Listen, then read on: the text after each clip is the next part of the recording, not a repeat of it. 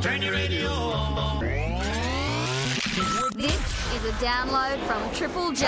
Australia's national youth network. On radio, On TV, and online. for more music, current affairs, comedy and culture. triplej.net.au. And now... Triple J. Hello world, pants off, Australia. The whips are cracking, the surf's up, the doctor is in. It's just another afternoon when too much sport is barely enough.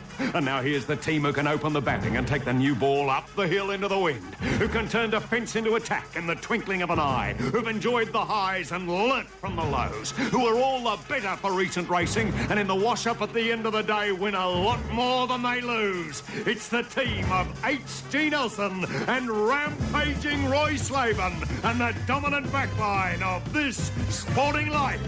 H.G. Yes, thanks very much indeed, King Willie Audio in the soundproof booth, and thanks to Sarah Howe for another magnificent display under trying conditions. I mean, the studio she works from is just a mess. I don't want to draw attention to recent problems in China and Burma or Myanmar, but it could easily be as bad as anything we've seen there on the televisions. The studio set up. A lot of the work is done manually, keeping those CDs turning at the right speeds, not easy. Running the power off an exercise bike, all that sort of stuff. I mean, it's just an absolute triumph. I don't know how the woman does it. Sarah Howe, another fantastic introduction to This Sporting Life this afternoon at the youth headquarters on the station that smothers the nation. Good afternoon, ladies and gentlemen, boys and girls, shareholders and school kids. Welcome to Triple J on another Sunday when too much water's barely enough. And look, we're still dreaming here. We're still dreaming here, and we're going to be dreaming for the next 3 hours. And if you want to keep the dream alive, especially with the man behind the golden mic leaving in November, look, just hook into a little bit of life magic and see if you don't, by the end of the day, scream your dream, so to speak. Social Notes again gets the Table of Knowledge agenda underway for another week. Can I just point out, can I join three words together? And if you are worried about this, stick your fingers in their ears for a minute. You might have got a bet on and won't be revealed till tonight. Eurovision, Russia and winner. There's three things I never thought I'd join together in my life. Eurovision, Russia and winner. And it was a great week for... Can I be the first to say this? A great week for Australian working families. It now does appear that the Bowser madness is going to be brought under control one way or another. I just set that out there right at the top of the hour. I did see some figures this week as I travelled about, which just were alarming at what people were trying to sell a bit of petrol or diesel for as I travelled around rural and regional Australia. And it was a great week for art. Certainly art was in the news everywhere this week, highlighted by the news that the Aussie Ginger Ironing Board, Nicole Kidman, has togged off for a photo shoot while up the duff. This has got the nation teetering on the very brink of joyful chaos. Hasn't that been done before? Didn't Demi Moore? Oh, at least. On the cover of Rolling Stone, wasn't she? It might have been Vanity Fair. Or Vanity Fair. And can I say... And it was a wonderful photograph. It celebrated womankind. Now, follow that thought for a bit. I think she had a painted-on suit, too. At one point, really? Like tie, coat, trousers and stuff like that. She did, but I don't think that was the pregnancy shoot. Oh, that was a different shoot, I think. Nude shoot, yes. Drawn on by, I think, a New Zealand artist from memory. Tremendous work. But our Nicole has done togged off, and obviously everyone's licking their lips in anticipation that Plod might get involved. There's nothing sick about it, though, is there? Well, I haven't thought that. You see, sickness in the eye of the beholder. Well, that's my feeling. Yeah. See, this is the difficulty. Yeah. I'm just hoping Plod will swoop in, clean out newsagents everywhere, and take the pictures back to, the cop shop. Yes. For a bit of a ogle. I'd say that Plod may get involved when the results of this, what has been described to me, Roy, as a horror shoot, hit the newsstands in a week or so. Look, I don't want to give people things to do. Art is in trouble at the moment, isn't it? It's reeling. It really is reeling. No, you've got to...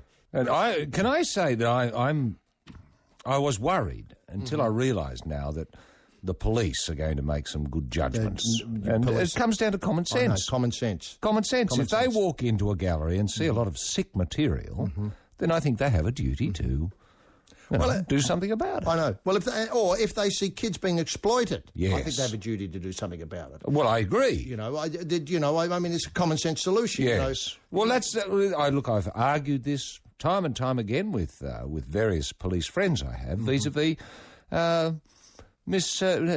Little Miss America competition, which I don't think exploits kids at all. No, yet they want to ban it, don't they? They want. Well, I don't know if they want to ban it or not. You know, to me, that celebrates all that's great about the exploitation of children. Yes. You know? Give me that again. I mean, that's great about it makes our camera bloke look an absolute amateur in the exploitation stakes. I mean, if that's your go, if you want to exploit kiddies. I mean, look at what they're doing over there. And why haven't we got a little Miss Australia competition going? How old do you have to be again? I think you've got to be anything below 7. 7. And can you look below 7, or do you have to have some sort of proof of being below 7? Sorry, I know we're getting off the topic. No. I think that, I suppose the most archetypical look would be that sort of John Bennett look. I know. And have they ever solved that murder? No. Mystery, isn't it? Look, and so did the Sporting Week. We leave art there. Look, a few overnight results had me drooling. What about those Tars? Unbelievable.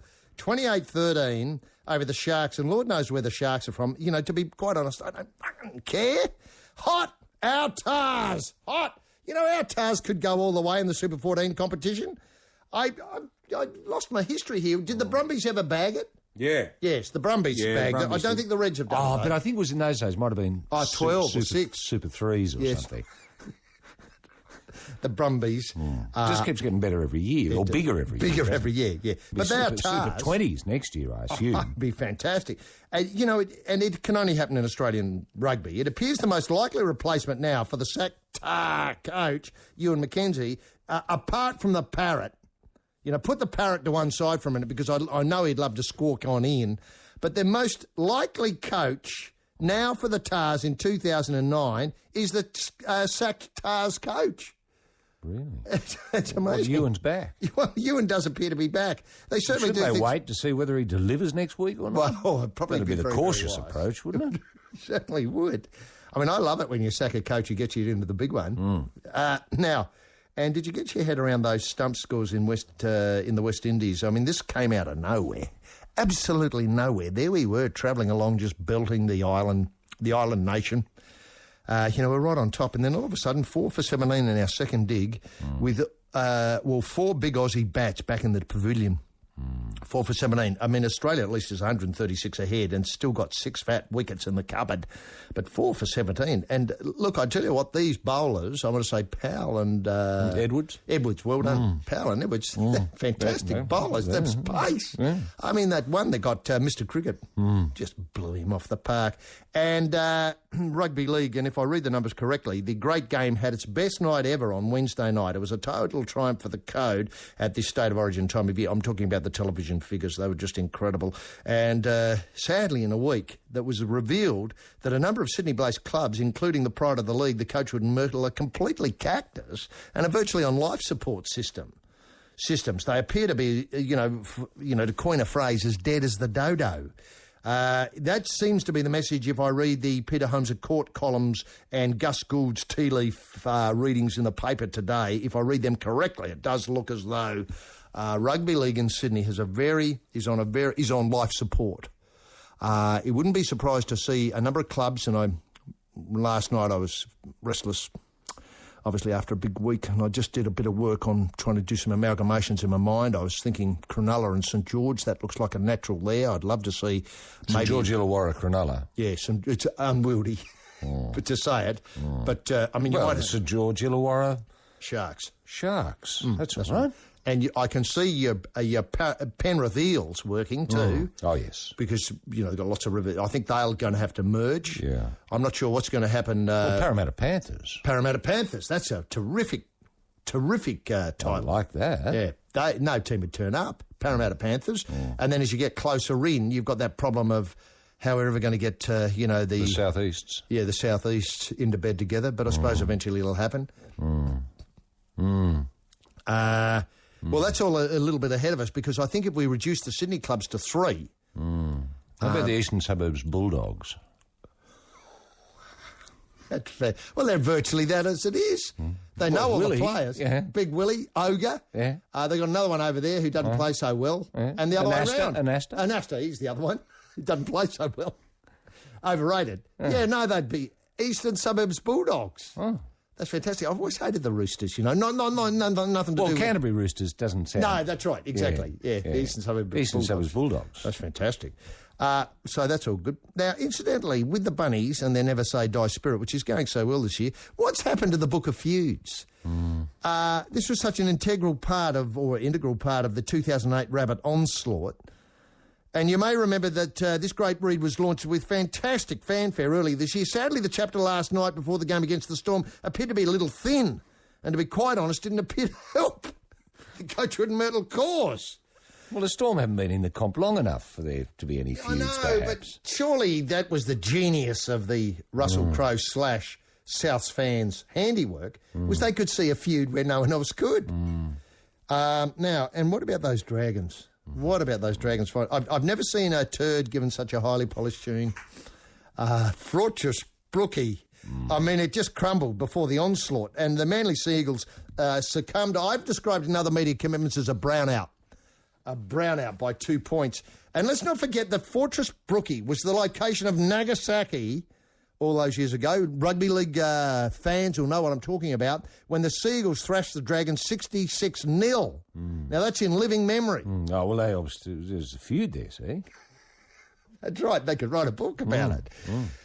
So there was history. And can I just say the Heckle and Jekyll combination of the Morris Chips put the final try on the scoreboard. And sadly, one of those Chips is going to join the Eastern Suburbs Bulldogs, I read. Correct.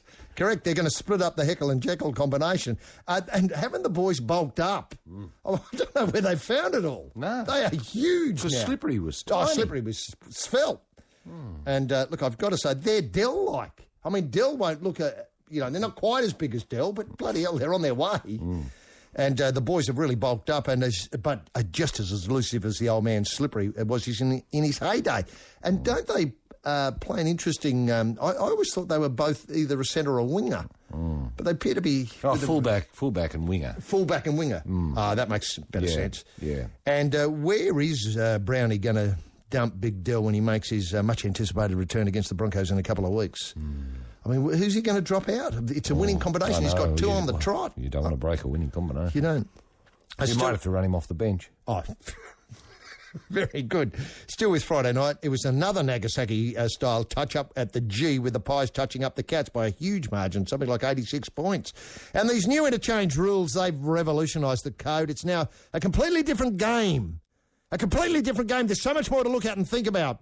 It's turned the competition on its head. The first to fall foul of the new madness was West Coast Eagle Tim Houlihan, who wandered out of the holding pen on the interchange bench and gave the Crows a shot at goal. Not that it did him much good. The Crows still went down as a heap of rubbish by 50 points or more. Remember, the West Coast, I think, have only won one game up until last night. They absolutely thrashed them. They played as though they were a top 8. I don't think they can do it mathematically, but be that as it may, top 8 prospect. They played really well. They've unearthed a couple of players who've got a bit of go in them, and the Crows didn't know how to handle them.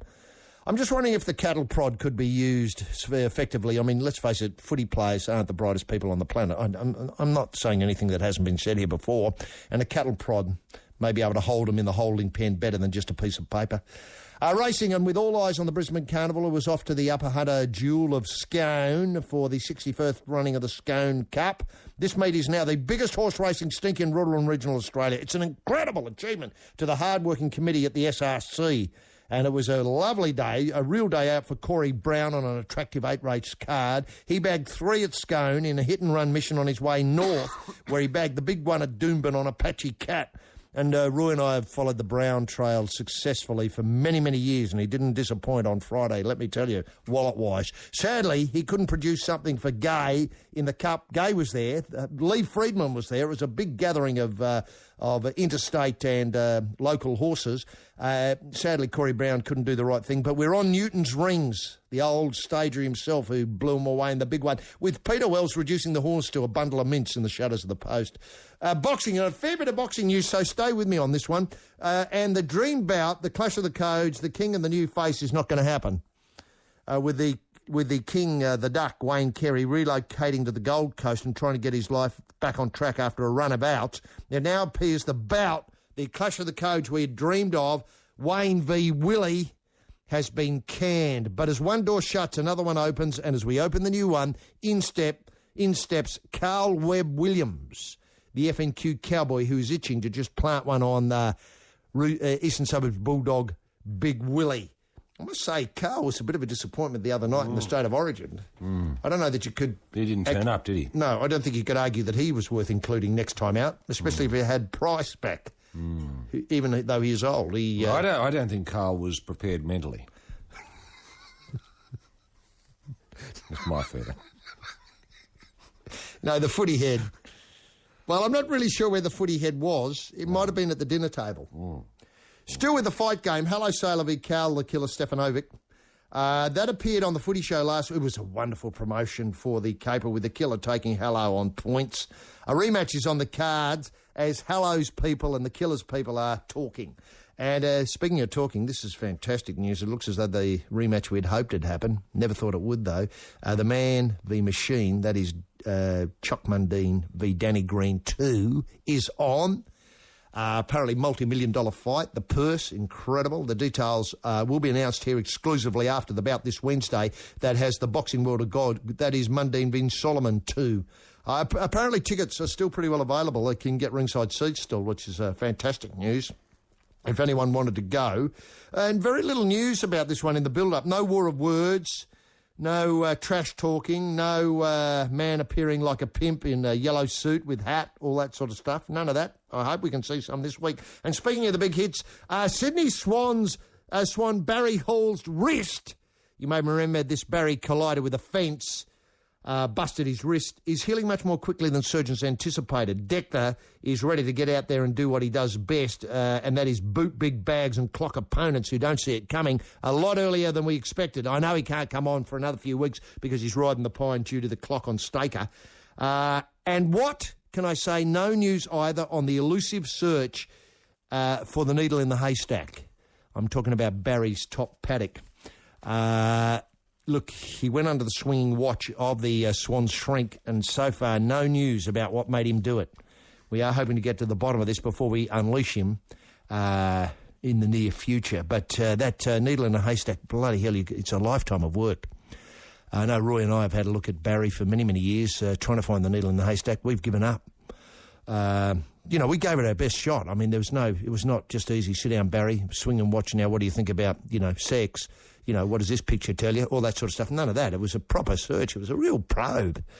Anyway, look, we just hope that there can be some news about the needle before Barry does return, as mentioned, to Bashan and Booten.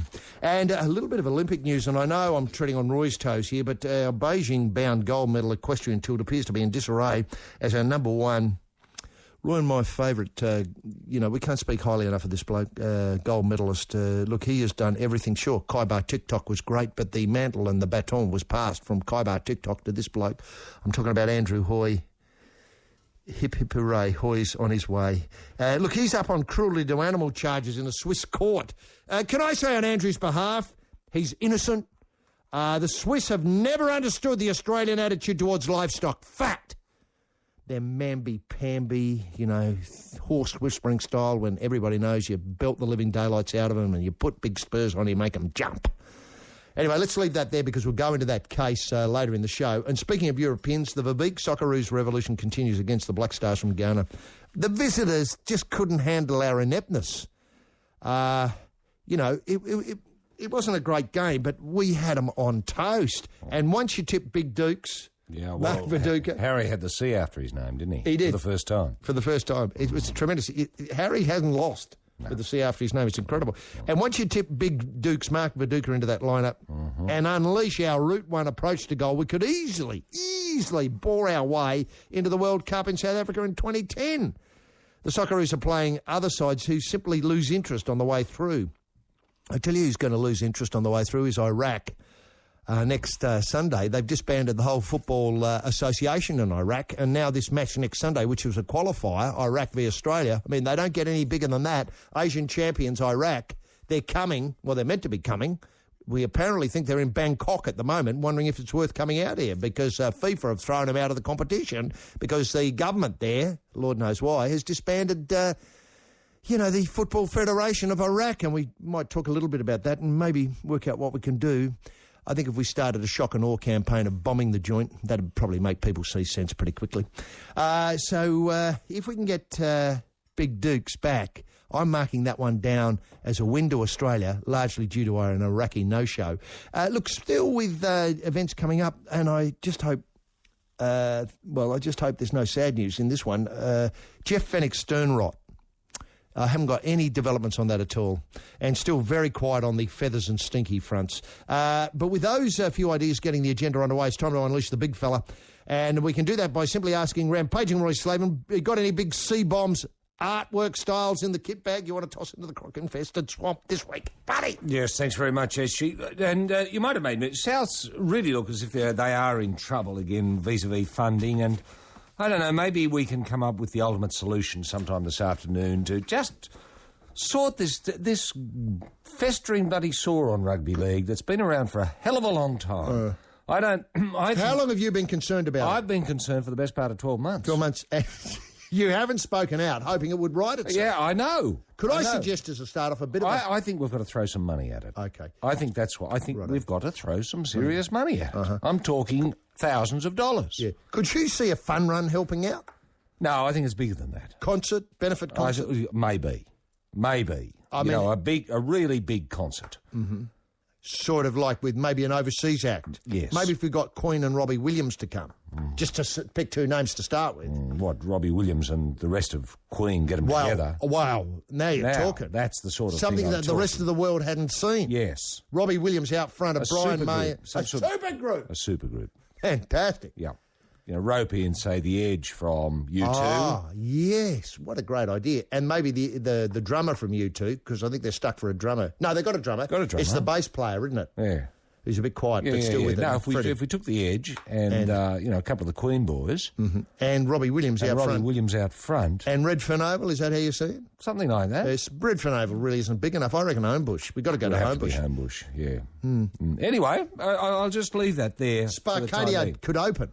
Yeah. Well, Tofog. Tofog? I think Tofog could open. Wow. With Raywin.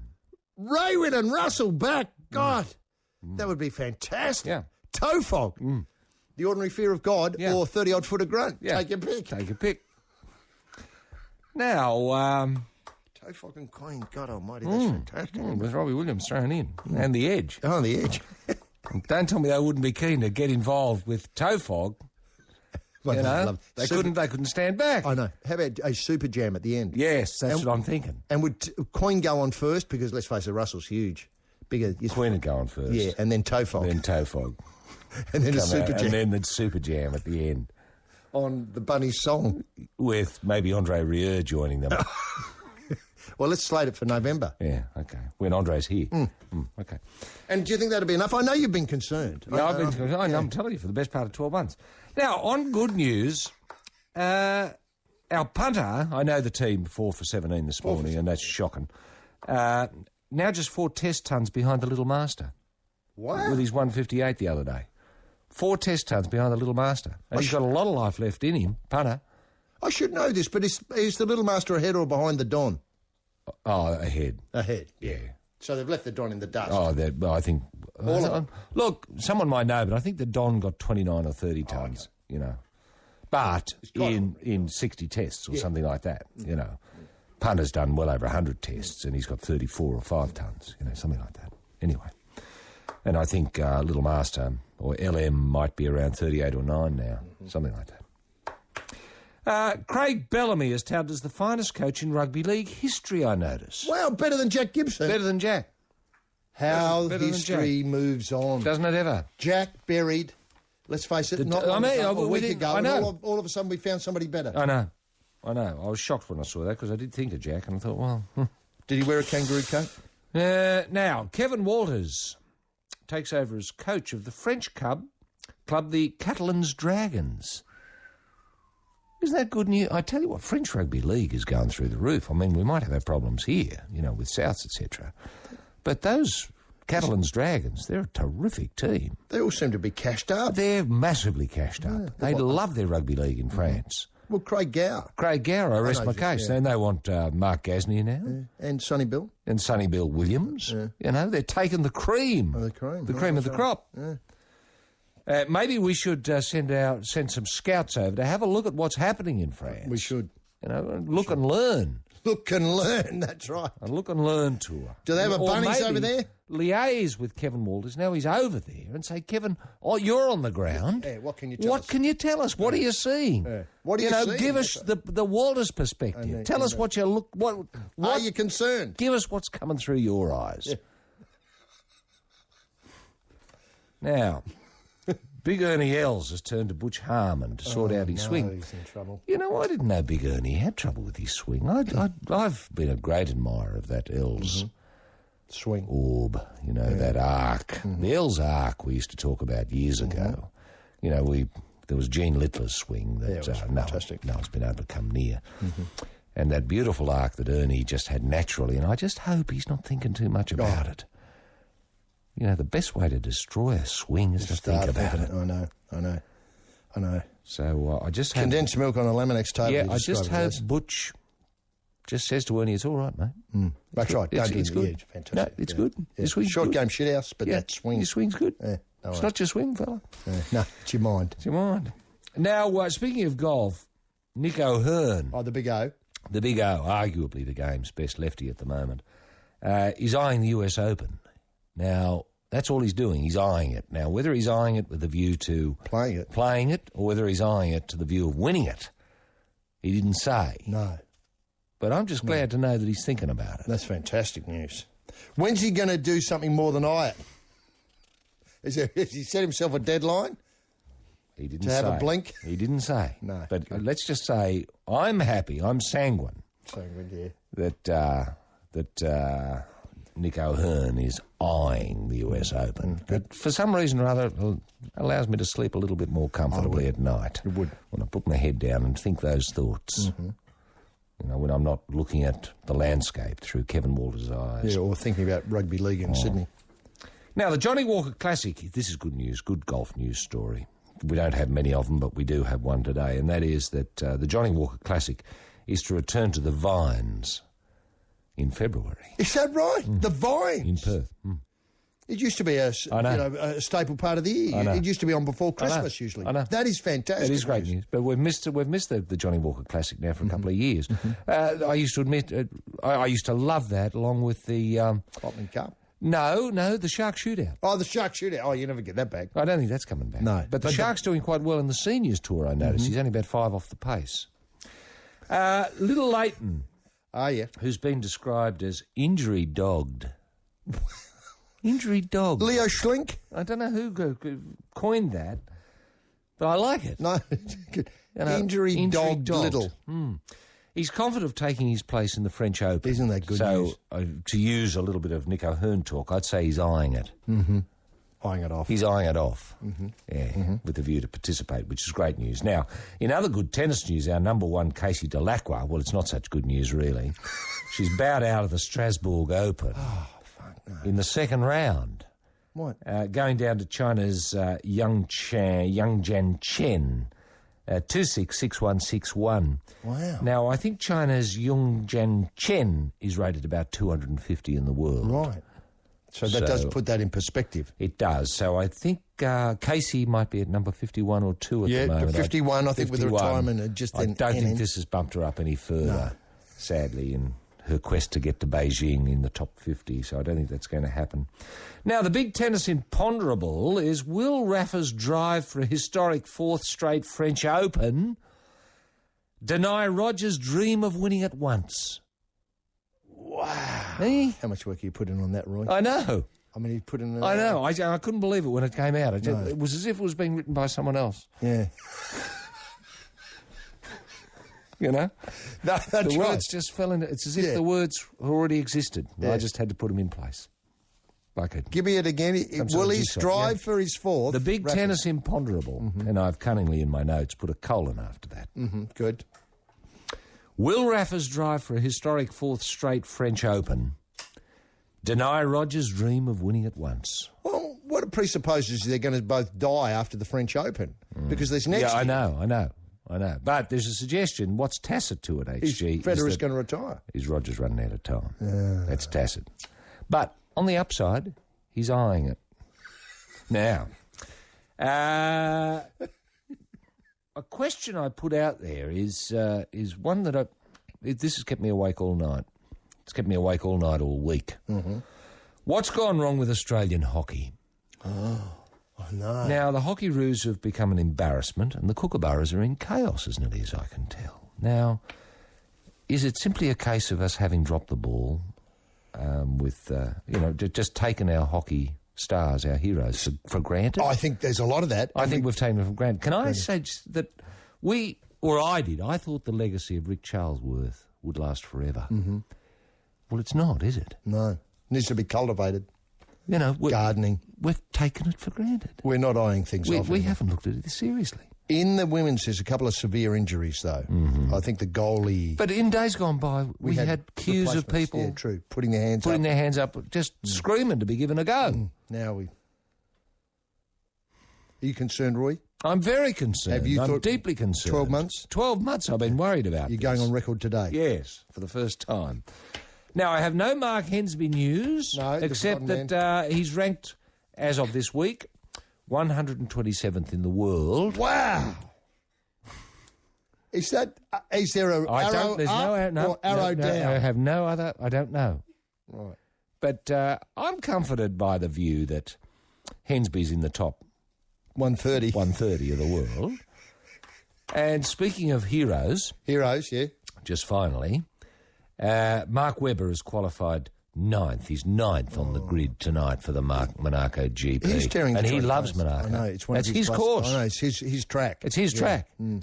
And I think Danny Minogue, you know... I know, Danny's over there with Lewis Hamilton. Yeah, but don't tell me she won't be keeping an eyeing off the Webber tilt. That's the last thing in the world he needs, is that sort of distraction. The fabulous shortwave set, and wait for it, Danger Mouse is involved. The mouse and the set together on that. Replica Sun Machine, the title of the CD, that track called No Social on the Life on Triple J. Australia needs laws protecting the flag, but have our politicians gone far enough in protecting those little things Australians value the most? How often have you seen someone pissed in a green and gold rugby league jumper? How often have you seen someone you know is Australian wearing an Arsenal shirt? How often have you seen someone shopping at Woolworths in a Singapore Slingers singlet? Well, enough is enough. Support the Australian Players Association draft legislation that will outlaw these activities and enshrine common sense by protecting all Australian sporting uniforms. Visit our website at www.enoughisenough.com/endjumperabusetoday.com. Aussies, have you been letting the side down between the sheets? Has your libido slipped outside for a quick lie down? Have her coming back for a second helping when you introduce her to the miracle of blue light twitching love logs. You've seen them in action in the flesh pots of Stockholm, Amsterdam and Bangkok. And now, for the first time, the twitching love log is available in Australia. Don't be shy. Just see your local doctor and get the green light for the blue light. Stress, mortgage, interest rates, council rates, bills. Pressure from the family. Need of a new car, new house, school fees, food. It's endless. You need a bit of me time. Crystal Spa Gardens is a haven for those trapped in the mad maze of modern mayhem. Think how pleasant it would be to check in and lie back with the following treatments available 24/7. A lime wash enema, a hot rock workout, a cucumber cooled liquefied half mud face pack, a fish-chilled lead blanket that can reduce stress levels to zero, a hot olive oil hose to replenish nervous energy, and finally, share a pyramid with a genuine American Indian chief in full regalia where you sit in the silence of eternity, broken only by the Comanche drums of harvest. Crystal Spa Gardens, a place to forget where you're up to your neck in debt. Roy, look, it's a very sad week for rugby league. I mean, that triumph on Wednesday night when obviously the New South Wales Blues reignited State of Origin as a concept. Yes. I mean, you and I thought when we came to work that night we were flogging a dead horse. No, it was a wonderful night for rugby league. A wonderful night, a great display. And, of course, the Maroons came into it very much firm favourites. They did. They were going to go for a historic third series and they were looking for a big opening. It's not to say they can't win a historic third series, but at least getting one up on them was a terrific... Oh.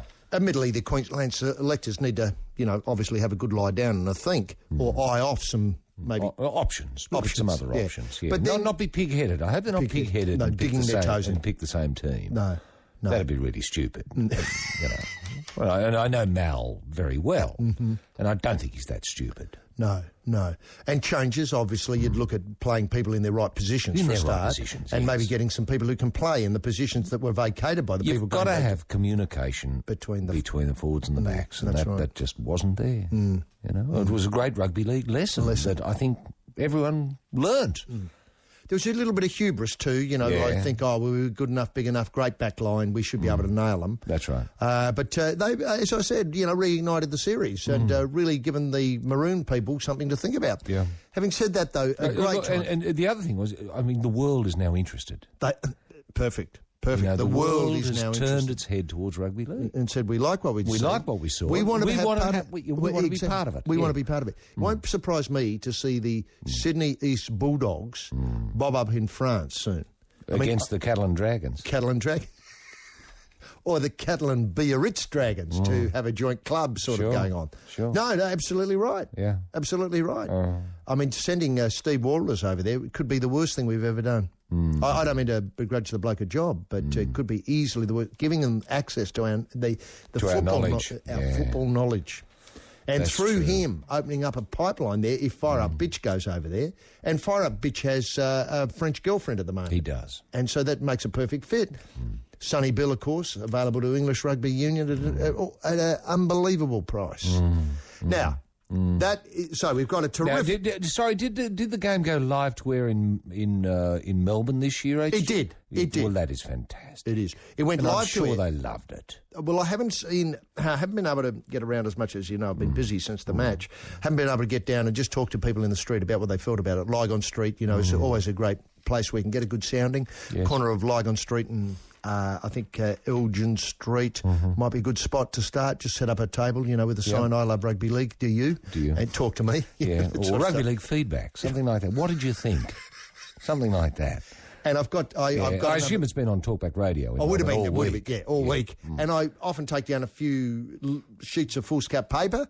Why did you like the game in 25 words or less? And, have a seat there that people can sit down and write out what they think. And I just sort of collect these with the view of, submitting them once I've collated them into NRL headquarters. Yep. Well, I've only can go on what, whispers reach me. I did have a friend who was staying at the old Melbourne hotel or motel, and he said while the match was on, there was no one in the bar. That's fantastic. Yes, yeah. I thought that was the match on in the bar.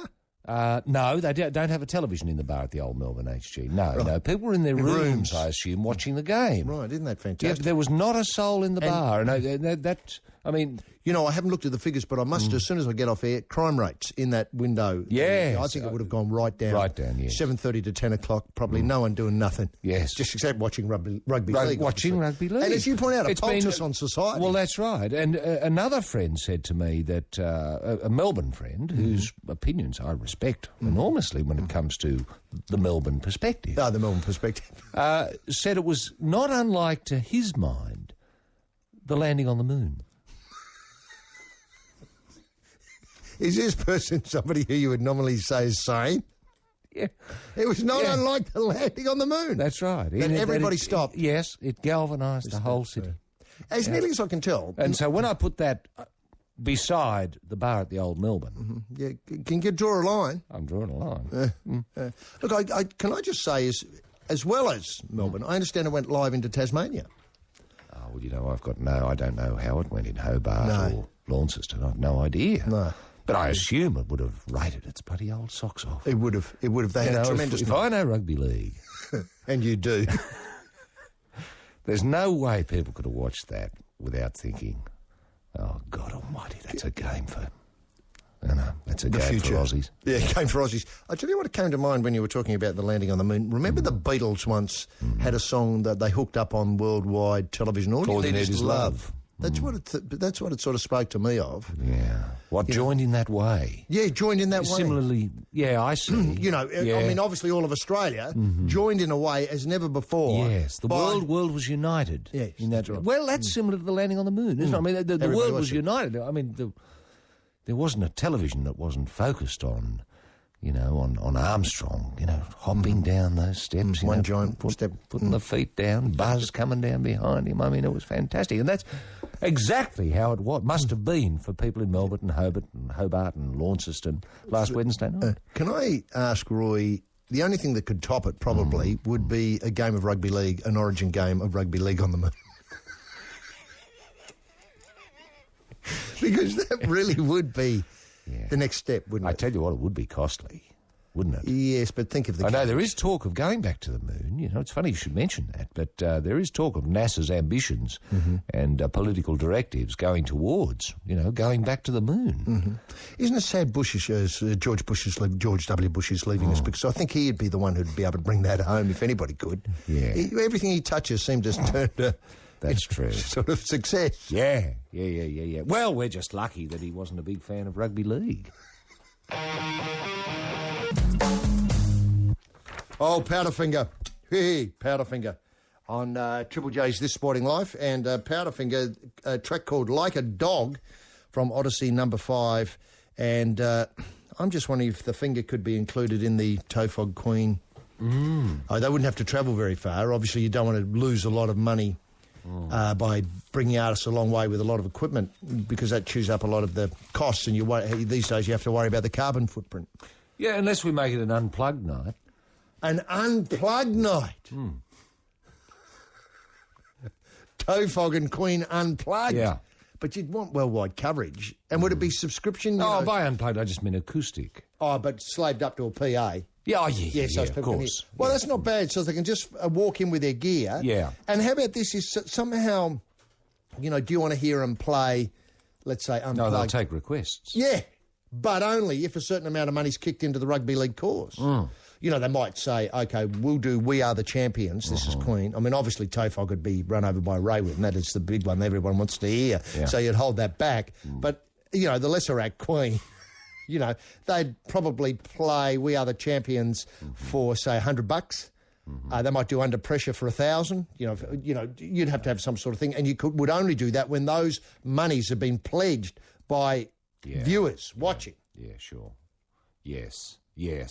Or they might play, say, We Are the Champions, and keep going, and they'll only stop once, say, $1 million been realised or something like that, you know, to encourage people to... It's a bit... Who's out front of him again? Oh, Robbie Williams. It's a bit hard for Robbie to keep going. Well, he'd love it, wouldn't he? Well, he's would, a showman. but he's a real trooper. Well, he is, but people would be sensitive enough to, oh, God, let's put him out of his misery and donate. Very good. And that's the way to do it, isn't it? It is. Or you could have a long solo, no. I suppose, from the Edge. Oh, on acoustic guitar. Oh, Lord. I could do without that, couldn't I? Anyway, now, look, if that's all great, and it is great, and it's great to see the world community coming together. Yeah. And again, you know... For Souths. For Souths. And again, I'm reminded of, you know, people see things and ask why. We dream here and ask why not. Thank you. Yeah, with Ted Kennedy on the sick list, that's very... Opposite. Yeah. Now, look... South Sydney legend John Sattler fears the end is near. I mean, can't come quickly enough, this Tofog Queen night. The end is near, claiming his beloved rabbits were doomed from the moment Peter Russell Holmes at court and Russell Crowe took control. of what's described here by the Murdoch people as rugby league's most famous club. You know, you nearly said Peter Russell Clark then, and I haven't thought of him in a long time. Is he still with us? Well, I've no reason to suggest... No evidence that he's not. No. But wouldn't it be good to get him out of... to bring him back? The two Peters together. I don't know what they'd do. Yeah. As part of the night? As part of the night. Hosted by... Peter Russell Clark. Be fantastic. That would be good. And how about... what's the name of the man who does the gardening show? Is that Peter Cundall? The Three Peters. Oh, that'd be fantastic. Peter Holmes at Court, Peter Russell Clark and Peter Cundall. It's got a certain nowness about it. It does. Now, less than 800 days after... That's assuming Peter Russell Clark is still with us. Well, I'm pretty sure he is. I'm pretty sure he is. Now, listen, 800 days after Holmes at Court and Crow rejoiced at the meeting where they took over, it's, Sattler declared his scepticism about the club's ability to survive. It's anticipated that Crow will officially appoint Holmes at Court's replacement as executive chairman next week. I hope it's not a receiver. Oh, God. You know, the next chairman is somebody with the, obviously can wind up at, begin winding up. I'd be headhunting the bloke who's just left Macquarie Bank with 80 million. He's your man, isn't he? Well, I've forgotten his name, but... I want to say Moss. Well, it's Ian Moss. No, it can't be Ian Moss. I think he's a guitar player. He'd come along. Yeah. Alan Moss. Alan Moss. It might be Alan Moss. The great Alan Moss, because look what he did with the Macquarie Bank. I know. God almighty. They describe it as the millionaire's factory. Yeah. Well, there's no reason why Souths couldn't become the new millionaire's factory if it's bloody handled correctly. No, it could easily become the new millionaire's factory. He's just got to come in and what I'd describe as turn on the taps. Yeah, it does look as though the next executive chairman will be a bloke called Anthony Bell, although Alan Moss is now firming. I don't think anyone expected him to be around for the long term. I know that was my gut feeling from day one. This is about Holmes Court. Why Peter was there in the first place has got me beat. The majority got behind these two as a last hope. This is Sattler talking. As a last hope. I mean, can I just point out, I believe George Piggins is still available. I mean, I'm not saying that the Holmes at Court, Russell Crowe revolution can continue with the Pig, but the Pig is still there as a bit of dry powder who could step into the last breach at the last minute. The Pig... is he still willing? Do we know if he's still willing? Well, I think if, the right people went and spoke to him... If Alan Moss was to approach... The Pig about being, say, the chairman of the board with Alan Moss as CEO, that's a dream team ticket, isn't it? For turning on the taps. Because no one would know where the taps are better than the Pig, and no one could turn them on better than Alan Moss. That's exactly right. And I tell you what, the great thing about Alan Moss is the only thing that limits him is his imagination. In terms of... no one's tested the limits of that. But... No one's tested the limits of that at all. But you've just got to see, you've got to look at the contract he wrote for himself, a few years ago to get the job. At Macquarie Bank? Yeah. Well, that's what I mean. I mean, that's the sort of thing we need. Now, the majority got behind it as the last hope, but I never felt comfortable with those two ever.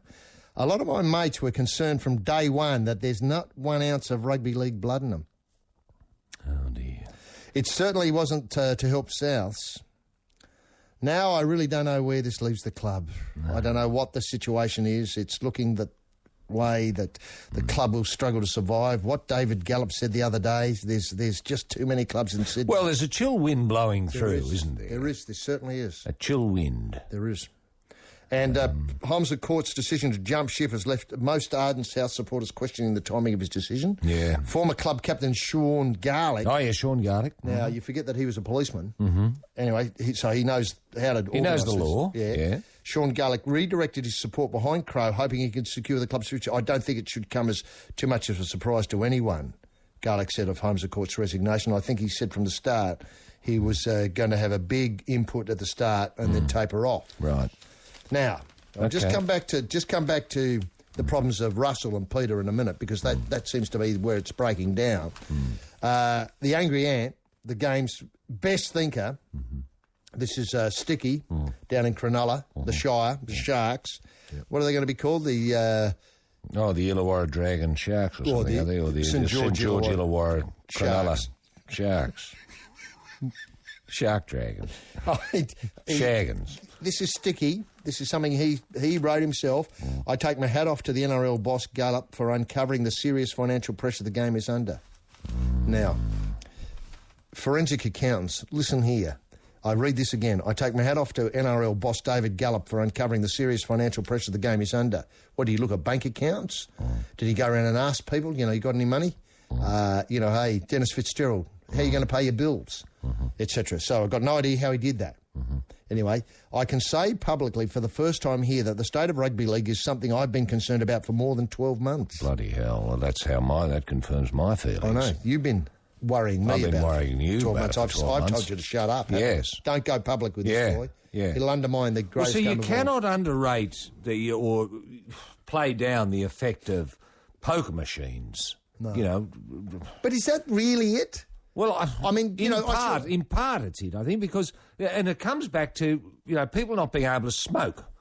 Now, if you allowed people back in smoking in clubs, they'd be playing poker machines and ka-ching, ka-ching, ka-ching, ka-ching. Rugby league! Rugby league's back. Now, Now, of course, there's a legacy, illness and that sort of stuff, and it stretches our hospitals, public health resources. But put more money into public health, and rugby league will flourish. I know. Can I point out to you, I think when we first became concerned was that night we ended up at the Taj. Lord knows why we ended up at the Taj. And the roof began to fall in on us. Yes. We'd had a few, sure, and we were fiddling about, but we just felt, wow, this is just crumbling before our very eyes. I took that as a metaphor. I took that as a metaphor of rugby league. If the Taj is in trouble. Yeah. If the Taj is fallen down, rugby league's finished. Now, look, I've got to say, it's sticky. As an NRL coach and as a fan, I've been left questioning just where the game will sit in 10 years. It has led me to conversations with people I trust and respect in regard to their business nous. Alan Moss. Unfortunately, I've been overshooting the mark. I'm told I should be more concerned about the next 5 years. Apparently, that's the Moss position. It could be put the shutters up in 5 years. Well, Alan Moss has given it 5 years. Well, he thinks he's got 5 years to turn it around. Otherwise, he'd know. He would. Now, can I just point out, we once had a thriving basketball competition in this country. I know this is often theme for us, Channel 9 offered to broadcast the game, but shoved them on Sunday morning. We thought Sunday night CSI basketball was a goer. I have yet to be persuaded that it's not. Giving away a Mitsubishi Magna every week or a Hummer. People would love watching basketball Sunday night. 4 or 5 nights a week. They would, if only they were brave enough to put it on 7:30. Now, every night you're going to get a great basketball match. We used to have a thriving tennis competition. People forget we won the Davis Cup hundreds of times. So much so when I was a kid, I never thought we'd ever lose it. No. I thought, we just played Australia. Well, it was like the hockey, isn't it? Well, exactly. We've taken our eye off the ball. Yeah. Well, we just thought, okay, we play America and that's it. We get it back again. Yeah. Lou Ho, Kenny Rosewell, all those people. Yep. Nuke and all them, they kept on belting away and we just kept loving it. Yeah.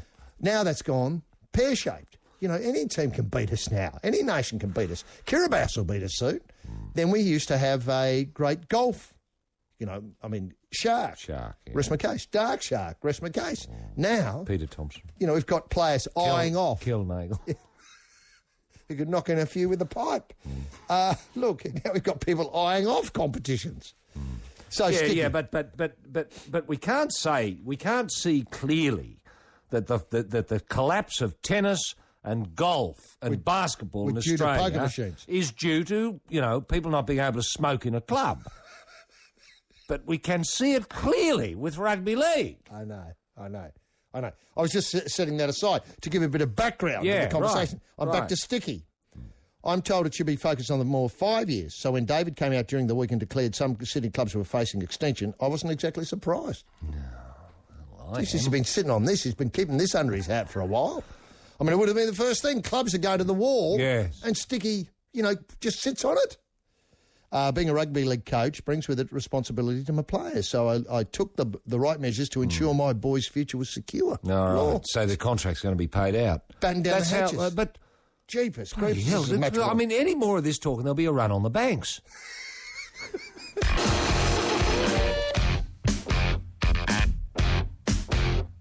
Oh, my morning jacket. Highly suspicious. My morning jacket and evil urges. Evil urges. The jacket there.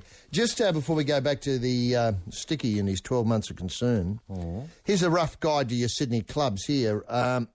This is the Murdoch Press again. Panthers, Leagues Club lost for nearly $5 million last year and $2,000 grant from the football club. Well, that's poker machines. Yeah. That's smoking. Now, can I just point out that also people's money, not only the smoking problem and the, what would you call it, the disposable income that you can shovel through a poker machine and feed a rugby league club like the Penrith Panthers is drying up because of, obviously, fuel imposts and, you know, those sort of things. I mean, there is a tax cut coming, so people shouldn't be too alarmed. I just hope that dollar, you know, goes in the right direction into the poker machines. Yeah, that's what we want to see. But the problem is that the New South Wales government's raking too much of the profits from poker machines now. I know.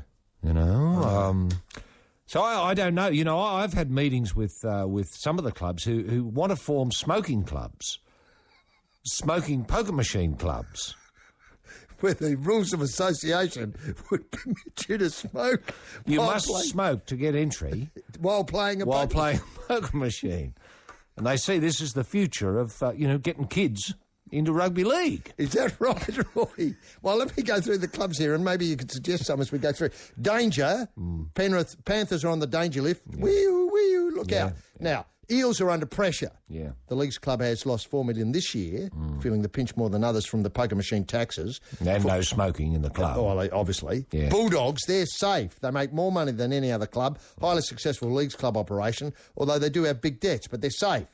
So the Dogs look as though they're going to be a bit of a magnet. Tigers, Balmain Leagues Club is under extreme pressure, but the club has not been overly reliant on grants. I'd say they're safe. Tigers. Yeah. I assume that's West Tigers, by the way. Yeah. Well, the Balmain Tigers club itself, I think there are plans to rebuild to make it bigger than the Taj Mahal. Oh, I hope not. I tell you why, there'll be a bloody building war going on in rugby league and we won't be able to sustain that. As soon as they put that big thing up over there in Leichhardt, the Taj will want to go up 20 stories just to be bigger. Yeah, well, do you know what I mean? Yeah, I know. Now, look, the Rabbitohs, Peter Holmes, of course, has already... But I don't know whether it's going to be a smokers club or not. I don't know. No. I don't think they've decided. I think they've got problems with Leichhardt Council about that. Have they? A bit blinkered about it, yeah. Right, they can't get the rules of association through the council. Something like that. And can I point out that the one bank... They wanted to have a dedicated smoking area that took up 3 floors of the club that was filled with poker machines. Now, before we go on, just put that on pause. While all that's dramatic and that, there will be one bank which there won't be a run on, and that's the Macquarie Bank, because the CEO who's coming to Souths, his real name is Philip. Philip Moss, yeah. Philip Moss, but known to rugby league lovers as Alan. Okay, now the Rabbitohs, there's doubt that they'll survive because Russell Holmes of Court has already said they're on the sick list, and Russell Crowe doesn't make enough from the movies to prop him up for the rest of his life, so they're in doubt. Dragons have $8 million sitting in the bank and no debt. Wayne Bennett is on the way, so they think it'll be okay. Whether the joint venture survives into another question because Illawarra is a massive burden because there's no smoking and poker machines down there. Well, I suppose that's right too. I mean, that'd be right. See, it all comes back to your clubs, to your poker machines. Yeah. Well, maybe, I don't know. We've got to think a little bit out. Look, I don't want to prejudice what Philip Moss might bring, but I'm sure Philip would suggest that if smoking poker machine players are not welcome in the clubs anymore, maybe they could install poker machines in their lounge rooms at home. What a great idea. What a great idea. I think...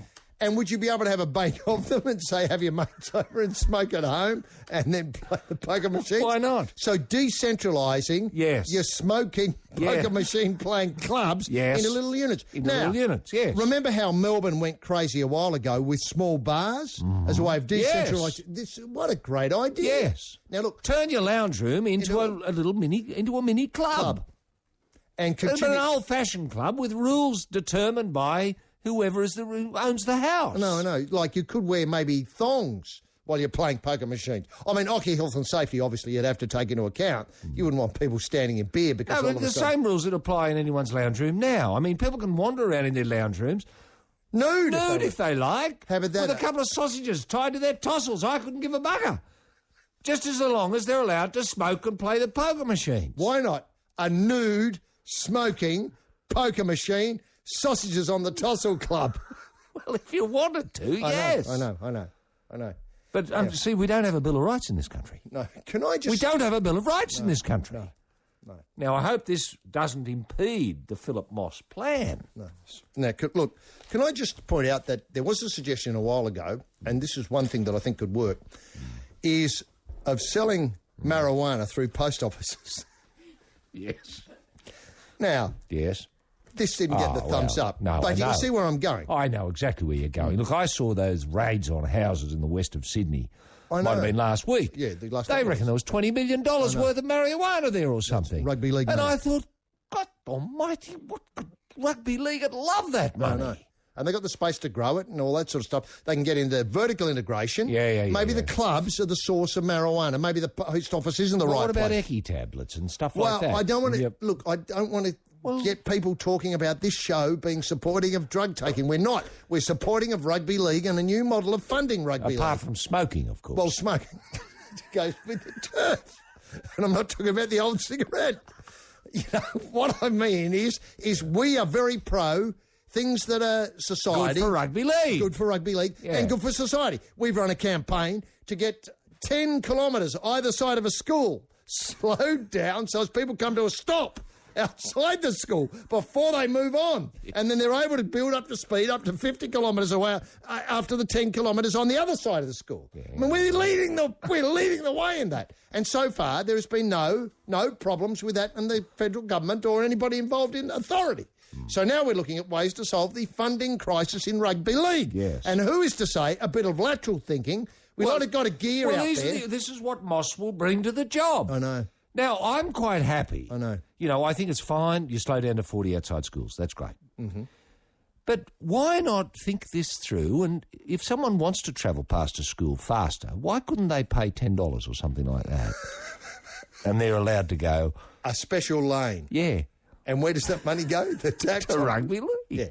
Why not, though, that 20 million, as you said out there, somehow be donated. All marijuana seized by the police is donated to rugby league to be repackaged and sold back in the clubs. Well, I reckon that's a brilliant idea. And don't tell me that not people who support the Rabbits who wouldn't mind that arrangement. No, I couldn't see any problems with that arrangement at all. No. Now, we feel sure that Philip Moss will take these ideas to the NRL, the cabinet of New South Wales, to the Yema government. I tell you what, it won't be hard. Because they're pretty go ahead, I think. Very go ahead. They're very pro business. Can I put it that way? And solutions. Yeah, solutions. Now, Bob Carr is an advisor, I think, to the former New South Wales Premier, is an advisor to Macquarie Bank. Yes, I'm sure he'd sit around the boardrooms and maybe he would have met Philip/Alan Moss. He'd know Philip Moss very well. And so they'd be able to talk about a solution to rugby league finance based on the seizure of marijuana by the police. And people who want to speed through past schools. Oh, I hadn't thought of that, no. No, I'm just saying, you've got to...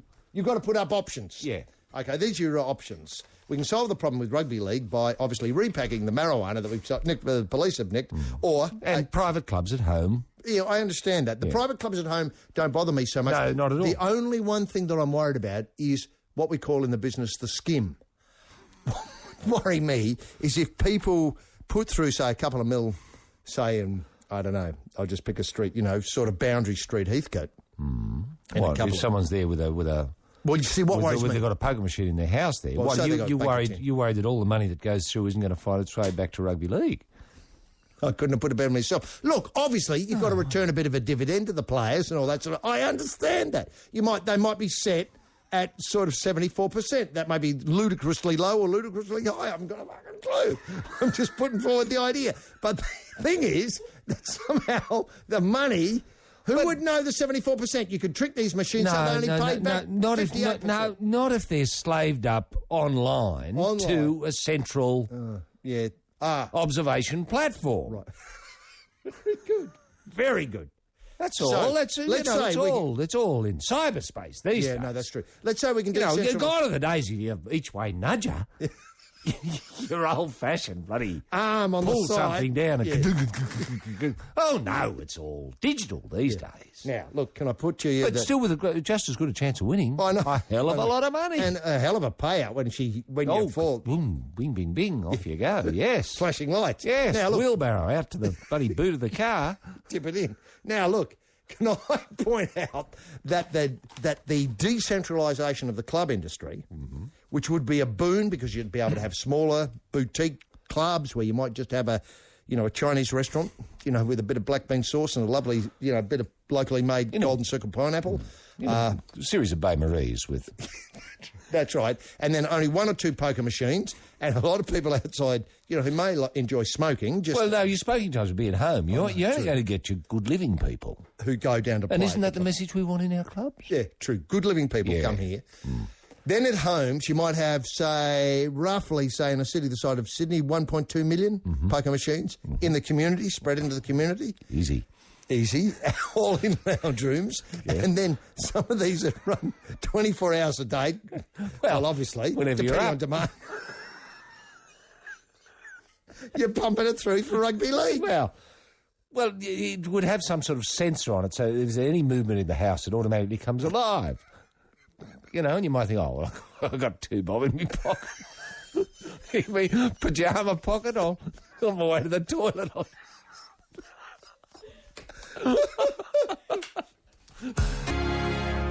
Yes, Lior, and I'll forget you from Corner of an Endless Road, Lior. Now, just going back to the clubs in trouble, I think we got up to the Dragons, Sharks. Yeah. Club takings have dropped 28%. And the club has 28% at just the Sharks. At the Sharks alone. The club has huge debts. Only assets and hopes for future development can save them.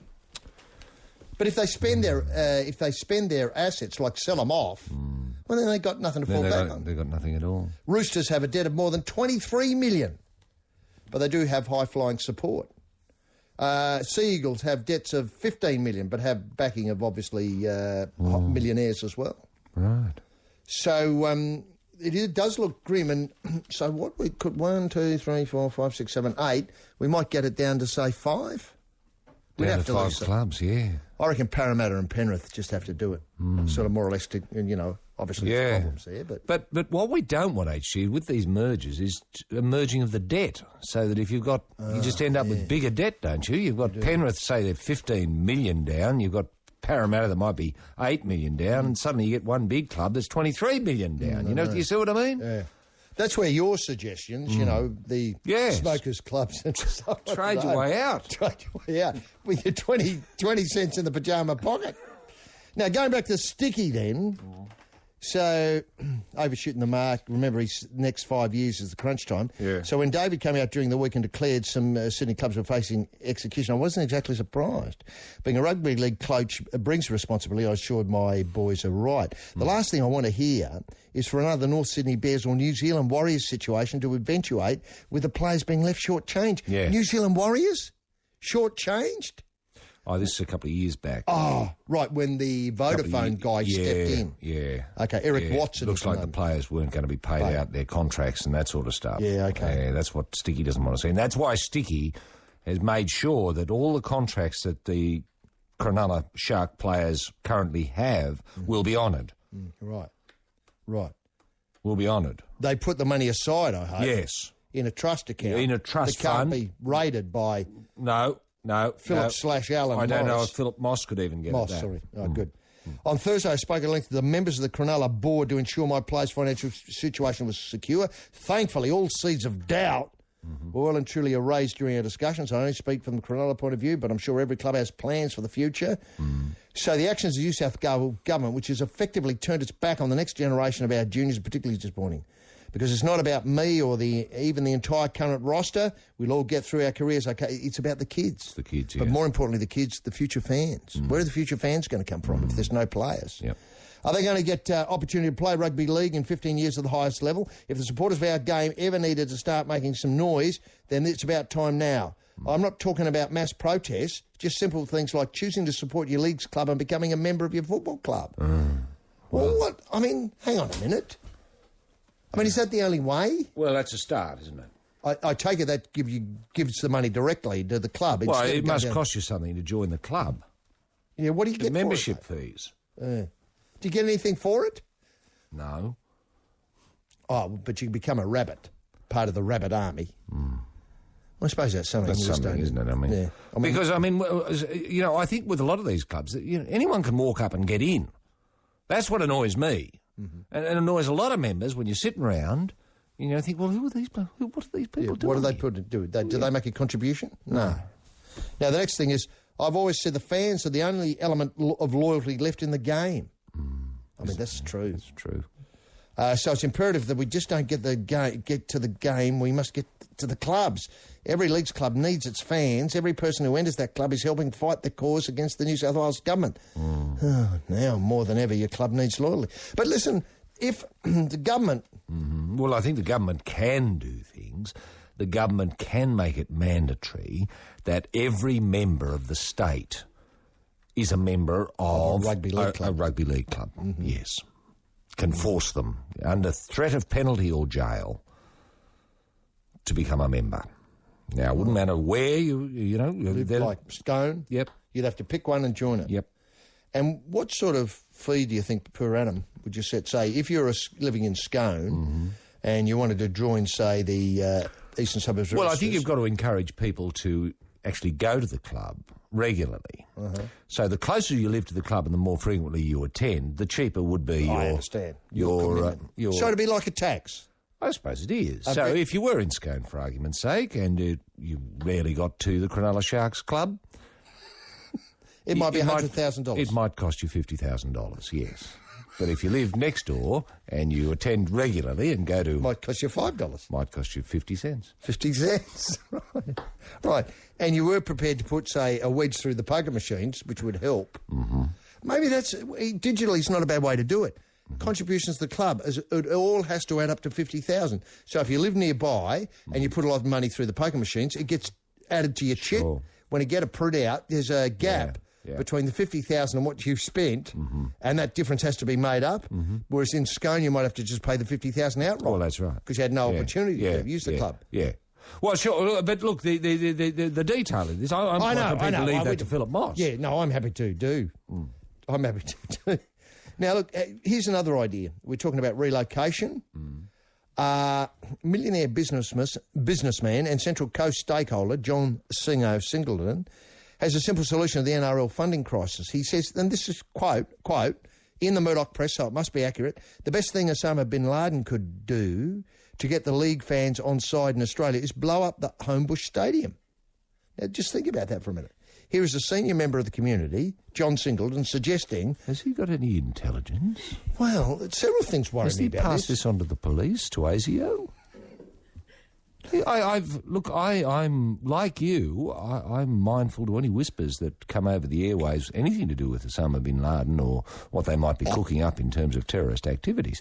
Now, I haven't heard anything to suggest that Stadium Australia is in the purview of Osama bin Laden. But having said that, wasn't there a whisper after the Sydney Olympics that Al-Qaeda had shown interest in Sydney?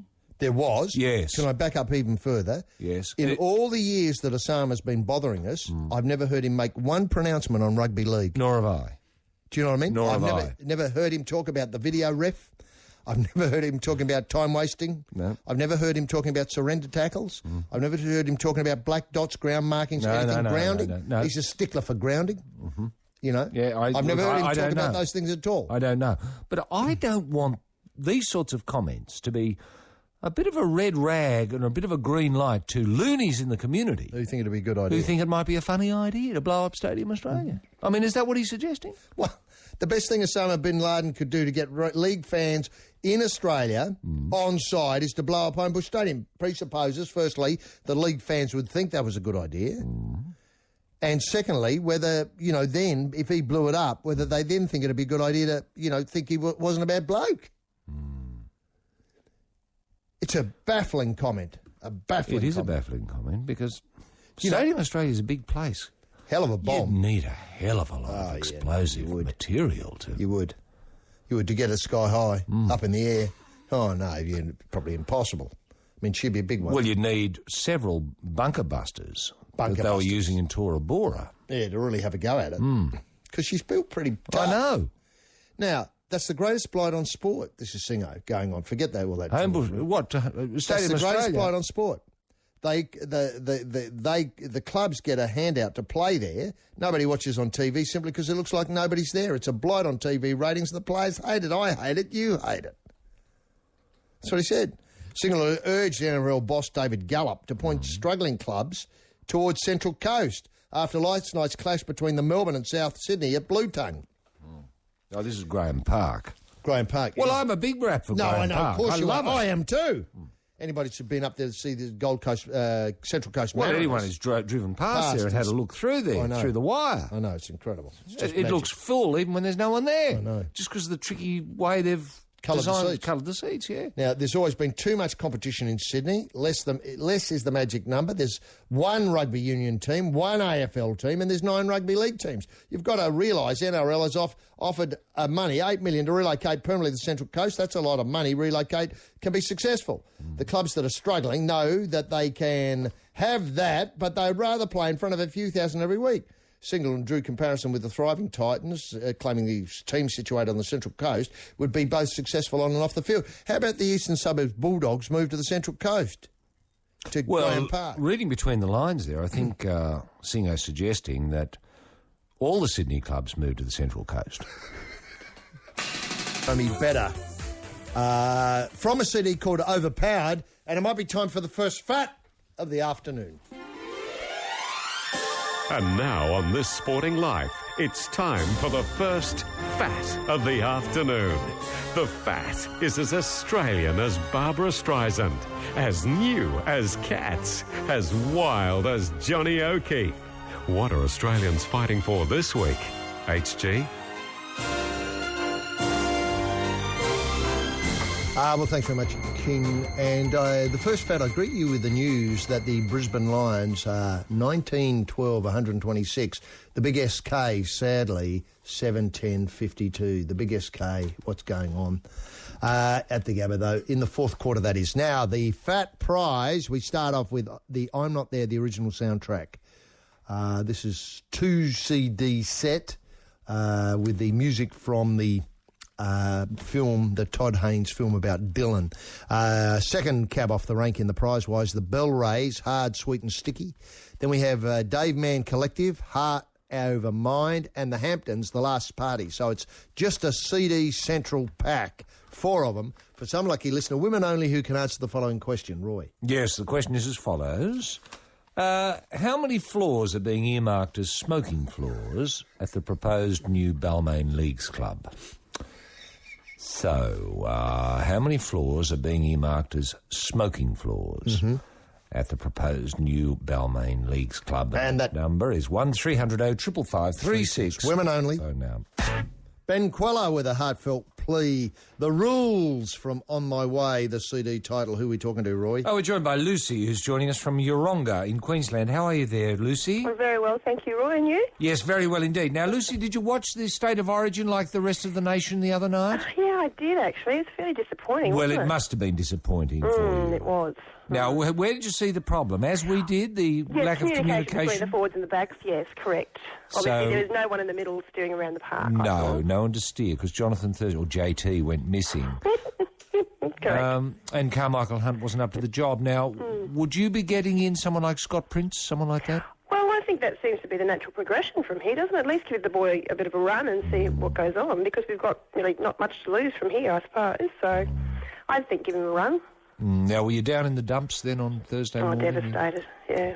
But I managed to get past it, so that was okay. And people at work devastated, Lucy? I do a lot of volunteer work here at home, so I don't actually have a water machine that I can stand around the next morning and talk about it. So I just have to, internalise my pain and. Well, it makes it harder for you, someone like you then, Lucy. Yeah. Isolated in the community there. Yeah. With a 12-week-old baby, so, he's got all that emotion and stuff that's going on as well. So, Now, it's tough. We described it earlier as similar to the time, you may not be able to remember this, when they showed the pictures of the first man moon landing. No, I was not. Actually, when that was 69. 69, I think. Yeah, no, I was still growing inside my mother's belly at that point. Oh, so, okay. No, I don't recall that. Oh, well, it was a monumental event. Oh, yes, I understand that. And, when JFK got shot, everyone remembers where they were and what they were doing. Yeah, it wasn't live on telly, though. No. Had we known it was coming up, I'm sure it would have got a big... Would have been a bit of a blockbuster. Yes, for sure. Yes, but true. this was live on air. People knew it was going to happen, Correct. But Armstrong was going to hop out and... Waddle about. And buzz. Yeah. Yes. Now, look, the thing about the State of Origin is, would you think about going to the next one if you had a ticket? If you were able to? Obviously got the nipper at home there, which might slow you up a bit from bowling out they're of never the too house. young. I don't really know, to be They're never perfectly too young. I could take her along and just get her a jersey and hold her up to the crowd and see if I can see a hint of green and gold with her or something like that. Yes, very good idea. Yeah, no, very good idea. I probably would. I don't actually have... I've never been to a State of Origin match, and I think the excitement of the crowd would be electric, and Yes. I think you'd be swept up in it even more so than just sitting on the back deck looking at it on your own television screen. So I think it could be quite entertaining. Well, So people who've done it say it's the greatest experience since of birth. their lives.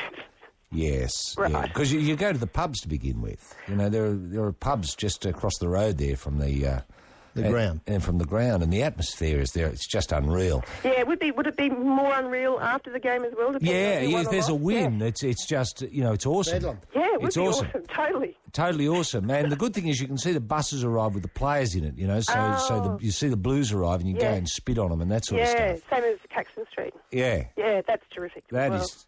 It Yeah. really is a great bit of entertainment. And Lucy... And lovely welcoming too for the players. Yes, they never forget it either. Now, Lucy, who do you support in the non-Sydney competition?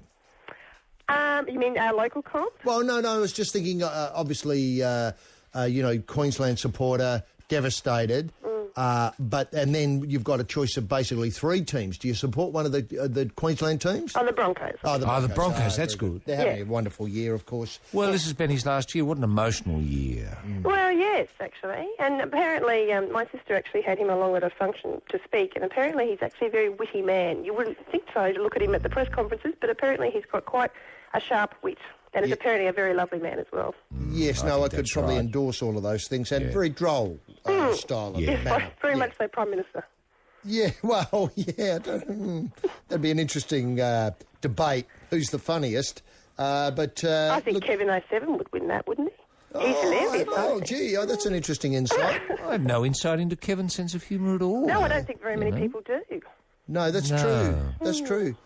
He'd be a right in Chinese, of course. Of course. Which just that's true. gag. Yeah. And he takes his art very seriously. He obviously takes his art seriously. Now, can I ask, have you got any sporting memorabilia at home? Look, I knew you were going to ask me that, and I have been looking around, and I don't think so. I don't think we have anything. Although I did remember, and I've been meaning to send this to you boys for years as part of a fat price. I've got one of those, I don't know if you remember them, State of Origin years and years and years ago. They had the cardboard cutouts of Alfie's head. I can remember this clearly. Those, yes. And I have one of those. Wow. I think I've got one. I may have two. And I can't remember what year it is, but in my brother's handwriting on the back, hello, Ben, if you're listening, he's actually written a score. So I must try and put my hand on it. Oh, you don't think it would be best to have those framed? Well, it could be a little bit daunting if I had it in the bedroom or something and I woke up and I saw... true. And Alfie was right there. Yeah. Well, and it was pre to when he bulked up. You know how he was quite sort of svelte when he started, and then he sort of became a stocking full of walnuts after a couple of years. It was when he was a still tiny looking midget, like a boy. svelte midget when he started. He was. Exactly. And he grew into the part. Anyway, Lucy, let Roy set out the question and have a swing at it. See if you can win this prize. Okay, lovely. Now, let's see, Lucy. Now, how many floors are being earmarked as smoking floors at the proposed new Balmain Leagues Club? I believe it's 3. Yes. Yes. Now, Lucy, you've won the Hamptons, The Last Party, the soundtrack to I'm Not There, which is a chocker, and the Bell Rays, Hard, Sweet and Sticky, and, let's see, the Dave Mann Collective and Heart Over Mine. So there's some known quantities and some unknown quantities there for you, Lucy, and they'll be there before the next Origin match in a couple of weeks' time. And in the meantime, thanks very much for being part of this sporting life. Thank you, and I'll see if I can find the selfie mask and send it in to you. Good on you. Thanks very much, Lucy. Thanks. Bye. See ya. Oh, yes. 3 on the trot there on this Sporting Life. MGMT got us underway with Electric Feel from Oracular Spectacular. In the middle, Sparkadia, the kiss of death from the CD postcards. And, of course, keen listeners know Sparkadia feature album of the week. No surprises there. And obviously they're playing Come Together in Sydney for the next 5 years. And finally, Weezer was the third piece of the puzzle. Pork and Beans from Weezer, open brackets, the We're At album, close brackets, on the Life on Triple J. Homeless Australians, is the housing crisis getting you down? Are mortgage payments busting the budget? Are your kiddies going without? Well, why not talk to Roy and HG, the space-saving solutions experts? The space specialists can show you how to cram 12 457 visa holders, each paying $250 per week, into a spare room, and suddenly your mortgage crisis is history. How do Roy and HG do it?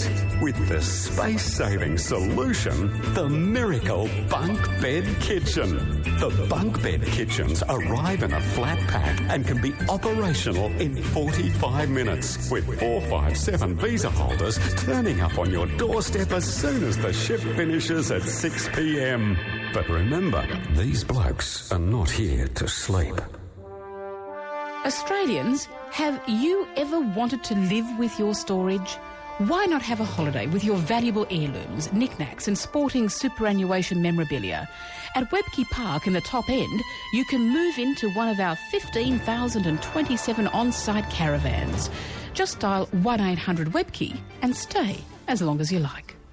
Australia needs laws protecting the flag, but have our politicians gone far enough in protecting those little things Australians value the most? How often have you seen someone wrap fishing bait in an old Wallaby Guernsey? How often have you seen your neighbour hosing off the driveway in the number 23? How often have you seen someone wearing an Essendon football jumper inside out while working under the car?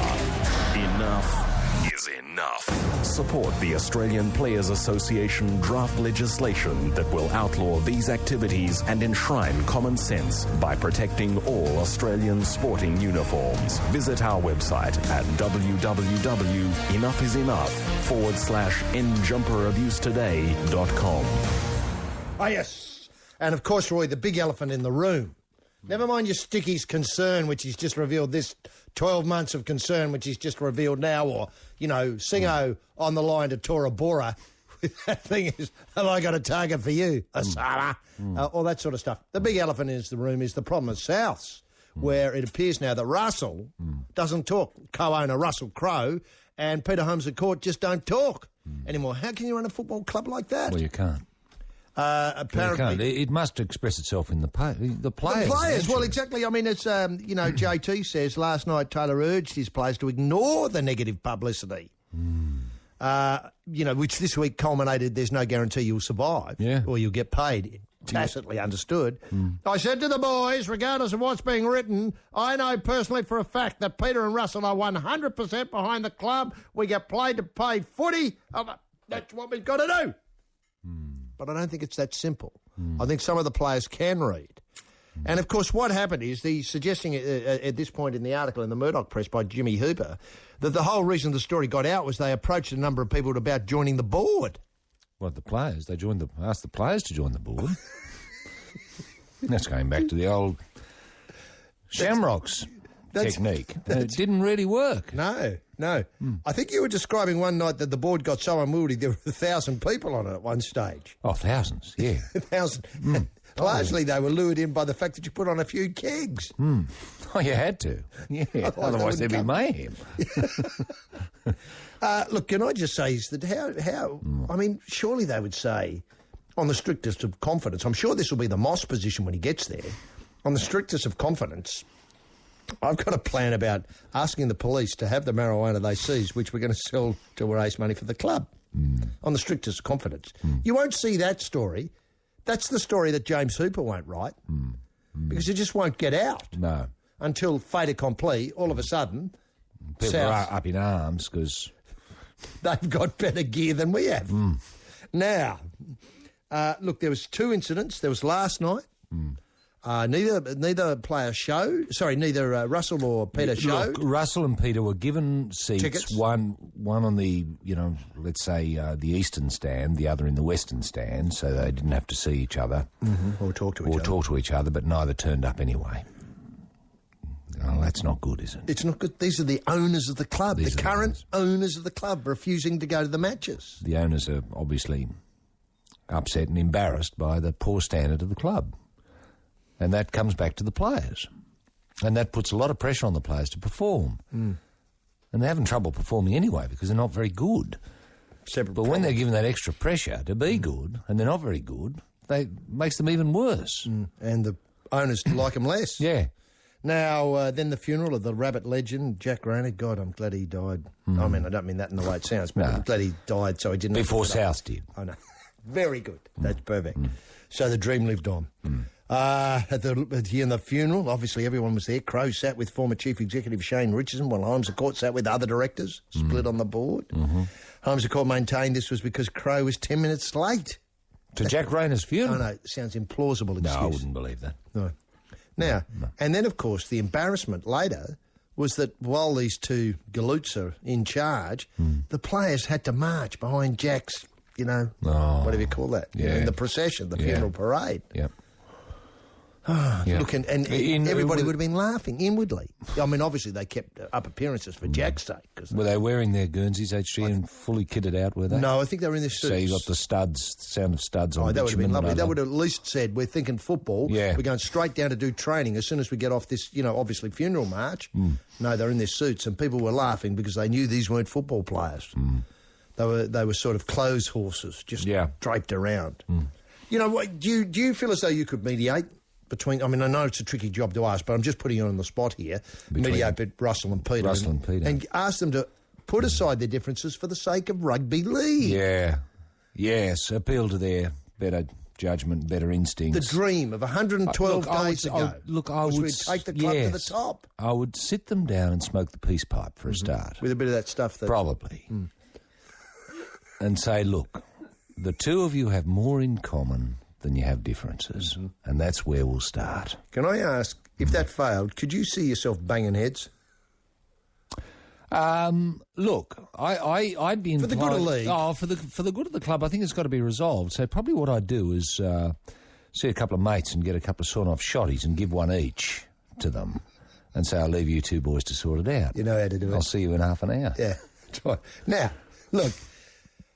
the board, obviously, is largely, up until now, been run by two people. It's going to be hard to transfer that power to a third group unless they're people who know rugby league. Yes. Unless they're South Sydney people. This is why I raised half an hour ago the idea of a peace march round to the pig's house and say, come on out, pig. Yes. We need you, piggy. Well, why not John Sattler? Well, John Sattler lives a million miles. I know. I suppose he could be flowing down every week and put up at some sort of hotel in the South area. There's probably some good ones now. There would be. And, wander around to the... But what I mean is someone who has a bit of rugby league blood coursing in their veins. Well, rabbit blood. Yeah, rabbit blood in the veins. That's what we need. Say, Paul Sate, Ronnie Coote.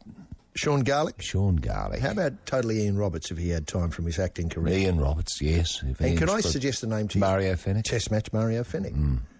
And Craig Coleman. Because Tugger's been there. Tugger's been there. He's been through all of this and he knows how to deal with it. Yeah. Oh, you wouldn't get a more truer South man than Tugger. Would there be room for Charlie Saab? Yes, Charlie Saab as well. Now, that's looking like a and board. And Dennis Pittard. Now, that is looking like a board. That looks like a board that maybe can a couple of the Brannigans. The Brannigans.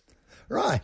Well, that is and looking Elwyn like... Walters. Let's see what Elwyn's up to. Yeah, well, he'd probably have a bit of time on his hands. He could come to... It's a vast resource, the Elwyn Waters reservoir of rugby league knowledge. Exactly. Now, that's a board that looks as though it's going to think rugby league first, rugby league second and rugby league third. Exactly. And marijuana fourth. That's it. Or fundraising fourth. The trouble is, it set off with... Good Ship Rabbit set off with such high hopes. I know.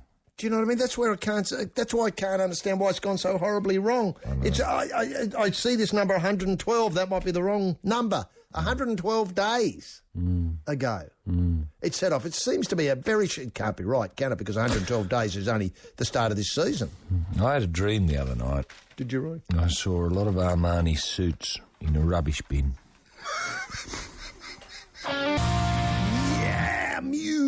and the thoughts of a dying atheist from Absolution Muse.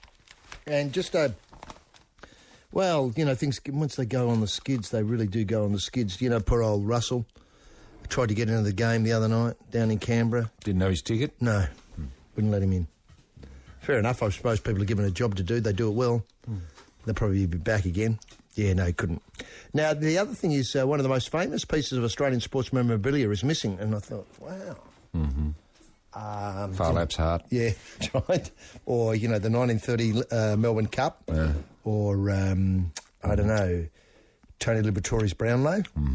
But, no, that's not... I didn't realise this was one of the most famous pieces of Australian sports memorabilia, something owned by the Don, like they discovered the tank stand or whatever it was.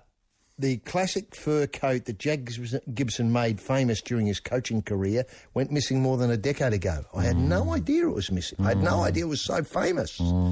So this kangaroo fur coat, I think, that kept him warm on many a day. Wow. Gibson lost the coat on a flight to Australia to the US. He simply forgot to collect it on disembarking in America, meaning it could be anywhere on the planet. Yeah. How would we fund a search? I know we found the HMAS Sydney recently. I think this is equally up there with the HMAS Sydney. Well, certainly someone knows something. That coat's got to be somewhere. I'm telling you now, it's not the sort of coat you'd just put in a bin. It's the sort of coat you'd know... It's not an Armani suit. No, it's not. As soon as you saw it, you know that coat belonged to someone... Pretty important. Pretty important. And you know the coat has memories. Memories. Now, I think this is important we get this back. Now... You'd have to go back to see just where Jack disembarked. Yeah. So's LA. Go through the flight manifest. The manifest of each flight. See who was the crew, who was cleaning, who were the passengers. You'd want a list of everyone who went in and out of that airport that day or for the next few days, and track them down. Question them. It'd be a great search, wouldn't it? Did you see? And we might be able to get Jack's seat number, so we knew the coat would be somewhere near there. Yep. Or in the luggage compartments, you know, the appropriate... Yep. Now, I don't think it's that hard to find that, but one of the most famous... Oh, God, won't we feel relieved when we find it? Yeah. You know, I would love to see that coat, say, in the Hall of Fame. Or as part of the Rugby League exhibition that's on at Canberra at the moment. Yeah. It would be a missing piece, wouldn't it? Yeah. Yep. I mean, you know, last week we talked about finding bullets at Glenrowan. I mean, you know... You and I thought, well, why haven't they dug this up to a depth of 12 metres till now? Well, no one bothered to think of it. And then we found, I think it was reported, a couple of charred posts with a bit of nail sticking in it. That's it. All of a sudden, we feel more complete. All of a sudden, you can see it. I know, you can see it. The Australian story, you can see what happened with Ned. I mean, it tells you so much more, the angle of the bullets and all of that sort of stuff. Exactly. It all becomes clear. Well, this coat could tell us... A lot about Jack. And rugby league, where it's going wrong. Yeah. Now, at the same time, ABC Books has decided to reprint Gibson's last book. Oh, yeah. It's called The Last Word. It should be out in a few weeks. It includes many of his thoughts and secrets to his success, his unique views and strong opinions on football and life in general. Yep. You know, the channels of communication we have open with the Americans is pretty good. Especially at the moment. Yeah. I look, all it would take would be a phone call to Hillary Clinton, from maybe Stephen Smith, our Foreign Affairs to Hillary Clinton's people, to whoever is the Foreign Affairs spokesperson. Well, I just worry that the old guard might be moving on, and we won't get much out of them over the next little while, unless they saw this as a final hurrah. You could put it to them like that. One great thing. Yeah. Can you do us a big favour here? Now, would this be Condi? Who would be having Condoleezza Rice, yes. Condoleezza Rice, yes. Yeah. We'd have to get involved. You'd have to go straight to her department, if not her... Stephen might be able to... Her people. Well, Stephen might be able to speak to her directly, Stephen Smith. If not, perhaps Alexander Downer.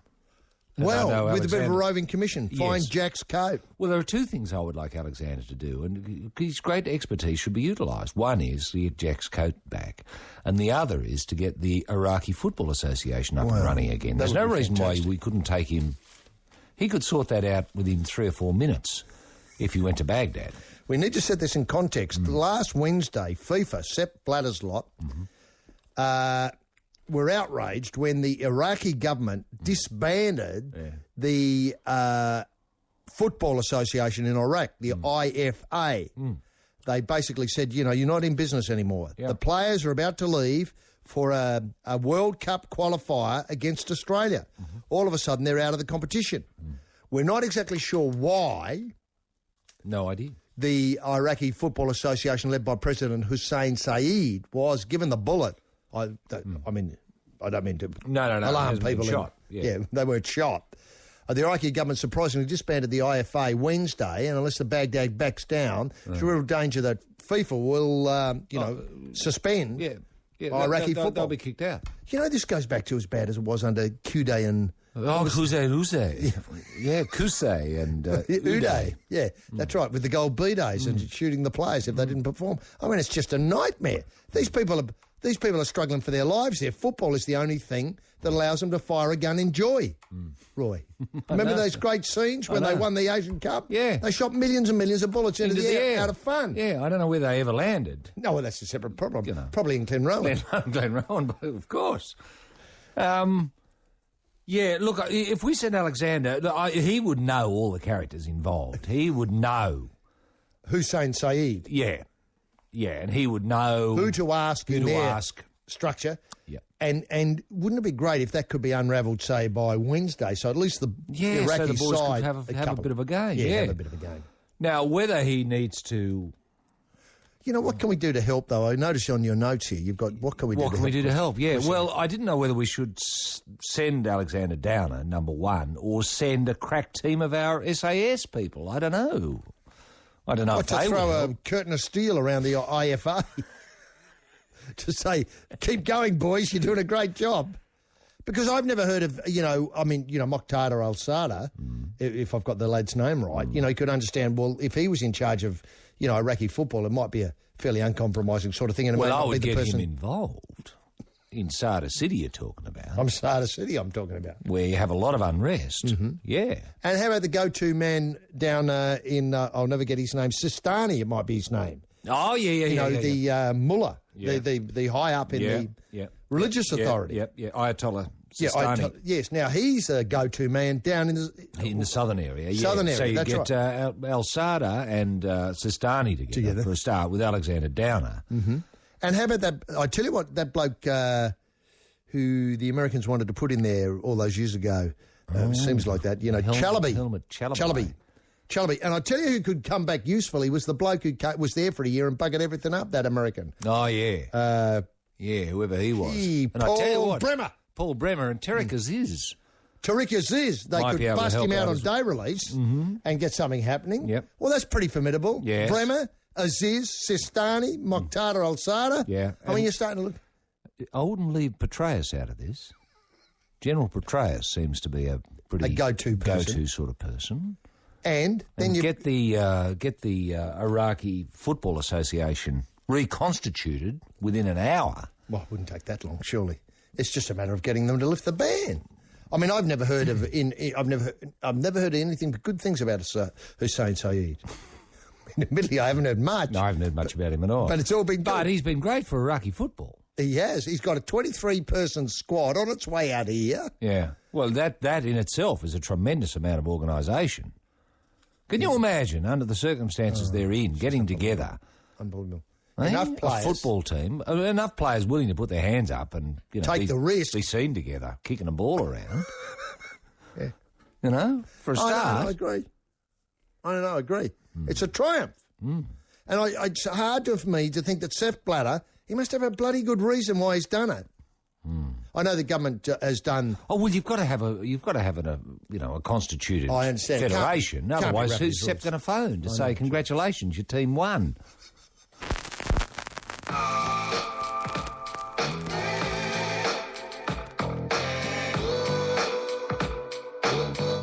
Yes, Muffin Platonic, Size of the Soul.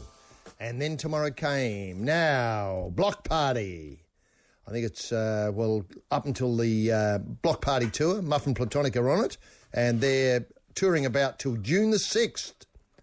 About June the 6th, well, they got a couple of weeks to go yet, and a new album out from Muffin Platonic in July. But with Muffin Platonic, you know a fat is really close, and here it is. And now on This Sporting Life, it's time for the second Fat of the afternoon. The second Fat is brought to you this week by the Look of Laura Knitwear, Alan Bond's Business Masterclass and Happy Jack's Tata Packs.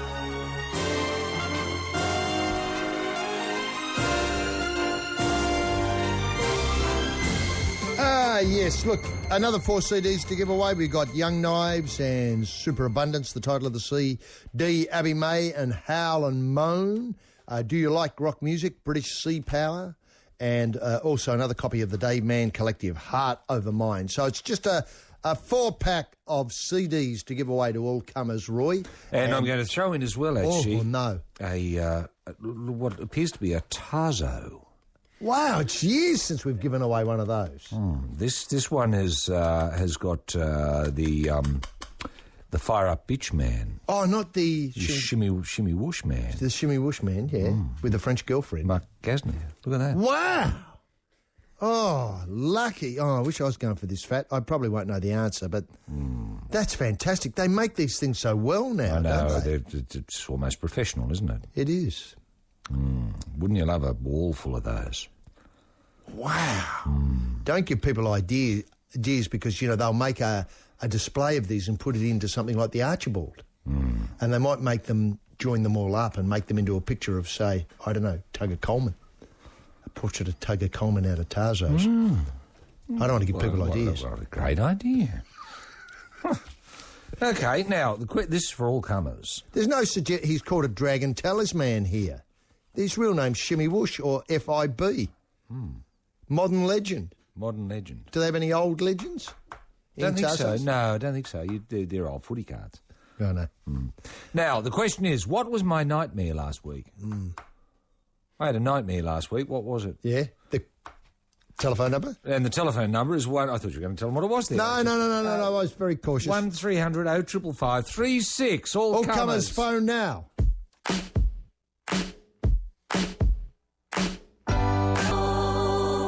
Like Kylie there from Los Angeles, Silver Lining, the title of the CD, Under the Black Light, on the Life on Triple J. Who we're talking to, Roy? Yes, we're joined by Michael, who's joining us from DY in New South Wales. How are you there, Michael? Yeah, good, thanks, Roy. Going well. Now, Michael, what can I hear in the background? Are there birds screaming, or is that people, or what? There's actually a lot of birds playing soccer. I'm down at Monavar watching the kids play soccer. Have you got any idea of the score, Michael? Yeah, 2-2, actually. 2-2, very close game. Yeah, it is a close game. Who's playing, mate? Pittwater are playing, I'm not sure, actually, the opposition. Okay. Pittwater versus the others. And do you have a family connection to the game? Yeah, I have. I have one of the kids playing. Right, and how's the chip going this afternoon? The chip? As in the youngster? Oh, you're going okay. You're going well. She's a defender, so she's doing pretty well. Yeah, right. Good. Okay. Good. And an enjoyable part of the weekend for everybody? The game looked forward to, anticipated? Yep, definitely. It's fantastic weather, and it's really good down here. Now, just going back to last Wednesday night, Michael, did you watch the match? Yes, I did. Yeah, yep. And what were your thoughts? Any thoughts?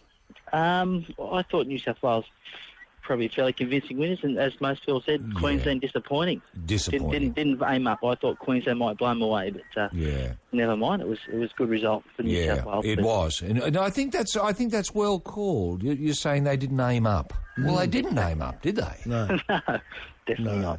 We think at least one player didn't have his footy head on. We think Carl Webb Williams was missing. Missing. Yeah. He was thinking of other things. Yeah. And, of course, they did have enormous problem with a player having a very defensive, one of their halves was a very defensive player who hardly ever got the ball and passed it to anybody. It's nearly from memory, from calling the match. He was very good at tackling and seemed to pick out, was it Hoffman or one of those? Well, he busted his nose, didn't he? Busted his nose, that's right, Yeah. Yeah. And how do you see the series going from here? New South Wales, steady as she go, except for the lad who's twisted his thumb off. But a lot of changes to the Maroons? I think so. I think Scott Prince has got to come in. Yes. I mean, he's definitely one of the form players of the comp. To leave him out is probably controversial, but State of Origin is mainly on the night. I think that Queensland could fire up, but Yeah, it's on the night. It's hard to pick any side with any degree of certainty. But Very good. Oh, that's true. And are you a supporter of Fortress Brookie in your part of the world?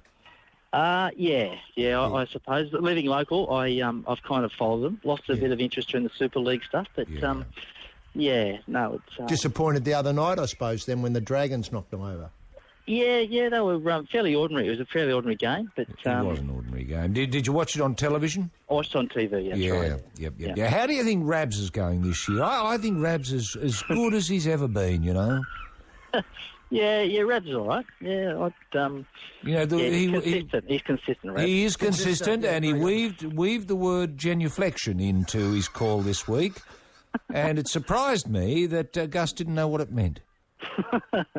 Yes, a religious experience. Yeah, well, for all of them. But that might have been a bit of a nod to World Youth Day coming up later, later in the year. I'm sure it was. He would have thought, well, I've got to get... I'll weave something in. Yeah, just something for those listening. Yeah. Well, I took note. And Gould won't have a clue. I stood and just applauded. Yeah, as you do. Can you recall the context, Roy? Sorry, Michael, we'll get to... well, it was a player passing the ball on one knee.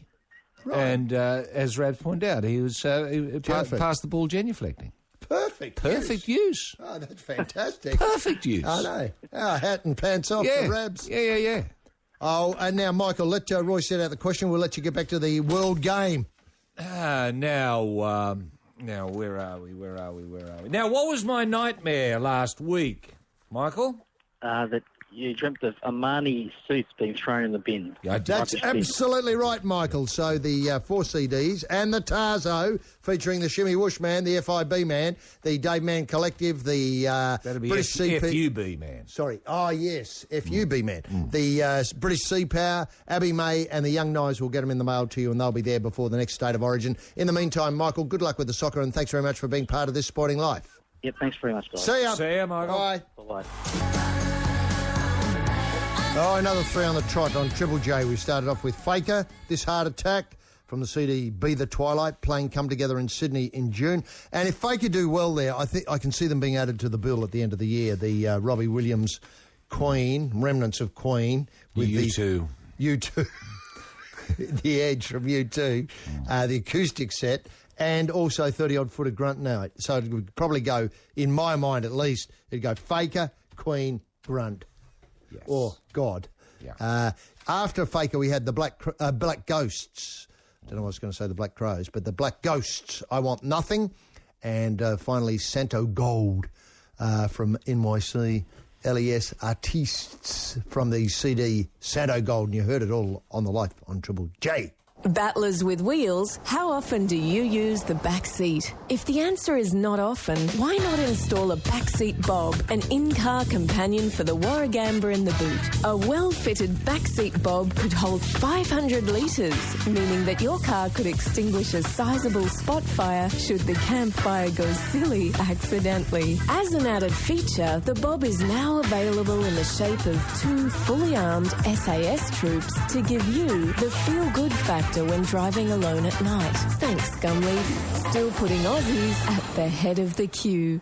Roy and HG have substantial contacts with people managers in Papua New Guinea, Tuvalu, the Solomons and Bougainville. These well-placed senior government-accredited human resources experts allow your firm access to any number of semi-qualified but highly motivated labourers who understand only 2 words of English: start and now. These 457 compliant tradesmen are guaranteed disease-free and will have a go at anything: plumbing, electrical, excavation, welding, stonemasonry, and should you want to go native, these willing workers are fully conversant with the latest techniques in vine lashing, bamboo construction and blow piping. As Australia's leading contemporary architect Glenn Murcutt said at a recent international conference, honestly, what these blokes can do shocked me. And it's certainly refreshing in the building game to have labour cheaper than nails. If you want labour short on skills but big on grunt, contact the 457 specialists on 123 457 and chat about your needs.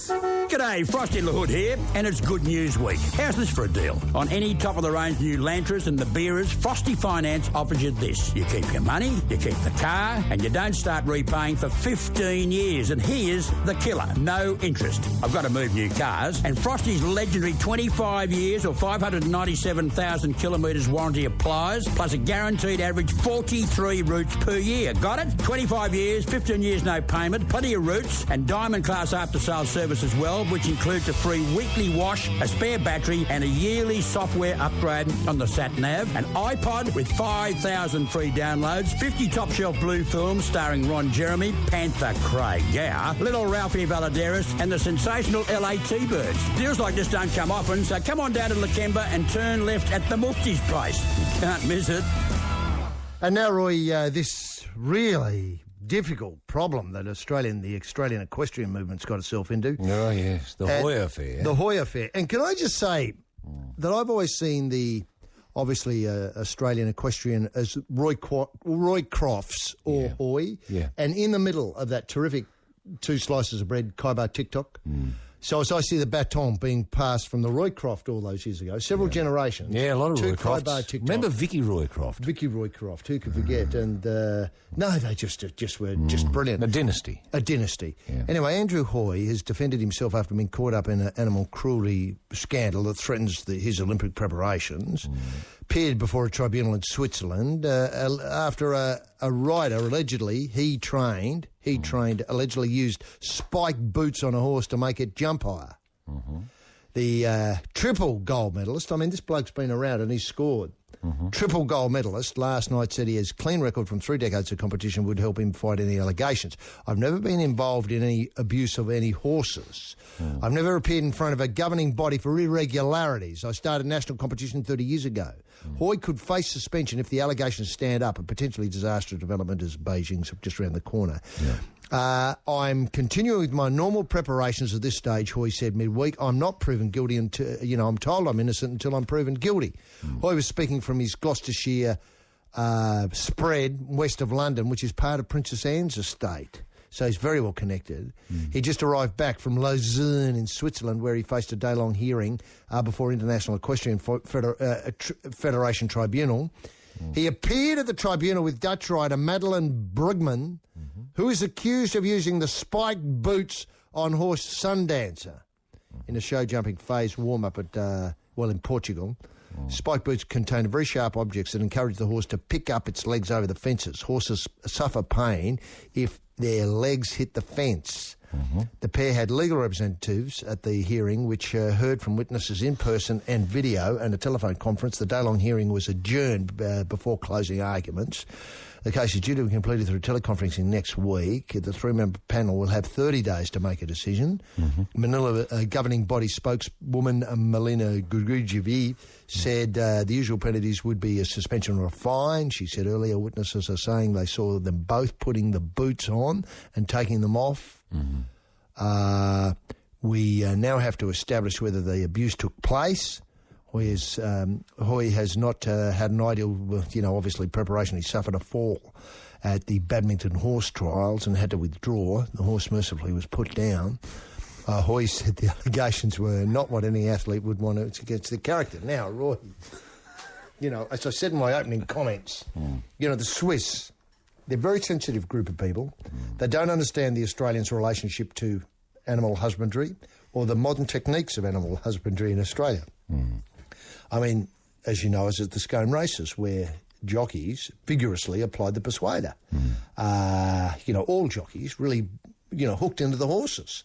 I don't think that would be accepted in Switzerland. In Switzerland, no. I'm not even sure what the attitude towards horse racing is. Have the Swiss ever had a champion equestrian team? I don't think so. No. Have they ever produced a horse that, lives in the memory? Anyone knows about? I don't think so. No. Trapp family singers, sure. Count them in. I think they were Austrian. Oh. You're probably right now that I think about it. Cheese and chocolate, sure. Cheese and chocolate, yeah. And they might have the America's Cup at the moment. I don't know. Alinghi, that might have been a Swiss but in outfit. court as well. Can I ask also, just before you go on, about the husbandry and the difficulties of making the Swiss understand how we do things? But what's it got to do with the Swiss anyway? Why are they involved? Because Why didn't Hoy just tell him to nick off? Well... Oh, this is Olympic, is it? He's probably registered to the organisation, which is, if I can get it right again, is the governing body of horse, the International Equestrian Federation. They run the Olympics. I mean, I know... You know, you got tremendous results out of Rooting King with a combination of raw brutality and sympathy. I see Andrew Hoy is doing much the same here. Sure, he's a bit. He doesn't push the salt lick at him enough for my mind, but that's a separate issue. Now, can I just ask one? I'm just wondering if Kevin Gosper may be the man to ease the way forward here. Well, couldn't Alexander Downer... on his way from Baghdad to the United States after Jack's coat. Having solved the soccer problem in Baghdad, bumped heads there, obviously.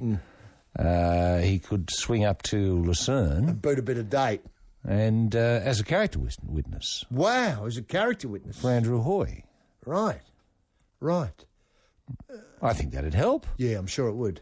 Have you ever heard of anything like this before? This is the first time I've spiked boots. Well, spiked boots, sure, but no, the International Equestrian Federation. No, I never heard of them. No. That sounds like a rubbish outfit to me. And I don't think Andrew Hoy has... if I was him, I wouldn't even bother to turn up there. No. You know, treat them with contempt. Yeah. You have been a great supporter of his over the years. Absolutely. In the equestrian family, I would know Andrew Hoy probably better than anyone else in that family. You would. And if Andrew, you know, I would trust anything Andrew did because I know he just wants to get the best results out of the horse. Yeah. Now, if the horse is bashing its feet against, a brick wall or something like that. Well, a set of logs, stationary logs. Yeah, that can be far more harmful to a horse than a tickle in the ribs. True. I couldn't have put it better myself. You know, if it was up to me, and I don't want to speak for Andrew, of course, so I would make the spiked boot mandatory. Yeah. I think all equestrian people should wear them, just for the safety of the animal. Yeah, that's right. Because I tell you what, and you and I have done a few equestrian events. We've always been amazed how they get them to do the clippity-cloppity sideways stuff. Yeah. And if that's not cruel... Oh yeah, of course. I'm reminded that sad old elephant from the circus who just stands there lifting up one leg and putting it down. I know they don't enjoy it. So sad, Look, can I just say... equestrian horses often end up like that, They just go clippity-clop, crisscross-wise. Round the circle. Clippity-clop, clippity-clop, back you go. Now, look, what I was going to say was I bet you most of those horses would rather be... booted by somebody in the special boots to make him jump higher over logs. Absolutely. And at least go out a bit of a winner, looking as though he's doing something. Instead of that constrained, really tight-ass rubbish that they go on on the gravel. Yeah. I mean, it's all I think a question... Look, I think it is, and I've got lots of friends in the PETA organisation. I think we can get them on board with this one. I think the whole equestrian business is cruelty to animals. Oh, yeah. I think it'd be far better to get a horse who's never been around a course before and only has to do it once with a bloke wearing the spiked gear to get the best performance out of them. Yeah. I think that'd be far more humane on the horse. Can I ask, is there any evidence that the spiked boots make some jump higher? I know what they're trying to do. They're trying to make the horse jump higher over the set heights, but it's not as though it's a high jumping event. No. As in, the bar goes up, they've got to jump higher. Well, that would be that would be a great sport. Or the logs go up.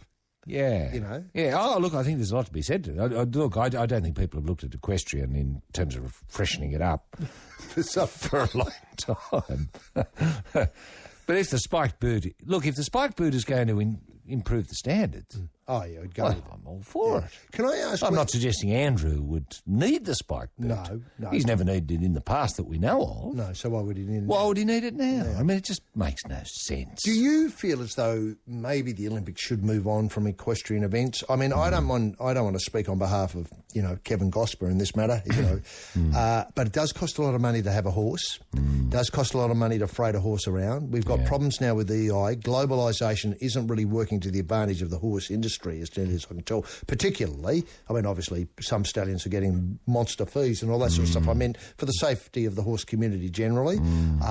We've got quarantine issues. We've got the expense of, the finery that has to go on the horse to get it ready for competition. I know. Vet fees aren't cheap.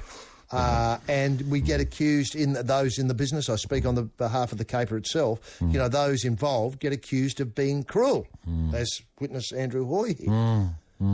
I mean, is it worth persevering with it at the Olympic No, Games? I think horse racing was... the use of horse in the Olympic Games was great when people used to use horses regularly. Like if you're going to go around to the shop, you just hop on the horse and round you go. Yeah.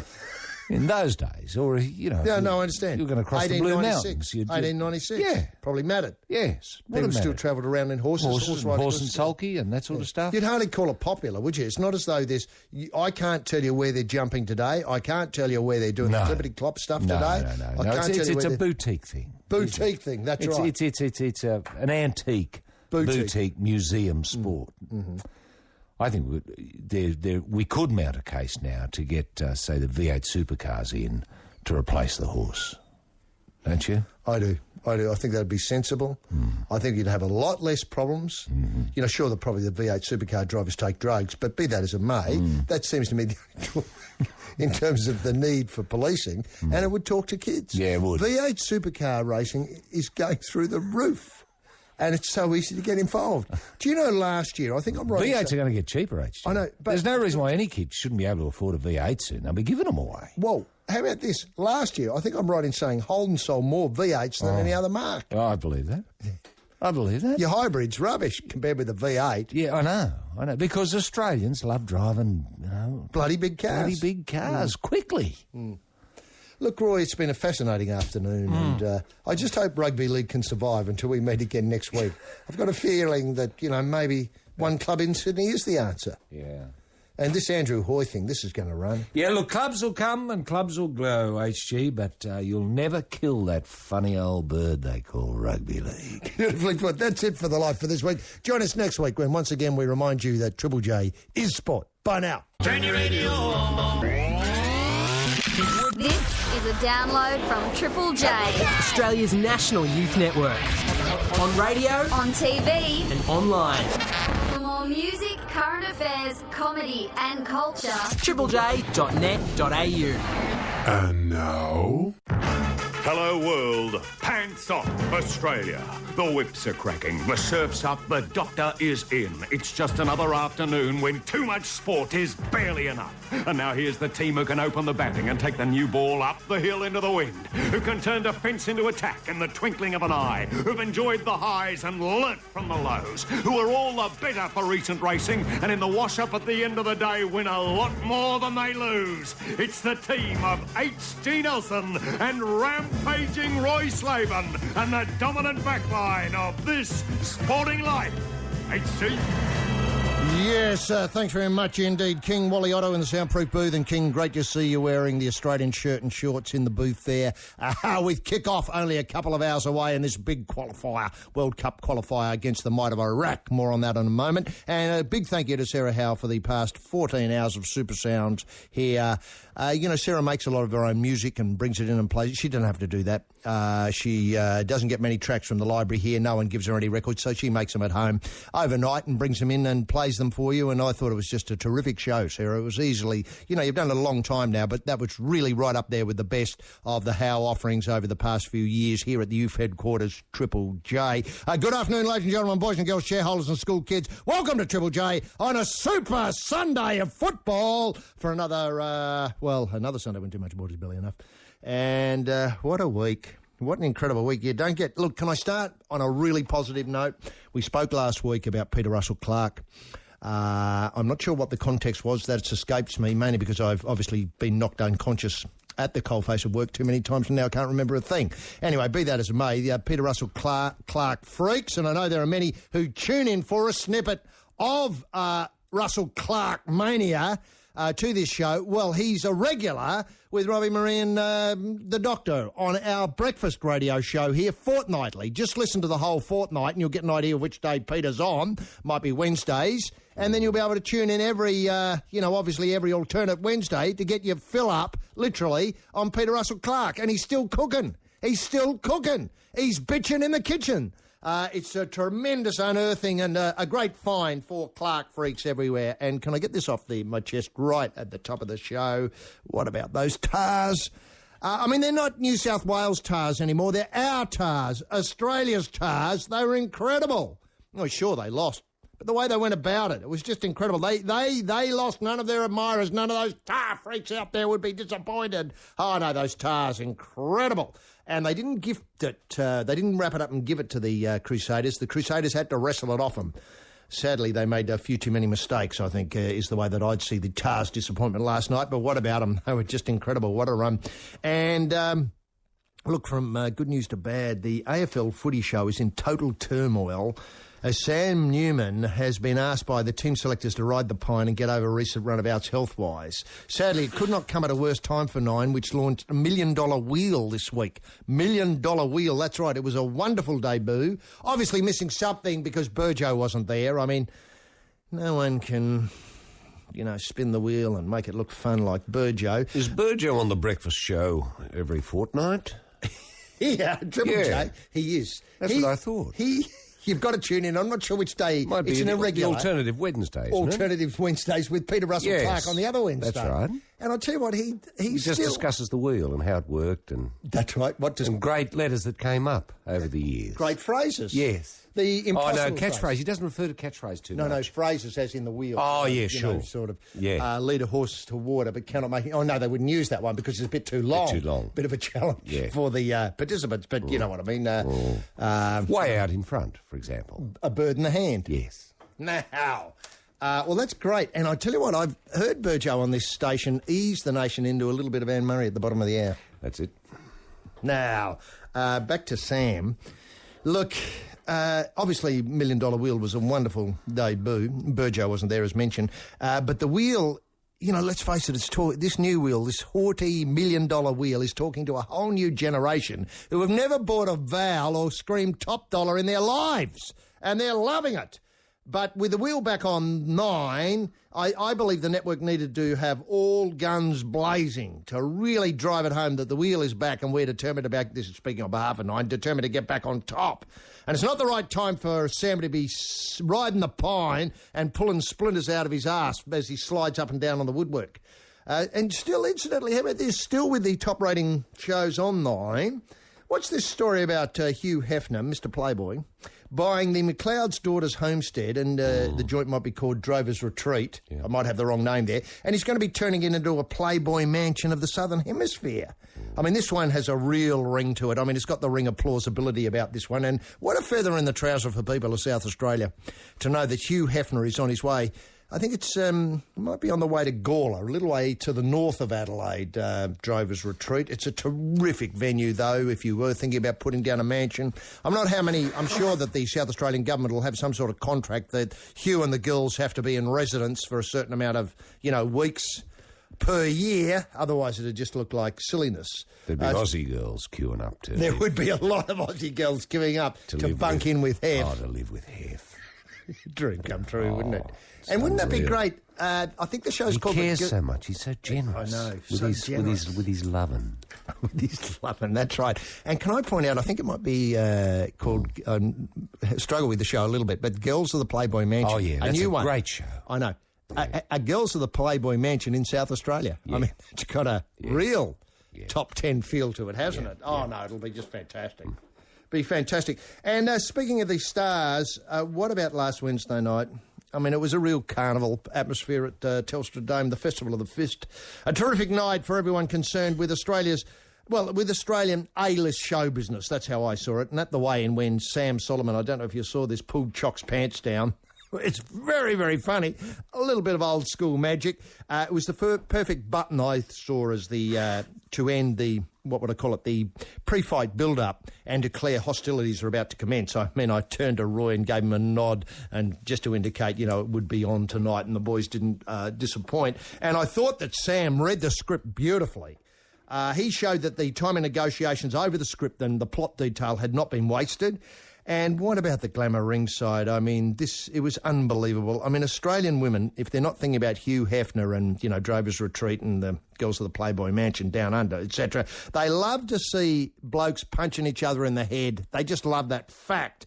And when I saw the Underbelly crew, and they're now the real-life Underbelly crew are welcomed and feted as heroes whenever they turn up ringside in Melbourne these days, it obviously has to do with the success of the show on Channel 9, which has had a terrific week, as mentioned, apart from Sam's problems, relaunching the wheel. Did I mention that? Anyway, and in a lovely touch, the cast of Underbelly sat down with ringside with their real-life counterparts. And, these days, I see Simon Westaway as a more convincing Mick Gatto than Mick Gatto himself, who I see now as just a slim imposter. I mean, I don't know how that works, but Simon Westaway, if your push came to shove and you wanted somebody to find money, you'd go to Simon Westaway, not Mick Gatto. And the only person missing from the whole shebang was the real-life Carl Williams, who sadly wasn't allowed out on day release. I mean, he would have loved it. He would have loved it. He would have been right in his element there. And I hope I'm not treading on Roy's toes here, but the French Open and the Australian tilt, magnificent. I mean, our number one, little Leighton Hewitt, was in great touch for 2 magnificent rounds. I mean, you can't expect much more than 2 rounds from a bloke with a busted hip and not a game suited to the dirt of Roland Garros. He bundled out, I think, from memory, the world credential Nicolas Mahut, 6-4, 6-2, 6-4. I don't want to go any further. I mean, I know the tilt's turned to rubble overnight, but let's dwell on the positives. It was great to see our number one, our come-on kid, back in action on the red dirt, and I'm not sure where he goes to from here. He goes to Queen's, obviously, and then over to that Dutch tournament. And then back to play Wimbledon. I can see him in the semi-finals at Wimbledon really very, very easily. And what about WA's Casey Dellacqua? Eased out the number 9 seed, Marion Bartoli, in 2 hours, 2 minutes. The chin, 6-7, 6-3, 6-2. And remember, Australian fans, you'll be able to say thanks to Casey for everything she's done this year, 2008, when she turns out for Australia at the Hopman Cup over the New Year's, between Christmas and New Year's in Perth. And remember, get your tickets now because, this will be a popular cause saying thank you to Casey. Thanks, Casey. People will be making signs up, obviously, a heart and thanks, Casey, written on it, 2008, you're the one, etc. Rugby league and just what is going on at the Hutch. I mean, I thought it was all tickety-boo, all about settling things down and playing a bit of good footy. Now the Hutch has a revolving door of disappointment, and inside every corner is imbued with hate, hurt and distrust.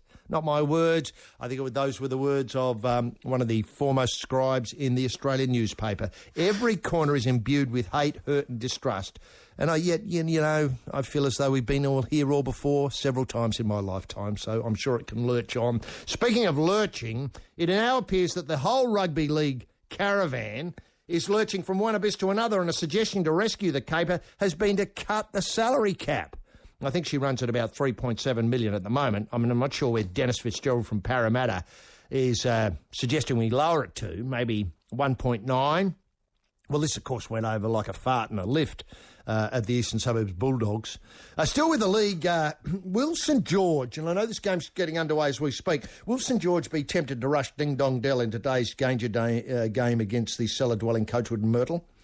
I mean, I just let that question dangle there because they're tantalised. What a difficult choice it is for, obviously, the man who puts the polish on them, Brownie, because he's got, obviously, the fire-up bitch man out.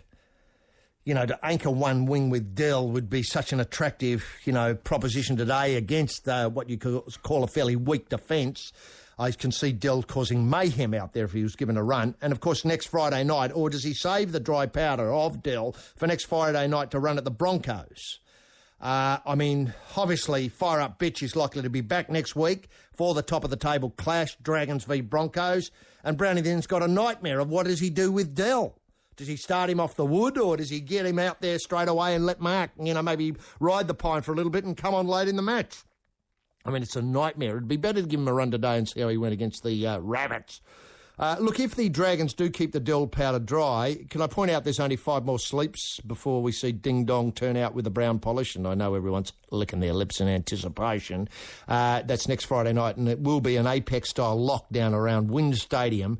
So if you do want to see Del in action, his return match after 20 years out, I'd suggest you camp out alongside WIN Stadium from maybe about Wednesday afternoon. Because once they throw up that wall of steel around it, get Del in there Friday night, I mean, no one's coming or going. You'll have to be inside by about Friday morning at 9 o'clock. Fact. Basketball, and now it gets worse. I mean, we were pleading with Channel 9 to pick up the ball and have live TV coverage, 2 matches after 60 Minutes on a Sunday night with a car given away in each. It was simple. It was a simple idea. It could have worked. But now, with no TV coverage to speak of, the game is sunk without trace. The Violet Crumbles apparently have folded, leaving a trail of broken hearts, and I do see people with mortgages. They're, obviously working in Australian families. They work at playing basketball. I mean, this is what the Prime Minister fails to get, is that these people are with mortgages. They've got kids to feed. They don't have anywhere to go, nowhere to turn to. Their only trade is playing basketball, and now the whole team fell away underneath them, owing millions of dollars in debt. Trail of broken hearts and debt. And then now the Brisbane Bullets. What's going on there? Eddie Groves wants to sell them and no one wants to buy them.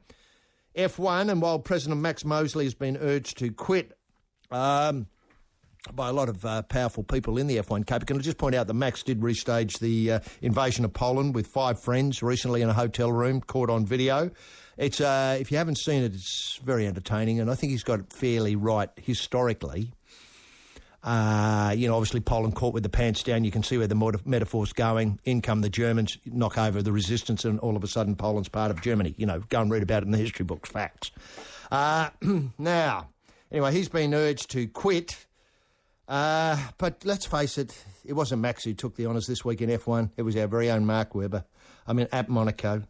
Look, he's made this track his own. Never mind the problems at the top of the F1. Webber is really booting a lot of great goals for F1 everywhere. It was an electrifying 4th. I think he started 4th on the grid. He didn't pass anybody he didn't need to.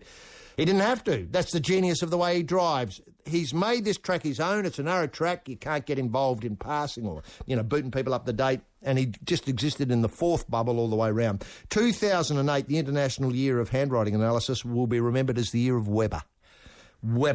Golf, and what about this birdie blitz unleashed by Matt Godwin on day 1 of the Memorial? 8 birdies, a 7-under par demolition of the Columbus, Ohio Norman Design layout. Goggin described it for all life listeners as, quote, just one of those bizarre days on the golf course. I couldn't have put it better myself. AFL, and I think the Sydney Swans are playing the Richmond Tigers as we speak. Look, the Sydney coach, Paul Roos, says Barry's 7-week suspension for belting Brent Staker across the chops has been absolute tonic for the bloke and could extend his career by years. That's Paul Roos's thinking, by years. Imagine if Deck the Hall punches someone in the head, say, second match back. I think he'll be back in time to play the Saints. I'm not sure who they play after that. But if he, or even if he bashes somebody in the, knocks out, I don't know, Cozzy from the Saints in the return match, and he sits down for another 7 weeks. Sooner or later he'll be playing in his 40s the way he's going. All he has to do is clock somebody about every 6 weeks, as nearly as I can tell. And look, can I say, and I know Roy and I have talked about this before, no needle in the haystack news this week. No needle in the haystack news. I now don't think the Swans even have magnets to apply to the haystack to find the needle. I know they haven't got a chaff cutter. I went and rang them up and asked them, do you have a chaff cutter to chop up the haystack that needle's lurking in? I don't think they've, let alone, I've seen no invoice suggesting they've got magnets. They've got no way of cutting up the hay. This is, the bottom line really is that Barry appears to only punch people when he's playing football. That's your elephant in the room right there. Very quiet on the Stinky front. Very QT on Stink. No feathers news either, but a lot of boxing news to come, and with those ideas from the Table of Knowledge agenda getting us underway, it's time to let the big fella off the leash, and we can do that simply by asking rampaging Roy Slaven, have you got any big C-bombs in the kit bag you want to toss into the croc-infested swamp this week, buddy? Yes, thank you very much, SG. And can I just send out my regards to Peter Russell Clark, right from the off, knowing the big bloke's still about. Because I remember it must have been 1988, the bicentennial year, when... 20 years ago. Yes, when Prince Charles and Lady Diana, as she was known in those days before she died... People's or was Princess. killed, the People's Princess. They were out here, to celebrate. Right. Yeah. And Peter was asked to do the dinner. Right. The celebratory dinner for the 200th. And he did, from memory, a T-bone steak with a strawberry sauce. Get out. Strawberry sauce. Strawberry sauce. A lot of vomiting afterwards. Yeah, I'm not sure. Isn't that great? But interestingly, Peter sort of disappeared from the radar from that moment on for a little while until he bobbed up on Triple J. So I don't know if the strawberry sauce was the, whatever pushed it over the edge. Yeah. I don't know. Can I ask... It seems to be a very brave choice. I mean, because you don't associate strawberries with T-bones, do you? No. Can I ask... And I don't know if he cut a pocket in it and inserted the sauce so that it surprised them with the first cut. It was stitched in and oozed out. I don't know. Or whether it was just plonked on top or put on as a side. I've no idea. Would it be a sort of like a jam? Yeah. Right. Yeah, it might have been just some of that cottage jam. Smeared on. I don't know. Can I ask, I remember him doing a lot of work with butter. Is that a long time ago? Yeah. And I seem to remember he somehow hooked up with the dairy board or whatever it was called. Might have done, yeah. And or Farmers Union or Western Star or one of those people and did a lot of cooking with butter. Butter, yeah. Well, I don't mind that. These days it's all olive oil. I mean, if you ever watch Huey's Cooking Adventures, which I do, I'm a great student of. I love him. Love the stuff he does. Always the first shot is Huey reaching over to pick up the Morrow olive oil to pour in a saucepan. That's always your first shot. Whereas with Peter Russell Clark, it used to be a knob of butter. A knob of butter. Well, I tell you what, getting back to butter, I mean, that could be... Oh, you do a lot worse than going back to butter. Thanks. Next stop, ghee. Or lard, or gopher. Well, now, come to think about it, lard, there's nothing wrong with lard. Oh, I haven't had a lard sandwich in many years. Well, we'll get back to it eventually. We will, I know. These things are cyclical. People will be cooking with butter again soon. Start with a knob of butter. Revolution. Waiting to happen. Now, in good news, the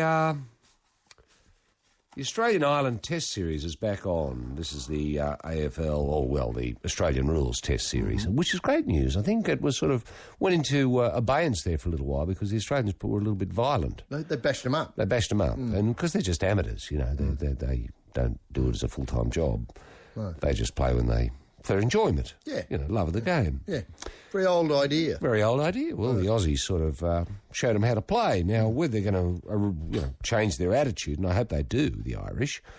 Start bashing up. Well, I hope they take it a little bit seriously, and realise it is important to win, not just to entertain or amuse your mates.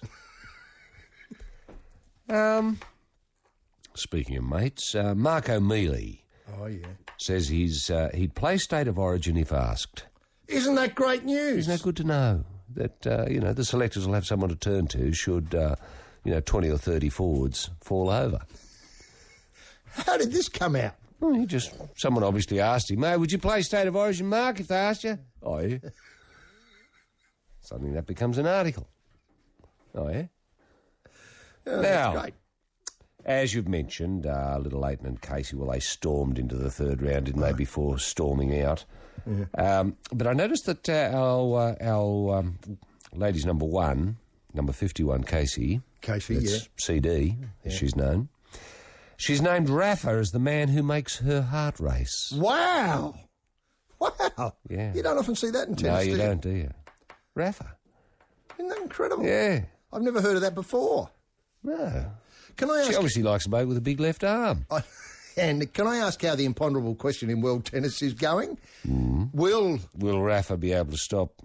Will he get his fourth and on the way stop? Ruin Federer from getting one. I know. Oh, well, they're still there, aren't they? They've stormed into the fourth round, I think, that pair. They have. I think they're in what they used to call the round of 16s. Yeah. 16s. Thanks very much, Fiery. Fred Stolle, the round of 16s. Do we need the French Open, do you reckon? I know this is a bit... Do we what? Do we really need the French Open? No, we don't. No. We don't. We only need Wimbledon and the Australian Open. That's all we need. The rest are just... Whew. Now, Rod Pampling qualifies for the US Open and the British Open. Great news. And I say this bearing in mind that, as we pointed out at this very moment last week, Nick O'Hearn is eyeing the US Open. So, is there any more news on Nick O'Hearn? No, well, hang on. Sorry. Well, there is. Sorry. So, what is good is the competition there between Rod Pampling and Nick O'Hearn both eyeing the US Open, and I think that's good for Aussie golf. Mm-hmm. Now, speaking of golf, the man they call Tiger Woods, is expected to rejoin the tour at the US Open next month. He's undergone knee surgery, arthroscopic surgery. I don't know what they were fishing for, but they obviously found it, stitched him up, and he'll be back. Whether this is going to affect his swing or not, all I'm saying to O'Hearn and Pampling and others is that if there was a time to ambush the Tiger... Right now. It's the Open. The US Open. That's where you got to ambush him. Yeah. When he's feeling most comfortable. Yeah. Now, can I ask, is there any Hensby news? Well, I'll get to that. Oh, okay. Now, Andrew Bogut, the very, very popular large Aussie... I suppose you'd call him, a centre. 80 million. He's secured an $80 million contract. Now, at the very time, HG, as you pointed out, that the Kings and the Bullets are struggling, isn't this time for Bogut to step in and buy the Bullets? And the Kings. And the Kings. I know. The success story of our basketball competition is the Singapore Slingers. Well, I know, but the only reason Bogut is doing so well is because of the existence of your Kings, your Bullets, your Perth Wildcats, dreams. Your pig pen, your glass house, all of that. Wonderful. Australian basketball, I think should take a bow. And I'm telling you now, this would not have happened under Kemp's watch. Right, the forgotten man of the Australian forgotten sport. man of Australian sport. Yeah. The strong man of Australian sport. It was a golden age. The age. Mussolini of Australian sport, Right. some have said. Senator Rod Kemp. This would not have happened. Now, speaking of other disasters, the V8 supercars have been told to reduce the costs by $1 million per car over the next 2 years. I saw this. I didn't know what Now, it is. this is an impossible ask. I know. And Dick Johnson has called for a sacking of the V8 supercars board as a result of this. He thinks it's just going to turn it into a boring snail race. A snail? That's Dick Johnson. That's Dick Johnson talking. A snail race? A snail race. Oh, imagine that on television. Because he reckons only 1% of their budget goes into motor anyway. The rest is into keeping the car on the keeping it going around fast. In terms of design, right? In terms of where the car meets the road. Oh, so you're looking at tyres development, springs, all that sort of stuff. Right. Well, Dick thinks this is all going to go by the board. Right. Can I just repeat, this would not happen under Kemp's watch, the V8 supercars. The government would have stepped in and helped out. The government would step in. And help out. Our V8 supercars, who are struggling. Petrol's going through the roof. I don't know if you've noticed this. I have. I think we mentioned it last week. But the V8 supercars, surely their petrol's contraed off in some way. Do you think? Well, I just made that up on the spot. Do you think? Do you know what I mean? Surely that... that's going to be a significant part of their budget. Petrol is. And I'm telling you now that reducing it by 5 cents a litre would be the shot in the arm the V8 supercars need at this hour Who's of need. offering to do that? Brendan Nelson. Right. 5 cents a litre off. Now, when you put that with your shopping docket, which is usually 4 cents, you're looking at 9 cents a litre off. So if it's running... You're going to be saving yourself in the order of $1.20 a week. On average. Is that right? $1.20 You're looking a at $50-odd a year, about $52 a year. That's no small change. No, that's incredible. When you put it like that, when you add it all up, sure, well, if you went to Bob Jane, you might be able to buy half a tyre for that. Yes. So that's a real saving. It's real saving. Now, the Little Master is out of the Asian Cup. Oh. Due to a persistent groin injury. Oh, no. The Little Master's falling apart a little bit, isn't he, I suppose? He must be getting to the end, near the end. Oh. He might be too. You know. I never thought we'd ever see the end of the little master. No. Wouldn't it be sad if he went through, not through hand-eye coordination failure, but through groin? Oh, no, groin. They're a rare complaint for a cricketer, though. They're very rare complaint. I don't know what he gets up to. Oh, I've got a fair idea. In the night hours? No, it's exhausting. His regimen. It's okay when he's out in the middle. Yeah, well, sure. Now, just finally, HG, you were wondering, along with many, many others, about Mark Hensby. The forgotten man of Australian golf. The forgotten man of Australian golf, except for this program. Mark, can I tell you now, unlike Peter Russell-Clark, we will never forget you. We will never be forgetting Mark Hensby and what he's contributed to Australian golf. No. In a very short career. Meteoric rise through the ranks. Now, it seems that his ranking, and this must be a mistake, he seems to have dropped to 423rd in the world this week. What? 423rd? Is that on the official rankings? Yeah. You know, I was going to ask earlier, is there any chance that Rob Pampling could enter the US Open as Mark Hensby? Just by, saying, well, I'm Mark Hensby. Yeah, okay, prove me wrong. Do you know what I mean? To play as someone else. I don't think that's ever been done. I think they do ask for ID. No, well, that's what I'm saying. Yeah. I'm pretty sure they do. They want to see a driver's licence or passport or something like that. 100 points. Well, otherwise Hensby would be there saying, hello, I'm Tiger Woods. Where do I start? Well, that wouldn't work, though, because I'm pretty sure they'd be able to spot the difference in that case. But who would know if Pampling... No, it's a gesture. Pampling is a big noise. Yeah, you forget that. In world golf. I was saying this is a positive Hensby, sure, you and I may not be able to pick him in a line out. But he's not the forgotten man. But he's not the forgotten man. And Pampling you'd pick in a lineup. Oh, easily. Nick O'Hearn you'd pick in a lineup. Easily. But I don't think I know what Hensby looks like. And, I don't think I need to know. You don't want to know. The most important thing is to remember. Oh, yes, The Living End. How do we know?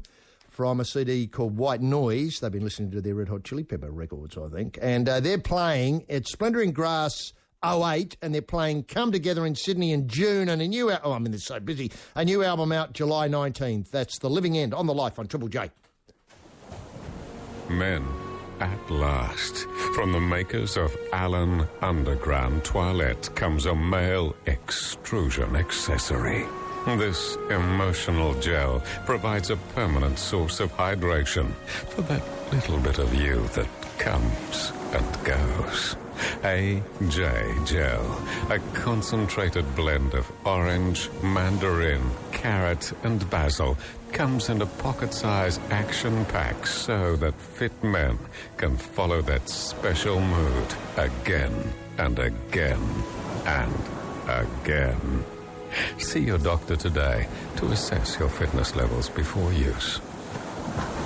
I'm married. 2 young kids and having a third for the government. Gary's flat out with shift work and I'm trying to keep my job at the hot bread shop. Childcare. Honestly, it costs too much. Well, it did.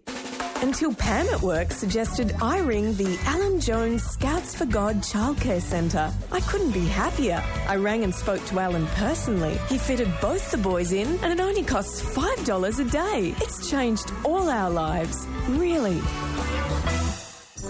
Homeowners and factory managers, would you like to fly yours at half-mast when a famous Australian carks it and the nation drops the black armband? Do you and yours feel left out because you can't even get it halfway up? Why should the rest of the nation have all the fun? Because you don't have a pole.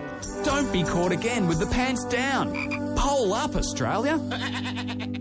Roy, the big one this afternoon, there's several big ones this afternoon. Obviously, there's the Dragons v. the Hutch out at Homebush in front of 12 people. We've got the Sydney Swans clobbering the Richmond Tigers, I think 13 goals to 1 at half-time. But the really big one gets underway in just over an hour and a half's time, and I'm talking about Iraq v. Australia.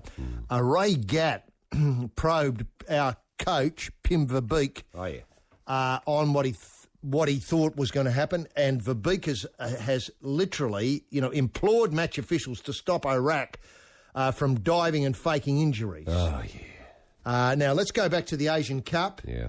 And remember how outraged our side was by the faking of injuries, the diving, and when the 3 goals were scored, the jumping around, pretending on the Iraqis' behalf, pretending to be kangaroos. Oh, I know. You know, that jump, jump, right up our nose. It did. Didn't it? We Put us haven't off. gotten Put us off our game. Yeah. It was quite clear. And I don't think that sort of stuff should be allowable. At an F1 qualifier. Yeah. Sorry, at a World Cup qualifier. Yes. I think it lowers the dignity of the match.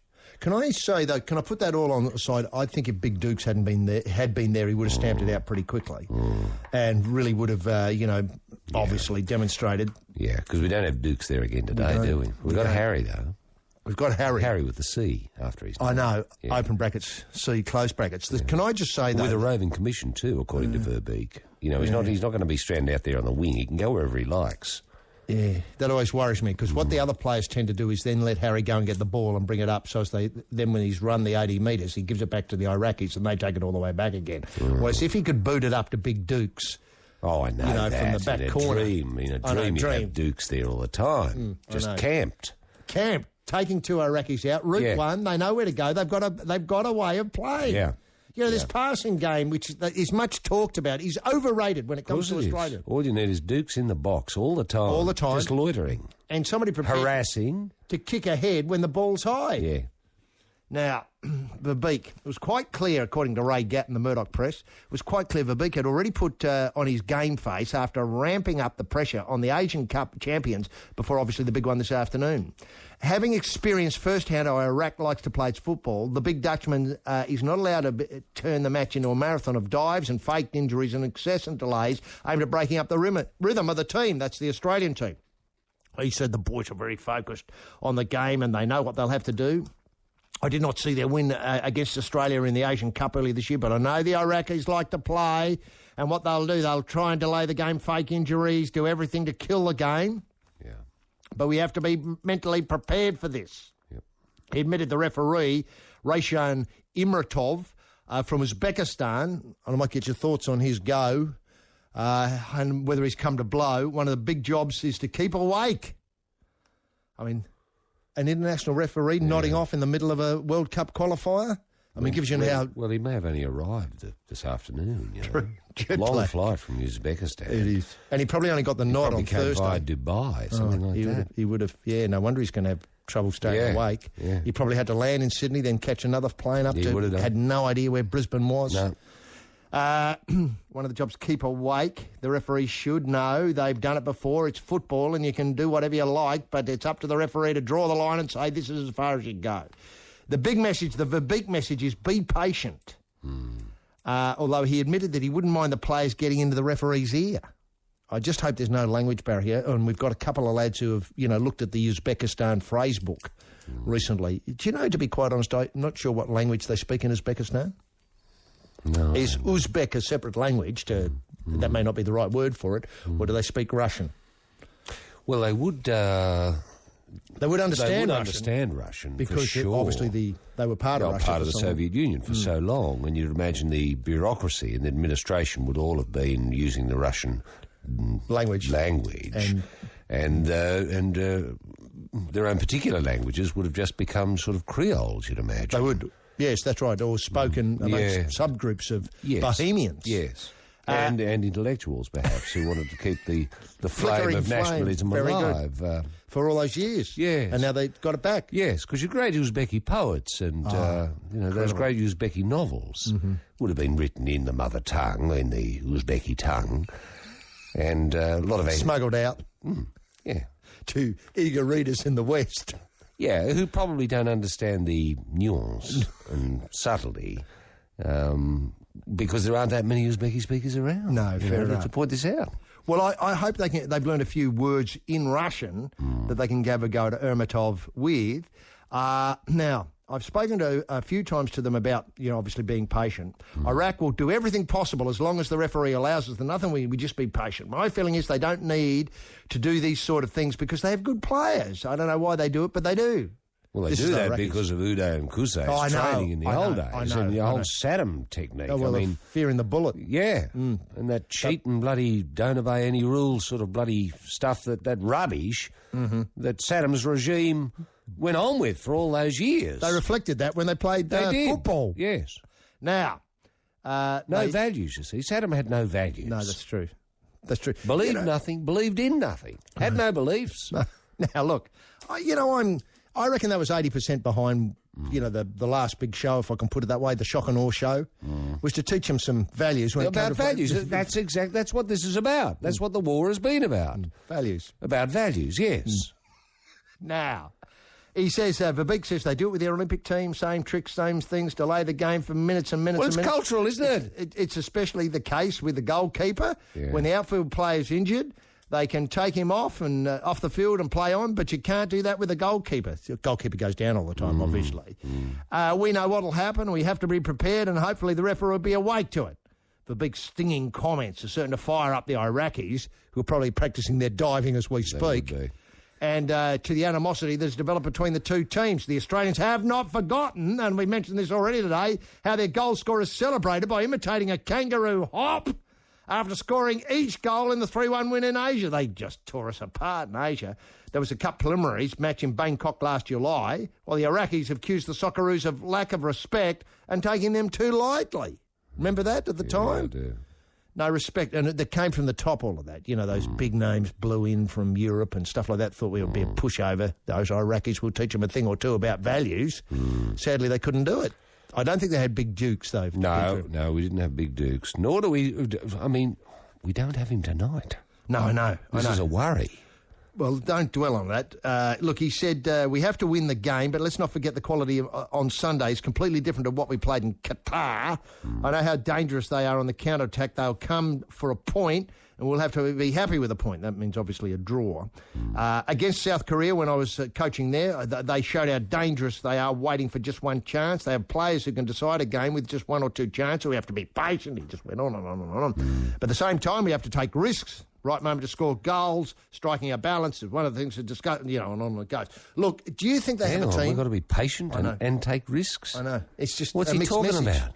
And watching him fall over all the time. Surely he doesn't go on with his rubbish when he's talking to the players, otherwise... This would be just for the media, otherwise they'd be storming off. Absolutely. It's hard enough to persuade the players to come here all this way from, admittedly the Premier League's over for a while. So yeah, I know, but they're European stars. They're stars, that's right, stars.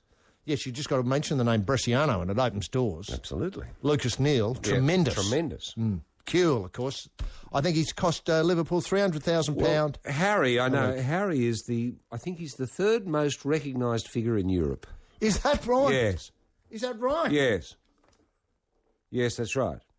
And can we get that's right. Can we get a bit of context there? I mean, would, I'm just trying to think, would Jordan... Just for argument's sake. No, I think it goes David Beckham. David Beckham, yes. Is the most recognisable face. Tony Blair. Yes. And then Harry Kuehl. Isn't that amazing? Yeah. Wow. Yeah. Gee, that does put it into perspective. Yeah. Well, I think Vladimir Putin comes in at fourth. And where's Big Dukes? Any idea? Big Dukes, I think, is in the top 12. 45 there and down to Mexico. Boca 45. Now, this is the Life on Triple J. And, Roy, what did you make of this comment during the week of, obviously, Swans playing very well? I think they're 13 goals to 1 up early in the third quarter at the SCG against the Richmond Tigers. They hardly need Barry back, but Barry Hall's being out of the game because he obviously clocked Brent Staker. But it's been good for him. The band's been good for him, and it'll probably extend his career. It seems that this is completely unfair, though. He was meant to treat it as a penalty. But he seems to have gone from strength to strength. Well, it's improved his fitness, hasn't it? It's improved his fitness. Freshened him up. Yeah, and the team, I should say, don't seem to be missing him all that much. So there's been no punishment, really, for the club or for Barry, has there? It doesn't appear that way. They found another player to fill in his shoes who's miles better than him. Yeah. And can I ask you about, as mentioned in the opening comments, the needle in the haystack? I mean, do you feel as though any progress has been made there? Not really, no. I think the trail's gone cold, hasn't it? Too much, eh? Barry can't remember anything about it. I mean, he looks at the videos now and wonders whether it's really him involved. And some are suggesting conspiracy, it was digitally enhanced. And it really wasn't him involved at all. Right. So he's just sort of enjoying his holiday and, drops down and sees the boys every couple of days, and they seem happy to see him. And it's win-win-win all around. So maybe the AFL's got to look at its punishments. Mm-hmm. Maybe denial of freedoms is the way to go. Well, we've always said that. Jail. Maybe this is a civil action. Would have helped. Would help in this instance. Yeah. And then we've got the case of Nick Darcy. You know, you feel as though there's no... Let's face it, I think, can I just put it, it's been a win-win for football and Barry and the Sydney Swans, because they're obviously playing a lot better now than when he was there. They were all talking about how the wheels were coming off. Yeah. Now we get Nick Darcy's case. Well, Nick Darcy's a sort of different case, really, isn't it? I understand that, because it didn't happen in a swimming pool. No, it happened in a bar. Yeah, after hours. Which, to me, makes it... it should have nothing to do with his swimming. No. You know, the way I see Nick Darcy, and I'm sure I can speak on behalf of the former Minister for Sport, Rod Kemp. That is that we've invested a hell of a lot of money in Nick Darcy, and he's a gold medal chance, and a gold medal is roughly costing us $4 million per medal. Mm-hmm. Well, not gold, just any medal costs us roughly around $4 million. Mm-hmm. So the nation has a huge investment in this bloke. So you're not punishing Nick Darcy, you're punishing Australia. Us. It's like, you know, keeping the whole class in because of one... clown. Yeah. And surely, to goodness, you know, you've got to cut this bloke a bit of slack. You know, I think there's some slack. And what was the other bloke doing there anyway? I know.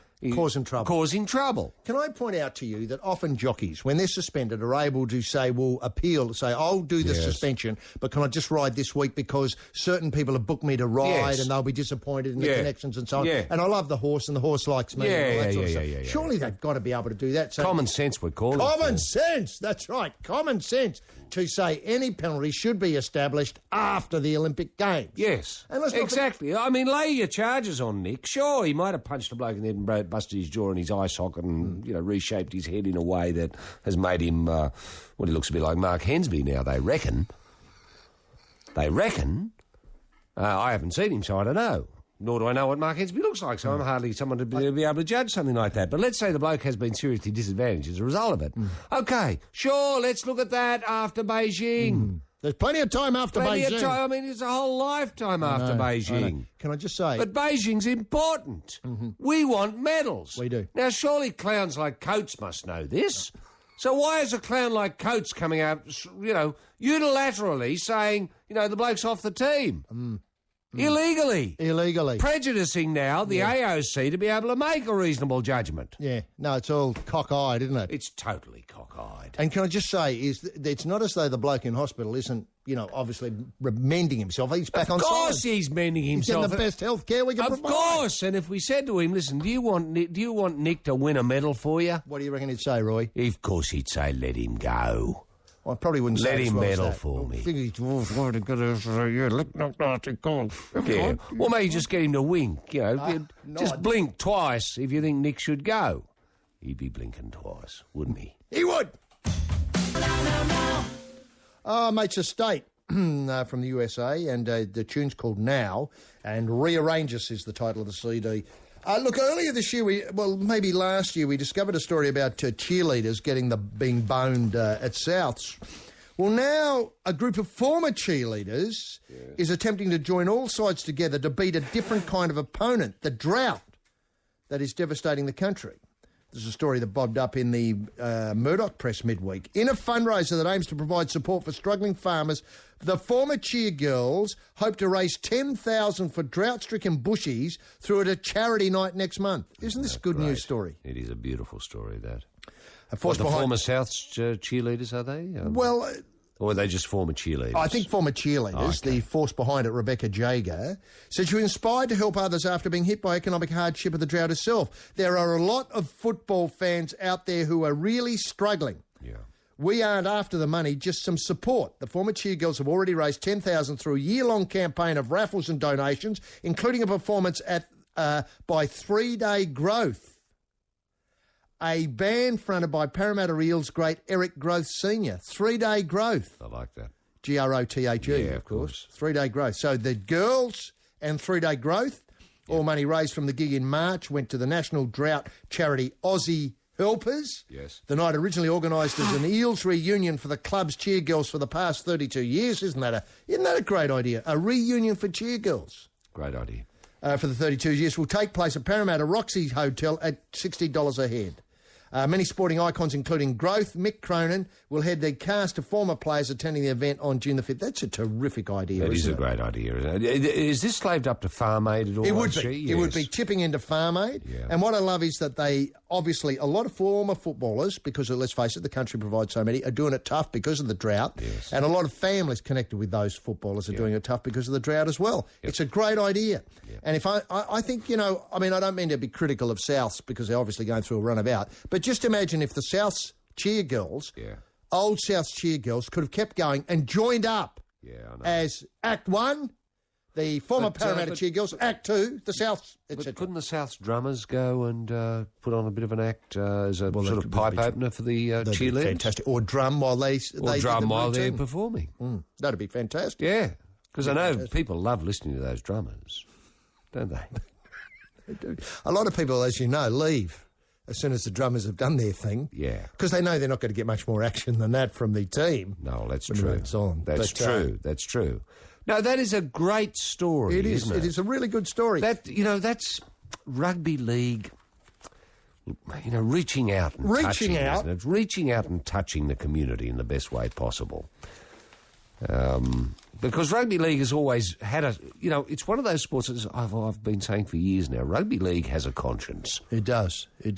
And I'll give you an idea. Look, that's on one hand, but now the Dragons players, Brett and Josh Morris, the Chips. Yeah. Last week, maybe a fortnight ago, bowled over the workers at Illawarra Strike Zone when they visited the bowling alley, to help raise funds for Camp Quality. Well, that's great. It's a very good idea. Amazing to see the Twins arrive. Turn up.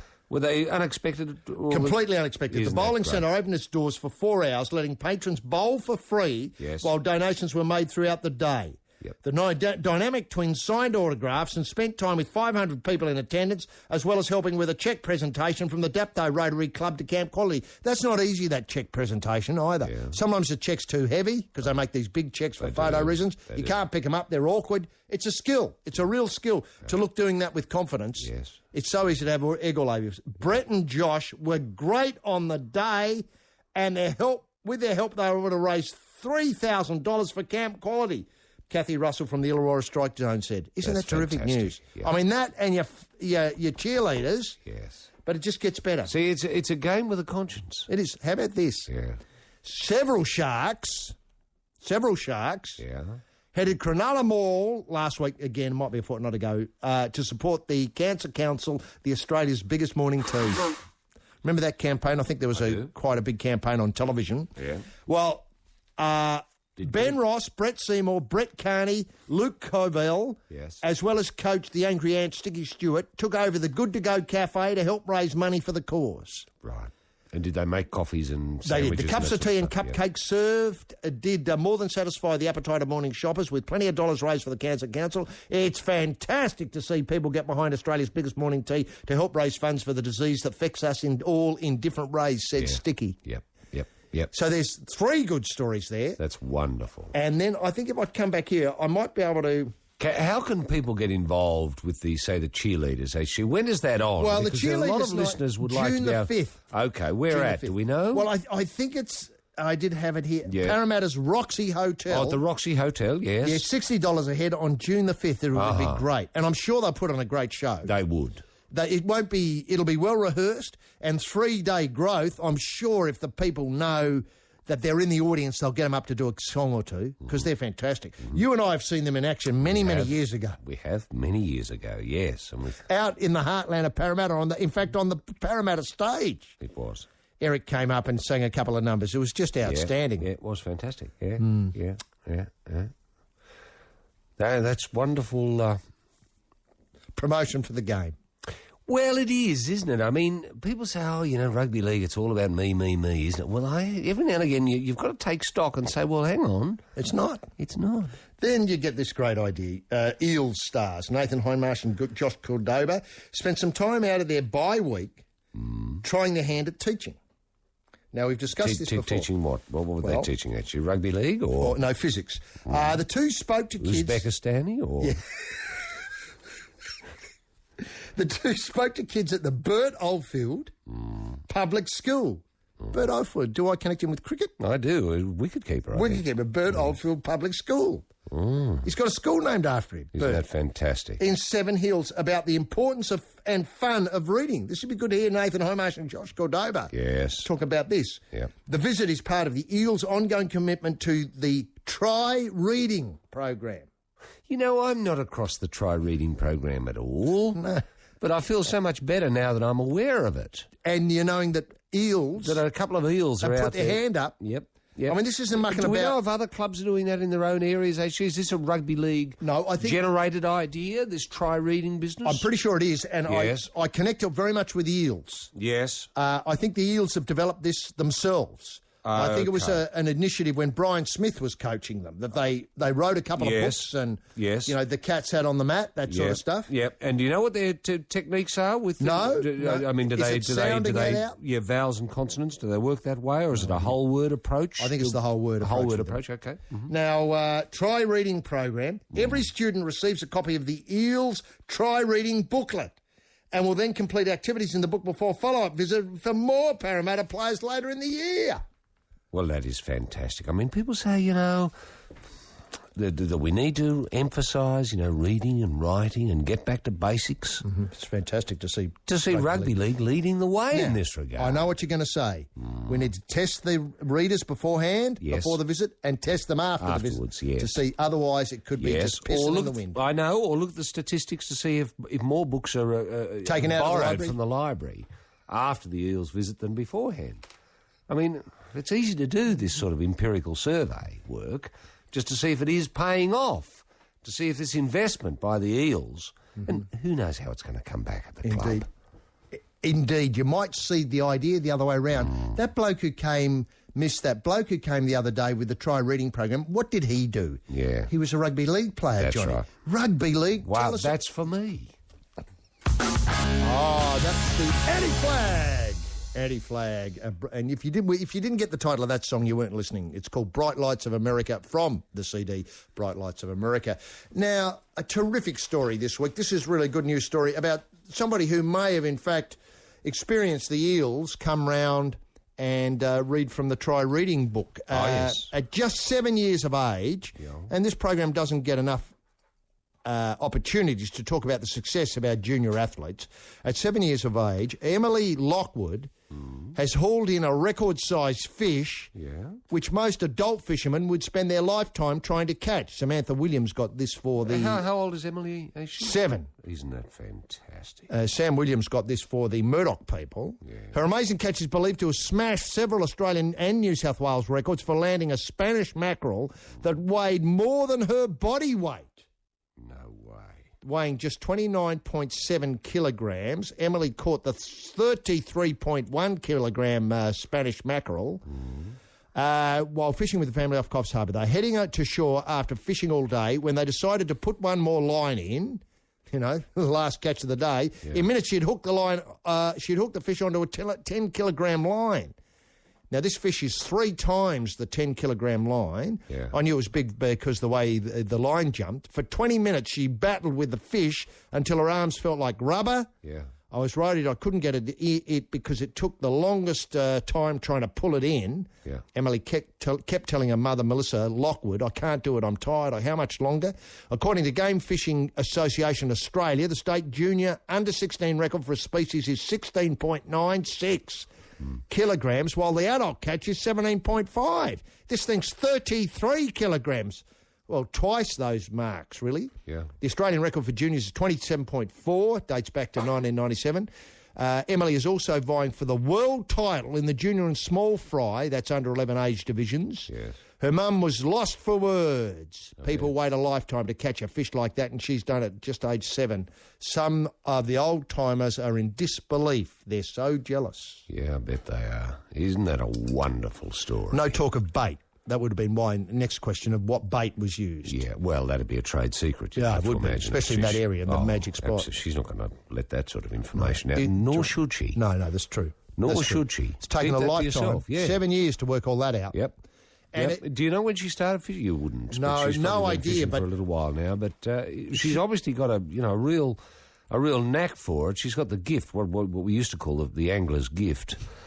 She's obviously got that. The fish is at least half as big as her. Yes. It's just fantastic.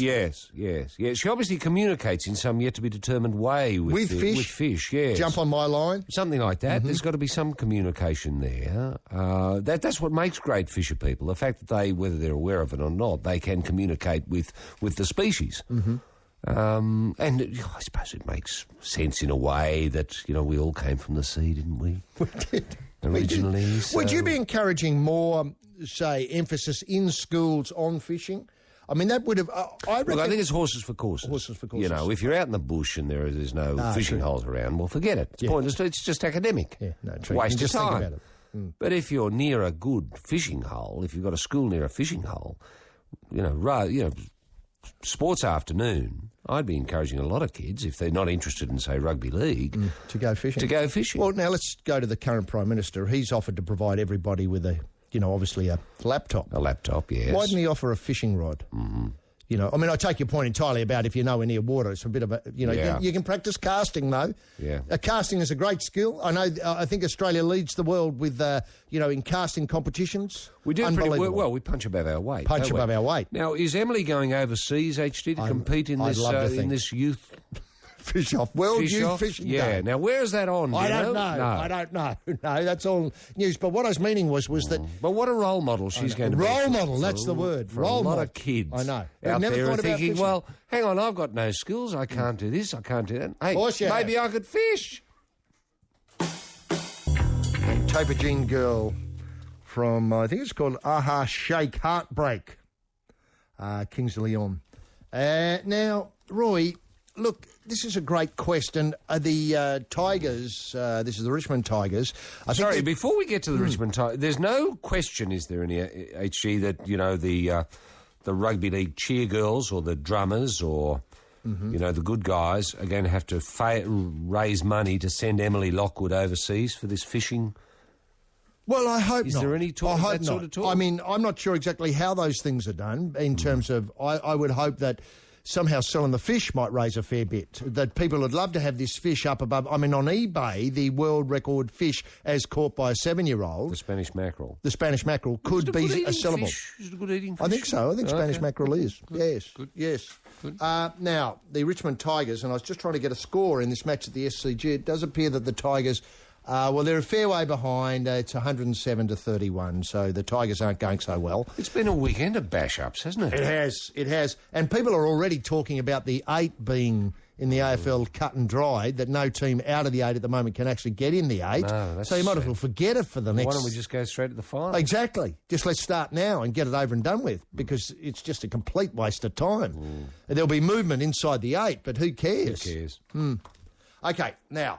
I think it's, I'm right in saying in about a fortnight's time, there's the 100th anniversary of the Tigers playing football.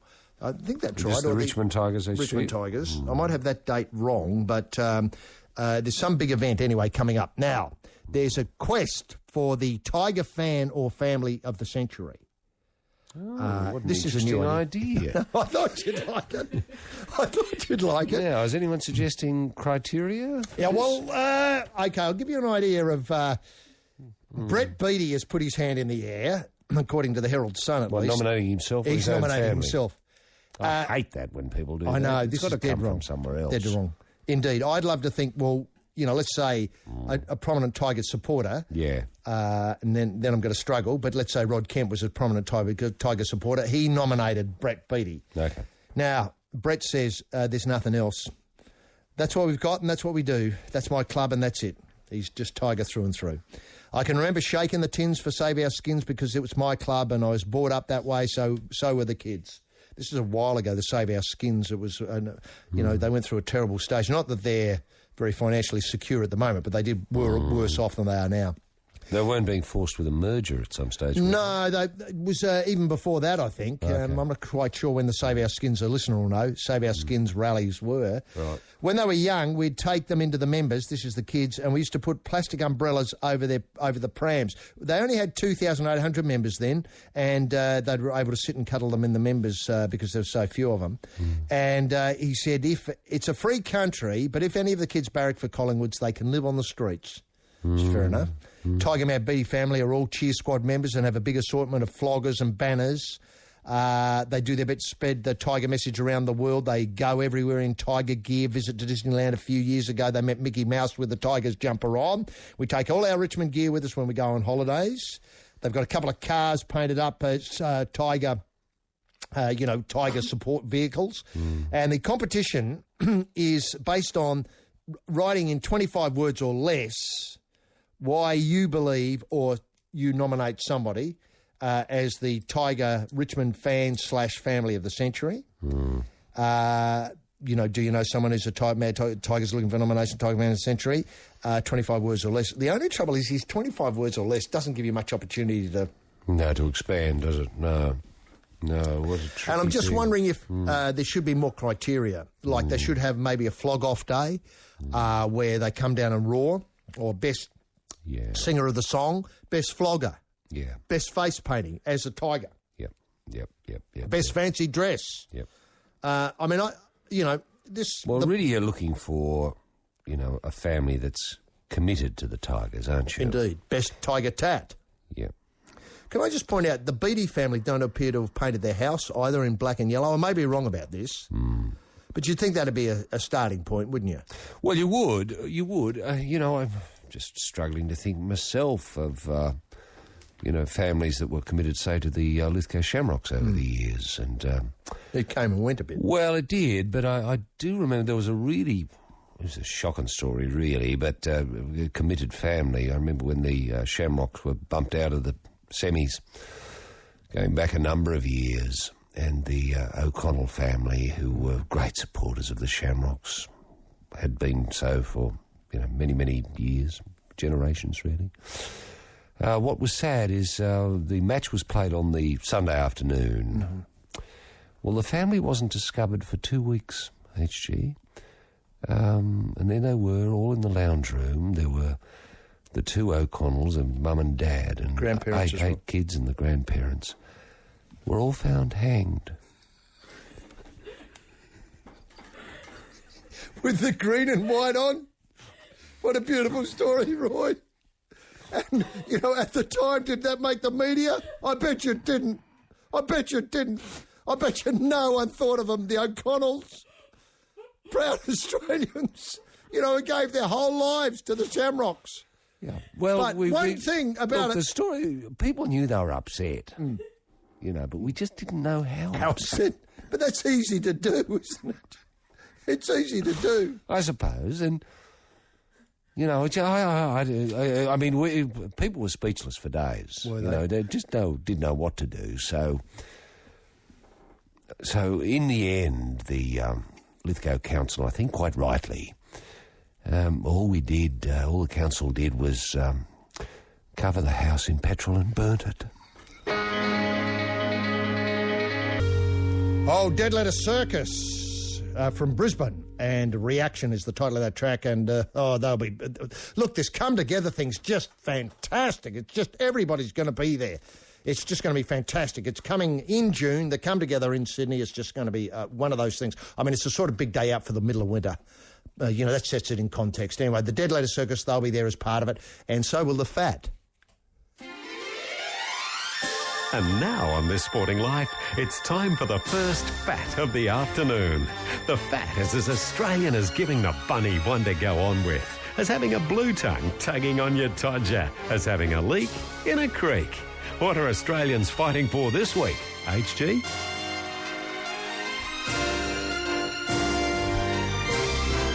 Well, I've got a fantastic anchor to the prize of. It's a Regurgitator T-shirt.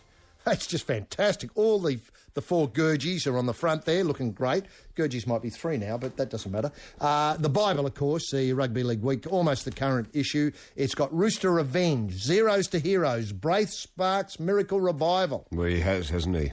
Incredible. And 3 CDs. We've got Dan Lissac versus Scroobius Pip, which we're playing a lot of on Triple J. We've got So It's So Wrong It's Right, All Time Low. And Satellite Party. This is Perry Farrell's Satellite Party, featuring Flea, Peter Hook, Fergie, Moore, includes Wish Upon a Dog Star. So it's a great prize for all...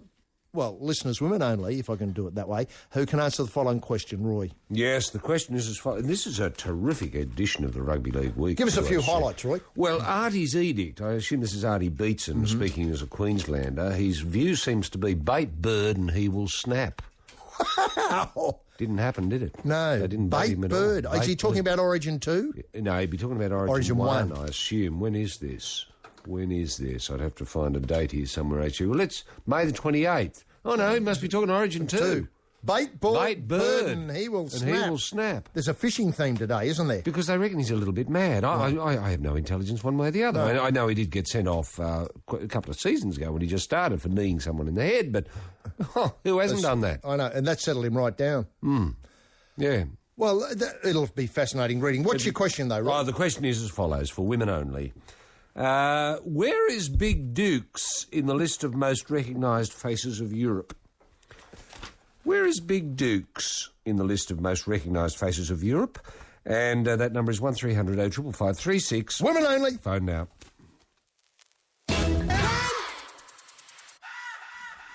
Oh, Niles Barkley there, off-played track on Triple J Run from The Odd Couple. That's the CeeLo Danger Mouse collaboration that's on high rotation here at Triple J. Who are we talking to, Roy? Yes, we're joined by Kathleen, who's joining us from Balmain in New South Wales. How are you there, Kathleen? G'day, boys. I'm good, thank you. Now, Kathleen, I noticed the Balmain Leagues Club, Benny Elias, I've heard Benny, who's on the board, is trying to expand it now. They have 2 acres of area there to put in a huge complex including 150 houses on top of the club. Now, how's that going? I think they're striking a little bit of difficulty with Leichhardt Council at this stage. I don't know why. Well, I think so. But would you see this as a good development? Well, I mean, look, it's on Victoria Road. Who's going to want to live above the Leagues Club on Victoria? I mean, yeah, it's the main road, so I can certainly see yourself having a beer there of an afternoon, and to make it better, because, let's face it, no one goes there now as it is, even if you are an avid Balmain supporter. It's not really the place to go. But a lot of people would love to live on top of the club. You can just walk downstairs and that's true. Play the poker machines. And... Yes, you wouldn't have to go too far, would you? So, yeah, I can see that there'd be definitely some benefits, but for me, the drawback would be the whole Victoria Road thing. And Kathleen, living in Balmain as you do you ever think, I might go out tonight, I might see what's happening at the Balmain Leagues? At the leagues? Well, they often, the steak sign often grabs me. I often think they probably do a good slab of meat, but I must admit I haven't ventured in there, and I've been living in Balmain on and off for 10, 12 years. 10 or 12 years, and you've never been to the Balmain Leagues? No, but I've been to plenty of games. I will tell you that, but I honestly haven't been in there. Right. Now, look, you're not stuck for choice in the Balmain area, though. That's part of the problem. I'm East Balmain, see? So when you're that far down, your choice is even thicker, exactly. But you could get a bus up to Victoria Road without any difficulty at all and just waddle down to the Leagues Club there, and honestly, they would see you right. Oh, well, they'd welcome me in, let me tell you that. I think they would welcome me in, but, I am spoilt for choice up my end of town, so, mind you, I do see many people take that option, and they probably should be walking, but, I see many on that bus. Now, where do you stand on the other big debate in the Balmain area about the Balmain Leagues ground, which had another wonderful weekend last weekend? It might have been Sunday. Leichhardt Oval. Sorry, Leichhardt Oval. Yeah. Sorry. Right. Leichhardt Oval. Now, last Sunday, it was sort of bumper, back to the suburbs, a beautiful afternoon. Rugby league, as I remember it as a kid. As it should be. That's right. Sunday afternoon, 3 o'clock kick-off, crammed in there. Yep. Everybody had a great time. Have you been to Leichhardt Oval? I have been, but not in the recent times, not since they're doing their whiz-bang developments, whatever it is that they're doing. So since the Tigers left us and they went to where they further out. Yeah, further away. Yeah. So you're not you haven't attached yourselves to the West's Tigers. No, I must say I haven't.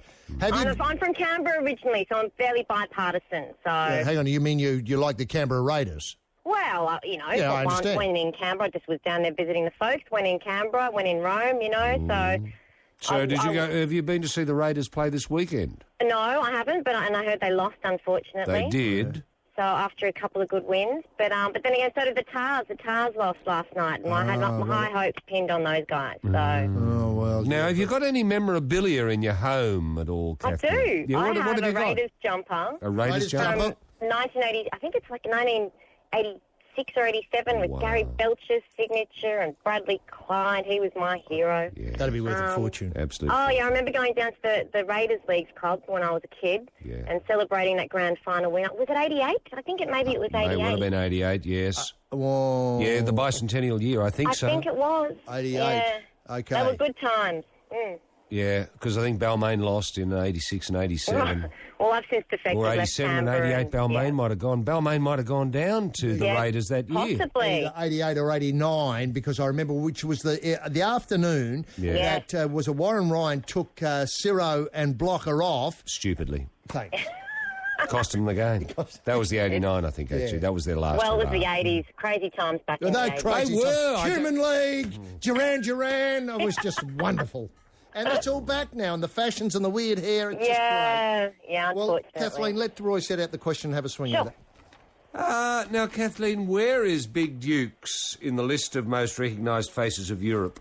Well, he's certainly not as famous as Harry Kewell, who would be probably number 2 or 3, I think. But I think he's in the top 12. Absolutely right, Kathleen. The Regurgitator shirt, the Bible, and the 3 CDs. We'll get them in the mail to you as soon as we can, and they'll be there before the Raiders play their next game. In the meantime, thanks very much for being part of this sporting life. Thank you, gentlemen. See ya. Bye. Bye. 3 on the trot there on the life as the Future Heads fade away in the background. Future Heads from England. Radio Heart is the title of the track. The title of the CD is This Is Not the World. We began with Nick Cave and the Bad Seeds. More news from nowhere, the title of the track. And, they're nominated for a 2008 J Award.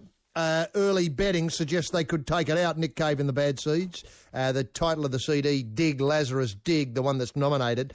And then the Ting Tings, We Walk, the title of the track from the UK. We Started Nothing is the title of the Ting Tings record. And you heard them all on the life on Triple J. Howdy doody car lovers, your old mate Frosty LaHood here. Now I'm an old-fashioned operator. If someone wants a Hyundai, I sell it to them. And I do it with a little bit of fun, that no root, no toot masquerade. But now my son Frosty Jr. has left school and signed with Frosty LaHood Motors, and I am as pleased as punch. Frosty Jr. is very mature in his approach and has brought a school bag full of great ideas to the business. He's had some superb professional quality videos knocked up from the footage of couples in action test driving our price-to-sell units. These videos look fantastic. No plot, no gear, no need. They're all action and leave nothing to the imagination. So, if you buy a Nibiru wagon today, you get a free copy of Chicks and Big Sticks. That's Frosty Jr.'s Porno Bluey Video 6-pack, plus the famed no root, no toot guarantee. So, if you want a car, you want a root, or you want a watch, then see me and the young bloke at Frosty LaHood Motors. Thanks for listening, Australia. Hey swingers, Roy and HG's Rent-A-Star International has brought online a number of high-powered, inspirational golfers who can motivate your staff beyond your wildest dreams, and all have master's credentials. How about one of these names to headline your preschool trivia night or hospital fundraiser? Davis Love III, Jasper Parnevik, Mark Calcavecchia, the brilliant Ernie Els, and the Zimbabwean Eagle Machine, Nick Price. All are fabulous speakers with a full bag of tales to tell. So get in touch with the specialists. If you're a young family looking for daycare solutions in your area, then I recommend the Alan Jones Scouts for God childcare facility. It's the only real 24-hour, 7 days a week, 365 days a year solution. And they really, really care for kids. Their motto is, if you're happy and the kids are happy, there's a fair chance we're happy as well. Roy, look, we have been concerned by the increase of severity of the tackles in both rugby league and the AFL this year, which are really starting to take a toll on a player who might have been playing for a little while, like one person who comes to mind is Preston Campbell, the former Dally M medal winner, has had to pass a series of medical tests to return to the NRL after suffering memory loss in some of his matches. Now, memory loss can help, I think, some players. Who can forget Royce Simmons in that, might have been about the 92 grand final, where he's knocked completely rotten in the first 5 minutes and then went on to play a man-of-the-match performance. Scored 3 tries. Scored 3 tries. You can't remember a thing about it. The only thing you can remember is that he said he'd buy everyone in Penrith a beer. Yeah. Now, Campbell has taken a heavy head knocks 3 times this season playing for the Gold Coast and was subjected to a series of reflex tests to ensure there was no lasting damage. James Hooper got this for the Murdoch people.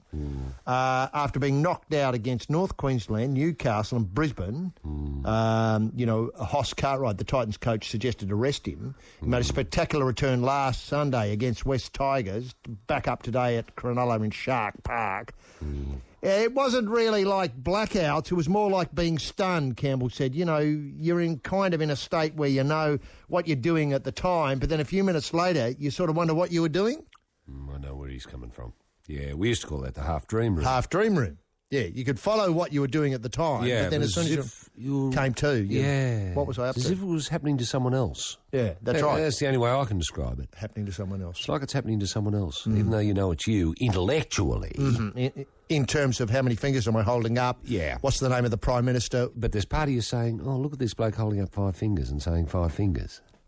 It's not me. It's not me. Yeah. Oh, I know. I've been there a million times. He said, this is Preston, it's knocked me around pretty seriously against Newcastle. I copped a knock and tried to jump up as quickly as I could because they'd make a break and my legs just wouldn't work. I was thinking, oh, Jesus, there's something going on here. Yeah. But I'm just going... And then I just sort of come good. Then the doctor noticed I wasn't doing too well when I was a little bit crook after the game. Yeah. I mentioned that I copped a bit in other games this season. I couldn't remember as much about the first half, but then it came back a few days later. Probably didn't help. I said that I had a few knocks in earlier games. Now, the Gold Coast Chief Executive confirmed the medical staff had taken precautions with Preston. We've had some minor concerns about the head knocks that he had. When he injured his ankle, he possibly could have played, but we elected to play it safe. Well, that's wise. Especially because they're more worried about the foot than they are the head. Obviously, yes. Which They'll is rest fair him enough. with an ankle, but not with a head. Well, you don't need your head all that much. You don't know. As long as you can remember to duck. Well, that's right. Well, Preston's got to look at his technique. Technique? You know, it's up to Cartwright, the coach, to have a look at his technique and see if he is putting his head in the wrong spot at the wrong time. Technique. It's as simple as that, isn't it? I mean, it certainly is. Because if you find yourself knocked out, 4 or 5 and 6 games in a row, you've got to say, well, hang on, what's going on here? Either I'm enjoying it and should relax and just take the blows to the head, or I'm doing something fundamentally wrong. Yeah. Which is when I see the boot coming at me, I should move my head away. Or the elbow raised in the tackle. He's a little bloke, though. He's a tiny give it to fellow, him. Yeah, they'd give it to him. Yeah, they would. They would. But mercifully, evidence these days seems to suggest that the brain can regrow. True. So it's a small sacrifice to make, really. True. It? Would you think Preston might get a whole new brain out of it? Because obviously it's a bit hard to know exactly whether the new brain would regrow and join up the old bits of the memory or it'd be fresh memory. Can't help you. No, that's right. But I think your ability to remember can be enhanced over time, as long as once the bashing of the head finishes and the things start to clarify a little bit and settle down. Yeah, things can regrow. I think now their techniques of supplying the right chemistry to is vastly on track. improved. Yeah. Well, that's great. It was a good news story. It is a good news story. Often in the old days, you'd see players just vegetables. Yeah, totally.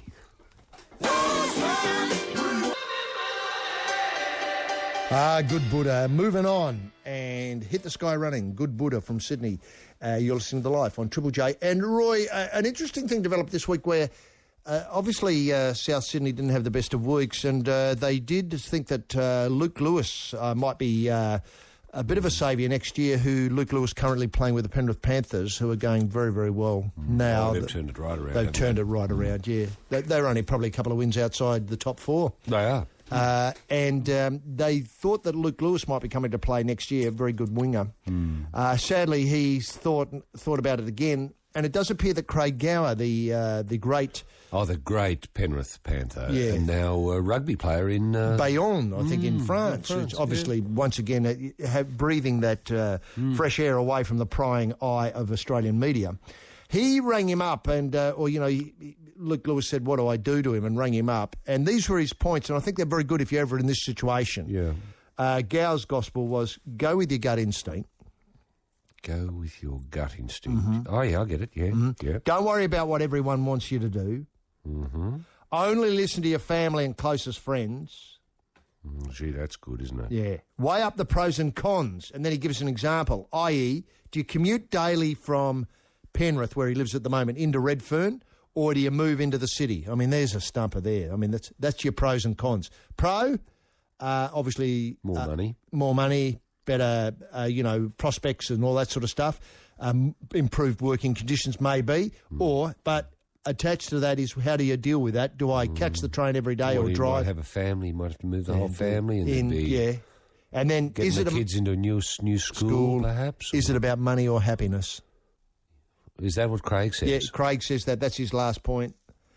Well, I know most rugby league players, and I think I speak for most sportsmen, will go with happiness over money every time. Every time, yeah. I mean, it's all about happiness. I mean, that's why people like Harry Kewell went to Liverpool. Exactly. Because they were just happier there. Exactly. And once you're happy, the money flows, It does. So often there's a coincidence between you being happy and, a fatter wallet. It's true, isn't it? It is true. When you put it like that, that's absolutely true. I often say to people, follow your heart. Yeah. Follow your dreams, because that's where the money is. Now, I think if I set this out, was that there was a bit of a meeting. Luke was about to sign. The what's been described as the Bunnies boil-over happened. He thought, maybe I shouldn't go there because maybe there won't be a club. They'd be lucky to pay me if I sign for $1 million, or if I sign for $10, they're going to be lucky to pay me. Then he took a phone call from Craig Gower, almost exactly the same time as he had the tete-a-tete with Russell Crowe at the Woolloomooloo Steakhouse, or Kingsley Steakhouse in Woolloomooloo. And then Craig set out these points, and that does appear to be, when he added it all up, his final comment was, there's been a lot of great players at the Panthers that have been there for a majority of their careers, like Gowie, Tony Pulatua, Brandy Alexander. It's unreal to know that now I've secured my future, he means signing a deal with the Panthers, for another 4 years. It's pretty much going to see out my career in the NRL. To be at one club is a great honour. Well, it is, isn't it? That's incredible. That's so refreshing in this day and age where people swap clubs seemingly every 6 weeks. Yeah, not following the happiness trail, following the money trail. And that's why there's so much deep unhappiness in rugby league at the moment. Wherever I go with conferences, what have you, talking to schools, clubs and schools, I say, put happiness first. How does that message go over? Put loyalty first. Is that happiness? Well, you can only do your best, HG, and just hope the message gets through, Do you have any vision to support this, or slides that you take along, or little stories? No, just testaments, personal testament. I usually go with one or two players, that have been happy, generally speaking, because they've stayed with the one club, and talk them through that, and just talk about policies, reducing the cost of rugby league footballs by 5 cents. I mean, that's one of our policies. Do you have a fuel policy on getting people to games and stuff like that? Yeah. What I'd like to see. Could you argue a tax break? Clubs subsidise travel, but a tax break for genuine rugby league purposes, say maybe completely tax deductible. Yeah. Any money's expended on on approved rugby league purposes. Well, look, we're looking at an idealised future here, aren't we? I'm interested in future-proofing rugby league. And that's the sort of way we've got to go. I've been meeting with people in Canberra about this, about how to, solve some of rugby league's problems in terms of future-proofing. And, look, they're listening at the moment. Nothing's happened, obviously, but they're listening. And do you feel as though you'd like to see... I know we've talked about the... And happiness is part of that, HJ. See, happiness will follow, the way I see it. When Australian Rugby League is strong, Australians, generally speaking, are very happy.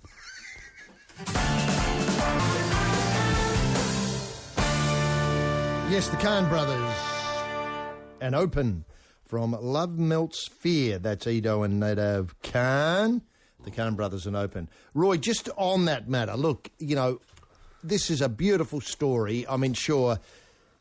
We're talking about happiness here. Happiness and rugby league and just following your heart and all that sort of stuff. Brad Moran, some bitey Brad Moran, as many people would know him, is NRL's version of blue collar, according to James Hooper in the Murdoch Press. An honest toiler on $55,000 a year who labours to feed a family and pay a mortgage, and he labours at rugby league. You won't see Moran complaining, though. He's not the type. But for Bulldogs fans, it's hard to ignore the difference financially and contractually perspectives of the club's back rowers. On one side of the kennel is Sonny Bill, SPW, who tells us he's unhappy and is underpaid, earning the best part of $500,000 a season. Told Williams wants out, all black, etc. On the leaner side of the Bulldogs' pay packet pasture is Moran, Bitey Brad. The loyal forward, so desperate for a new deal at the Dogs, he told his manager not to bother looking anywhere else. Just get it done and try and get him a bit more and, you know, than he's on now. Moran subsidises his income. He subsidises, you know, his ability to play rugby league or his rugby league career. He doesn't make enough out of that with a TAFE scholarship in business organisation through the Bulldogs. He runs a southwestern Sydney home on a single income with a mortgage and a new son, Riley. Williams, of course, is on $2.6 million over the next 5 years. But Moran doesn't whine. If you're playing regular first grade, I don't think the minimum wage is probably enough when you compare it with other sports, Bitey says. I just think the gap between the highest paid player and the minimum $50,000 is probably a bit much. But I've got a pretty good lifestyle. I'm doing what I love. So I could never complain. I don't begrudge anyone getting money. It's just what you put into it, you sometimes feel like you don't get out of it. Moran plans to explain he doesn't resent top players earning their market value. What cuts him is the overpaid and overrated rivals. We know who they are, don't we? The worst is when you see blokes at other clubs and you know what they're on and you feel they're only going as good as you. That's what pisses me off. Sometimes you can't afford the rego. Gets a bit scary when you're having to think about it, you know, obviously registering the car. These are the things you forget, though, aren't they, Roy? I mean, if you said said to me, do rugby league players have trouble registering their cars, I would say, get out of here. Yeah, that's right. They don't. No, there's a lot of stories there that are untold, actually. A lot of battling, you know, blokes, little Aussie battling back rowers, bloody rugby league players who... The spotlight rarely falls on them, HG. Unless they do something wrong. All your top end of town, you know, your Sonny Bills, your Willie Masons, your face of the eastern suburbs, all of these. And people think, oh, well, all rugby league players are getting a lot of money. Well, they're not. They're not. So she says here, when you're having to think about it the day before a game registering the car, he describes it as that's not ideal. Well, it does affect your form. If you're worried that you can't pay for your car, Rego, and you've got a match on the following day. I know. You know, it's not right. It's not right, because how are you going to get to the game? Yeah. You're going to take a risk and drive an unregistered car? Well, imagine if you had an accident. I know, and there's young Riley to think about. Riley, and yeah. young Riley's school fees will be coming up soon, I suppose. And I've got a house, a wife, a kid, and I've got mates who are labourers earning more than me, and they ask me, you know, when we go out to buy them a drink. Yeah, that'll be right. I'm in the middle of negotiations in a new contract, so we'll see what happens there. But it's great, though, that happiness doesn't come from money. It comes from doing what you love with a bunch of mates. That's right. Who you're prepared to put in for. That's right. And I'm sure, Brad, you would be the first to agree that Sonny Bill is minimum 10 times the player he is. Yes, the Arctic Monkeys there. Fluorescent Adolescent from Favourite Worst Nightmares on the Life on Triple J. Roy, look, Mundine. Oh, wasn't it fantastic? It was. It was just incredible. Wednesday night. And now he appears to be, if I can put my hand on the information, he appears to be wanting to become a middleweight. Yes. To go... That's right. Then a light heavy. Yeah. He's going to go through middle to light heavy. That's right. That's right. He's got a real plan. He's going to, you know, mix and match other belts. His main thing is to try and find people who will actually give him some money. Is that right? Well, that's right. And what he's finding is he's too good a fighter. It's hard to get fights because no one wants to fight him because he's too good. That's right. In the division he's in. In the division... No, in all the divisions. I mean, even the light heavies are running from him. According to an article I read this week. Could that be right? Well, I don't know. She's got. If he goes down a bit, he can get into those, the Winky Wright and the Joe Calzaghe type fighters. Yeah, but hasn't he got to find Kessler again? Well, I mean, he does. He does. I mean, it doesn't matter how many belts he's got with him at the end of his career. There's that question mark of Kessler. Kessler did him. Can I ask, he's got unfinished business, can I suggest, with Hitman Kessler. How many more bouts has he got in him? We're looking at him the other night. Well, how many does he do? About one a year? I suppose so. Well, I guess he'd have 4 left in him. I suppose so. Well, that could be enough. And he's the trouble is he's searching for pay dirt, isn't he? He's really... Well, he's got to find pay dirt, yes. And what do you think... there is talk of Danny Green, of I know, course. well, I wanted to... I saw Danny there the other night, and Danny looked real good. He's incredible. You know, I was sitting with him and a couple of the blokes out of the Underbelly series. Aren't they getting out and about? They're really, really enjoying You can't go anywhere these days without striking the cast of Underbelly. It's incredible, isn't it? And when you see them with the real life people, it's just amazing. It's just got... I don't know.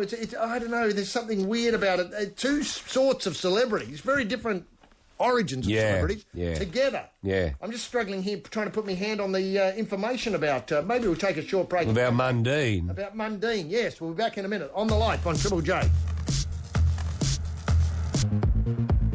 Yes, the preset's there. Nominated for the 2008 J Award.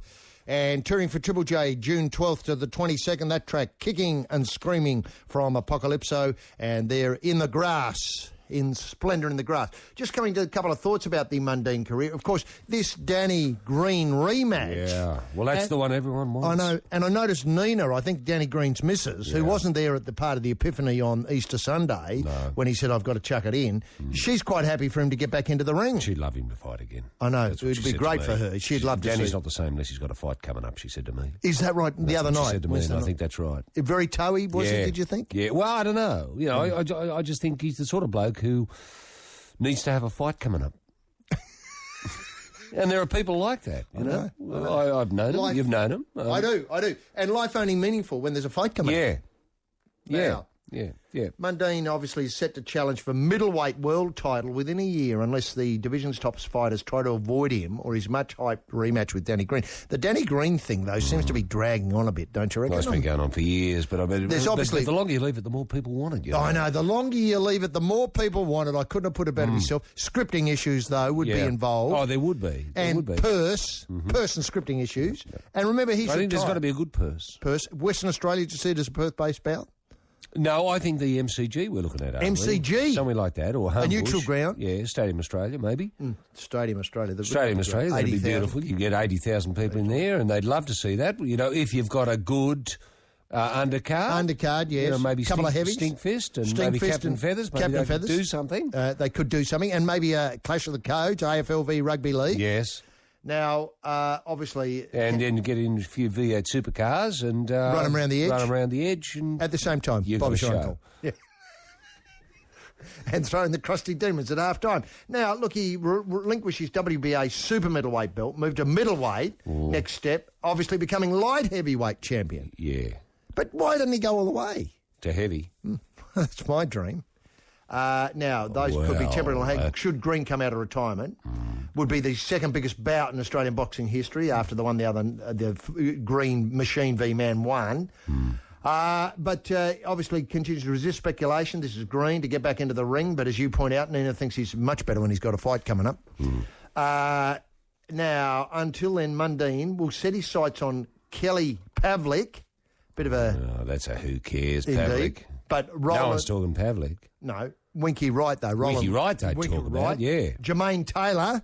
Well, he's no slouch. Felix Sturm. Well, Sturm I'd like to see him I'd love to see Man v Sturm. Man v Sturm.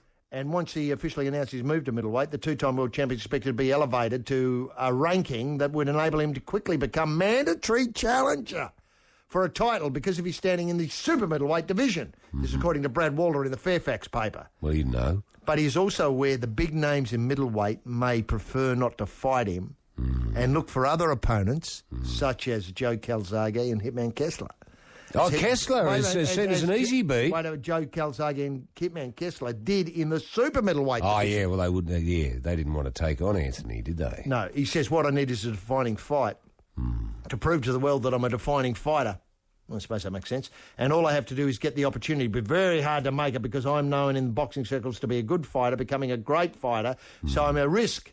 If I get the opportunity to fight Winky Wright or Calzaghe or Pavlik or one of those guys, then the whole world will know me. And when they see me fight, they'll, oh, hang on a minute, the whole world knows him already. Didn't he play rugby league and now become a boxer? Yeah, he did. When they see me fight, they'll know I'm a great fighter. I'm looking for greatness. I'm not looking for anything else. But it won't happen overnight. It may take 6 months, may take 12 months or even longer. The big names chase the big names, whereas they're taking a risk with me where they mightn't get paid or compensated for it. So yeah, he always makes sense, doesn't he? He makes sense. He just makes so much sense. But this is terrible because, you know, should Winky and Sturm get together, knock up a script, and obviously find a purse, then all of a sudden Chock's sidelined in the division that he wants to be getting at both those guys. Yeah, that's why he's got to chase Kessler. There's history there. And people know what they're going to get. People know what they're going to get. I tell you what, could somehow, you know, if we went up a couple of divisions, light, heavy, can you see a defining bout, say, with Lennox Lewis? Yes, wouldn't that be a defining bout? You know, people would love to see that. I think Lennox might have retired, though. But well, I just picked him as a Russian, though. There's a big Russian. Oh, Vladimir Klitschko. Yeah, Klitschko now. Klitschko, man. Yeah. Now you're talking. Well, that would be a defining fight for a defining fighter. It would. To take out Klitschko. To take out Klitschko would be just fantastic. And I tell you what, a warm-up bout against Sergeant Mirovic, Sergeant as Slaughter, as a lead-up, Big Bob Mirovic, couldn't go astray. Just get him a feel for the movement. To tune him up. Tune him up. Now, that is good. What I feel with Anthony, though, he needs... Has he ever spoken to Jeff Fennick? Because Jeff's been there. Jeff's had belts from varying divisions. Yes, he built it up and built it off and built it up another one and built it off again and then built it up another one, I think. Triple, yeah. Heavyweight specialist. Not heavyweight, sorry. Yeah, light, small and tiny and tiny. Feather and stick. Bannerman. Yeah, feather. Sub-bantam. Yeah, that's right, that lot. Lighter than, yeah. Angry. Now... To secure a big money bout with that calibre of opponent, Mundeeb would almost certainly have to fight in the US.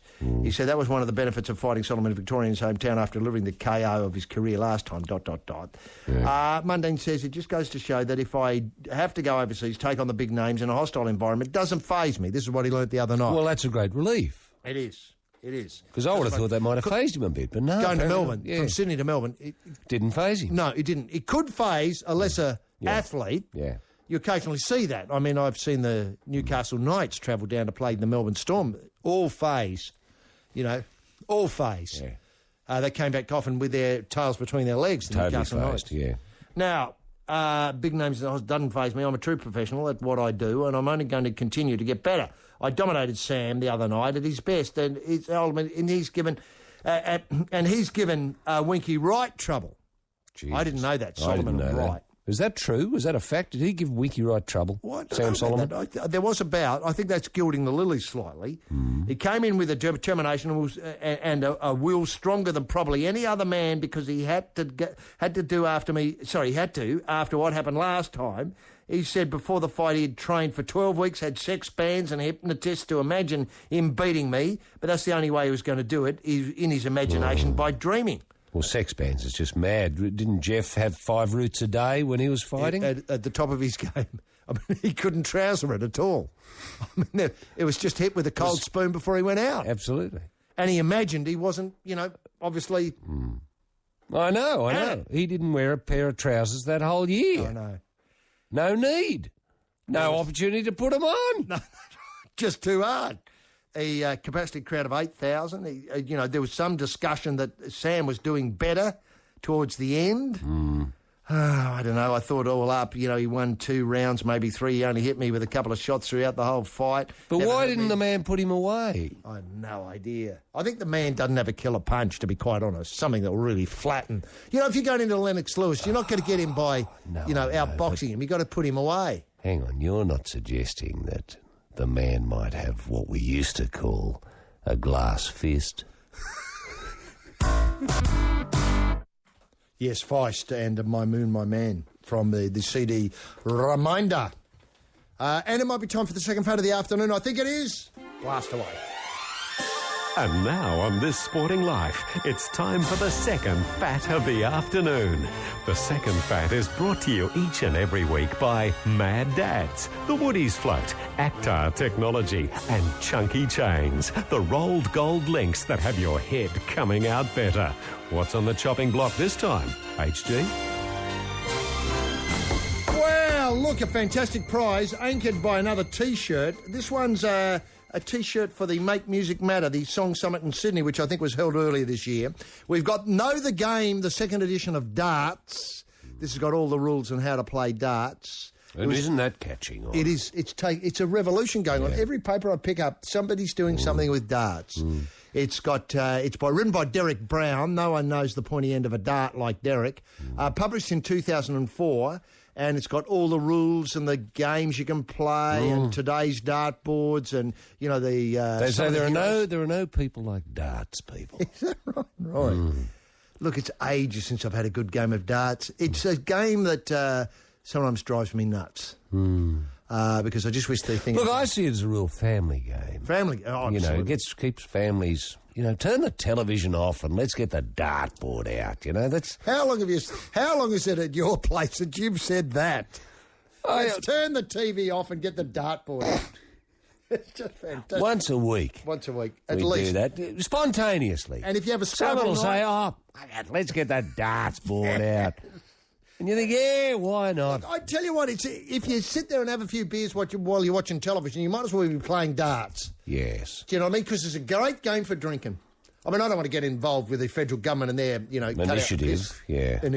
But generally speaking, it's a great game for people who like a drink.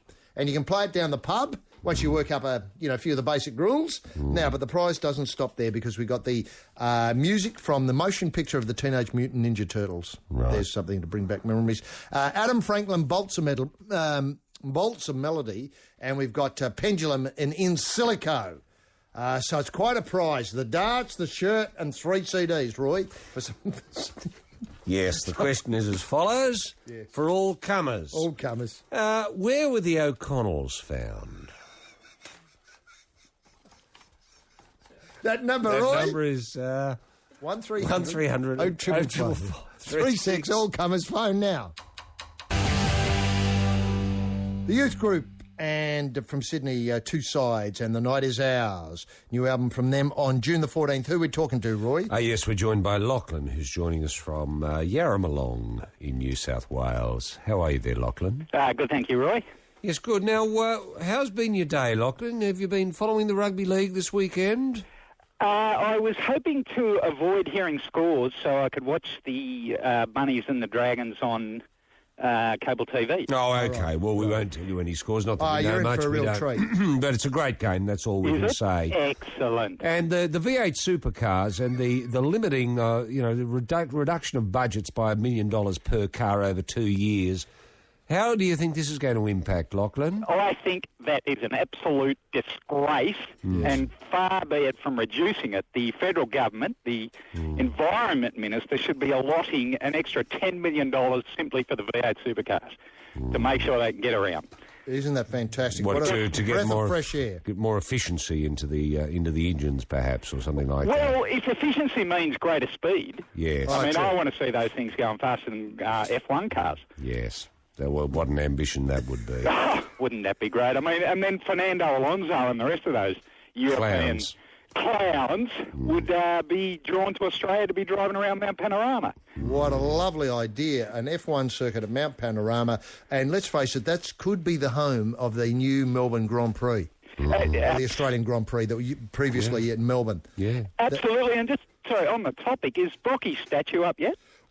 Look, we're not sure. There was a terrific... I did see a terrific drawing, which would take a little while to effect, of Brocky standing on top of a XU1 Tirana. That's right, but it was touched up, was it not, HG? Well, the difficulty was that I didn't think that they'd actually commissioned the well, how would I put it? The committee was headed up largely by Brocky's brother, and he knew what he liked in art and was obviously conveying this to the artist, who was then set off hard at work to produce a likeness of Brocky. They could obviously get the car fairly easily. But wasn't there a problem with the Bathurst Council about Marlboro being prominent? That's my recollection. It was a bone of contention about, the cigarette sponsorship. Yes. Now, as I understand, the artist had come back to the council and said, well, historically it was there. Now, what I can do is I can make it less prominent than on his car. But then it wouldn't be real, because it was really prominent on the car. Sadly, that was the argument. And then it's not true to life, and then where are we? Well, as Roy pointed out, easily the best Brocky image is of the bloke through the side window. Through the side window looking forward. Side, yes. Yeah, with a helmet on. But sadly, they wanted to go with some image that I can't remember of him standing on top of the car. Brocky never stood on top of the bloody car. I mean, that is just crazy. I mean, I wouldn't mind seeing him, say, underneath the car, just a couple of legs. Sticking out on the rolling boards. Yeah. And every so often he popped out. Yeah. And then went back under. Well, that'd be lovely. So I think Bathurst Council really need to get their act together. We want true to life. And my recollection is standing on top of a GTR XU1 Tirana after he'd won, I think, his first Bathurst. But anyway. Is that the one with the prominent Marlboro? Absolutely. The car was absolutely decked with decals of cigarette sponsorship. Well, see, that's what people don't realise, really, just how dependent Peter Brock was on the tobacco industry. Absolutely. You know, the tobacco industry has done more for Australian racing than anything else. Absolutely. And do they ever get any raps, actually? They don't. No, they don't. Can I just say, though, that the it's like the beer industry has done more for rugby league. Or Australian cricket. Yes. Than any other community. Now, Lachlan, have you got any memorabilia apart from obviously your photograph of Brocky standing on top of the XU1R Tirana? Have you got anything else there? I knew you'd ask me that, and I don't have any classic memorabilia except for my time in the UK where I've got Liverpool scarves. And but they were not signed by anyone famous. No, that's all right. So there are probably... But if they're attractively framed, Lachlan, there's no reason why, if you ever go back to the UK, you could take them with you and maybe, sell them. Fob them off. You sell them off. People would be interested. You get something out of that in terms of your super. I tell you what, you could go to the match tonight and get Harry to sign them. Absolutely. Now, that would be the way to go. Yes, and then once I return to the UK, I'm going to say Harry Kewell, genuine Liverpool scarf. You could name your own price. You could. I do, just one thing I would say, I do have my elder brother's football shirt when he played for Sawtell with the Cleal brothers. Wow. Yes. And have the Cleals signed it? No one signed it, but it is authentically tattered because that was a hellish grand final against Smithtown, 1978, and they won the, I think, Group 5 Cup. Wow. This was with Noel and Les as back rowers, was it? No, Noel and Les were still centres in those days. Oh, were they really? Yeah, they were lightning quick and massively big. My elder brother was a prop forward. His shirt is number 11. And I do have that at home. And Sawtell wore the Penrith colours. So, perhaps we'd get on to Craig Gow or someone like that. Well, it would have been a tough encounter. Oh, it was a nightmare. Nightmare. And Smithtown wore the Balmain Tigers colours, as were. Oh, lovely. The classic black V. Now, Lachlan, let Roy set out the question, have a swing at it. Thanks. Now, speaking of football as we were, Lachlan, where were the O'Connells found? Sadly, in their house with a dose of rope poisoning. That's absolutely right. The shirt, the song shirt, the darts and the 3 CDs, we'll get them in the mail to you, Lachlan, and they'll be there before next week's kick-off. And thanks very much for being part of this sporting life. Thanks, boys. See you, bye. Lachlan. Cheers. Yes, 2 on the trot there to get us a little bit further along the road to... let's see, Live at the Wireless with the Kings, which will be on in a few minutes' time. We had the music and Strength in Numbers. Of course, the music part of the Splendour in Grass Ensemble 08 and a new album from them on June the 14th. And then we had a song that survived to be revived. The Red Hot Chili Peppers and Scar Tissue from Californication on the Life on Triple J. Worried about the drought? Well, remember, every little bit helps. How often have you looked at the car in the driveway during a thunderstorm and noticed liquid gold bouncing off the bonnet because it simply has nowhere to go? Imagine being able to capture every drop. Well, now you can, with Australian technology created by the readers of Gumleaf. Enough is Enough, in association with John Lysart Industries, have designed the Warragamba, a stainless steel water tank suitable for all sedan boots, and a guttering system that, once fitted professionally, captures all precipitation and improves your car's handling and aerodynamics. Australians, please take note, if you want to keep full insurance cover, the Warragamba and gutters must be fitted by a full-ticketed, Gumleaf-approved automotive engineer. Builders, are scaffolding costs blowing your bottom line? All 457 crew come with their own bamboo. Builders is interstate transport sending you to the wall. Get a 457 crew to carry it there. Builders, are your shareholders tired of paying out profits in per diems? All 457 crews live on a sausage roll for a week and sleep on site in all weathers. Interested? Of course you are. Contact the Pacific Island International Labour Hire Specialists, Roy and HG.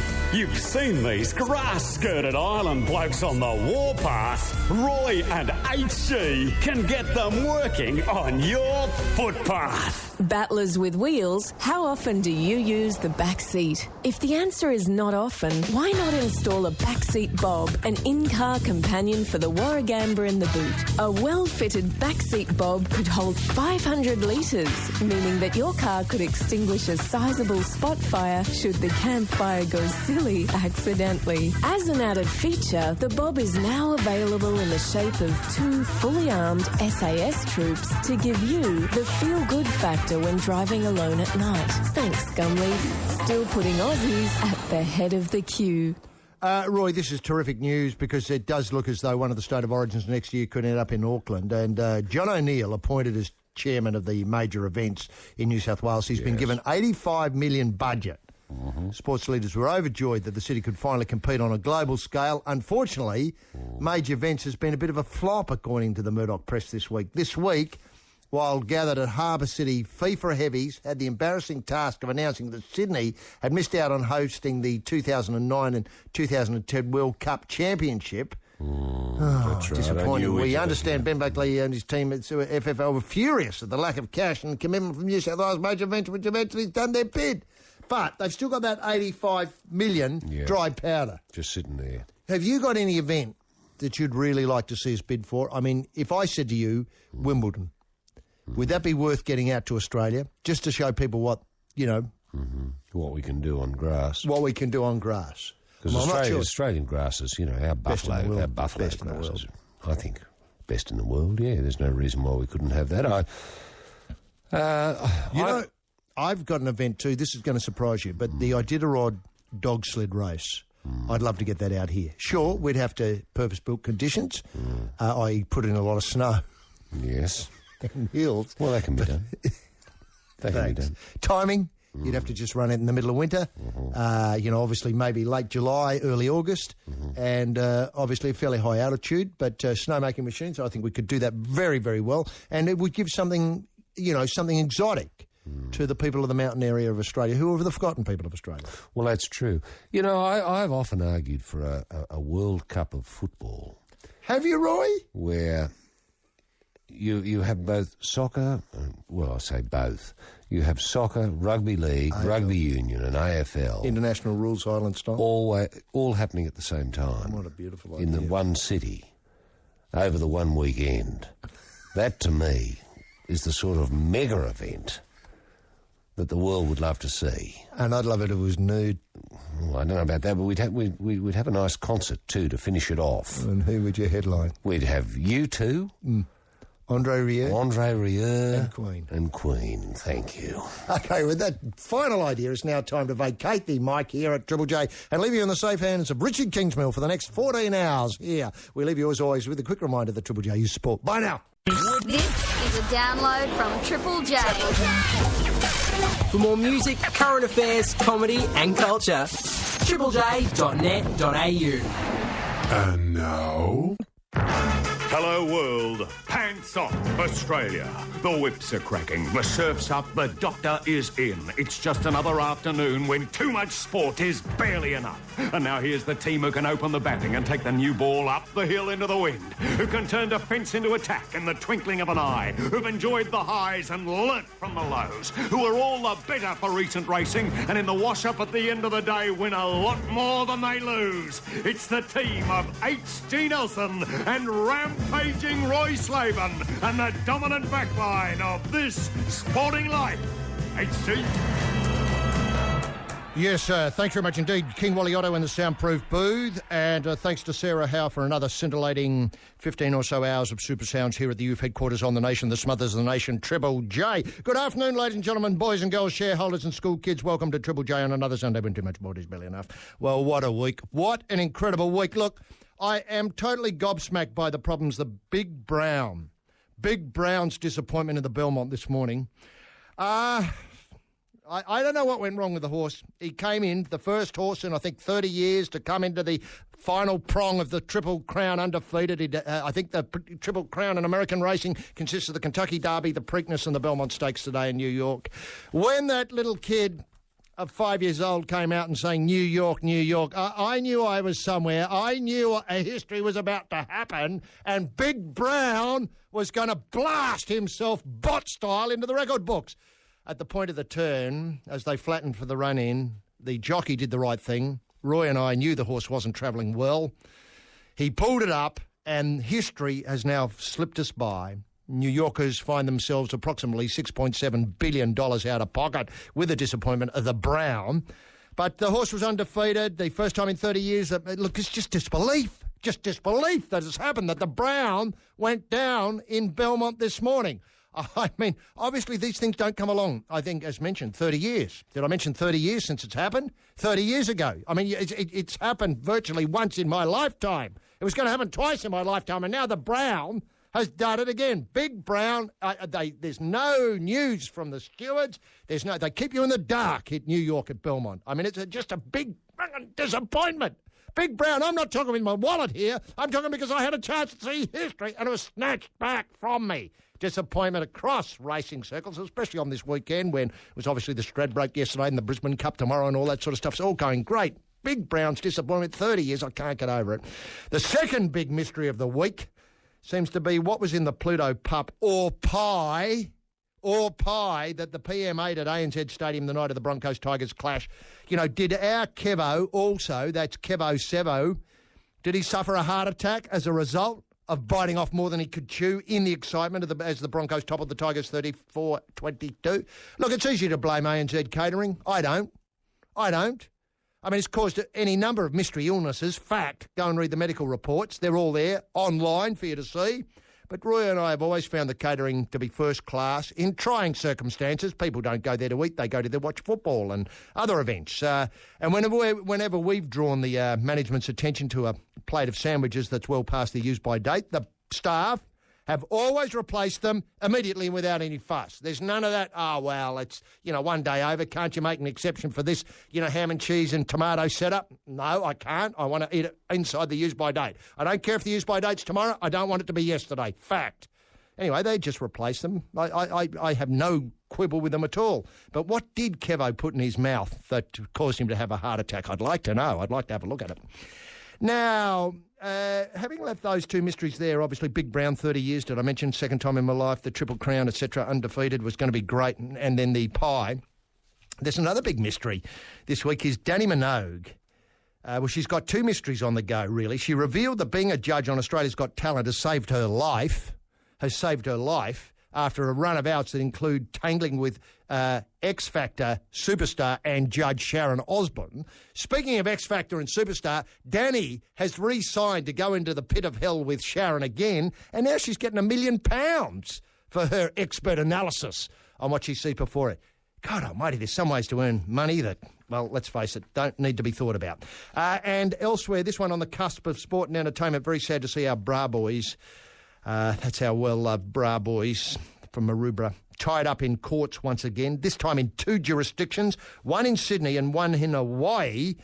And already I've alerted the Bra Boys to this via SMS. Already people who should not be, like me, are paddling out and having a go at the breaks without getting bashed up and looking forward to a good few days in the hospital. We're just paddling out, we're having a time of our lives and then coming back in. Nobody there to thump us on the back of the neck.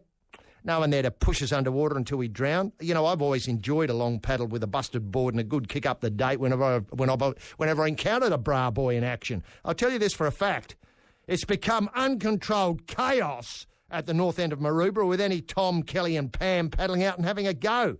I just hope the Bra Boys, can appeal to the judiciary and make it clear in their various jurisdictions to these law enforcement community that they have real and meaningful work to do, bashing up grommets who turn up looking for tubes all over southern Sydney, surf spots that have been theirs, i.e. the Bra Boys, for years, and in particular ours.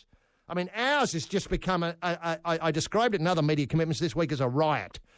And we broke this story a couple of weeks ago about Andrew Hoy and the case of equine cruelty as part of the Beijing equestrian build-up. The Big A obviously had his collar tugged and was asked to step along and explain, you know, what I consider trumped-up charges in a Swiss court. It now appears that it's an international horse conspiracy, a clumsy attempt by European horse bigwigs to nobble our number one, Aussie Andrew, with the Beijing jump-off just only weeks away. Going back to show business for a minute, I was taken by the news that broke as I was coming to work this morning that Elle Macpherson is to resume her acting career, which has been on hold for some time, ever since the Oscar-nominated performer was strapped to a skateboard nude and dragged about the place. I think it might have been the Blue Mountains for Sirens, which still seared onto my memory. What a film that was. You know, Norman Lindsay, I think, played by Hugh Grant. You know, people before him. Sam Neill. Sam Neill, thanks. Hugh Grant was in it as a sort of foppish English visitor who was attracted to the three sirens, you might recall, who liked gazelle-like lolling about in the freezing waters of the Blue Mountains. Yes. Well, the performance of Elle still remains with me as a triumph of Australian movie making. Was the standout of the film. The standout of the film. Well, now that career, which has been sadly interrupted by a lot of other things, is now back on track. I'm not sure what I did hope that she might have got the part of Dusty Springfield in the new biopic, but that appears to be going to Nicole Kidman's way. But it's not too late, I think, to pull the dusty chestnut out of the fire for our Elle. And it's not really our beat, but I know Roy will be interested in this. Balmain Tigers are going to roar again with the Leichhardt Council giving the thumbs up to the $130 million redevelopment of Balmain Leagues at a meeting midweek. Roy and I were there. It was an ear-run thing, 6-5 for the redevelopment. I think the issue that got it over the line, though, and I haven't spoken to Roy about this subsequently, was the inclusion of the 3 smoking floors in the redevelopment. Council may have also been swayed by a moving speech from former Origin great backdoor Benny Elias, who seems to be the face of the redevelopment, including the 3 floors of smoking. The door chiming in at the right moment brought back, for both Roy and myself, many happy memories of the door being there, Johnny on the spot at Origin level. Speaking of Origin, it's on again Wednesday night. Join us if you can take the pictures live. That's the proviso, taking the pictures live from 7:30. We'll be on air from the Cauldron, the brimming soup bowl of Lang Park. Wednesday night, 7:30. It's going to be a cracker. Remember, the Maroons have to win to stay in it. And still with planning decision, it looks as though Fortress Brookie, the spiritual home of the Manly Sea Eagles, has been saved from the developer's blunt instrument with a timely injection of $6 million large from the state government in the budget brought down this week. And midweek social note, speaking of rugby league, Canterbury Bankstown Bulldogs, the Bulldogs Brains Trust, you know, the people in charge of the pound, Canterbury Bankstown Way, sat down with superstar Sonny Bill's people to rake over the contract details of Sonny's current 5-year deal. Now, the crews met over chops at a Brighton Lassane steakhouse, and the Bulldogs Brains Trust must have shat themselves, predictably enough, when they saw Choc Mundine, Captain Feather Solomon Omono, and a couple of Sonny's relatives pull up a pew nearby and eye off proceedings. I mean, it's fair enough dealing with, you know, people like Kota Nasser and so on. Obviously, they know how to push things around, these people. But to see Captain Feathers, the man, and a couple of, you know, obviously burly Williams relatives in the house with them, I mean, I would have shat myself too, to be quite honest. And so did the weekend. What about those Socceroos last Sunday night? Iraq, clueless. And wait till Pim Verbeek tips Big Dukes, that is our mark, into that lineup, and go back to Route 1 magic, that is the Australian style. I mean, honestly, the world will crumble. And then last night in Dubai, did you see it? The goal? Schwarzer off his line.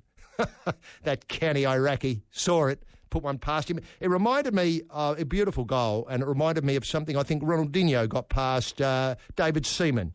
Once when Brazil was playing England in a World Cup, can happen to any keeper. It's just luck. It's just the luck of the game. And can I say, I didn't see any Skippy impersonators out there last night in Dubai, which was good to see, because if I'd seen that, I would have culled them. I know we've got a cull going on, I think, in Canberra at the moment. Don't tell me there's not a lot of kangaroo expert shots out there who'd love to take out, somebody pretending to be Skippy in the desert sands of Iraq. Where is it? Dubai. Would have been fantastic. And look, as he left the FIFA Supremo, Sepp Blatter, look, I was disappointed by Sepp's visit last week to Australia. It was a FIFA conference. He blurted out as he flew off to the World Cup, probably the Euro 2008 rather than the World Cup, to forget about our World Cup aspirations in 2018. He really tipped a bucket of coal sick over our efforts for 2018. It didn't sit comfortably with me at all. It was like a cup of warm fat with a hair in it, as Murray might say. As he settled into his first-class pew on QF1, he mumbled, 2018, you're not getting it. Aussies, you could have a go at 2030, with a stupid grin on his dial. Let me go on record as saying I've never liked the bloke. I have never liked the bloke. Sepp Blatter, the name says it all. Blatter splatter, even better. He's done nothing, and he's done everything in his power to nobble the world game in Asia. Fact.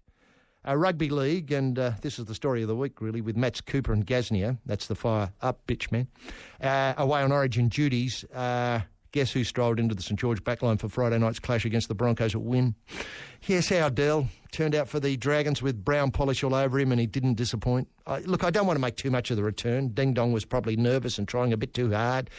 There's no doubt that he's still got something to contribute to the game, but what a return, Roy. Rugby League said, come on back, Dell, we've missed you. And the love in the room when he took it obviously, as it turned out, on the cheekbone, well, it was palpable, wasn't it? Look, what it brought home to me, actually, I mean, we can talk about this later if you wish, but why not now? It's as good a time as any because, let's face it, it's what the nation's talking about, that is Dell, is what a showman he is. Tremendous. And that's what has been, that's the X factor, the missing ingredient from rugby league in the last, how long's he been away? Well, about 5 years. Yeah, in that time, is the entertainer. The entertainer. He's the entertainer, isn't he? I mean, he only touched the ball twice, but the squeals from the crowd and the kids in particular, it was just fantastic. In that first hit-up where he... Clashed heads.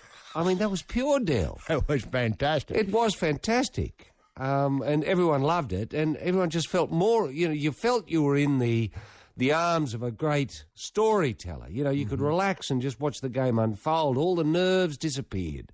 You were watching a great show, a great performer. And sure, he's in tears, the family's in tears, everyone's in tears. Well, I'm in tears. Well, I was a little bit in tears, but I'm not, because he's going to be back in a month. I know. And he'll be better.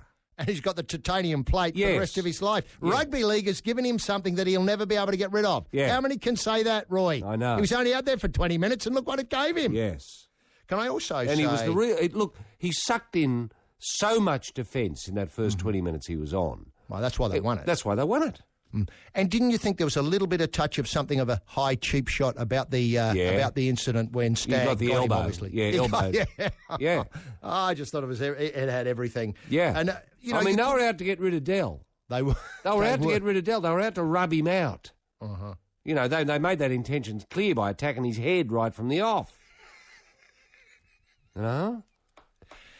I just don't know where it goes from here. Do you hope the story has another couple of chapters? Well, I'd like to see Stagg, up before the... I know.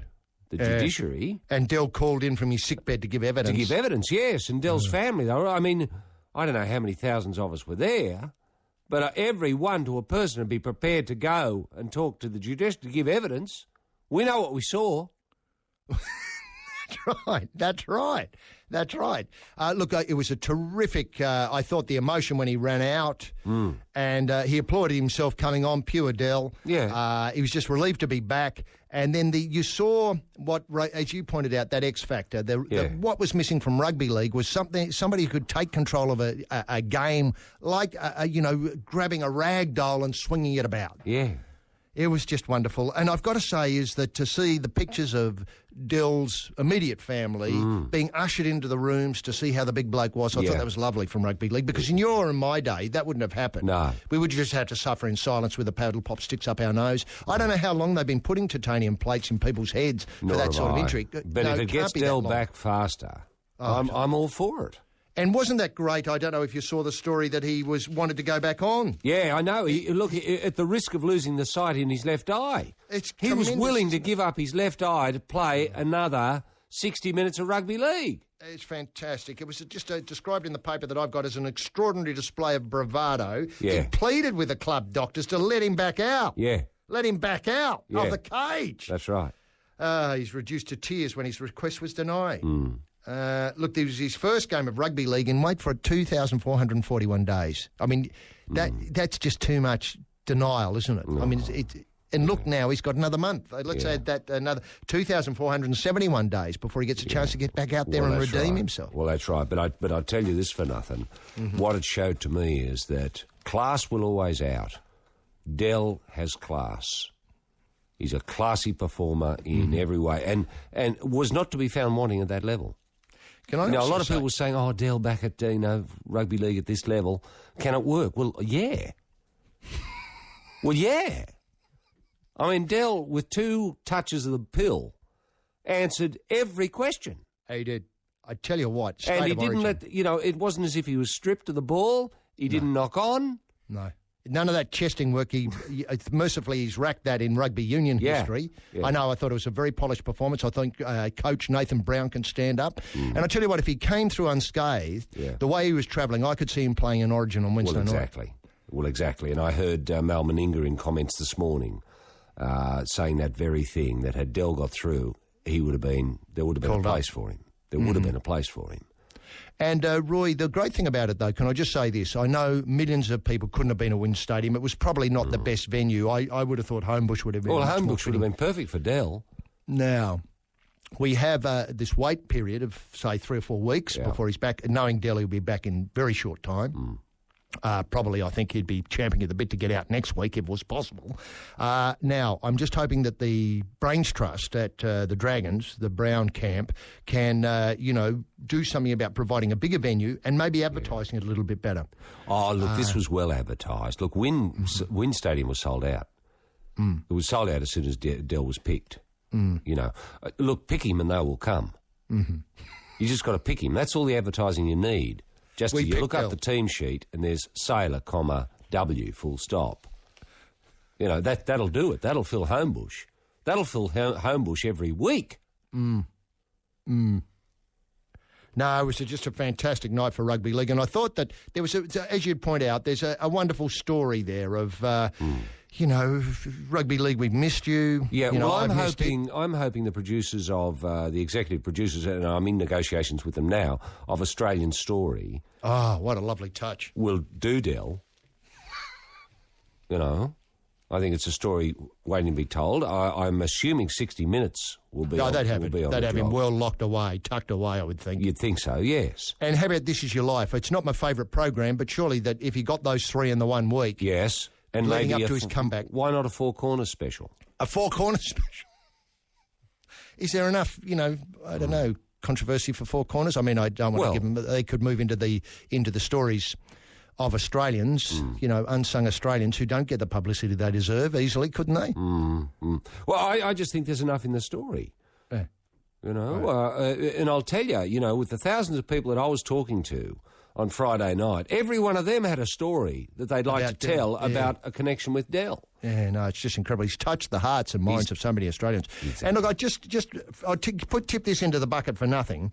He was asked, obviously, on his comeback game whether he'd be the celebrity tipster for the Sydney Morning Herald. Oh, yeah.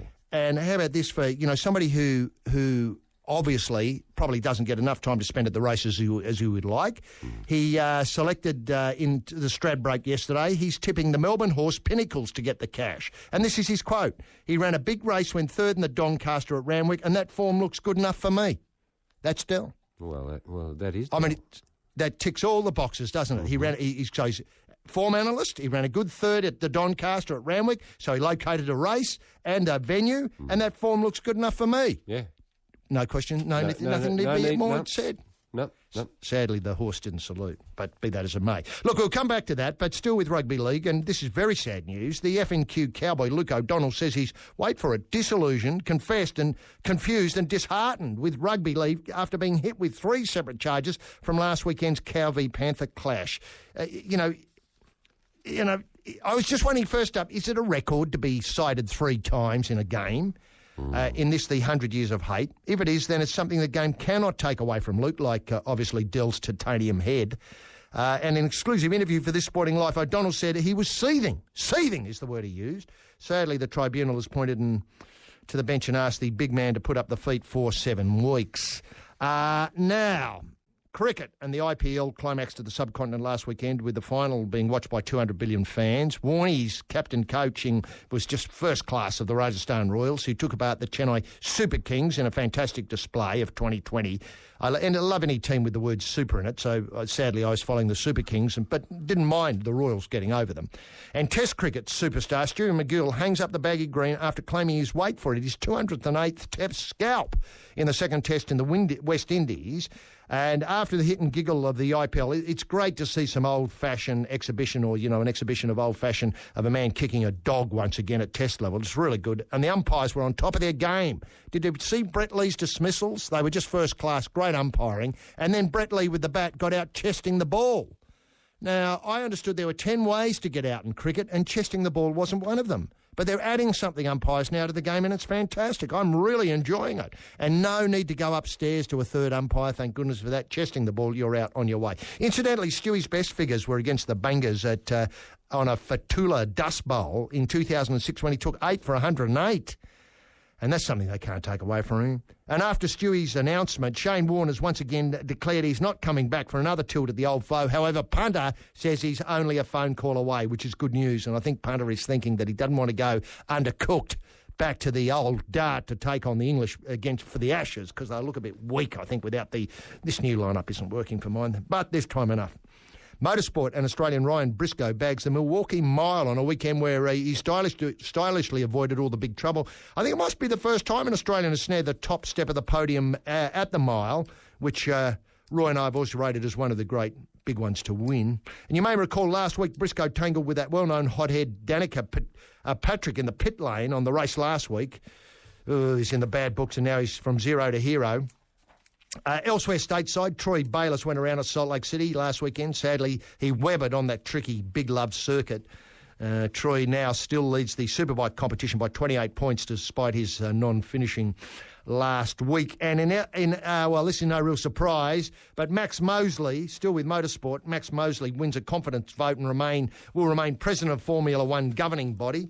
Gives you an idea of what loons have taken over the asylum at the top of the F1 schmozzle. Max, you'll recall, was in the bad books for a lively personal encounter, but it's great to have, continuity at the top level of F1, especially with the Melbourne Grand Prix now bound for St Petersburg in 2010. And golf and the Pampling Challenge has been well and truly thrown down to the US Open. And with those ideas getting the agenda underway, it's time to unleash the big fella, and I can do that by simply asking Rampaging Roy Slavin, what caught your eye this week, buddy? Yes, thanks very much, A.C. Nelson. Great week, as you say, and I'd like to just begin by congratulating Shane Warne for that great victory of the Rajasthan Royals. I just think they were the best team. They were certainly the best coached team and the best motivated, and I think in the end showed the best skills. And who knows what the future is for Shane? Maybe as a coach, captain coach at the highest level. Who knows? And, those Chennai Super Kings were no easy beats. No easy beats. No, they were easily the second best. Oh, they were, yeah, without doubt. Without doubt. And what a following they're going to have as time goes on, those Super Kings. Incredible. The Super Kings. I mean, once they get that uniform sorted out, they're just going to go through the roof. They will. Kids love them. Now, look, I've received my invitation to Greg Norman's wedding to Chrissy Everett-Lloyd, an old flame, obviously, of my own. And it's. I don't know if you've received your invitation yet, HG. No, I haven't. No, it'll come. Don't worry, you'll get it shortly. But I've learnt who else is going to be joining me in the Bahamas to watch Sharky tie the knot, only for the second time in his life. Mm-hmm. You forget that, don't you? You do. Chevy Chase has said yes. Is Chevy coming? Chevy's going to be there. Yes. And I love seeing Chevy. He's such a... People say, is he a funny guy? And I have to say yes. Yes, he is a very, very funny man. He can be shy. You've got to lure him out. You do. But once you've met him 3 or 4 times, as I have, then the funny man comes out. And I don't mean, jokes. I just mean, like, interesting asides and observations of human behaviour. Very funny bloke. Leighton Hewitt and Beck have said yes. Yeah. They're going. Anna Kournikova, whom I haven't seen since the Australian Open going back 4 or 5 years ago. I think you were there, HG, when we were spending a bit of time with her. Lindsay Davenport has said yes. Yes. Gentleman Jim Courier has said yes. Martina Navrat-Tilova has said yes. And Jimbo Connors is coming along, and I can't remember the last time I saw Jimbo. It'd be great to catch up with Jimbo again. Kenny Loggins is going to be there. Kenny Loggins, is he likely to sing? He will, of course. I don't know if Messina's going to be there as well, but certainly Kenny's going to sing. Gwen Stefani, yes, and Gavin Rossdale are going to be there. Matt Lauer, that television host from the United States, has a really high profile. He's going to be there. And Bill Clinton and Hillary are coming. And George Bush Sr. Wow. is coming. Wow. Now, they're the only ones so far who've said yes. Not many from the golfing world. No, that's the funny thing. Obviously, Fuzzy Zeller will be there. Fuzzy will be there, Fuzzy yes. will be there, without doubt. How about the Duffy funniest Waldorf? man on the circuit. Yeah, Duffy will be there. Yeah. And would VJ be able to get along? VJ Singh will come. How about the Language of Love man? Yes, no doubt. No doubt. Mm-hmm. So I think that's all great. Look, and I can't wait. It's just going to be a wonderful occasion. And can I just say publicly how happy I am for Greg and Chrissy. And it's great, isn't it? I just think they were made for each other. And the great sadness is that they didn't meet when they were kids. Yeah, I noticed Laura... Well, Laura's not going. No, she's not going, and she does say her only comment is they were made for each other. I think sarcastically, rather. Yeah, well, Laura's capable of sarcasm, and I think that's in no small part the reason why they split up. Right. Mm. The sarcasm got to him in the end. Yeah, no, the end. For years he just didn't. It just went over his head. He just thought she was being, straight. Mm. Now, like you, Varley Stewart McGill, and I do pose the question, did we ever see the best of him? And I'd say no. No way. That funny action. Yeah. I think the selectors didn't like it, and of course he didn't, he enjoyed wine and big-noted himself reading poetry in the rooms. That sort of stuff never goes over well with this. No, it doesn't. It doesn't. No, he was a wrong man for the wrong time. Mm-hmm. Now, Terry Jenner has called for McGill to retire as well from the New South Wales team. Wow. That's a big call. Which is a big call. And I thought, well, what's it matter to you, Jenner? I mean, what's your agenda here? What's it matter to you whether Stewie rolls the arm over? And if he's anything like he was, 20 in years that second test, I mean, he just bowled rubbish. Rubbish. I don't think he'd get picked for the Blues at this stage. But anyway, I would like to see that option open for him, if only for the next generation of spinners. To spend a bit of time with Stewie in the nets. Yeah, well, and not to follow his example. Yeah, and be big-headed and get wine shows and poetry columns and all poetry. That Yeah. There's nothing worse than... I can't remember another cricketer who's ever read poetry. I'm telling you now, because they just don't mix poetry and cricket. Just a question I leave hanging here is, why can't they fix Lockie's knee? Oh, right. Lockie's in trouble again with his bloody knee. Now, a lot of people are saying, it's just a confidence thing. Well, no, it's not. He's in pain. He does appear to be very proppy. Now he's had 3 operations on this bloody thing. I mean, is this an indication of what's happening to hospitals in Australia? I mean, so much so that we can't... we used to have... world's best practice when it came Merv to Cross. Merv Cross was the maestro. The maestro. He was described as the Liberace of the knee. Of the knee. Now where's the next Merv Cross? I know. Obviously Merv's getting a bit old to get in there with the grinder, but it worries me that someone as important as Lockie to the future of rugby league, just can't. He's on one peg. Can I ask, Roy, do you think there's too much emphasis on the head now in rugby league? Yeah. Meaning we can fix up Dell overnight and get him back out there, back to his loved ones and thinking about when he's coming back. But Lockie's indeed. knee. Has anyone thought about a bit of titanium for Lockie's knee? Well, quite. And the Swan, I want to say his name's Malchevsky, but I think that might be wrong, who went to somewhere in France, got his knee fixed up in record time. No way. It was fact. Well, why hasn't Lockie gone to France? I know. It's controversial Have treatment. a professional look at his knee. Yeah. I think they're putting in something that normally comes out of a pig, but that's I just nothing hope, wrong with it. Yeah, I know, but I just hope it hasn't been your sort of, your Butcher of Bega or your bloody Dr. Death types. Dr. Death, yeah, it will be. Because if Dr. Death's been working on his knee, I can see where the problem is. Oh, yeah. He's lucky to be alive. He's lucky to have a leg. Yeah. He'd whip it off. And if this is going to be a scandal, well, I don't know where this is going to go. This could go anywhere. Governments could fall. Can I just say that?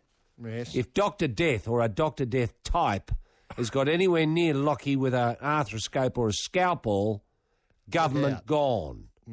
Gone. History. Now, Jason Day, whom I know, he's been described as Australia's golfing wunderkind. Rubbish, he's not. Wunderkind. He hasn't. He has. Who's done that? Oh, some scribe. Wunderkind? Wunderkind. I mean, don't we have... What's wrong with English in this day Don't we have age, English right? words? Exactly. Yeah, I know. Why have we got to stoop to German, the most stupid language in the world? And when was the last time they had somebody in the top 10? Bernhard Langer. Bernhard Langer, who was never a wunderkind in my mind. Anyway, he's got an injured back, the golfer's curse, our wunderkind, which, to my mind, pencils him out of the wunderkind stakes. Now... He's not going to get a run in that race. I don't think so. Now, the US Open is to be held this year at Torrey Pines. Yes. Now, this layout, I notice it was described almost in the same article as Jason Day was described as a wunderkind. Described as the man they call Tiger Woods' private domain. Oh, no. Private domain. And the US Open has been called this year a tiger hunt. A tiger hunt? Are we getting a little tiger-centric in golf? Well, just wait a minute. I mean, when was the last time it's a colossus dominated golf? I'll tell you, shark. Feeding frenzy. When was the last time we had a feeding frenzy? Yeah, shark shootout. Not since Shark left. No. But how about this, Roy, just to set that in context? Australian Rod Pampling has thrown down the challenge to golf's exclusive high flyers, claiming they won't have this week's Open to themselves. The hunt is off. The hunt is off? Yeah. Meaning what? That's Pampling. What? What, Pampling's given up? Is that what he's saying? No, obviously he thinks there's lots of people there who can thrash Tiger. So the hunt is on? Yeah, well, quite. Well, what's Ogilvy getting at? Or Pampling. Who was it? Pampling. He says... He's a clown. We've all played the golf course a lot, so it's one of those Opens where there's a few guys who get to have their private planes and fly out there and check the golf course out and be ready for it. Guys are more comfortable with the course. They know where and where not to go. You're not second-guessing yourself. We play it every year, ... I think it's going to be a tight tournament. I think there's a lot of players who can win majors now than there's ever been before. Well, yeah. Well, what's that got to do with this tiger hunt? Well... I see. He's taking the term tiger hunt to mean tiger's going to be out there hunting. I take it to mean everyone's out there hunting a tiger. Oh, okay. Well, if that would endorse his thoughts, really, because he thinks anybody can win it. Okay, we're on the same hymn sheet. Thank you. Now, in good news, Matthew Goggin has qualified for the US Open. That's fantastic news. Matthew Goggin. And I'll just tell you now, our challengers for the US Open, we've got Adam Scott at number 3. And there's a bit of pressure on young Adam. I've spoken to him about it personally, in as much as he'll be teeing off on day 1 with the man they call Tiger Woods and Phil Mickelson. Is he taking his shotgun? Well, I mean, let's hope the hunt starts early, eh? Now, we've got Jeff Ogilvy, no stranger to US Open. Mm-hmm. He's got what I describe as the length and composure to win. He's ranked at number 3. We've got Aaron Badley, who's now ranked at 18, actually. I know you were interested to find out where badsis.com. We've got Stuart Appleby at 29. We've got Robert Allenby at 40. We've got Pampling, of course, at 48. We've got Matthew Goggin, as I mentioned, is qualified at 117. We've got Popeye is back, Craig Parry. Yes, good. At number 164. And Jared Lyle, and no one's talking Jared Lyle. Can I just say that I think our program would be the first to put the spotlight on Jared Lyle at 276. I know he's a nervous starter. You'd have to say Jared Lyle.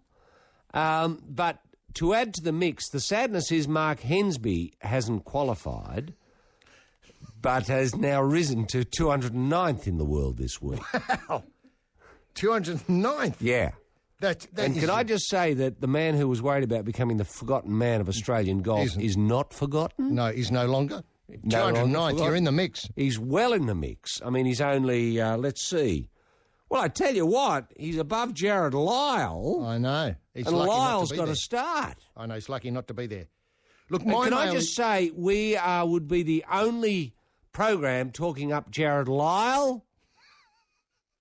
Can he do it, Roy? I think Lyle could threaten if he can curb his nerves. Nervous start. I tell you one thing, that my intelligence is that Appleby plans to be patient. That's what I've got. Oh, he's going to be patient. Well, he's learned patience, hasn't he? He has. US Open's a real funny, he says. You make a mistake and it can cost you the tournament before you even really know it. Oh, well, that's You've true. really got to go out and survive the first round. God, this is a strategy that any golfer could win the US Open on. Yeah. Lyle will be doing this. You've really got to go out and around the first round to survive and then play your way into the tournament. Yeah. Certainly you can play your way into the tournament in the first round. Yeah. That was all I've got. Well, my advice, certainly to Jared Lyle, was you don't squeeze the trigger till you've got him between the crosshairs. Now, I notice Anna Ivanovic is to be the new world's number 1, that is tomorrow on Monday, and she'd be the first Serbian to do so, to become the world's number 1 in tennis. Isn't that great news for Serbia? It's fantastic. Which makes me wonder about when are we going to have some good news for Australia? Well, we do, in as much as young Casey Dellacqua has burst into the top 50. Wow. She got into She's the top into 50. The top Where 50. is she? I think about 48. Wow. Because she did very well in the mixed... She got to the doubles third or the women's round doubles? and into the semis. In the final? Yeah, into the final of the mixed. Isn't that tremendous news? Now, that is tremendous news. It is great news. Would you say the women's tennis has never been weaker, though, Roy? Look, I think it suffered a little with Justine Henin.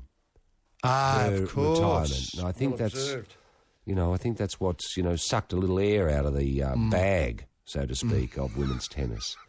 Now, Bjorn Borg has predicted Rafa as the man to take out his 4th straight French, denying Roger his first. No. Oh, no. Bjorn said that. Now, I don't know if that helps Roger or not. He was there, Bjorn Borg, this week. I know. He's such an Looking imposing figure, yeah. Lovely. The senior identity in tennis. Pity his clothing line failed, yeah. Now, big question, can Casey Stoner deliver in Barcelona? Can I just say yes? I think he's pole position. Casey Stoner. So the real deal may well be back. Now, there are rumours of Kimi Räikkönen retiring at the end of 2009. I just leave that there for people who are Räikkönen freaks. If they want to absorb a bit of Kimi, the time to do it is between now and the end of 2009, Mark Gasnier, the fire-up bitch man, has cleared for Origin 2. That's good. Former Kings owner Mike Wroblewski has stepped in to take over the club, which is great news for Australian basketball. And Channel 9, if you're listening with Mike there, he said yes, he would answer calls vis-a-vis Friday night or Tuesday night being basketball night on Channel 9. Right. CSI basketball. Yeah. That's great news. Now, just a couple of things to finish up here, HG. The Morris twins, God almighty, they just blew them apart. Amazing? Dell brought the best out in them. I think Dell is the mystery ingredient that's been missing from the Morris twins the last couple of years. And I would like the Rugby League to seriously look at not allowing them to be separated. I think they just are so good as a pair. Well, I agree. I believe one's going to Belmore, and I think this is a real mistake. I think if one's going to Belmore, they both go to Belmore. Both should go to Belmore. You know, they travel as twins, would be my, and I think they'd like that.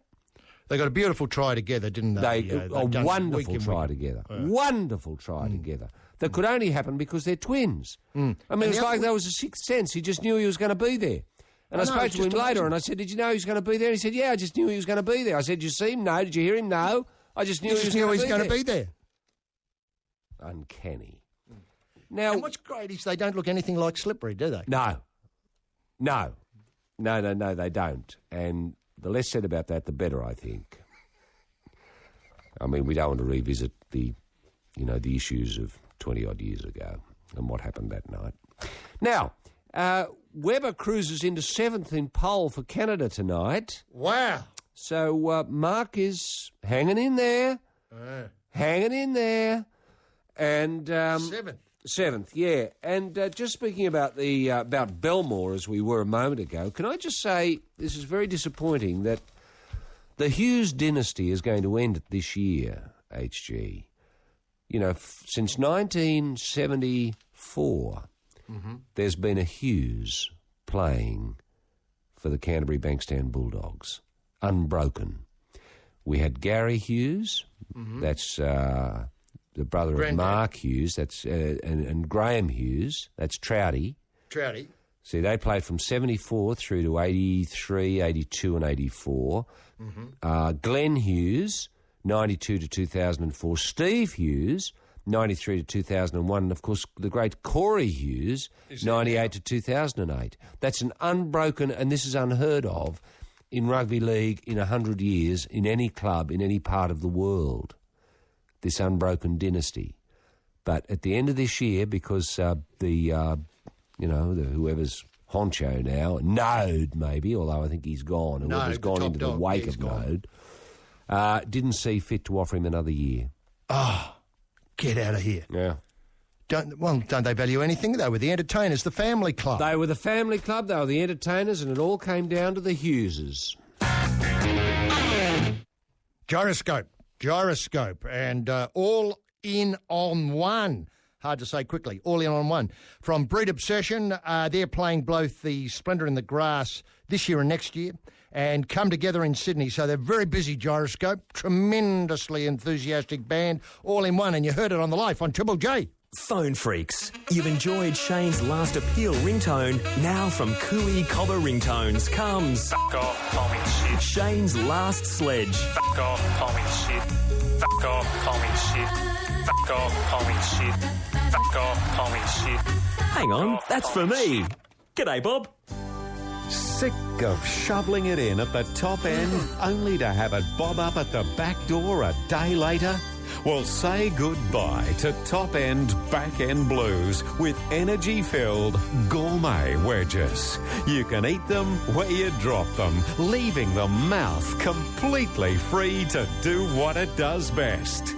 Gourmet wedges come in 2, 3 or 4-course packs, and half wedges are available for children.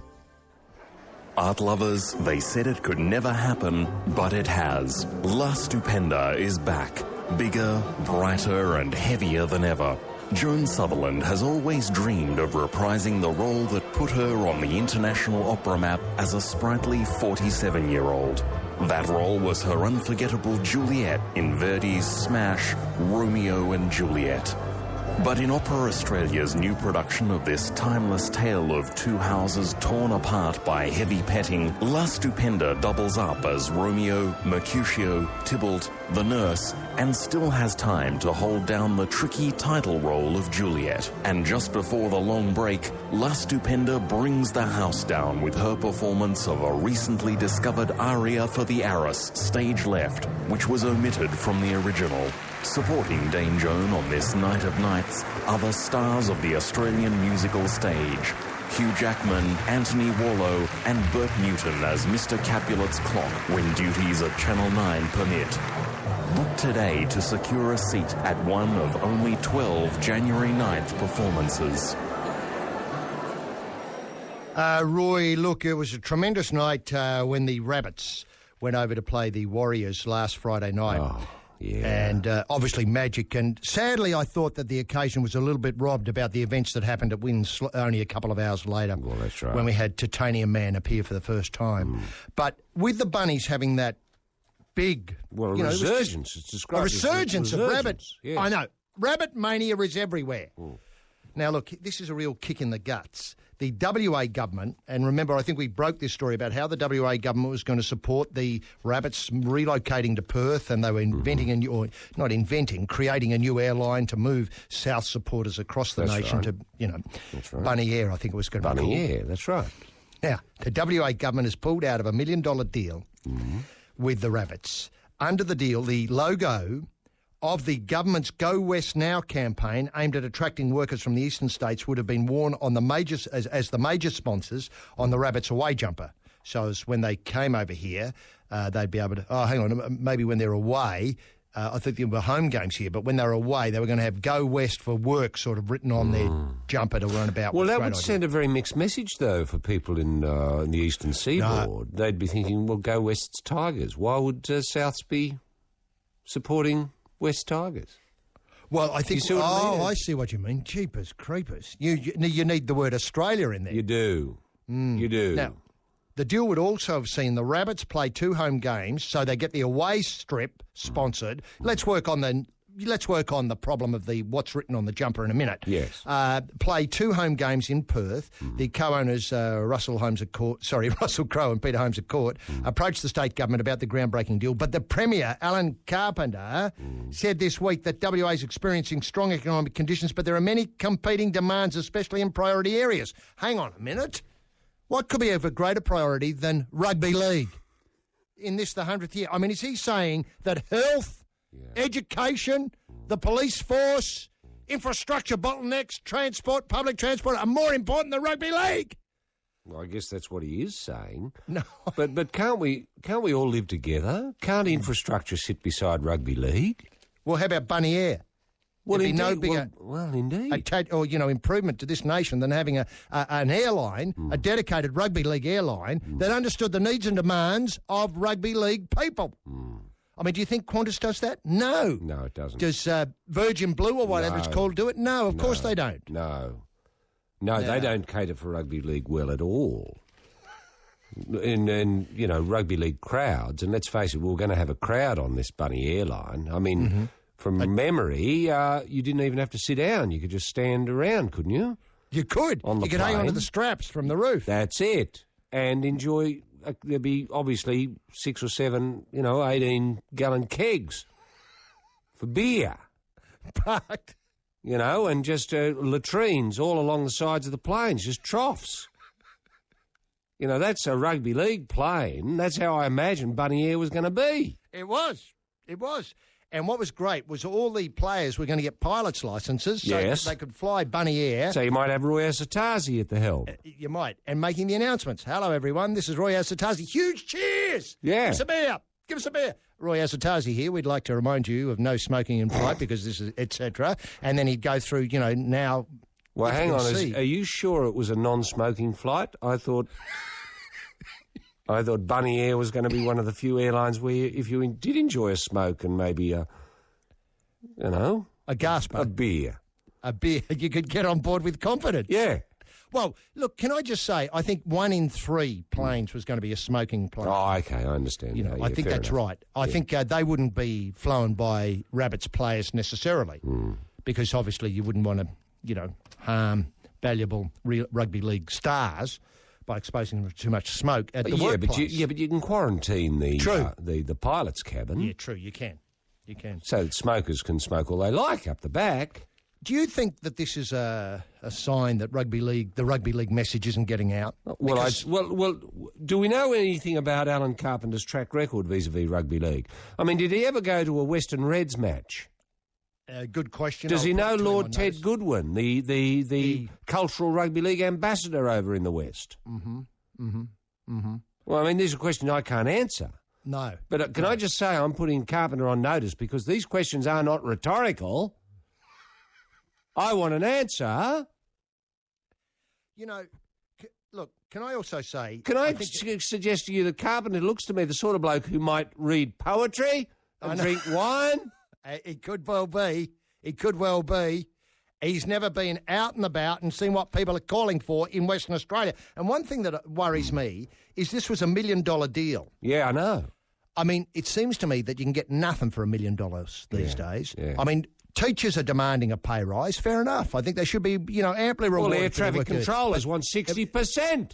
I know, I see that. But that's $1 million isn't going to fix that problem. No. This was absolute peanuts that Russell and Peter were asking for. They were going to put in the fat end. They were just looking for a bit of cream on the cake to encourage people from eastern states. I mean, I don't think we can trap entirely the problems of go to Western Australia if you want a job, a well-paid job. That's a bit long to fit on the jumper. I know. So it might have to be contracted a little bit, but nonetheless, it was an easy million spend for the government to solve a huge employment shortfall in the West. I mean, they've blown up that gas thing up in the north of the state, which is causing industry to stop everywhere. They need all hands on deck. Yeah. It would strike me that a charity match put on by, say, South Sydney, and name anybody you like, maybe the Pilbara area, would be exactly the sort of thing that would throw the right focus on that particular problem with a blown-up gas plant. Yeah. A charity match, maybe, which obviously wouldn't raise enough money to fix it, but it would draw attention to it. No, that's right. $1 million is peanuts, Roy. You go, as I said. Nothing for $1 million. Nothing. You're absolutely right. And so the idea would be that, a lot of Bunny supporters would hop on Bunny Air from the eastern seaboard, maybe Sydney probably, and fly to Perth to watch a good game of rugby league and then stay and get a job. That's right. That's exactly Bunny Air could pick up just tourists, maybe people who come from South Africa or something like that, just tourists who were coming over to the eastern side then to have a look at the east because they'd had a look at the west. And so Bunny Air would pick them up that end. And if they wanted a beer and a smoke on the way, so much the better.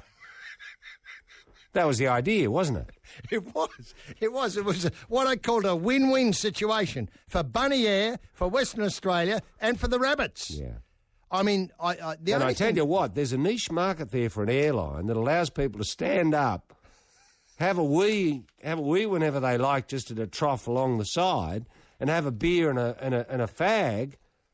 I'm telling you, there's no airline that offers that.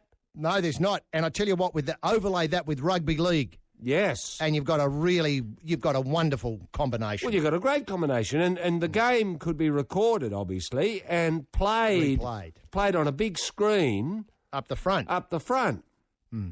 And then once that had been played, you might be able to get two sides together in the plane, clear a bit of a space with people pushing to the sides near the urinals, and then play up and down the plane. Sure, you wouldn't want too many backs in a game like that, but your packs would have enough room once you got rid of the seats to do their thing. Well, there's no seating, is there? No, I was just meaning if you imagine getting rid of the seating. Yeah, one of those wide body. I mean, has CASA looked at this, HG? I mean, have we got...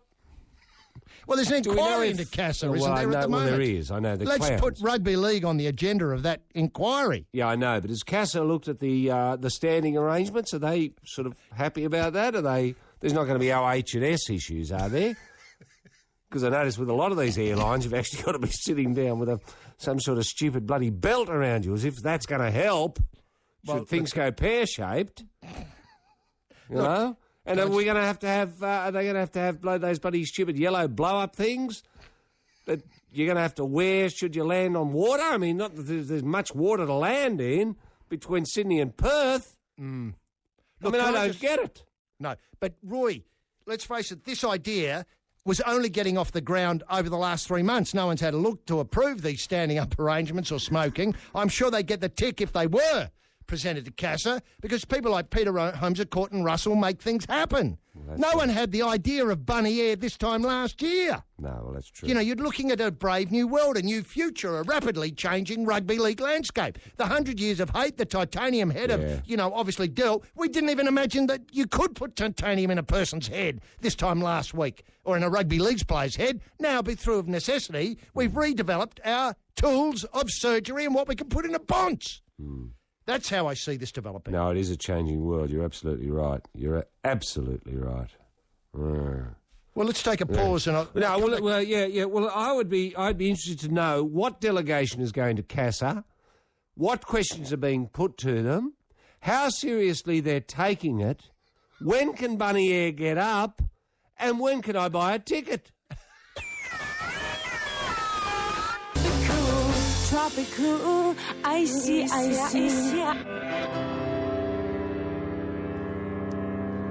Yes, Tropical Ice Land from the Fiery Furnaces on the Life on Triple J and Roy. Look, Friday night, there's a very real sense of sadness across South Australia. And I spoke to Bruce McAvaney about this as he was calling the Geelong North Melbourne match because they shut down the Kapunda and Gawler trot tracks. Was any reason given? No, Bruce, of course, cut his teeth as a top caller at Kapunda and Gawler trots on Tuesday nights. Bruce McAvaney? Bruce McAvaney. That's where he got his start. Yeah, he did. That's a fact. The former venue, Kapunda, had shut its gates long ago, but Gawler hosted its final meeting on Friday night. Bruce said to me exclusively for the Life, naturally I wasn't involved with Friday's meeting, but yes, I did have a sense of sadness about it. I started calling at Kapunda and at the old Gawler track. I remember going there as a kid and watching Bon Adios race in the 1960s. That's a long time ago, Roy. Bon Adios. Bon Adios might have been the grandfather of Paleface Adios. He was the Adios that started them all. Yeah, he was. The original of the best, the Smith's Crisp. I was going to say, I understand the closure of Gawler has to do with economics. I believe South Australian plans to have 12 race meetings at Globe Derby on Tuesdays and Saturdays to try and Globe Derby being the track much closer to Adelaide. They're looking at niche market and making the most of their resources in a small state. But that's tragedy, though. I mean, it feels to me as though part of the family's, a real sort of finger's been cut off. Well, actually, can I say some of my fondest memories are, oddly enough, sitting with you in foreign cities, looking at the scene from Gawler. I know. When we'd put a few bets on and we'd just sit in the hotel and look at the scene coming in from Gawler. I know. It was always fantastic. And it was one of those constants, Sure, often there weren't many people there, but you didn't need that. It had its own... Charm, thank you. But can I just say, especially when you're away, and you and I have travelled the world, and, when you're in a place like Salt Lake City or one of the big places where a big sporting blow-off's going on, that's right. Seeing the scene from Gawler, I said, bloody hell, they're still doing things. It brings you back to earth, doesn't it? It does. You don't lose, you realise you haven't travelled very far. Because a lot of people spend their lives, it's like you're in an air, a hot air balloon. But when you look at the scene from Gawler, you haven't risen at all, don't you? It's amazing, and what I find amazing is that they should be looking to expand trotting because it's a really exciting sport. Harness racing is just... I've tried in schools, there does appear to be resistance from the kids. Can I just say... I've mentioned harness racing with kids now for many, many years, and honestly, it's very hard to get them enthusiastic. Very hard.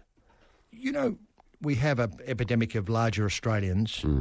It's one of the few sports where a larger Australian can sit down. Oh, that's what I say to them. I know. I say to them, listen, there are plenty of fat kids sitting, on the back up the arse end of a horse. Yeah, plenty of fat kids, out of it. And they don't get laughed at. No, they could, but they don't. No. I was always amazed by Russ Hinds. He was the Minister of Racing in Queensland for many, many years. Did a great job. Yeah, a great job. Often his horses won. And he was very keenly involved in trotting. Well, he didn't look silly. Even at his biggest, he didn't look silly. He's sitting at the back of a trotter. He He didn't. No, he looked absolutely at home. And as I understand it, I know we've talked about this before with scientific authorities. We don't think that being large slows up the horse, because once you get it rolling, the horse can drag you along. Unlike jockeys, who tend to be where it's lighter, is an advantage. Do you know what I mean? Is there a scientific... Yeah, look, we've argued about this for years and years and years. Would Paleface have won more races, with a fat bloke, sitting behind him? I don't know. I mean, that's... It's one of those things that'll always just stay there and imponderable, won't it? Yeah. But it's a great thing to talk about. Honestly, you get some of the great arguments, about trotting involves the weight of the jockey. The driver. Now, look, or the reinsman, I think, to give the correct name. Now, sure. Look, when you look back at those tapes of Bruce calling at Kapunda and Gawler all those years ago, you wonder why anybody gave him a job. What you do? He was hopeless, wasn't he? To think now that he's this nation's number one caller, he got the horses wrong. He often had the last horse winning. Well, I can remember people tearing up their tickets thinking they hadn't won, later to find out that they had won. And that unedifying sight of, punters on their hands and knees trying to get bits of tickets back together around rubbish bins. I mean, that was all down to Bruce. I mean, personally, I found it funny. But a lot of them didn't, can I just say? No, and can I also say that people in those areas, Kapunda and Gawler, I mean, it's not as though they're blessed with the richest, part of South Australia to live in. No. It's often very dry and hot, and their crops fail. The soils aren't great there. The soils aren't great, that's right. They're very thin and meagre soils, you would describe them. It's on the fringe of a desert, really, isn't it? I think the topsoils ended up in New Zealand. Well, often it does, yeah. So it wasn't easy for these people when they tore up their tickets thinking, Bonadios had failed. Yeah. Because Bruce called it last. That's right. And, it wasn't as though it was going to be a big win. They might have got $3 back for their $10 invested, but that was still their money. Yeah, it was. And the responsibility, he had a devil-may-care attitude in those days, which didn't sit very well with me, as you know. No. As he said to me in those days, it didn't matter. I wasn't interested in who won. I was just interested in giving a good call.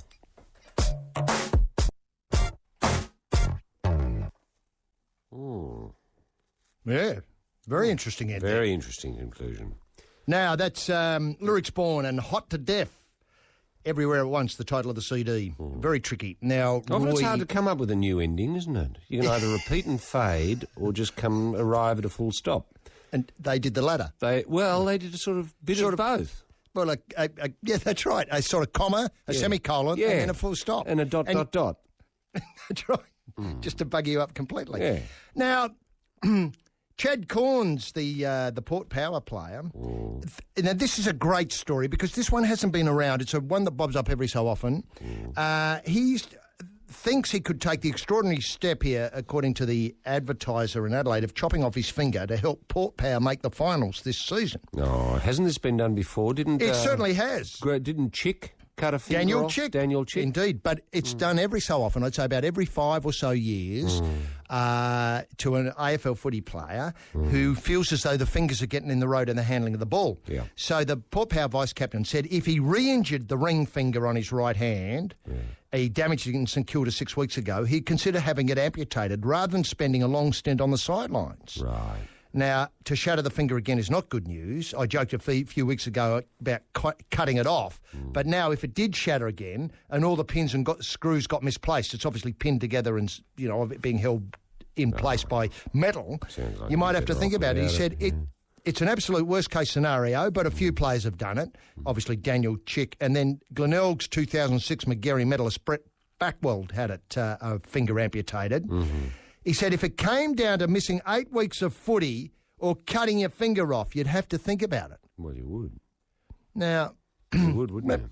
Remember a while ago, this nation, quite rightly, I think, erupted in rage at the problems of people selling organs.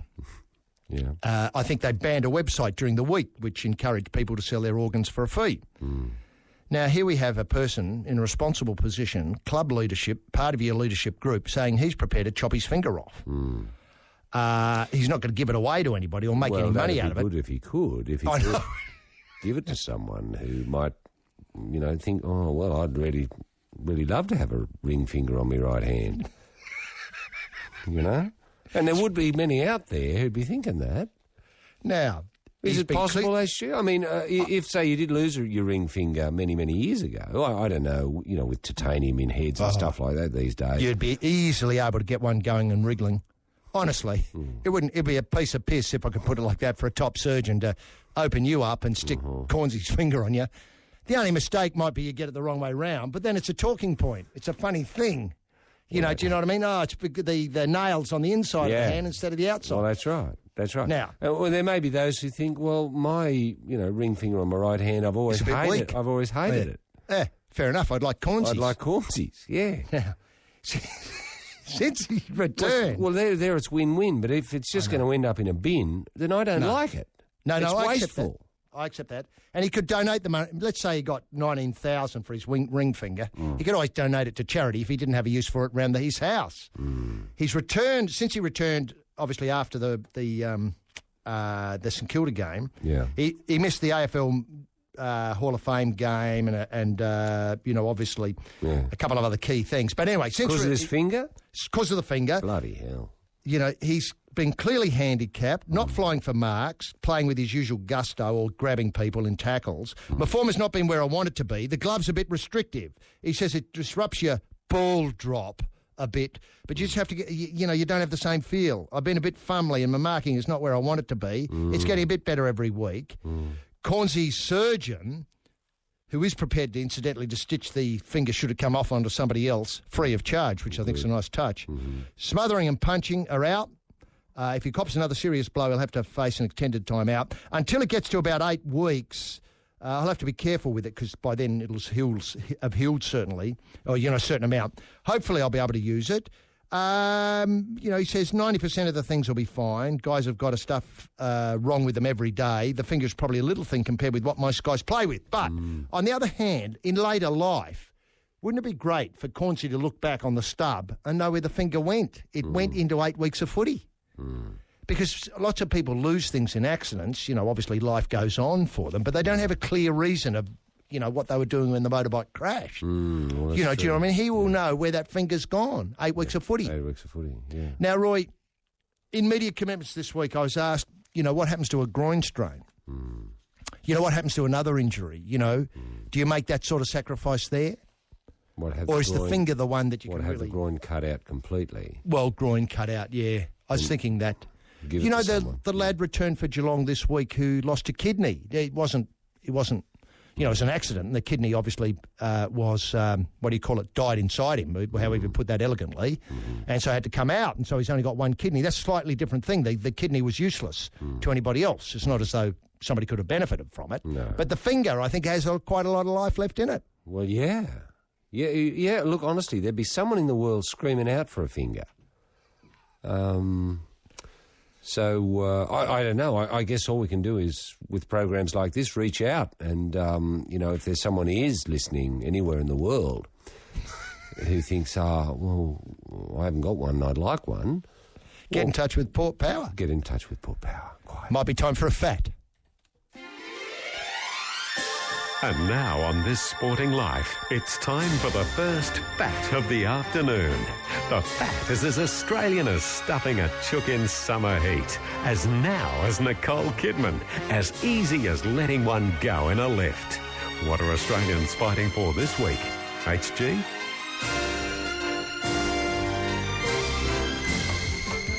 Well, a terrific prize given that the events in Dubai last night. It's The Height of Passion, a DVD featuring 4 hours of football from around the globe, and I think it's hosted by Les Murray, so it's quality. Height of Passion, 4 hours of football from around the globe. This is for women only, remember, but it doesn't stop there because the depth is a CD, The Trial Kennedy and Pneumatic Art. So it's a great DVD CD package for women only who can answer the following question. Roy? Yes, the question is as follows. Now, for women only, as pointed out by HG, which state premier, is suspected of being a poetry and wine man? Which Australian premier is suspected of being a poetry and wine man? And that number, Roy? Is 1300 0555 36. Women only. Women only. Phone now. The small goods from Melbourne. You know, why am I thinking Hans Poulsen? The small goods, the driving song from Down on the Farm. The small goods. Who are we talking to, Roy? Yes, we're joined by Sarah, who's joining us from Kwarra Beach in Queensland. How are you there, Sarah? I'm very well, thank you. Roy, how are you? Yeah, very well indeed. Now, Sarah, are you getting fired up, wound up for this Wednesday's second State of Origin match? Yeah, a little bit. I was disappointed, obviously, last 2 weeks ago, and yeah, so... Now, are you going to try and get to Lang Park to watch it? No, I've got friends who are going, so I'm going to look for them on the while I'm watching it. Are they going to carry a sign? Maybe we could look out for them. Are they going to have No, maybe I should contact them and get them to, get one made. Yeah, if they had a big cardboard sign, maybe 3 or 4 metres wide by 5 or 6 metres high with a... Bring back Dell message, Bring back Dell or Hi Sarah. That would be great. Sarah. I think the people behind them wouldn't mind that at all. They wouldn't. Now, Sarah, do you have a favourite Queensland player? Either this year or over the years? There have been so many great ones. Yes, it's hard to choose, isn't it? What about Shane Webke? Yes, we call him the Big Pillow, but in a lovingly way. Yeah. Yeah, right. Yep, Shane. Yeah, actually, he's good. And Steve Renouf wasn't bad either. Yes, Steve Renouf. Yes, good. Yeah. Oh, he's a great they broke player. the mould, didn't they? When Steve came. Now, Sarah, is there a hint of North America about your accent? There is. Yes. And what part of North America? Pennsylvania in the northeast. Pennsylvania. And how did you see the week's events unfold? Do you keep following and do you get a vote, more interestingly enough, in the American political process still? I do. I get a vote if I want to. I don't have to. But if I want to, I can vote. Did you? No, I have to say I didn't. And will you? I might. Mm-hmm. Yeah, well, I'll see how we go. If it looks like they're going to need my vote to get the right person in, then I'll certainly mail it off. Very good. But, now, would you be excited by the prospect of Hillary and Barack Obama joining forces? Do you think this is a possibility, Sarah? It would be an interesting thing to see, I think. It would be very interesting. Yes, I wouldn't mind it. I think it'd be all right. Who's McCain? Has McCain chosen his running mate yet? Not that I know of. I haven't really been keeping up, but as far as I know, no, he hasn't. But he's someone equally conservative and hopefully better with a gun than the current Yes, president. than the current vice president. And do you keep up with affairs in your part of America? If there were sporting teams there and, musical acts and so on from your part of America, do you keep up with them or do you follow them at all? Well, it's been a while since I've been there. I do a little bit. I've got family still living on the East Coast, so, if something exciting happens to them, they'll tell me about it. But, a little bit, but not much. Not much. Right. Like the basketball, you haven't been following Andrew Bogut or something like that? No, I haven't. And in fact, but the basketball would be the one thing that I would be, basketball is very exciting, especially the college basketball is a really good. Now, are you interested in the Australian basketball at all? I mean, would you be watching if Channel 9 put on basketball of a Tuesday night?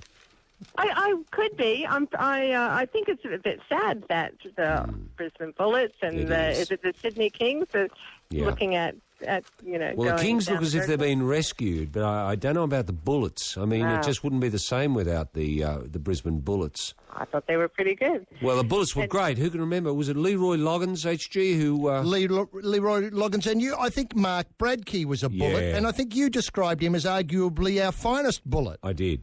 Right. I did. I think right. Yeah. Oh, look, speaking of Dick Cheney, as we weren't really, Sarah, but is it possible for Dick to stay on as VP? I mean, is there a limit? Is it limited to 2 terms like the president is? That's a good question. Wouldn't that be wonderful to see? Well, it would be great continuity, wouldn't it, if Dick was to stay, because he was with the previous administration. Yes, he'd know where all the things are, where the coffee and the sugar is. That's right. Well, more importantly, he'd know where all the bodies are buried. Yes, well, yes. And he's a much younger man. Should the worst happen to McCain, true. Vis-a-vis his age, right. I think Dick is only in his early 60s. He is. There's plenty of life left in Dick. He has had a couple of heart attacks, so I think. Yeah, but they fixed that up. They fixed that up with the tungsten, didn't they? They put a bit of tungsten in there. Yep. Now, Sarah, let Roy set out the question and have a swing at it. Absolutely. Now, Sarah, which premier or state premier, I should say, is suspected of being a poetry and wine man? Well, that would be the Western Australian Mr. Alan Carpenter. Exactly. Absolutely right, Sarah. So you've won today The Height of Passion, a DVD featuring 4 hours of football from around the globe, hosted by Les Murray from SBS, and the Child Kennedy Pneumatic Art. I don't know why I want to say pneumatic art. And in the meantime, Sarah, all the best on Wednesday night. We'll hope to see your sign. Hi, Sarah. Bring back Dell as part of the coverage. And thanks very much for being part of This Sporting Life. Thank you. Bye. Bye. You will kiss my lips, now shut up and let me go. Hey! Yes, the Ting Tings. The Ting Tings from the UK. Shut up and let me go. From the CD We Started Something. They were the chuck in a piece of high fibre that finished that 3 on the trot, that sandwich of sound here at Triple J. We started by MGMT, Electric Field from Oracular Spectacular. In the middle, the Fooies, the Foo Fighters, and the one from Orange County soundtrack. And as mentioned, the Ting Tings finishing up that 3 on the trot on Triple J's This Sporting Life. Did you know that the heat bank properties of green and gold bricks keep your house 2 degrees warmer in winter and a full 1.7 degrees cooler in summer? Those are Housing Association confirmed facts. Just ask Aussie legend John Eales. Hi, Frosty LaHood on the line. Remember me? I'm the no root, no toot man. And it is strange, but I've always been bowl shy. But now that I've tried that Date Ace stuff, I'm itching to drop a load any time, day or night. My stool shyness, it's a thing of the past. And guess what? I dropped a logjam in Bexley on Wednesday, and last night I picked up the leading edge in Fiji. And since then, I've spotted my slugs in Suva, Tahiti, Nauru, and one even got as far as Poland. Oh, it is unreal, but it's a lot of fun, and I really look forward to pushing them out and seeing where they end up. Oh no, Date Ace has changed me completely, and it certainly has made me much more regular. Stress, mortgage, interest rates, council rates, bills, pressure from the family, need of a new car, new house, school fees, food. It's endless. You need a bit of me time. Crystal Spa Gardens is a haven for those trapped in the mad maze of modern mayhem. Think how pleasant it would be to check in and lie back with the following treatments available 24/7. A lime wash enema, a hot rock workout, a cucumber-cooled liquefied half-mud face pack, a fish-chilled lead blanket that can reduce stress levels to 0, a hot olive oil hose to replenish nervous energy, and finally, share a pyramid with a genuine American Indian chief in full regalia where you sit in the silence of eternity, broken only by the Comanche drums of harvest. Crystal Spa Gardens, a place to forget where you're up to your neck in debt. Roy, this mystery that's brewing around Andrew Hoy, let's not forget he's a triple gold medalist. I mean, a bloke like that is as honest as the day comes. It's a fact. You don't get to win medals at the Olympic Games unless you're true, you're really a great person. Look at Marion Jones. Terrific. Honest as the day is long. And now, did I see that the 400 metres American runner who thinks he might have run with a tainted field is offering to hand his medals back, even though there's no suggestion that he, I want to say Michael, forgotten his surname for a minute. I know who you mean. Yeah, very upright stance in the running, the 400 metres runner. Very. Yeah. He was almost leaning backwards. Leaning backwards, that's right. Yes, you do know who I mean. He's offered to give up his medals in the relay. Anyway, Andrew Hoy, triple medalist, etc. Now, the person, Madeleine Brugman, has been alleged to have used band spike boots on a horse to improve its performance. Brugman, this is going to the Court of Arbitration or Swiss court. I Obviously, Beijing's hours away. We need Hoy there to get that gold, that fourth gold. Brugman said the Australians' enemies, hang on a minute, we're talking about equestrian events, enemies in equestrian events, enemies may have set him up, potentially finishing his career in disgrace. To me, it comes across as someone is after him for some reason, Madeline said to the Murdoch people midweek. She revealed details to the Murdoch probe about the case for the first time. Brugman said the spike boots were found in a bag during an event in Portugal in March. A group of officials confronted Hoy when he was alone with a bag.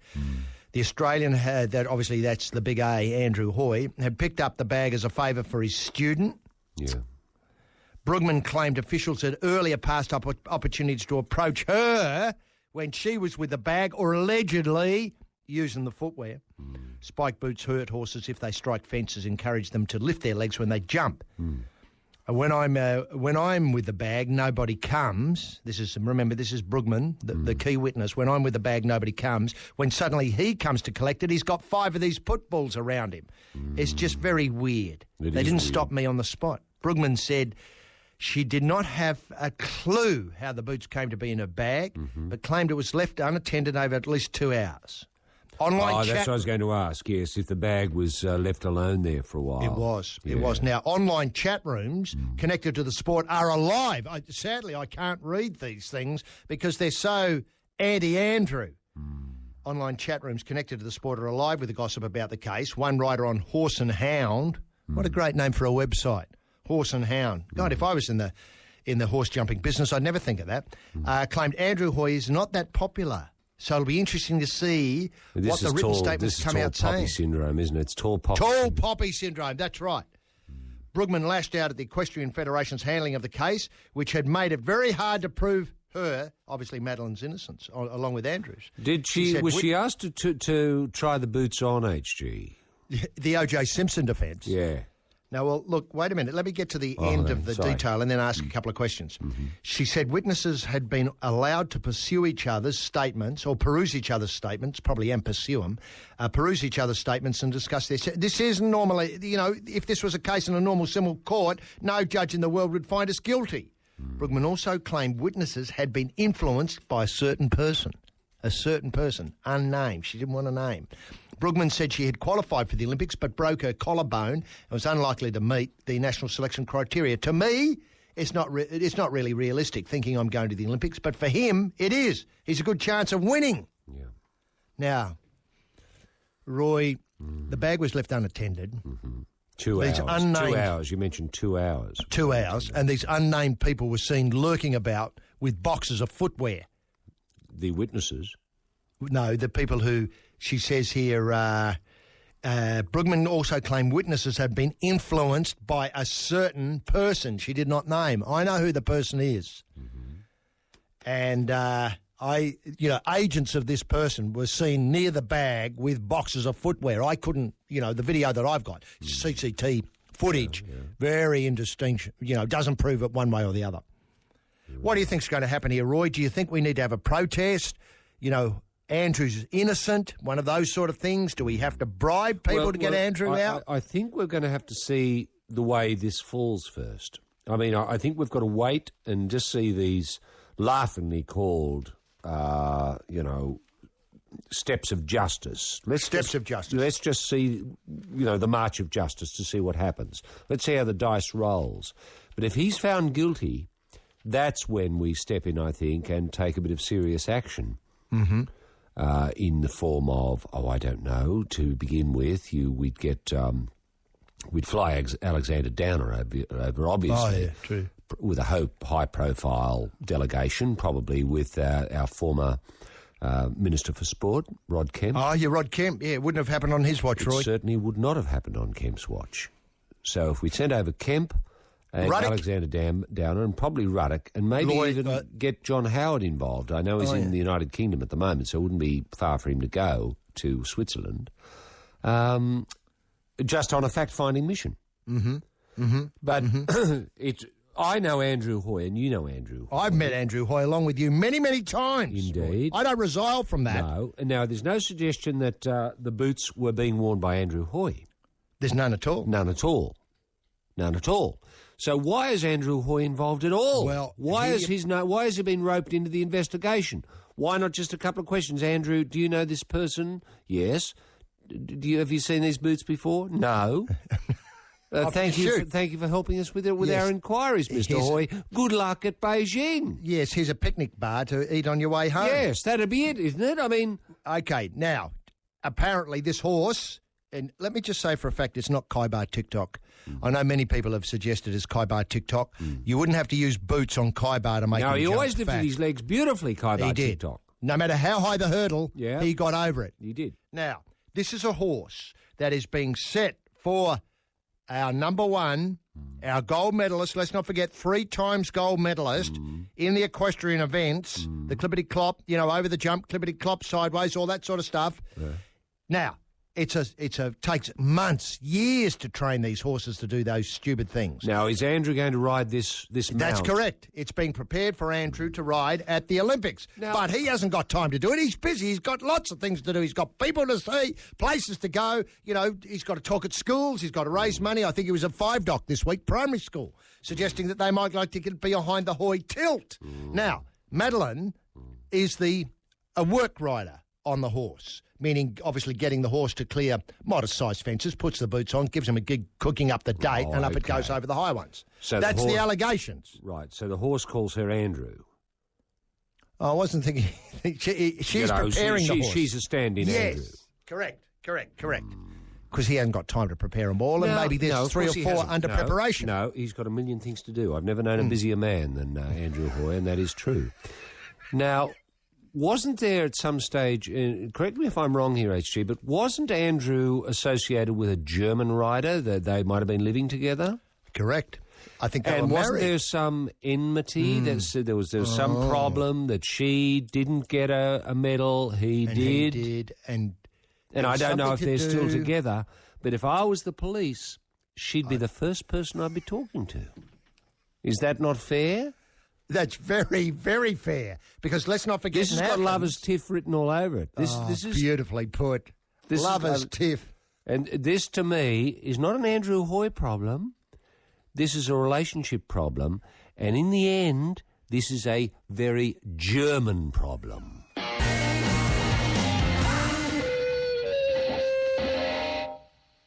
My Morning Jacket. That's the way to finish a track. Aluminium Park, the title of that song, My Morning Jacket from Evil Urges. That's our new feature record. Here at Triple J, it's easy to see why My Morning Jacket, just a cracker. And if they could finish all their tracks like that, it will be a memorable record. Roy, look, here's a terrific league story.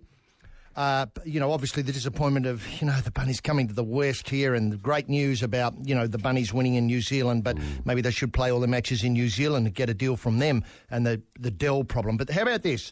Over 300 schoolgirls, some already league players, other total novices, turned up at the Whitlam Centre in Liverpool midweek to discover the beauty in the kick drills and tackle bags at the largest ever rugby league clinic, that is, for girls. Joined by some of the Tigers for the day, Chris Lawrence and Shannon McDonald. The girls got to meet some of their other footy idols in the form of the Gillaroos, the Australian Women's Rugby League team. Now, if you asked me on the spot to name the captain of the Gillaroos, I couldn't. No. Now, Sarah Caldwell, a Year 9 student from Robert Townsend High in Campbelltown, and I hope Robert Townsend is a rugby league player, as in, a former great that I know nothing about in the Campbelltown area, a local legend. Anyway, Sarah said she'd only played league a couple of times in the backyard with a brother, but I just love it. I love the skills involved, and getting to attack the tackle bags was great. That was my favourite part. One of the voices behind the Super Clinic, it was called, was coach and player Linda Kitchen, who admits that rugby league has pretty much taken over her life. The Gillaroos said to the girls to take pride in yourself as an athlete. What a great message. This is a great positive message for rugby league. Take pride in yourself as an athlete and believe in yourself as both a woman and a player, and you'll go far. It's that fucking simple.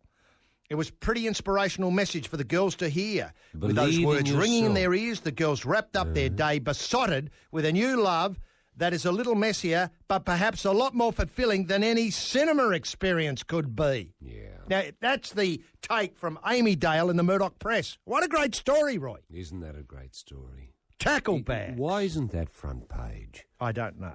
I don't know. Why isn't that out there? Why isn't that beamed live into every school? Mm-hmm. You know, and what was that message, HG? What was the simple message? It was believe in yourself and believe in your rugby league. That's basically it. Take pride in yourself as an athlete. Pride in yourself. What a great lesson of life that is. And I would have loved what to I see... love is the idea that here's someone, a young woman, and rugby league has taken over her life. What a wonderful, wonderful thought. Who would have thought 100 years down the track this funny old game could take over a young woman's life? That's fantastic, isn't it? It is. Look, it doesn't surprise me. I mean, it's that sort of game, isn't it? I mean, I know. It's the sort of once you commit to it, HG, once you give over to rugby, once you let rugby league into your heart, once you let that old silly old bugger worm its way in, well, people radiate, don't they? They radiate an energy, you know? You can see why Dell was prepared to go back on and lose his sight for the game last night. Yeah, I mean, you're talking about a bloke a moment ago who was prepared to give up a finger, you know, for 8 weeks of football. Dell was prepared to lose an eye for 60 minutes of football. I mean, isn't that rugby league taking over your life? It is. And this is the funny thing. It's not a religion. It's not a religious experience. It's much bigger than that. I mean, when rugby league takes over your life, you walk taller, your shoulders are straight, you march faster, there's always something to do, and you're confident. You're confident that no matter what bullshit comes out of your mouth, it's good bullshit. Okay? Okay. I take your word, buddy. I'm hearing you. Vampire Weekend, Oxford, from the CD Vampire Weekend. And guess what? They're playing Splendour in the Grass 08. Roy, look, that was a terrific good news story about the future of the game, and it's never looked brighter or more exciting. But then we have the problem of the North Queensland forward, Luke O'Donnell. Look, it's described in the Murdoch Press as an anger that Luke O'Donnell simply cannot contain. After a 7-match suspension, O'Donnell last night called on the NRL judiciary to look him in the eye and explain how and why he was found guilty of the striking charges. He was angry at the panel who told him to sit down, Royce Ailiff, Darren Britt and Daryl Williams. They wouldn't believe his case. He said he was shattered and shocked at being suspended for recklessly striking Penrith Luke Priddis and Luke Lewis in separate incidents during Saturday night's match in Townsville. The former Kangaroo said his tackles were neither reckless nor intentional, and he was only trying to fend off Panther players. Yep. Outraged, he was not given a reason why he's found guilty. O'Donnell asked for the NRL rules to be changed. Yep. To have 3 ex-players think it was reckless and intentional, it's hard to take. As ex-players, I thought they would know. No one gave me a reason. No one looked me in the eye and told me why I was guilty. It'd be nice to know how they came to the decision. Maybe the players could be told why they've been found guilty. I didn't think it was reckless, and it certainly wasn't intentional. It is very frustrating. I told the truth, but the prosecutor, Peter Kite, did his best to pick it apart. O'Donnell denies guilty, claimed other players with similar running styles would be concerned. It's such a common action, you see it all the time. And I've been doing it for 9 seasons I've had in the NRL. I was shocked. I don't want to see anyone go through what I've been out, for. Do you've watched the matches. Is he calling for greater transparency, HG? In the I think process? He is. I think he's calling for greater transparency. I like the idea of the bench saying, now, Luke, we don't looking him in the eye and saying we don't like what you've done. We don't support what you've done. We think you need to go home, have a look at these tackles. I don't know how they phrase these things in legalese, in rugby league legalese. Go home and have a look at the way you're tackling and think about it. And we're going to give you 7 weeks to think about it. If you've got any problem with that, you can appeal and point out who they might have to ring to organise the appeal. What I think he's devastated by is no one's told him the reasons why. He feels as though there's a vendetta out against O'Donnell. Yes. But you've seen his tackling. Do you think it's suspect? Well, no, I like his tackling. But it seemed... Didn't you mention there, though, that it was something to do with the way his running style? Yes, because it always happens, excuse me, when he has the ball. Well, that's what I mean. So it's not his tackling, it's the way he's fending off would-be tacklers. He's running with the ball under one arm. Can I just say, everyone loves a good fend? You know, honestly, HG, and fending is really, it's an art that's disappearing. I know. It's that's disappearing. Why. You know, if you go back to your great Graham Bradley, the Penguin. Oh, the Penguin. What a fend. What a fend. You know, they could not put him away. They could never put him away. And it was largely due to the fend. Uh-huh. Now, if this bloke's got a great fend, well, I think Ailiff and co., those clowns that live in a fool's paradise, you know, that have totally... I mean, they're in the hot air balloon. They have no touch with reality anymore. Right. They should be encouraging this bloke. He should be giving clinics to the Gillaroos, for example. The Gillaroos, that's right. You know, how to do a fend, how to fend. I mean, he doesn't lift the knee, Constable Craig style. No. He just hangs the elbow out. He does. What his defence is that he's got an open hand. Yeah. So what happens is he pushes them, and then all of a sudden the head comes in contact with the elbow. It's a terrific technique. It is. It's no clenched fist. There's no malice intended. No. It's just get out of my way, Sonny. Get out of my way. I'm working. Honestly, if there's no room for get out of my way in rugby league, the game's finished. It's all over, can I suggest? No, you're I mean, players like this are heroes. Heroes. Look, it is sad to see. I know he was so disappointed, but to think we could lose Luke O'Donnell, you know, simply because of this, that's a nightmare. I mean, the game is going to become a laughingstock. It will. Roy. It will. It will. And are you suggesting that the two complaints were made by Luke Priddis and there was another Luke involved? Luke Lewis, the Luke two Lewis. Lukes. Well, I don't know that they complained, but he said he was shattered and shocked at being suspended for recklessly striking Penrith Luke's Priddis and Lewis. You know, I can't remember a time when three Lukes were involved like this. When a Luke was given 7 weeks for allegations made by two other Lukes, where you had the Luke that's charged is the one with the ball. Can I ask, you know, at This the top of my... This to me, I've got a feeling there might be more to this. This has got... Lovers tiff? Well, it's got Christian name envy written all over it, hasn't it? It certainly You know, has. there they were at Penrith thinking, oh, well, you know, we've got more Lukes than anyone. We're all Luked up. Yeah. Suddenly O'Donnell lurches onto the paddock. Luke. Yeah, no, I don't like it. I reckon you're absolutely right. I think that's what this is all about. I tell you what, those in the hot air balloon, look at their names. Royce, yes, Darren, and Daryl. They wouldn't know what's going on. Well, even I if you can told tell them. you, they've never played with or against anyone called Luke. Fact. Telling you now, and that's an absolute dead set fact. Now, can I... Presets, My People, the title of the track from Apocalypso, nominated for 2008 J Award, touring for Triple J, June 12th to the 22nd, playing Splendour in the Grass. They're live at the Wireless tomorrow night at 8 p.m. It goes on and on and on. The Presets. Triple J's Presets, should I say. My People there, and the title of the CD, Apocalypso. Roy... Look, it is sad, as you were saying a couple of hours ago, about the state of basketball in Australia. But Mike Wroblewski, the original owner of the Sydney Kings... Isn't it great to have him back? It's great to have the name Wroblewski associated once again with Australian basketball at the highest level. Yeah. Look, he says he hasn't just come back to save the Kings. He's calling for the West Sydney Razorbacks to be canned, killed off, dumped, slaughtered. What, the end of the pig pen? The end of the pig pen. Oh, no. I know, it takes a little bit to get your head around.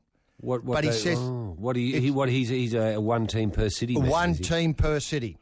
As part of a radical plan to save the NBL from itself, according to Tim Morrissey in the Murdoch Press. Wroblewski has yet to receive board approval to take over the Kings licence after buying it from the controversial previous owner. Wednesday, he's calling for the NBL to return to a one-team, one-city league. That would mean the death of the Pigs, who are apparently hanging by a financial thread and are set to move back to the E.G. Whitlam Centre in Liverpool, that was where the rugby league clinic was. That's right, with the Gillaroos, yeah. The Gillaroos. Yeah. Now, apparently, it's a very old-fashioned setup there at the E.G. Whitlam. It's great there. I love it. I mean, it's sort of got a Back to the Future feel, hasn't it? Does. Why couldn't that become the new pig pen? That's the plan. That's the plan. Good. Well, good. See, I think the pigs have been a real shot in the arm for basketball, certainly in the Sydney area. Mm-hmm. You know, kids love the pigs. They do. If anything, I would have thought the pigs might have reached out to take over the Kings. Well, it could be an amalgamation. The Sydney Kings pigs. Anyway... I don't mind king pigs. That's good.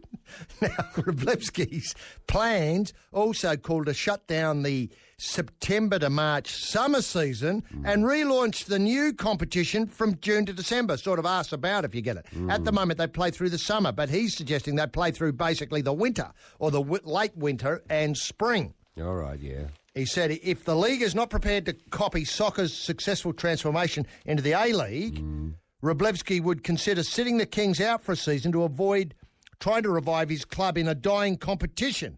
He feels as though the current thing's going to fall over. Indeed. He says 3 months is not enough to turn it around. You've got to recapture your corporate support, rebuild your membership base and the public image after the damage that's been done. It potentially, he says, could be a disaster. The reason I sold the Kings in 2000 is I felt the league made some serious mistakes 10 years ago. I got tired of fighting with everybody. In hindsight, the things I was fighting about have been proven correct. Yeah. Obviously, the pigs were involved in that doomed project out in Liverpool that was called the Oasis Project. But on the other hand, Roy, there's many issues there. Do you believe that would be a better competition run virtually in the winter and spring as opposed to the, what have we got at the moment, the summer and the autumn? Look, it doesn't worry me. Can I just say, if the basketball's good, people will come. Mm-hmm. You know, if the basketball's good. You know, I blame television coverage for the trouble that basketball's in. But I mean, maybe we do have to think out of the circle, out of the square a little bit, HG. I mean, has Mike mentioned any talk of maybe bringing Andrew Bogut out to play one match? What a lovely idea. You know, just something like as a circuit breaker. A circuit breaker, exactly. Because if we got Bogut out, you know, just playing one game, say for the Kings against the Bullets. Oh, how about the Kings v Pigs? Well, Kings v Pigs, but I'm just thinking of making it a little bit more interstate because I know every television network would leap at the opportunity of covering that match. Bogut, Kings v Bullets, and I'd love to see the Bullets get the tall guy from China out to play. Oh, yeah. Whose name escapes me. Yeah, I know the one. The genetically engineered guy who I think plays in America as well. Yeah, I think now, that'd be great. Bogut in the Kings and the big bloke from China playing for the Bullets. Yes. As a circuit breaker. Yeah, circuit breaker. Just to show the networks what can happen when you give them a good product. I know. That's exactly right, Roy. Because, I mean, I just can't imagine any genuine Australian not watching that. You know? True. Right-thinking Australians will watch that. Yeah. And I tell you what, and I tell you something for nothing, the kids would get involved too, because I tell you what, Andrew Bogut, he talks to kids. He does. I mean, I've heard him referred to as the king of the kids more than once just this week. And that's overseas. Right. Imagine what he'd do for kids here. Oh, they go basketball mad. They would go Bogut mad. Bogut mad, yes. Bogut basketball mad. But having said this, I know it wouldn't be cheap to get Andrew out here just for the one match. You know, we might have to raise $20 or $30 million. But that's where your future fund that's where your future fund comes in, or maybe the corporates would get involved. Maybe get involved. Jerry Harvey from Harvey Norman, maybe, indeed. Or Singo. You know, Singo. maybe I don't know. Maybe Andrew, if he's out here for 3 or 4 days. Well, let's say 2 days, to be honest, because I know he's got commitments, time challenged. Just to get him up to Graham Park for an hour. Well, that'd be fantastic. In the Gosford area, and people would just come and look at him. Well, or put some boards down and play a bit of a pickup game in Graham Park to show I think it could always become a great basketball venue. Yes. Yeah, now, that'd be very easy to do. It would. Wouldn't it? But there's so many thoughts there. It's time for a fat. And now on This Sporting Life, it's time for the second fat of the afternoon. The second fat is brought to you each and every week by Mad Dads, the Woodies Float, Actar Technology and Chunky Chains, the rolled gold links that have your head coming out better. What's on the chopping block this time, HG? Well, another fantastic prize, King. Look, this is anchored. This prize is anchored by a DVD, 100 Years of Australian Football. Now, this was put out in 1996, and this year, 2008, we're celebrating the 150th year of Australian football. Only AFL could measure time like that. 100 years in 96, 150 years in 2008. It's just terrific the way time has passed. And if that anchors the prize, the other one, King, is a CD. The other prong is a CD from The Matches, A Band in Hope. And that's for all comers who can answer the following question. Yes, the question for all comers is as follows. What's worming its way into the hearts of women across the nation? What's worming its way, can I just add there, funny old way, into the hearts of women across the nation. And that number, Roy? Is 1300 0555, all comers? Yes. Phone now. You left off 36.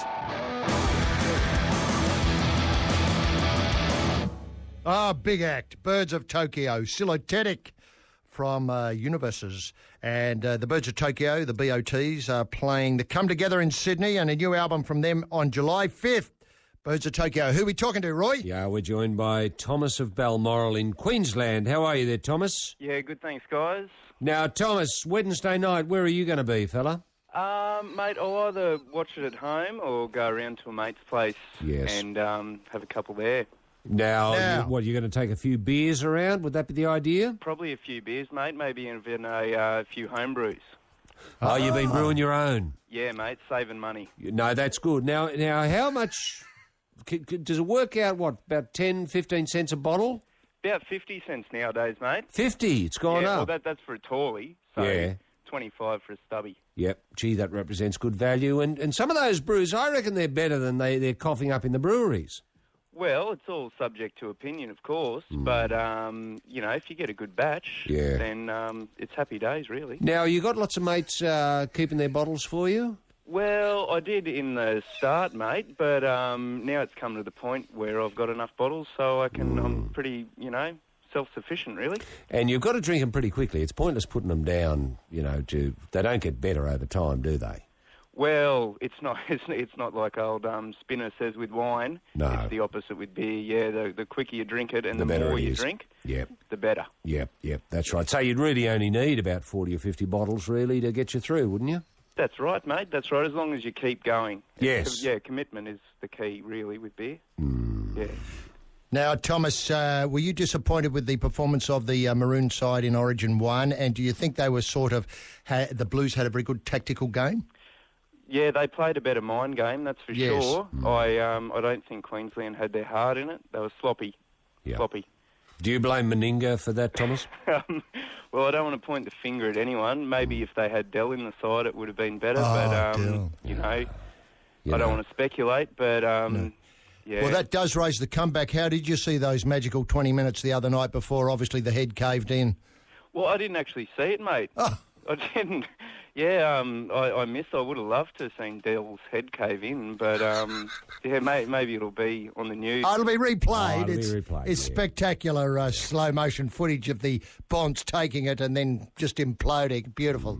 Rugby league at its finest. I can imagine, mate. And they're going to stick a titanium plate in the. It's already been done. Happened last night. Yeah. Oh, yeah. Good that it'll be there priority. for life. It will be there, yeah. Thomas, if you were Mal Meninga, and I don't want to give Mal too many ideas, but I'll just run this by you to see what you'd think. Would it be useful, do you think, to have Dell go up and talk to the Maroons, maybe a few minutes before they run out? Just bring him in, blokes, I've got a special guest here for you. And open the door, in comes Dell with a titanium in the head. And a story to tell. No question. A little PowerPoint presentation, and it'd pump him up. It would, wouldn't it? Definitely, yeah. No question at all. Maybe and I tell you what would pump him up if he appeared in the shorts, the boots and the maroon jumper, ready to run on should the worst happen. What if he is able to run on? Well, just they're willing to run on, even with the titanium that hasn't set in his head yet. I reckon that'd confuse the other blokes. Oh, true. Yeah, and when he runs out and takes his spot on the fifth person on the bench, and then obviously they have to drop one, obviously because they can only have the 17, etc. Yeah, it would be great though just to have Dell sitting there, rugged up, in the dressing gown, just sitting with the boys on the bench. But then all the other blokes are just going to think he's the go-to man. We don't have to do anything. Dell's going to come on and save us. So no, you might be right. Now, listen, what do you make of Lockie's knee? I know we mentioned it early in the show that nobody seems to be able to fix it. Well, if Dell can get a titanium plate in his head the day after something happens, why can't Lockie get his knee fixed up? That's our point entirely. Yeah, a little bit of titanium in there.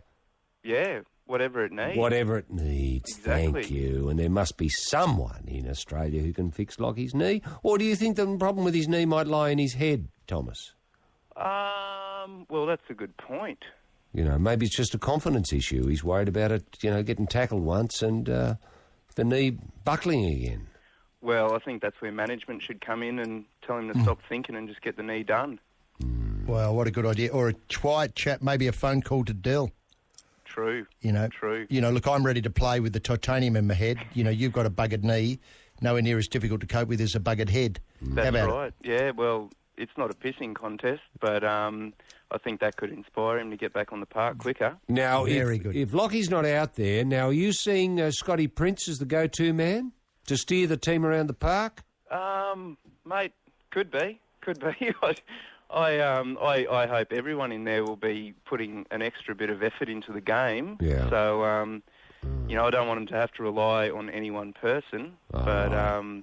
yeah, Scotty Prince can do it. He can do it. He can do it. I don't care who does it as long as someone does. You just want someone there with a maroon That's it. Guernsey on, steering them around the park. It wouldn't matter who it was. Yeah, as long as they get the job done.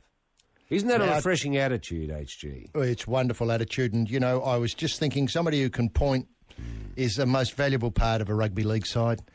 I remember years ago, King Wally broke his arm. Yeah. And he wanted to stay on because he could still point with a good arm. Mm-hmm. And I think that was enough. That's it. Now, Thomas, let Roy set out the question. Have a swing at it. No worries. Now, Thomas, what's worming its way? It's funny old way, I'll never again. Into the hearts of women across the nation. It's the good old game of rugby league itself. Indeed. Absolutely right, Thomas. The 100 years of AFL football and the matches, that's a DVD, and the matches, a Band in Hope CD. We'll get them on the way to you, and those should be there not long after Wednesday night. In the meantime, thanks very much for being part of this sporting life. Good time. See ya. Bye. Bye. Yes, 3 on the trot again. We started off with Bob Evans and Don't You Think It's Time from Suburban Songbook. And, of course, Bob Evans, a.k.a. Kevin Mitchell, a.k.a. part of Jebediah. Then in the middle of that 3 on the trot, we had MIA and Paper Planes from the CD Carla. And tour promo, I assume that means that MIA is wandering around the place saying hello to people. From the 6th of the 6th. So last week that MIA promo tour got underway. And the final slice of action was the Dukes of Windsor, No Disguise from the CD Minus. New album from them out August the 16th. You heard them all on This Sporting Life. When Rocket Rodney Eade took control of the Western Bulldogs, what was the first decision he made? He booked the team for a fortnight at Crystal Spa Gardens in Werribee. They all can't be mad. This Sporting Life takes this opportunity to acknowledge all those Australians who were told to get stuffed by Kerry Packer. Recent evidence suggests the following should be acknowledged. Neville Wran, Ita Buttrose, Mr Sparkle Carl Scully, Boxhead Lecky and Sky, Peter Reith, the Very Reverend Dr Gordon Moyes, The Body Elle Macpherson, Tracy Grimshaw, the Dangerous Floater Mark Philippoussis, His Royal Highness Prince Philip, Supermodel Kate Moss, Maccabi Diva, Tennis Great Pancho Gonzalez, Wendell Saylor, Tim Costello, and singing sensation Tammin Sursok. These great Australians are now all proud recipients of the Rene Rivkin Medal. And remember, all Rivkin medalists get a 3.5% discount at all home and away AFL football fixtures. Australians. If you feel you've been overlooked for this prestigious bauble and have felt the abrasive side of Kerry's tongue in the past, then get in touch with the Ruskin Committee, chaired by Sir Michael Jeffrey, VC. Owner builders. That new house going up in your street. What is wrong with it? The design seems okay. The house-to-land ratio? Not a problem. The grey water mechanisms are state-of-the-art. So what the hell is wrong with it? 1. The bricks are imported from New Zealand. 2. The toilet tiles come from Italy. 3. The copper pipe was extruded in South Africa. 4. The white goods are German. No wonder the place stinks. Ask yourself, would former ARU legend John Eales live in an eyesore like that? Roy, look, I love a bit of memorabilia, and I know with the economy going gangbusters, people, cashed up to the hilt, that people are looking for ways to invest in their super, and a terrific jumper has caught my eye this week. It's called Red and White, Green and Gold, and celebrates the career of Graham Changalanglands. If you can imagine... half the Kangaroo touring jumper slaved up to half a St George Dragons jumper. With the famous red V, half a V. Half a V, and the other half one a golden V. Well done, Roy. Absolutely. Half a red V, half a golden V. And I'd like to think that this is the proceeds from this fantastic jumper, which I'll give you the details of in a minute, is going to help to the rebuilding of the Taj, paying for Benny's fees to come down and coach the team next year, because let's face it, the St George Dragons are the team to beat in the competition at the moment. They're the hottest team without a doubt. Was it 4 or 5 on the trot? I think it's 4 or 5 on the trot. You're absolutely right. It might be 5 out of the last 6. And, of course, to pay for Dell's titanium, which is not cheap these days on the open market. Now, this jumper comes in a beautiful frame, signed by Chang. Yes. And it says here, to commemorate the brilliance of the St George Rugby League Football Club is proud to release the signed St George / Australia split jersey, personally signed by Chang, limited to 4 million. Never it will ever be released, so this piece is sure to sell out. Don't miss your opportunity, etc., etc. The good news, though, is if you do miss out on the 4 million, there's split jerseys coming from Chook. That is Johnny Chook Raper. Oh, not Puff. Yes. And Reg Puff the Magic Dragon Gasnier. Oh, no way. So how about all 3 on your wall? I mean, if you're a St George and Australian Rugby League fan looking for some great way to capture the 100 years, imagine lining the 3 up. Chang, Chook and Puff. Well, yeah. It doesn't get any better than that, does it? No, they don't. I tell you what, I mean, this sort of stuff is... It's a real inflation buster, isn't it? Absolutely right, an inflation buster. Because you know damn well you've got 3 things on the wall there. You might have paid X for them, but with every day that passes, it's X plus. Indeed.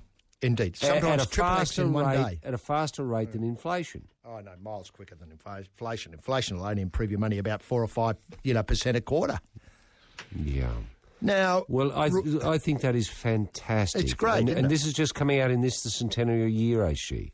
Well, I tell you what, in the centenary year... Is there any talk of a Constable Fat Albert?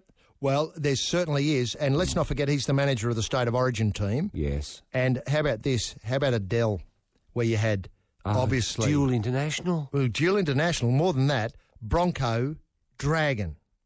Well, Bronco, Dragon, Wallaby and Kangaroo. I mean, you got a 4-piecer. Would be a 4-piecer. I know. That's all their dry powder as soon as he gets back on the paddock with the titanium in the bonds. Look, obviously we've got to wrap it up in a minute, Roy, but just coming to Wednesday night, can you see a better performance? I know it all rests very much on poor old Lockie's knee. Yeah, look, I think we've got a better performance from the Marines. Yeah, look, I think we've got to resign ourselves to Lockie not being there, HG, is my feeling. I know he's given himself till tomorrow to let Coach Meninga know what his intentions are, because it's important for young Prince, because he's got a big match coming up, He has. He's got to learn a few moves. Well, yeah. But if he hasn't got State of Origin duty, he's going to be turning out for the Titans, I think, on Monday night. Oh, okay. I'd forgotten all about that. Yeah. Right. So if Lockie says no, then the Titans have got to play without their little master steering them around the park. So that's just something to put into the mix. And I know that doesn't answer your question at all, but I think it will be obviously a stronger Maroon tie, if only because we're in Lang Park.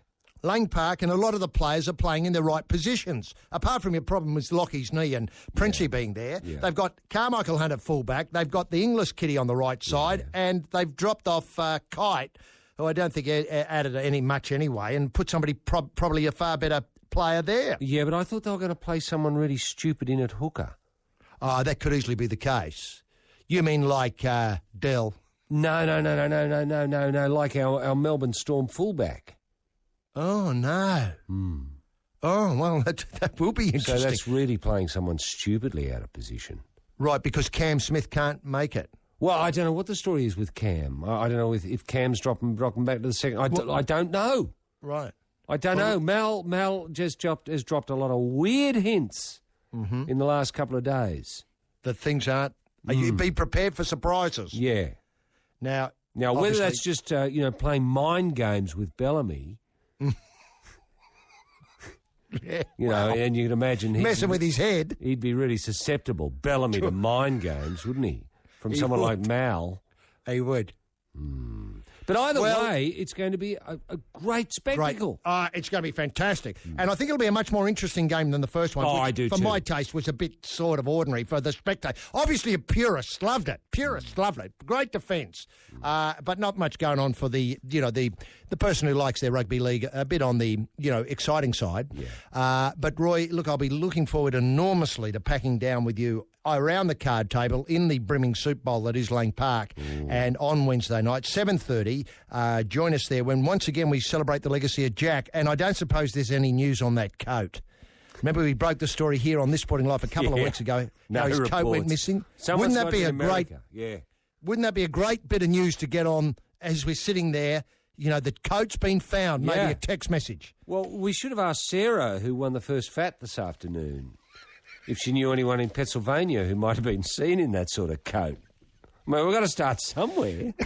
Well, I think that's a perfect place to start. And so, Sarah, if you are listening, ring us back with news of coats in Pennsylvania. But that's it for the This Sporting Life this week. Join us Wednesday at 7:30 for the second State of Origin in 2008, celebrating 100 years of hate. And we leave you, as always, with the simple reminder that Triple J is spot. Bye now. This is a download from Triple J. For more music, current affairs, comedy and culture, triplej.net.au. And now... Hello world, pants off, Australia. The whips are cracking, the surf's up, the doctor is in. It's just another afternoon when too much sport is barely enough. And now here's the team who can open the batting and take the new ball up the hill into the wind, who can turn defence into attack in the twinkling of an eye, who've enjoyed the highs and learnt from the lows, who are all the better for recent racing and in the wash-up at the end of the day win a lot more than they lose. It's the team of H.G. Nelson and rampaging Roy Slaven and the dominant backline of This Sporting Life. H.G. Yes, thanks very much indeed. King Wally Otto in the soundproof booth, and a very big thank you to Sarah Howe for getting us to this point on the on the Wheel of Fortune of life. It's tremendous work there, Sarah. I mean, I don't know how I was going to fill in that. I was just thinking about the big drum stopping in Tibet and whether we'd be able to have to step in should it stop. And mercifully, Sarah Howe was there to make the sounds that filled in the previous 4 hours of eternity. Tremendous work, Sarah. And you did it so effortlessly. I mean, no big tickets, just came in, played a few records, got a few CDs, put them on air, spoke about them. It was great. And you're at the youth headquarters of the nation, the smothers of the nation, with love, Triple J. Good afternoon, ladies and gentlemen, boys and girls, shareholders and school kids. Welcome to Triple J on another Sunday afternoon when too much sport is barely enough. And what about the price of petrol? Tremendous. Welcome to another week when we continue to dare to dream. That's right, DTD, dare to dream. Here, and look, the Table of Knowledge agenda gets underway for another week. And look, last week we broke the news of the Bra Boys' involvement with Plod in a couple of jurisdictions around the world. Well, now the good news. I think one of the lads is in trouble in Hawaii. Mercifully, I think the plea is it's a case of mistaken identity. And the other one is in a more local or nearby jurisdiction in trouble. And I've sadly lost the facts of the case. Anyway, now a fictionalised account of their lives is to be green-lighted in a biopic project with Mark Wahlberg finally agreeing to pack down in the title role of Kobe Aberton, and Russell Crowe will direct and play the key parts of Jai Aberton and the Sydney Standover man Anthony Hines. So it's all taking shape nicely. So you've got Russell and Mark Wahlberg going head-to-head. It's going to be fantastic. And the rewrites I've seen of the original story based on their lives suggest that the part of Hines will be extended into every scene. I think it's fair to say that Russell would find it a lot easier to direct himself in every scene rather than other people. And both Nicole Kidman and Danny Minogue have put their hands in the air to pack down into the pivotal role of Ma. For those who know the documentary film, Ma is a crucial role. She was the catalyst for the formation of the Bra Boys all those years ago. I mean, with Danny and Nicole both agreeing to do it, I mean, Russell will be literally paralysed by choice. The film will now be set in Malibu. Obviously part of Los Angeles, Greater Los Angeles, which is much more like Maroubra than the beach in the southern suburbs of Sydney that has that 2035 postcode. So that's all good news. So the Bra Boys films, I don't know what the working title is. Might be Ma and the Boys. Something like Mark Wahlberg, obviously Russell, Danny Minogue / Nicole Kidman in the pivotal role of Ma, the title character of the show. Sounds great, doesn't it? Look, obviously it's just wonderful.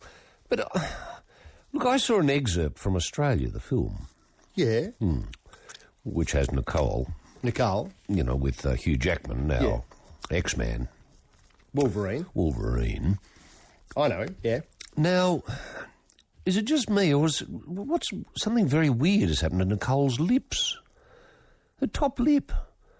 It's totally bee-stung. It's right out there. It's as if she's had a lip transplant from someone who had a really fat top lip.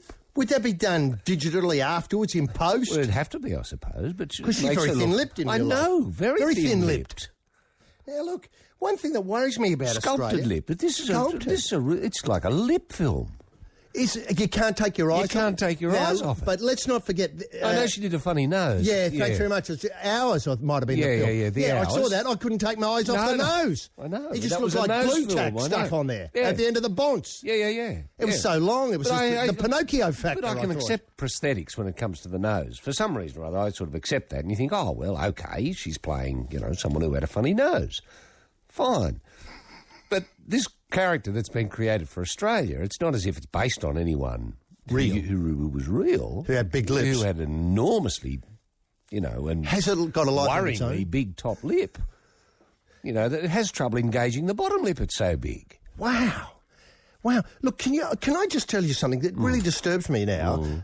Look, can I just say I hope it's not Botox. I hope she hasn't had, a couple of needles on set every morning. Just to get it continuity, puff up, or a bee sting. Yeah. Now, look, one thing that worries me about Australia is they're now seeing this as going to be the saviour of the tourism industry. Well, I heard Martin Ferguson talking about that. He's really right up disturbing. Behind it. Yeah. Because Australia's nothing like the film. This is a film set in the 30s. We don't ride around on horses anymore and push cows around. No. We don't. I mean, we have banks here. We have banks. But we still have the Savannah Forest. That landscape up north, that's still there. But can I just say you'd have to... But there's no threat of Japanese bomb attack anymore either.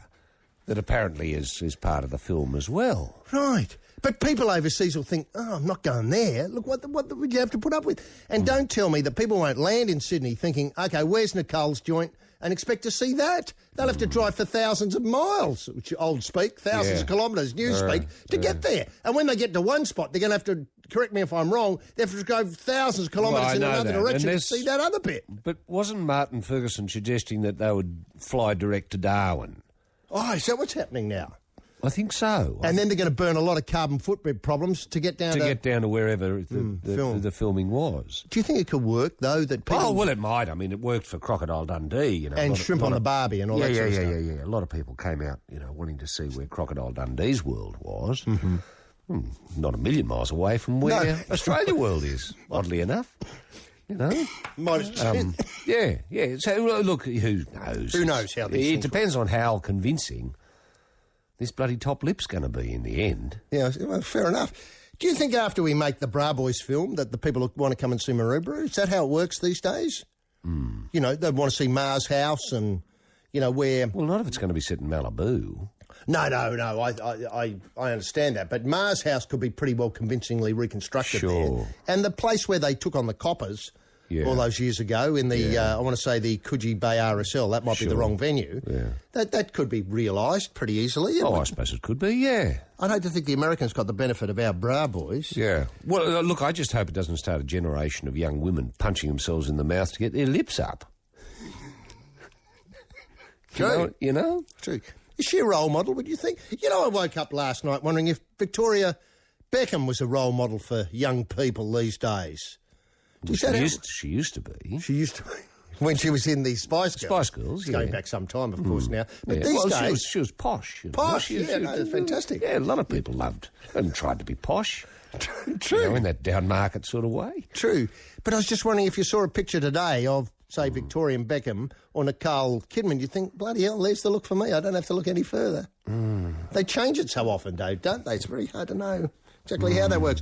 Anyway, look, speaking of landmarks, which we were, Mars Place and 2035, etc., Iguana Joe's in the Central Coast hotspot that has brought so many young couples together for many, many years was in the news this week for all the right reasons. For those who don't know the area, Joe's is a very short walk from Graham Park, the spiritual home of the Central Coast Mariners and the South Sydney Rabbits, even though they rarely play there. Iguana Joe's has a history, and it's a great spot for lucky locals. I thought they dropped the Joes and it was now... just iguanas. Iguanas by the water or something like that. They've gone up market on us. I go back to Iguana Joe's, though. I sort of think it's got more of that Nicole Bee Sting lip look about it. Yeah. Well, it's got and it evokes images of Trader Vic's and Crocodile Dundee. Yeah, and who's that bloke who's got the film out at the moment? Indiana Jones. Indiana Jones. Yeah. Anyway, the great spot for young locals in the know, looking for a bit of blue to go with a skinful. I mean, I think that's a fair description of what happened the other night. And let's face it, older couples like the love bubs who blew in the other night. Don't mind roughing it up after a quiet drink. And still with social notes and drink, what did happen to T-Bird after Origin 2 in the Uber bar in Brisbane on Wednesday night? I mean, the Uber is a great place for a drink at 4:30am any day of the week. No mistake, probably the best in Australia. And for quality time out with a bit on it, I can't get a struck match between Uber and Joe's or Uber and Iguanas. Yeah. Well, Iguanas turns into a sort of disco at 9 o'clock, doesn't it? It does. And that's when your young people blow in, and your older set who want to sit down and have a sit-down meal from the a la carte menu. They're not as welcome anymore, are they? No, that's right. You've got to shift tables. I mean, that's what happens at the Joe's. problem. Yeah, people should. And if know you're going to sit down at 8:30 and order a 3-course meal, you're going to have to finish it outside or enjoy music with it. Well, no, I don't think... No, you can't. No, I don't think you're allowed to stand with a plate in your hand while you're jiving. To YMCA and other soul classics. But, I mean, that's the contract you enter into when you walk into Iguanas, isn't it? I think that's fair. You know the rules. You know the rules. You turn up at 7 o'clock. Yeah, or 6:30. Or 6:30 even, if you want to have a 3-course meal. You know, with you start off with your, I don't know. Say prawn cocktail? Prawn cocktail. Or maybe a bit of bruschetta? Yeah, and then maybe a scallopini or something with veal and chips. Oh, veal and then maybe a bit of ice cream and... Or you could go with jelly. Go with a cafe frite with, say, maybe surprise, with a bit of pumpkin mash, chef. Gone silly with broccoli and almonds on the side. Oh, I didn't know it was that sort of restaurant. Oh, no, I just made all that up. Look, I haven't been in there. No. But I assume it's good, honest tucker. Yeah. Look, at a good, honest price. Yeah, no, I'm sure it is. Now, look, can I just say is that this well signposted. I know it is. Yeah. I know it is. You've got to be out by 9. You've got to shift tables. That's right. And there's a lot of PA stuff, in-house PA, ladies and gentlemen, the disco will be beginning with, etc. in 5 minutes' time. Please vacate the area. Please vacate the area. Exactly. That sort of stuff. It's very well done. Now, incidentally, with the T-Bird incident, can I say I understood there were highly paid security operatives along with the Blues to prevent exactly this sort of thing happening to the blokes from south of the Tweed when they were out relaxing on the piss after a great game of rugby league, mixing it with the local nutbags. I thought, do you know what I mean? I thought they were being looked after. No, well, Jeff Carr seemed to indicate that they weren't being looked after. That's why they've launched a probe. You mean they've been let down by their own security? Yes. Who clocked off, obviously, at 2:30. Said, OK, boys, you're on your own. We're going now.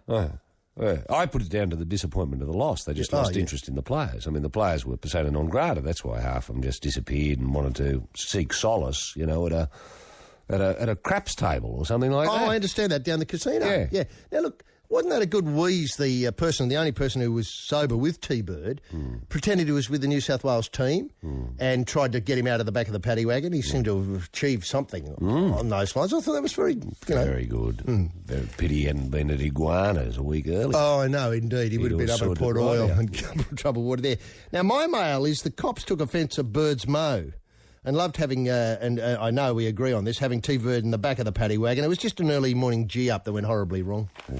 Now, in Origin fallout, and this always disappoints me, Tony Archer's game has come in for a lot of scrutiny by the New South Wales Brains Trust. Look, I thought the bloke had a cracker with a P.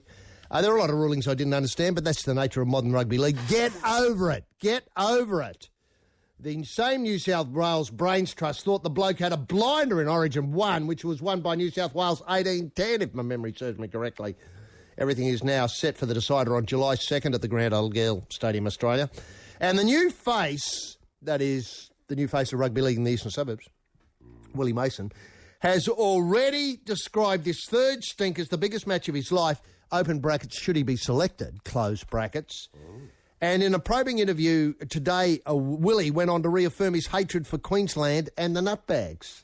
Wow. So he's really winding up the talk. Yeah. Now, excuse me. As part of the build-up to Origin 3, the Blues have decided to go for broke and involved retiring star, the Green Machine, Danny Green, in a motivational capacity. Look, I don't want to speak on team management here, but I'd love to involve Danny in the playing capacity and send him out to flatten a few nutbags in the traditional softening up period.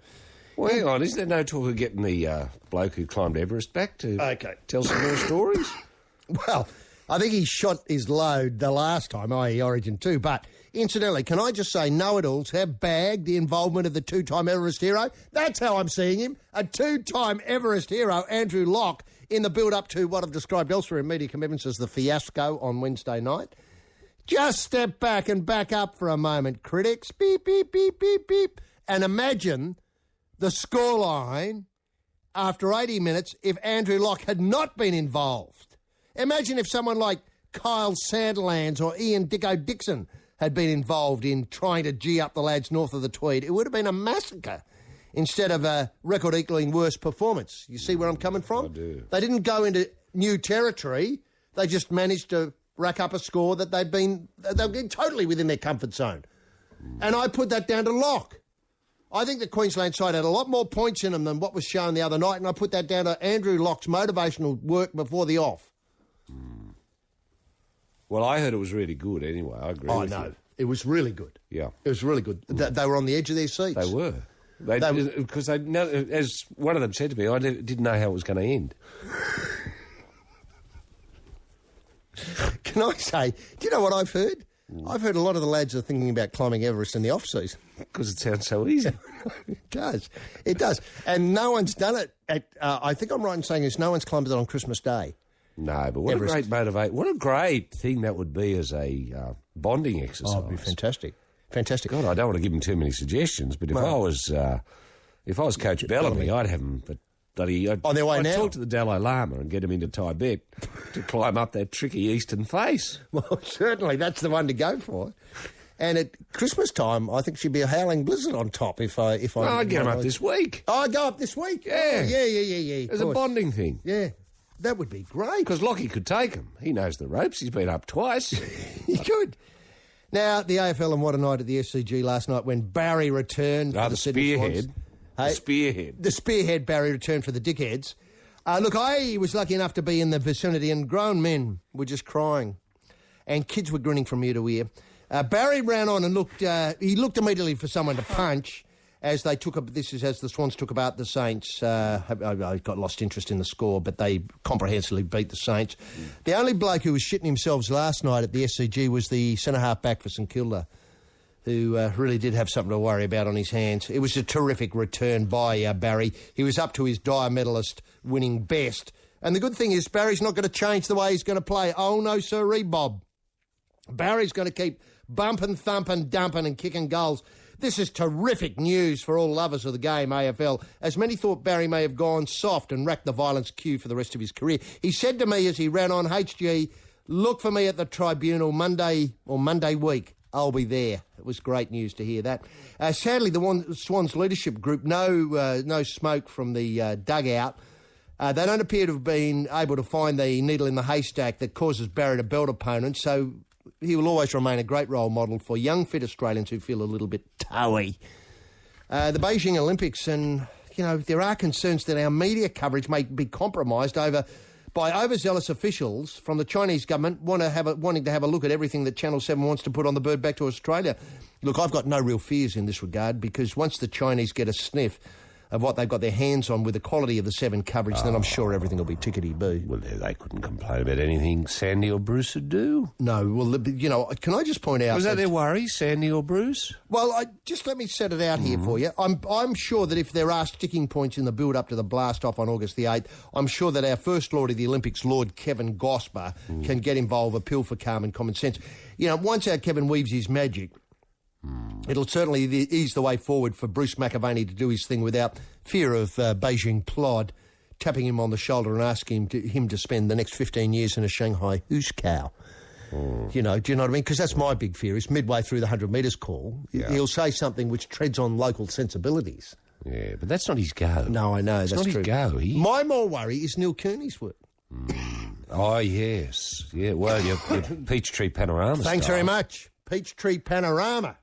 Where does Shaq buy shoes? All of a sudden you've got the whole thing before you. Well, he might accidentally. Oh, well, he could. Create an enormous amount of concern if... See, I'm worried that he might like to go, and you and I have been there, to that night where the Chinese acrobats of the next generation practice their stuff before an audience. Oh, we've been there. We have, but you know what I mean? You're treading on eggshells. I know, there. eggshells. It's eggshells. And I tell you what, I've been to, as you have, to a couple of Mongolian nightclubs. Well, I know that. There's a lot of poetry reading. There are dissidents. Music. There are former dissidents from the Cultural Revolution.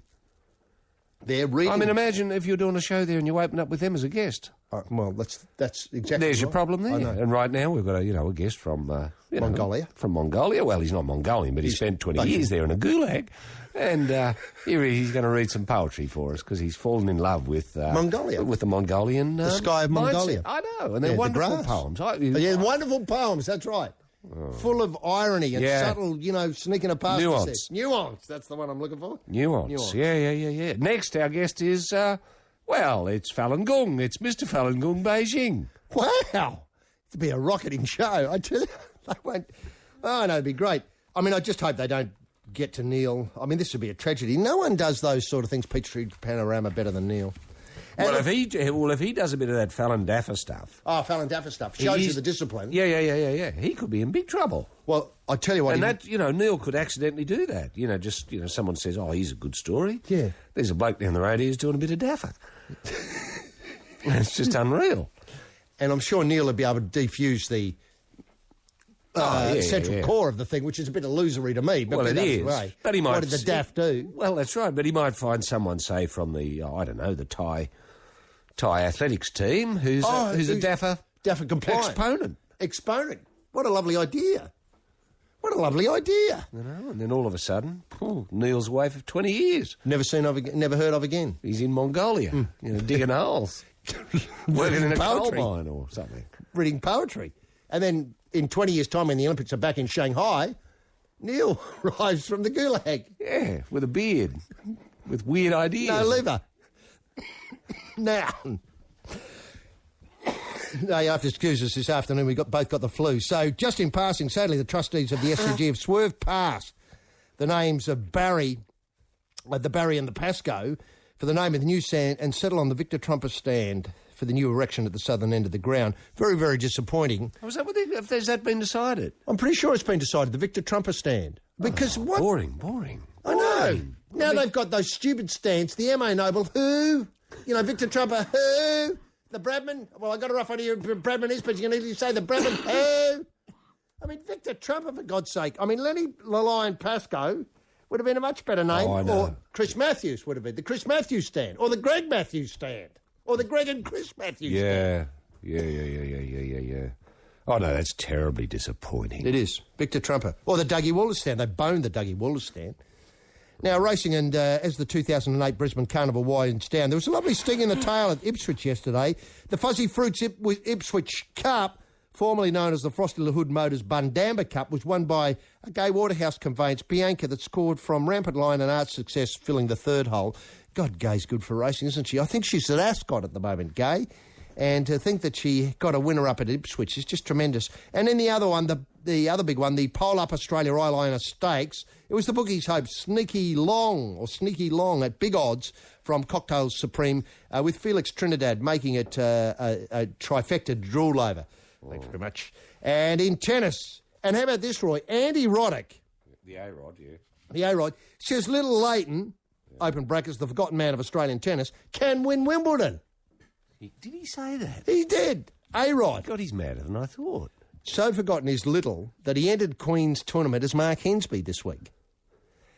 The forgotten man of Australia. Well, he played a bit like Mark Hensby, indeed, too. and no one batted an eyelid. When he came up against, what is it, Novak? Djokovic. Mm. In a perfect preparation for the SW19 hit-up that tees off next weekend, Little was bundled out of Queen in the quarters, straight sets by Novak Djokovic, 6-2, 6-2. I saw it as a career best performance from Little to pull 4 games off the bloke in 2 sets. I thought it was just tremendous. And like the A-Rod, I am not writing off Little in the All England. The World Game and Euro 2008 lives up to the big expectation. And what about those Socceroos? 3-1 against Qatar overnight in Dubai, I think it was. And let's face it, you look at that lineup, there's one name missing, Big Dukes. Boxing and... punching Joe Calzaghe became a commander in the Order of the British Empire in last week's honours. Isn't that great? It is great. Isn't it weird that would be the only British Empire reference in the whole of their government structure, but it still lingers on? Yeah. They haven't got an empire anymore. Be that as it may. No. Oh, they've got the Falkland Islands. Yeah, well, that's part of the empire. And Gibraltar. Yeah. Oh, no, they've got quite an empire now that you think about it. Yeah. Well, the sun still doesn't set, does it, on the empire? True. It's just that locals have got uppity and moved them on a bit. Pretty much. But it doesn't matter. He became a commander in the Order of the British Empire in last week. Sadly, there's no news of the fight that we're all hoping for, Chock v. the Bashan Knight. And still with the sweet science and no news. No news from the Fenwick camp. Very quiet on the Fenwick camp front with the big A Azuma Nelson bout just days away.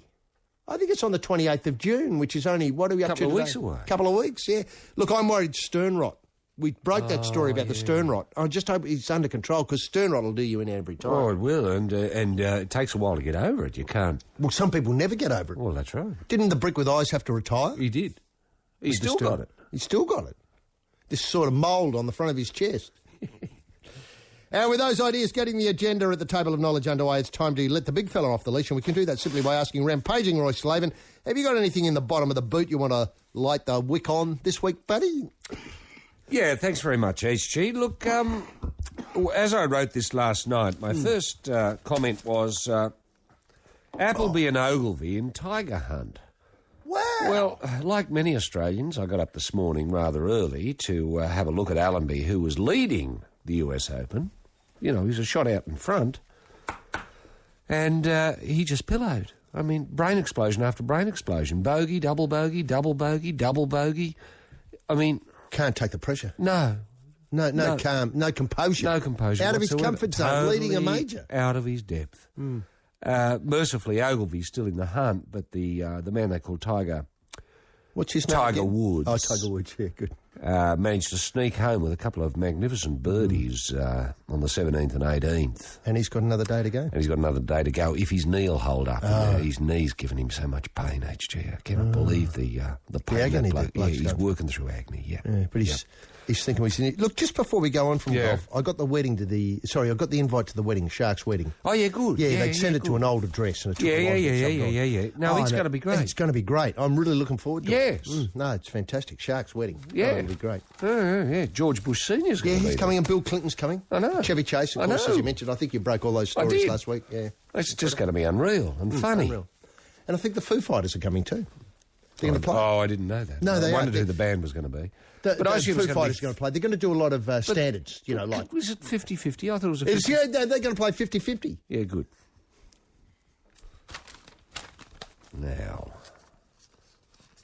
I can't imagine the Foo Fighters doing you. What, Begin with the Beguine or Moon River or stuff like that? No, they do it really well. Really well. Your Gypsy Tap and your Pride of Era and they can do all of Canadian that. three-step, can they? Oh, yeah. Jazz waltz? They're very, very modern musicians. Okay. Well, I'm looking forward to that. Now, the Kings and the Bullets are gone. I know. Now, I'm calling for an inquiry. A probe? And I'm not alone. It just feels... I tell you, I had this hollow feeling the other day. And I wasn't alone. I was on a bus, and I just looked around at the faces on the bus, and I could see just this hollow feeling everywhere. And I got off the bus and walked around town, and I'd totally forgotten what I went into town for. I felt so hollow. And Did you catch a bus home? Yeah. I got the next bus home. I couldn't see any point in staying around town. Because you couldn't remember what you wanted. Exactly, and it was just hollow everywhere. And I put it down to the Kings. I think it's hard to estimate just what they've done to rip the heart out. The impact on Sydney. Now, would the Pigs become the Sydney Pigs? Well, but there was always animosity between the Pigs. I know, but they're the only team left now in Sydney. Or is can't... basketball just going to go for Burton completely? I don't know. I just hope our plans to have it on Thursday night on Channel 9. There's got to be some... Might be the hand that reaches out and says, Kings, come on back. Yeah. And how will it affect our Beijing build-up? Oh, well, not at all, as nearly as I can tell. But anyway, Rafa decides to prepare for Wimbledon by playing golf back home in Spain. Oh, very good. This is a refreshing idea. And can I just say, it's good to, go through a couple of sports highlights without seeing Rafa for a while. I've just had a little bit of too much of Rafa. Yeah, you can get over I'm just a bit Raffa'd out. Yeah.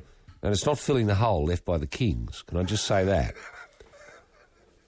Now, Little Leighton, as we pointed out, fails in his bid for a record 5th Queen's crown going down to Djokovic. And I think Djokovic's going to play the A-Rod, who's going for his 5th King's title. Not King's title, his Queen's title.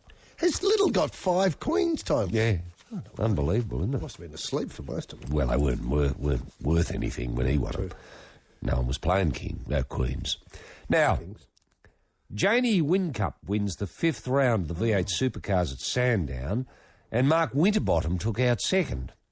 Now, I can't remember a time when we had a name starting with a W and a name starting with a W, 1st and 2nd, in the V8 Supercar. I don't think that's ever happened before. No, they're the only two who would have done it if they've done it before. Yeah, Whincup and Winterbottom. It's incredible, isn't it? Isn't it fantastic? And I tell you what, it's a real shot in the arm, and it's great. I know a lot of Winterbottoms, along with Longbottoms. Side bottoms. And side bottoms, feel a little bit on the outer in society, general society. No, I agree. And it's great having a role model like Mark Winterbottom, who gets in a car and drives around as if bottom isn't attached to his name at all. He just looks like an ordinary bloke. Well, see, the trouble is the side bottom. Who can forget the side bottom who played for Geelong? Yeah. Who on that fateful day when they were making their way up from Geelong... That's right. They were going to pick him up at the Little River turn-off, maybe the Werribee turn-off. And they forgot him. Yeah.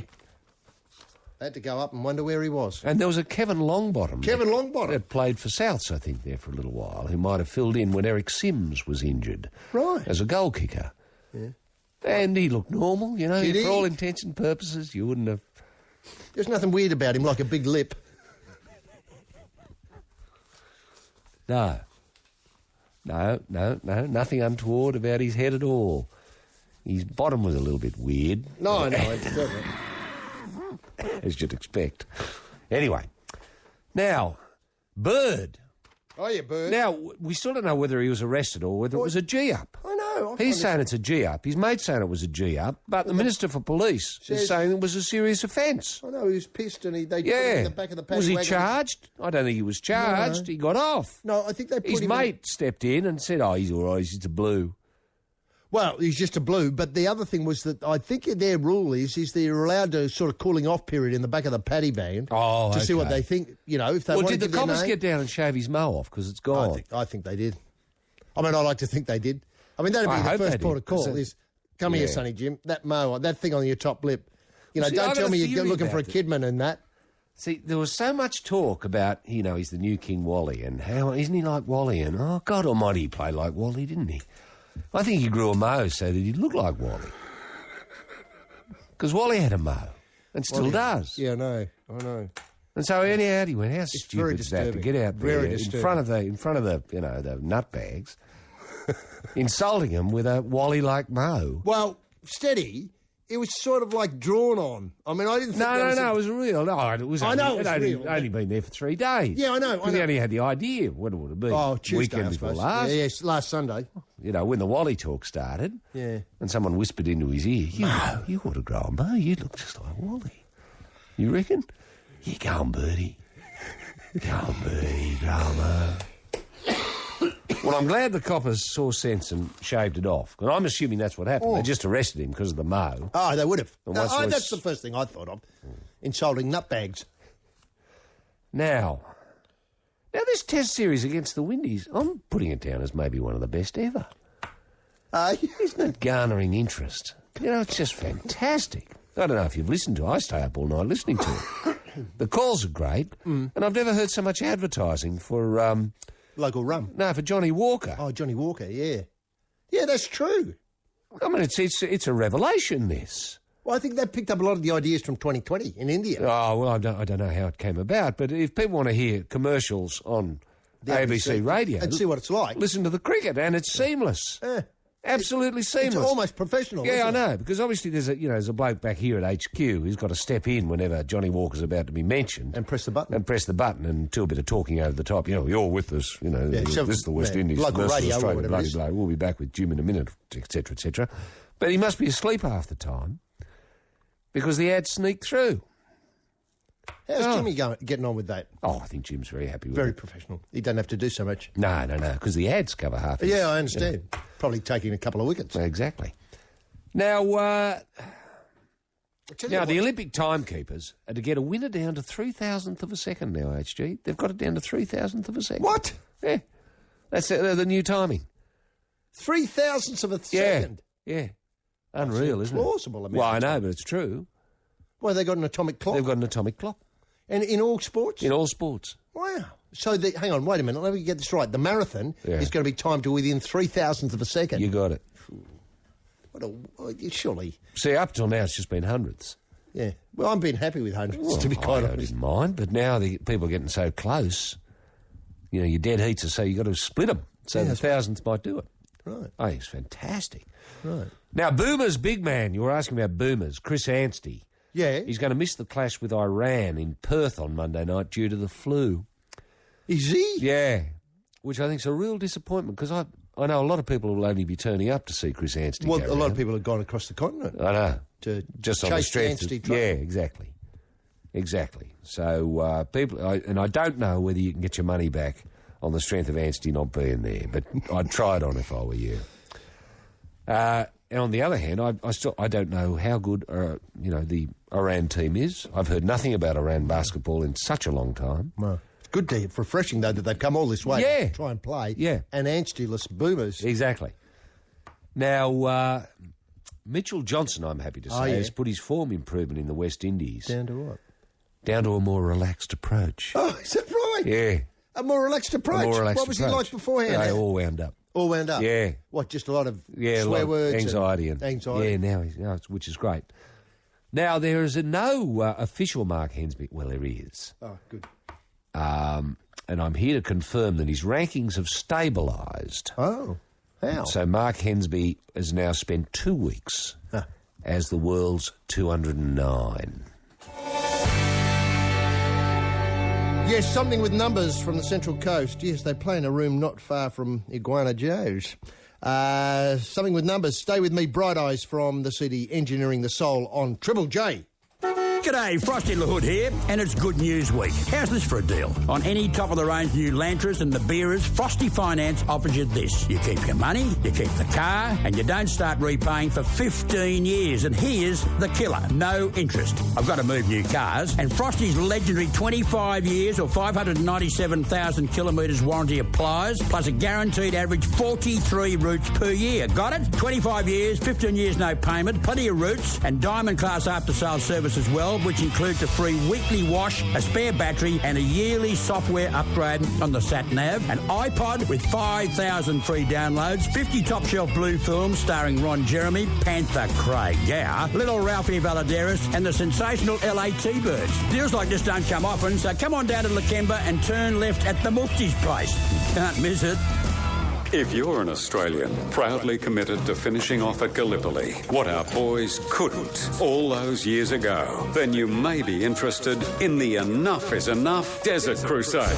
For just $5 a week, direct debit from your bank account, you can join the crusade and receive the gum leaf, the Enough is Enough annual featuring a full colour spread, a list of the top 10 Australian plants for the backyard, and a kids' activity page highlighting the joys of model making, knot tying, and how to spot teachers with non-Christian tendencies. And kids, you can win an Australian-made Shanghai every month and go into the draw for a high-powered slug gun made in America and a handsome pair of night vision goggles. To become a Crusade member, you need 100 points of identification, a reference from a Justice of the Peace, and an introductory certificate from your Desert Crusade Regional Commander. Send away today and get the Gumleaf Annual with Simpson and his donkey on the cover. Holidaymakers stuck for somewhere to take the caravan this Christmas? The kids had enough of Dreamworld and Wet n Wild on the Gold Coast? You want somewhere familiar and cheap, yet entirely different and close to home. That's why this year you'll be making a beeline for new old Melbourne town in Bexley.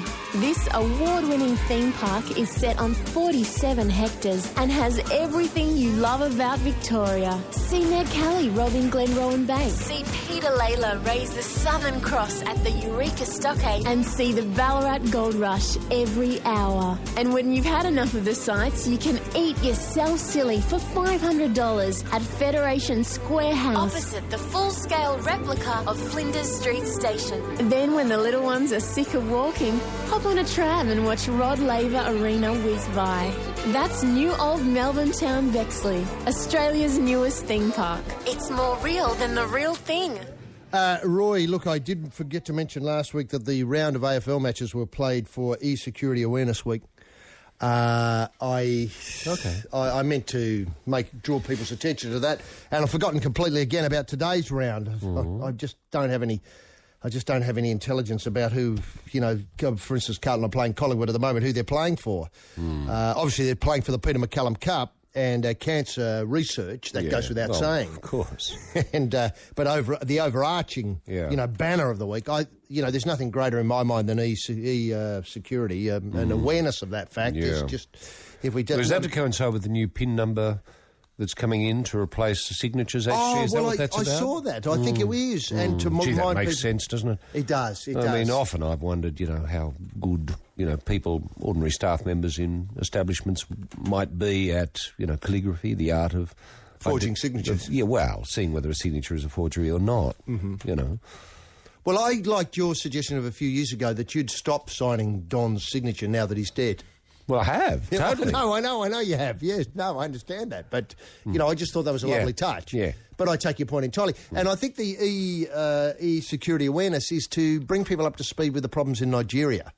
Where a lot of these frauds seem to emanate from. They send you an email saying, how'd you like $1 million? Just send us your bank details and we'll dump the money in it. Oh, okay. That sort of thing. Yeah. And what happens? You send them your details and they don't put the money in. Is that the story? I think you've got it.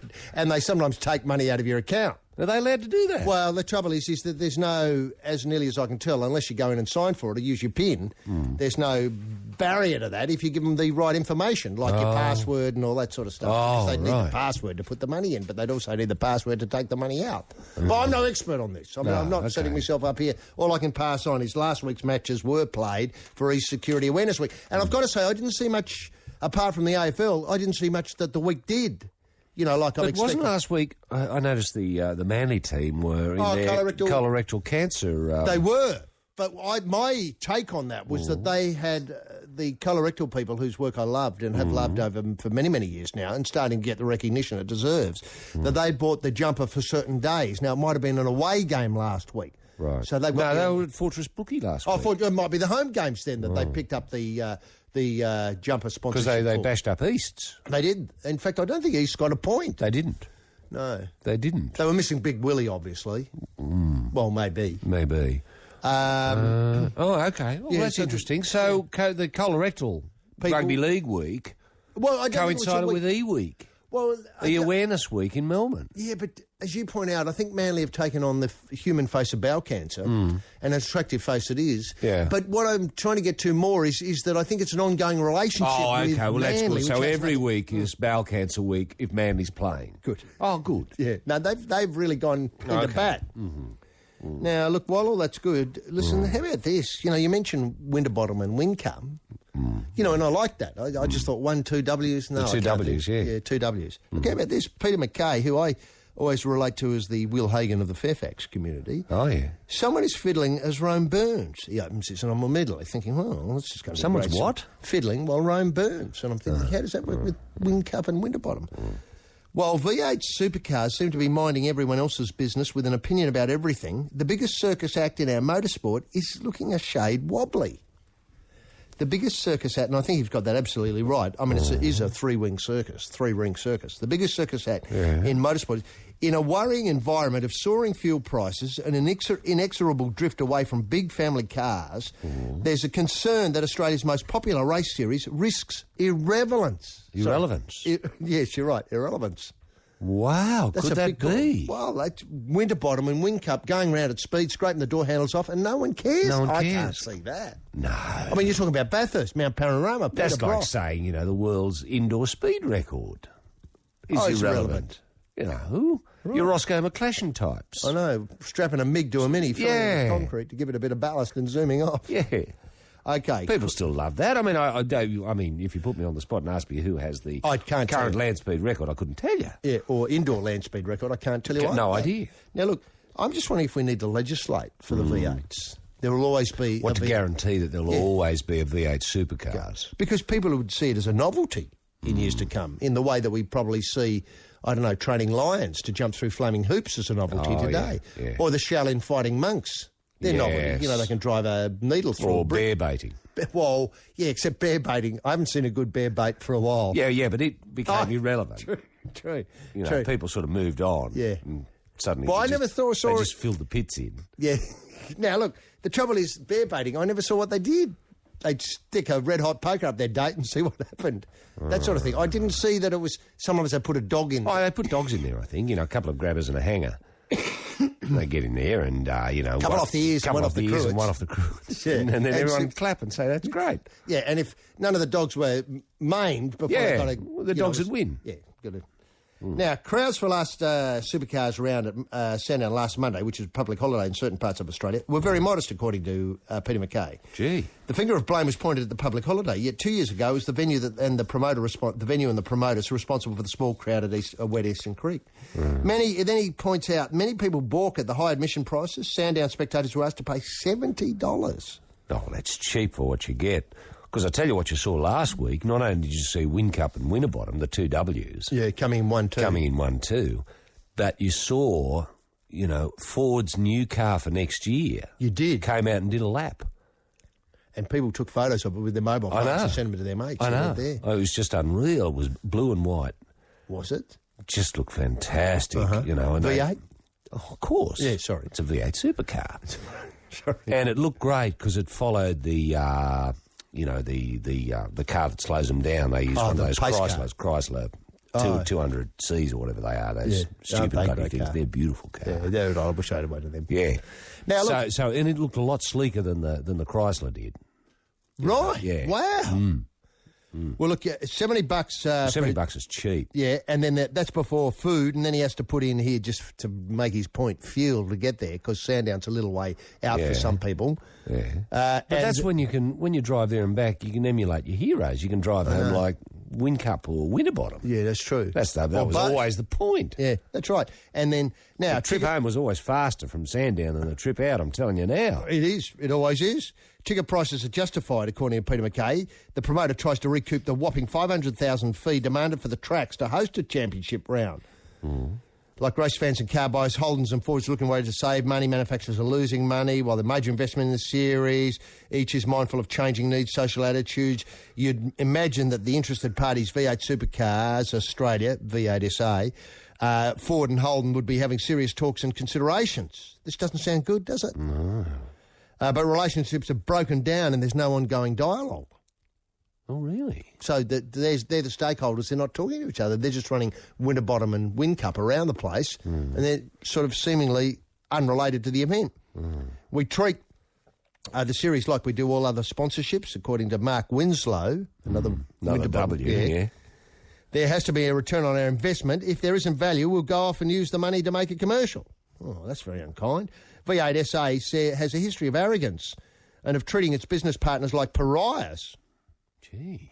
Bit odd, isn't it? Yeah, I had no idea this was going on. In recent times, it was bucketed New South Wales Premier Yammer for ignoring the street race plan and the Perth racetrack promoter and the Confederation of Motorsport, Australian Motorsport. The team owners and drivers in V8 Supercars deserve better than they're getting from the V8 SA's short-sighted, dollar-driven hierarchy. It's a bit of a bake, isn't it? Bloody hell. I don't know what to say. Are you worried? I'm worried. I'm concerned. Because it was all going so well last week, the two Ws, Winterbottom and Whincup, and now we're here. I thought it was a sensational weekend, a sensational round, great racing, and we got to see the new car. And how quickly did you drive home? I drove home real quick. Yeah. You know, it was unreal. Did you do a record? Oh, for me it was, yeah. Yeah.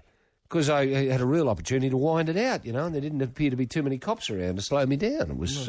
fantastic. Yeah, I love that. Would you like to see somebody step in with a bit of common sense here? Well, I'd like to see two things happen. Obviously, I would like to see common sense overrule. And secondly, I would like to see whatever this monument statue of Peter Brock is going to look like. Yeah.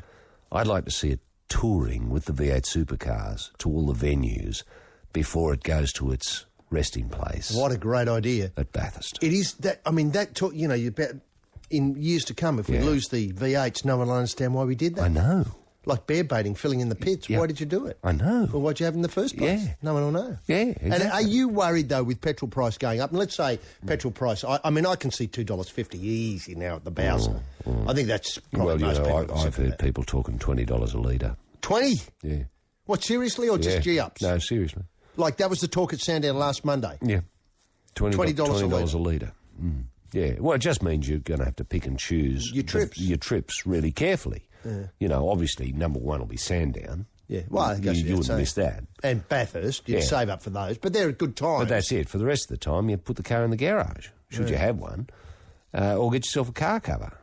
You know, and spend, you know, get a push bike or do a fair bit of walking or catch a bus. Yeah, should there be one about? But that's going to be the future. Even buses are going to be hard pressed. You know, $20 a litre. It's going to cost, you know, $50 to get a bus ride for 3 blocks. Oh yes, J Classic, Supergrass, and Caught by the Fuzz from I Should Coco.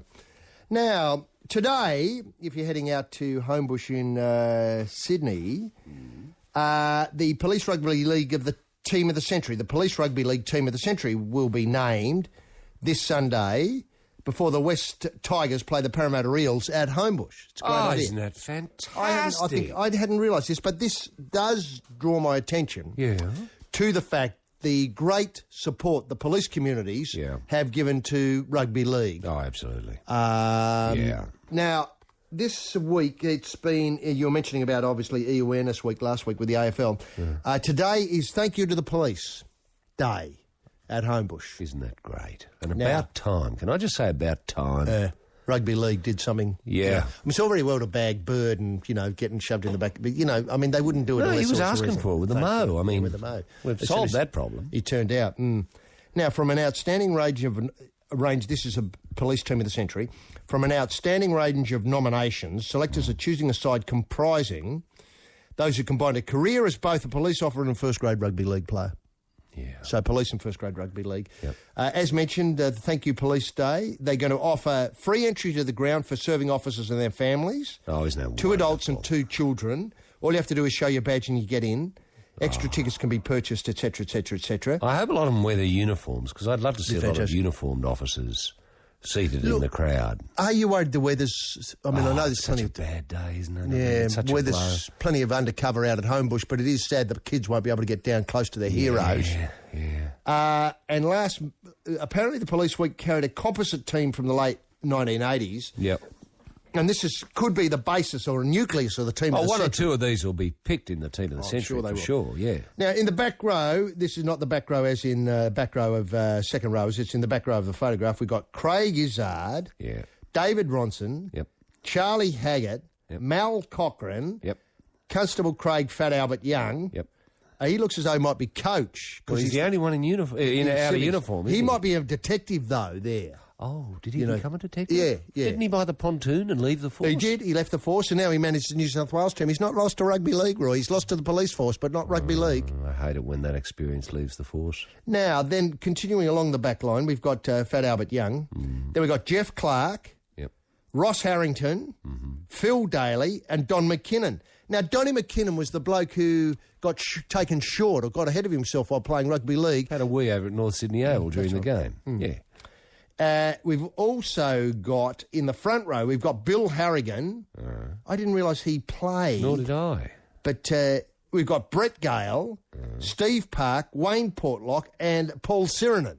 So some great names there. Yeah. And sadly absent, because he was inside at the time, John Elias. Yeah, right.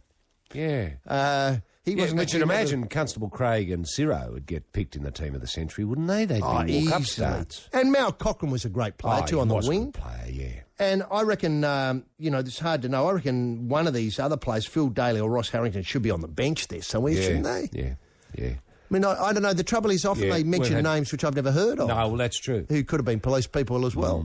Yeah. But isn't that great today? And I just hope there's some publicity given to the team of the century. Yeah. Well, I think Brian Hollis was a copper. He wasn't a bad player in his day. Right. I mean, the police have really... they... Been the backbone of the code. Yeah, backbone of the code. Them and miners. Miners, yeah. Now, Roy, that's a good news story. That's a great news story. And is that going to be published anywhere on a website or anything? I'd love to think so. I mean, the police website had put that up, I'm sure, as the team of the century. Because I know there'd be a hell of a lot of interest in that. There would be almost an AFL team. It's not so common these days because the AFL players are fully professional. Fully professional, yeah. Yeah, well, so there's rugby league now. You know, it's most unusual to find any rugby league player with a job.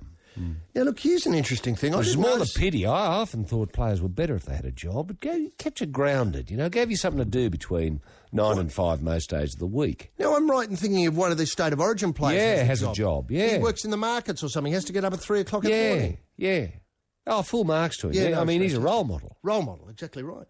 Now, speaking of role models, Australian golfer Adam Scott... Oh, God, he pillowed. Was involved in a physical altercation that ended with 2 spectators being arrested during the second round of the US Open yesterday. No way. Yeah. Caddy Tony Navarro went outside the ropes on the final hole of the day to confront 2 apparently unruly spectators. Police spokespeople said a physical scuffle ensued, after which 2 male spectators were arrested and charged with being drunk in public. They were escorted to the local jail to sober up. The spokesman said that there were possible charges, said further charges were possible. The incident happened next to the 9th fairway a few minutes after another Australian golfer, Stuart Appleby, was apparently distracted by the same spectators on the adjacent 18th at obviously the Torrey Pines, etc. Stewie's over there on the 18th trying to tee off, and Tony is trying to make sure that he doesn't have these guys yelling on his swing, Tiger Woods said. I mean, they're obviously abusive, derogatory comments, but there was a lot of, go Tiger, etc., boosting Tiger. While the Aussies were swinging. And I think they did the right thing, that caddy. I mean, Well, I hope they get 20 years, those spectators. I mean, they've got to send out a real message here, haven't we? We do.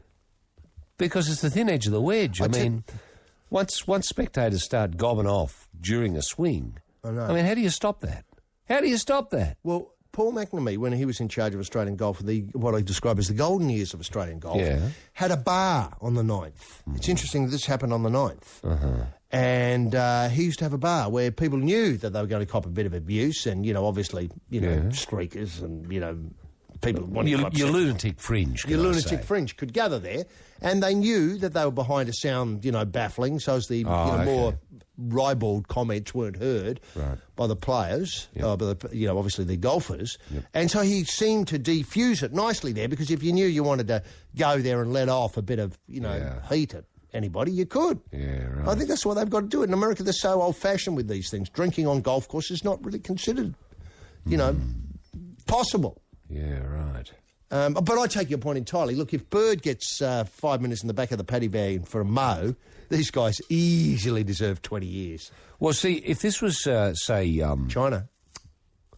Well, if it was China... Pick a country. Well, if it was China, HG, you'd have each caddy would have, a Kalashnikov or an AK-47. And no questions asked. No questions asked. Yeah. If somebody gobbed off during a swing, he'd just be shot and left there... As a lesson. As a lesson. Oh, yeah, no, fair enough too. Fair enough too. I mean, you've got to nip this in the bud. What would happen if somebody, say, bellowed out, put in your fat ass, say, at the shot put in the games? Just a general... While they're doing the spin. Well, or the skip across the ring. Yeah. Well, they'd be taken out and shot as well. I suppose so. Yeah, fair enough. And I would like to imagine that silence. As part of Channel 7's coverage will be, a bit like the News Hour with Jim Lehrer, that there'll be a silent screen and the people who were shot during the day, their names will go up on the screen in a very moving... Right. Do you think there should be Although that's sending out the wrong signal, isn't it? I mean, sort of have a go and get your name on an honour board. Oh, yeah, crack and smack. Squeeze Me from the CD Plastic People on the Life on Triple J.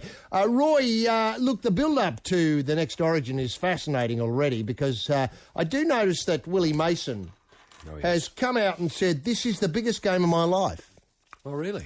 He did seem to indicate that the match the other night was going to be the biggest game of his life. Well, clearly it wasn't. No.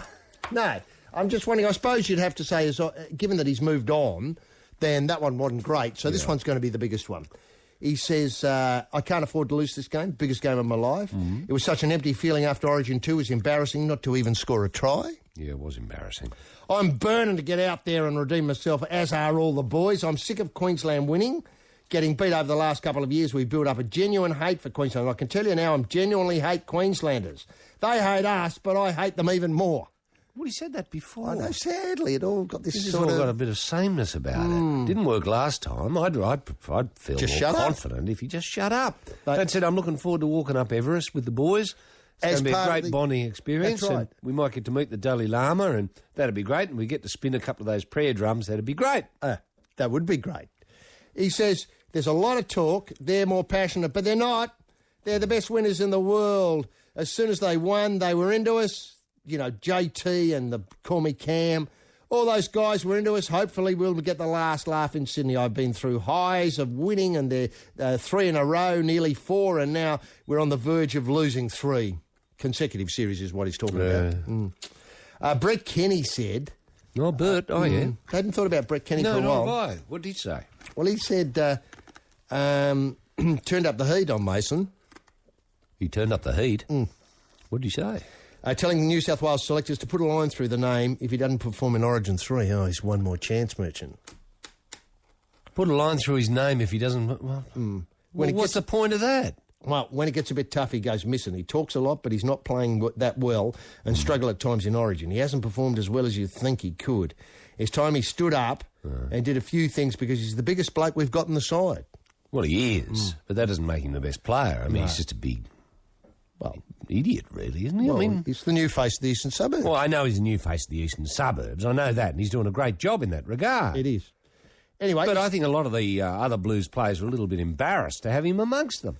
That's the feeling I get. That's the feeling I get, clearly. It's time to say if you don't perform, this is Bert, it's time to say if you don't perform, it's your last time you ever play for New South Wales. I think him and the front rowers need to be given a chance to redeem themselves. The whole pack should be under pressure. I'm not sure he's going to find a pack if he doesn't use the ones they've got. It's not as though they're grown on trees. I mean, are you going to put Piggy Riddell out there as hooker? And I suppose you could put... Well, Kalis, I don't think... I was just we got Parramatta. Watmo. Oh, Watmo. Yeah, he'd be good. He's not playing that well, though. He's not playing that well, though, is he? No, he's a confidence player. Yeah. Anyway... Well, could I just say, if we inject the Morris twins... Oh, well, they're in the back line. Yeah, I know that. And why are we doing that? Because they have uncanny ability. Uncanny psychic ability. To know where the other one is? Yeah, at all times. At all times. Now, Kenny, look, told of Kenny's comments, the new face said it doesn't help to have ex-players come out and bag you. You're hurting enough as it is. You don't need a former great who held in such high regard bagging the team in interview. It's the lowest thing you can do. Who said that, Willie? That's the face talking. He doesn't like criticism much, does he? Well, the 28-year-old said he was far from washed up at rep level. Washed up? Yeah, washed up. He was never ever washed down. No, they haven't turned the spin cycle on yet. That's the way history will remember you. We've never had so much to play for. If we lose 3 series in a row, we'll be an embarrassment. We don't want to be remembered as the players that lost New South Wales, this is Willie again, 3 in a row. The Blues fans will look back on this being hopeless. Well, that's about right. It's certainly not something I want to be part of or want to be remembered for. Well, you are. We have to win the series. Mason has called for Braith to be rushed back into side, allowing Bird to move back to lock. Birdie is probably the best lock in Australia, and Braith is the best 5'8". This is Willie selecting a team. We need Braith's direction, and Birdie is best at running the ball. He needs someone like Braith to get the ball out to the centres. Oh, God, he's been reading too much rubbish, hasn't he? Yes, rugby league. So he hasn't mentioned the Morris twins, has he? No, he certainly hasn't. Maroon fans, Willie obviously created headlines, by calling the Maroon fans nutbags and stuff. Yeah. And he didn't back down for them. My opinion of them hasn't changed, he said after the fire reception. They certainly didn't let themselves down, put it that way, in the nutbag stakes the other night. Yeah. Well, that's pretty true. They did. Well, I thought they were great, though. Yeah, they won by heaps. Yeah. But, I was just thinking, when we re-establish this team with the Morrises involved, already once you inject the Morrises into it, it does look a much more... Well, it changes. It changes. Yeah. It looks a far more balanced team, doesn't it?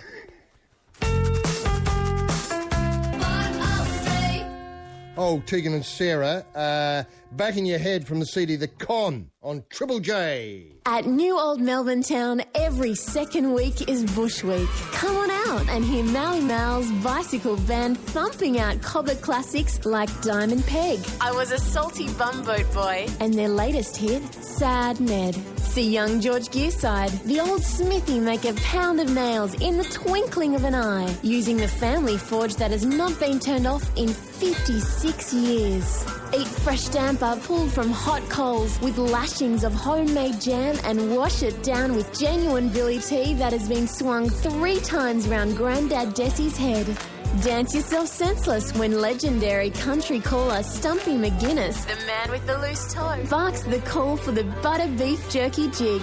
That is all in Bush Week, every second week at New Old Melbourne Town, Bexley. It's better than the real thing. Art lovers, they said it could never happen, but it has. La Stupenda is back. Bigger, brighter and heavier than ever. Joan Sutherland has always dreamed of reprising the role that put her on the international opera map as a sprightly 47-year-old. That role was her unforgettable Juliet in Verdi's smash Romeo and Juliet. But in Opera Australia's new production of this timeless tale of 2 houses torn apart by heavy petting, La Stupenda doubles up as Romeo, Mercutio, Tybalt, the nurse, and still has time to hold down the tricky title role of Juliet. And just before the long break, La Stupenda brings the house down with her performance of a recently discovered aria for the Arras, stage left, which was omitted from the original. Supporting Dame Joan on this night of nights are the stars of the Australian musical stage.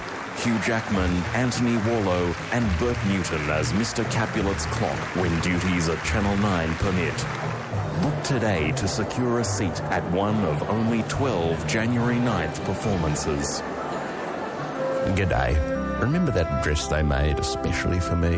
The one that fitted like a glove? Remember, it looked just like DJ's wrapping paper.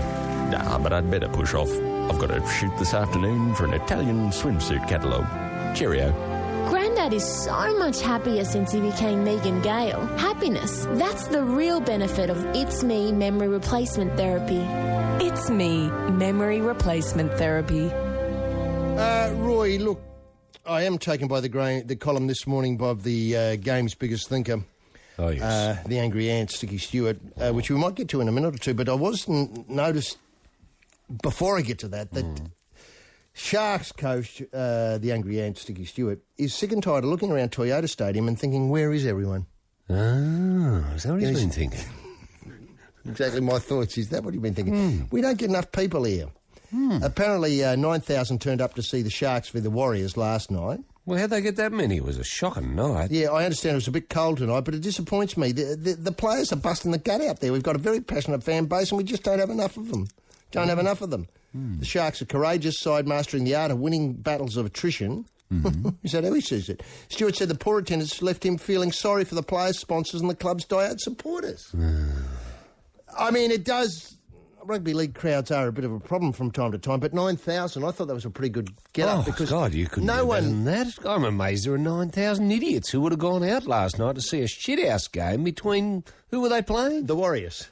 Now, there would be a lot of New Zealand there'd be people. no Warriors. Oh, well, there might There would have be a lot of New Zealand people, but Shark Park isn't in the heartland of... Rugby league. Or yes, indeed, or Warrior support. You can imagine a lot more people going to, say, the Sydney Football Stadium in the eastern suburbs. There's your heart of rugby league. Yeah, and Auckland support. But, you know, and obviously people who come from the South Island probably couldn't give a peanut about the Warriors. No.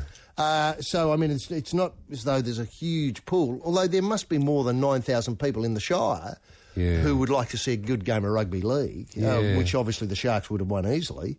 Given that well, that's true. You know, I've often thought, and, you know, just discussing this idly, in the past I've often thought that it might be a good idea to get a bit of night release for a lot of our prisoners to help them meld back into society, that if they be given free tickets to rugby league, you know... Would you need the police there on course. like a police day like today? Would you have to combine the two? So the police get the free admission at the same time as the prisoners get day release? Just so as you kind of... I tell you what, they'd be a very vocal crowd. Well, they will. The prison community are not shy about shouting out. No. And they'd enjoy the heady atmosphere of being close to violence without being involved in violence, which is good. That's always good. Yeah. What a great idea. And would you worry about, like, I'm not sure what your nearest jail... Would Long Bay be the nearest jail? Or well, Long Bay would be the nearest to Shark Park, but there's no reason why you couldn't get Silverwood or even Lithgow Jail. Bust in? If you get the Sid Fogg bus people involved. And would there be a prison charity that might be able to defray the cost? Because I can see the stumbling block will be, you know, the price. Oh, well, I think it's got to be picked up by the tab by the corrective services. Oh, corrective services. Yeah, I would have thought so. That they see this as a positive. Yes. That, you know, the warden or the head of the jail comes in on Monday morning and says, guess where we're going this week? Yep. We're going to Shark Park. Yes, if everyone's well behaved this week. Oh, I think that would work very We're well. going to Shark Park to see the Warriors play the Sharks. Wow. And you can imagine it goes so slowly. Well, the prisoners would be, you know, they'd be sitting up straight, arms folded and doing whatever they do, building their clocks or whatever. Mailbags. Their mailbags. Number plates. But I tell you what, you'd have to put the proviso is one can ruin it for the whole lot. One twit can bugger this up for everyone else. So we want you all on your best behaviour. That goes without saying that you would have to use that sort of carrot and stick approach. Carrot and stick. And would force the community to make sure everyone, you know, steps up to the plate, so to speak. So if you knew someone was a little untoward... You'd hit him in the head. You'd hit him in the head. Or Now, can I also point out, do you feel as though this could be a bit of a problem for Shark Park, being known as the jailbird's ground? Or, you know, the stir crazy or something like that, you know, to develop a reputation fairly quickly. Being a place where you could see crims. Well... And I tell you what... You'd have to look after public safety, obviously. Well, that goes without saying. Either they'd be chained to their chairs, to their seats. Oh, right. Right, and that wouldn't be difficult to do. No. Or all chained together in rows. Chained together, I like that. What would be good also is if on one side would be the crim side and the other side would be the family side, and they'd hold up signs to each other. Hey, Jim! You know, that sort of stuff. Yes. Yes. And I think if they're wearing, say, brightly coloured overalls... They would be. They're pretty easy to spot. No, I think it's a very good... I haven't heard of that suggestion before, but I think that's something that, you know, let's say Morris Yemmer... Well, there's no reason why some games couldn't be considered a punishment. Righto, you lot. Righto. You blokes have been shitting me all right. Yes. Right. All right, Souths. You're going to the Souths match Friday night. Oh, and no way, Warden. You're going. Right. They're guaranteed to give you a right in an hour. Yes. No, I don't want to see those clowns. We want to go back to Shark Park. Look, can I also say that I think this is a terrific idea. Yes.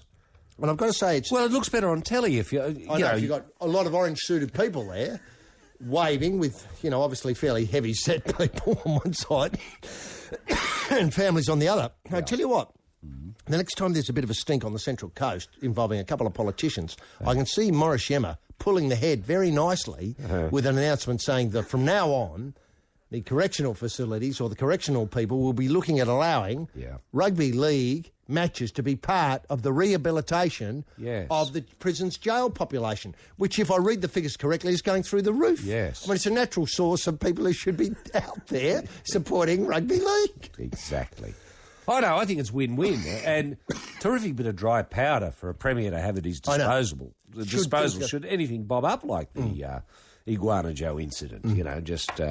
Because you could spring it any week. You could, easily. Easily. Well, I think this week they got out that terrific idea of a fast train from Newcastle Airport, which I've forgotten all about. Oh, yeah. Had nothing to do with rugby league, but they were in a bit of trouble, so they pulled that rabbit out. What, a fast train from the... Well, I think they're suggesting from the Williamstown RAF Oh, I don't know. It's Williamstown. Is there an airport in Newcastle? Yeah, Williamstown, the RAF base. That's what they're going to expand. Into an international... Well, I know, it's just lunacy. I mean, where are we going to put the... where's the RAF going to land? Where are they going to put another one? Where? I don't know. Where? Bankstown. Bring the RAF base to Bankstown. That'd be the sensible thing, wouldn't it? You know when you fly from, say, Newcastle to Melbourne or something like that, you go to Williamstown? Yeah. As it is for domestic flights? Yeah. Oh, I didn't know that. I think there's a small sort of Aero Pelican at Belmont. But that's a very small affair. You couldn't get a 727. No way. No. OK, well, that's what's happening. They're going to build a fast train from Williamstown into their city. What, Newcastle City or...? No, Sydney City. Wow. And they're going to land international people there. People who are looking for the bee-sting lips of Nicole Kidman. Wow. And the bombing of Darwin, all that sort of stuff. Yeah. So they'd arrive at Newcastle, at Williamtown. Yeah, and then shoot off to, say, the Warren Bungles. Wow. And then get or if they want a very fast train? Yeah, very fast train. Probably 14 minutes from... From Williamtown, which is about 30 kilometres north of Newcastle. Hell of a way. Hell of a way. No, it's all... Was it going to be underground or out under the sea or where's the route? I don't know. I assume on the conventional tracks. Only they'll just... I don't know how they're going to do it. Look, it's not up to me. I'm not able to do, timetabling of railways. That's beyond me. Right. I mean, I've thrown my hands in the air. The fact that they can run the train, say, from Sydney to Parramatta just baffles me. Well, on crash into on 1890s infrastructure. I agree with you. I agree. I mean, it's a miracle, really, isn't it? It is. You've got your fast trains coming through from the Blue Mountains. You've got slow trains, and there's not enough track to carry it all. More and more people want to use them. People are complaining they can't get a train. I mean, it's just nightmare out there. Yeah. Look, we'll take another track and come back with a fact. Fact time. Once I was a young man. Those fabulous vines, and he's a rocker from Melodia on the Life on Triple J. Time for a fact. And now on This Sporting Life, it's time for the first fat of the afternoon. The fat is as Australian as Barbara Streisand, as new as Cats, as wild as Johnny O'Keefe. What are Australians fighting for this week? HG? Well, they're fighting for a fantastic prize, anchored by a Socceroos scarf. Wow. After the big win in Qatar, or Dubai, against Qatar last night, the Socceroos scarf. What, as worn by Harry Kuehl? As worn by Harry. And 2 CDs, Sparkadia, the Postcards album, which is a cracker, and Kid Kenobi Sessions. This is a sort of collection of, I think, a couple of CDs here of Kid Kenobi's great work. And so that's quite a prize for some lucky listener, women only, who can answer the following question. Yeah, the question is as follows. How much will it cost to catch a bus 3 blocks? In the future. How much will it cost to catch a bus 3 blocks? And that number is 1300 0555 36. Women only. Phone now.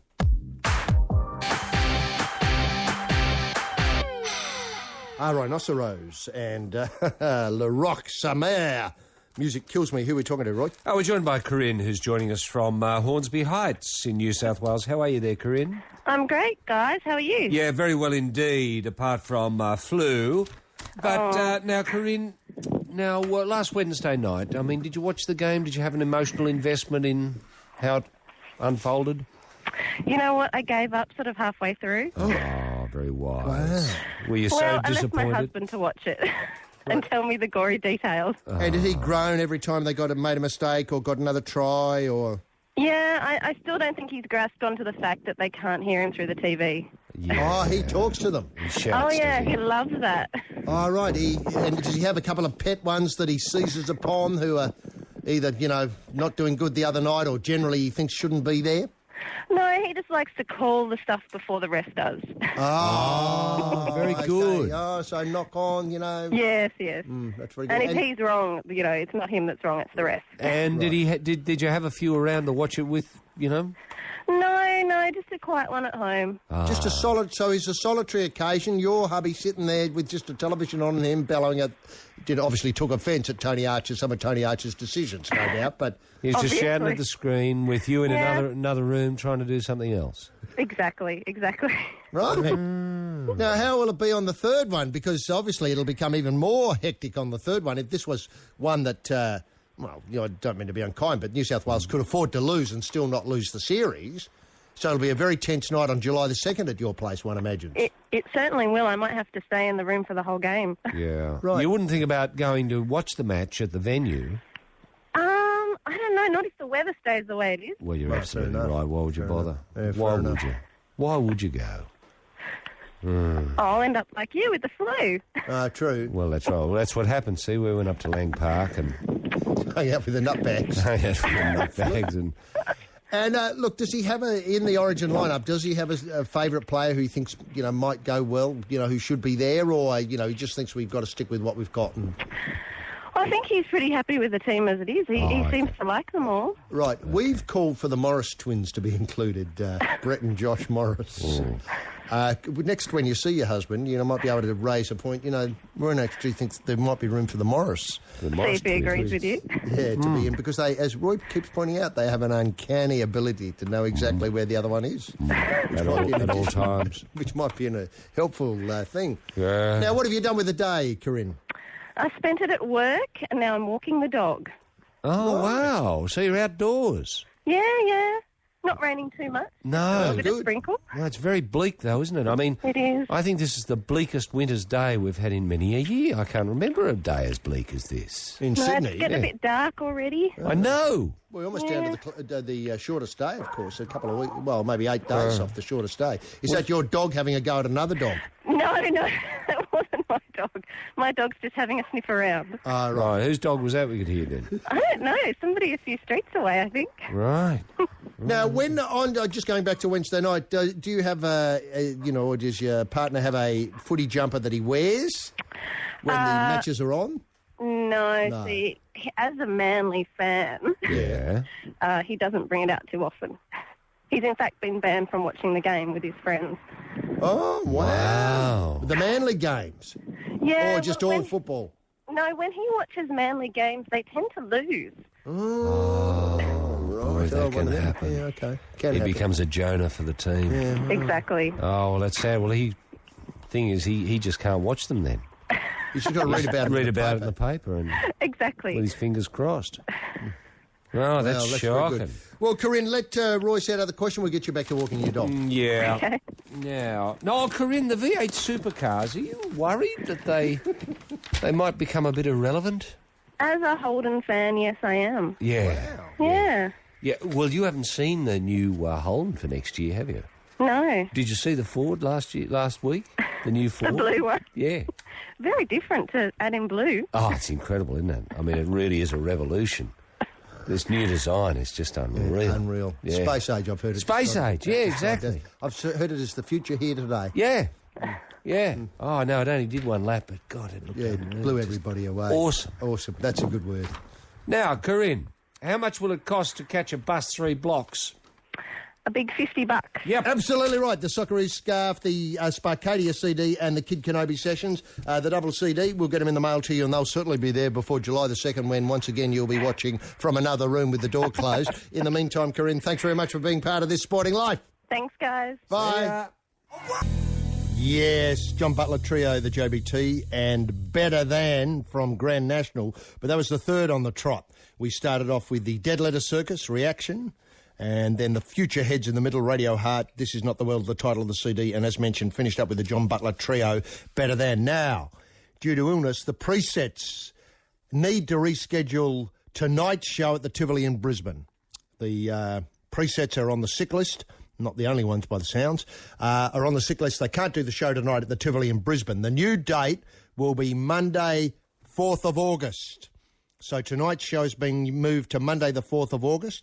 Tickets for tonight's gig will be valid for that show, but refunds will be available at the point of purchase if needed. So if you want to see the presets, don't go to the Tivoli tonight in Brisbane. You have to reschedule that for the 4th of August. If you need a refund, it's available. The presets are truly sorry for the inconvenience. They're touring for Triple J at the moment. But if you want to hear the presets, stay tuned because they're coming up at 5 p.m. on Live at the Wireless right here on Triple J. Country Cousins, the first Saturday of every month at New Old Melbourne Town, Bexley, is your chance to hear the world's loudest man, Adrian Macca McTibbin, every 15 minutes. Macca's so loud, some say he's heard on the moon, so make sure to bring your earmuffs. As well as Macca McTibbin, see the world-famous Arnott's Biscuits Corn Cob pipe-smoking troupe under the baton of the head smoker Lonnie Barrett, the man with the longest beard in the Southern Hemisphere. For Mum, there's a fancy display featuring samplers with themes from as far back as the 1970s. And the surviving 1974 World Cup Socceroos will be special guests of the committee at the new exhibition building from 10:30am until 4:15. That's the first Saturday of every month at New Old Melbourne Town, Bexley.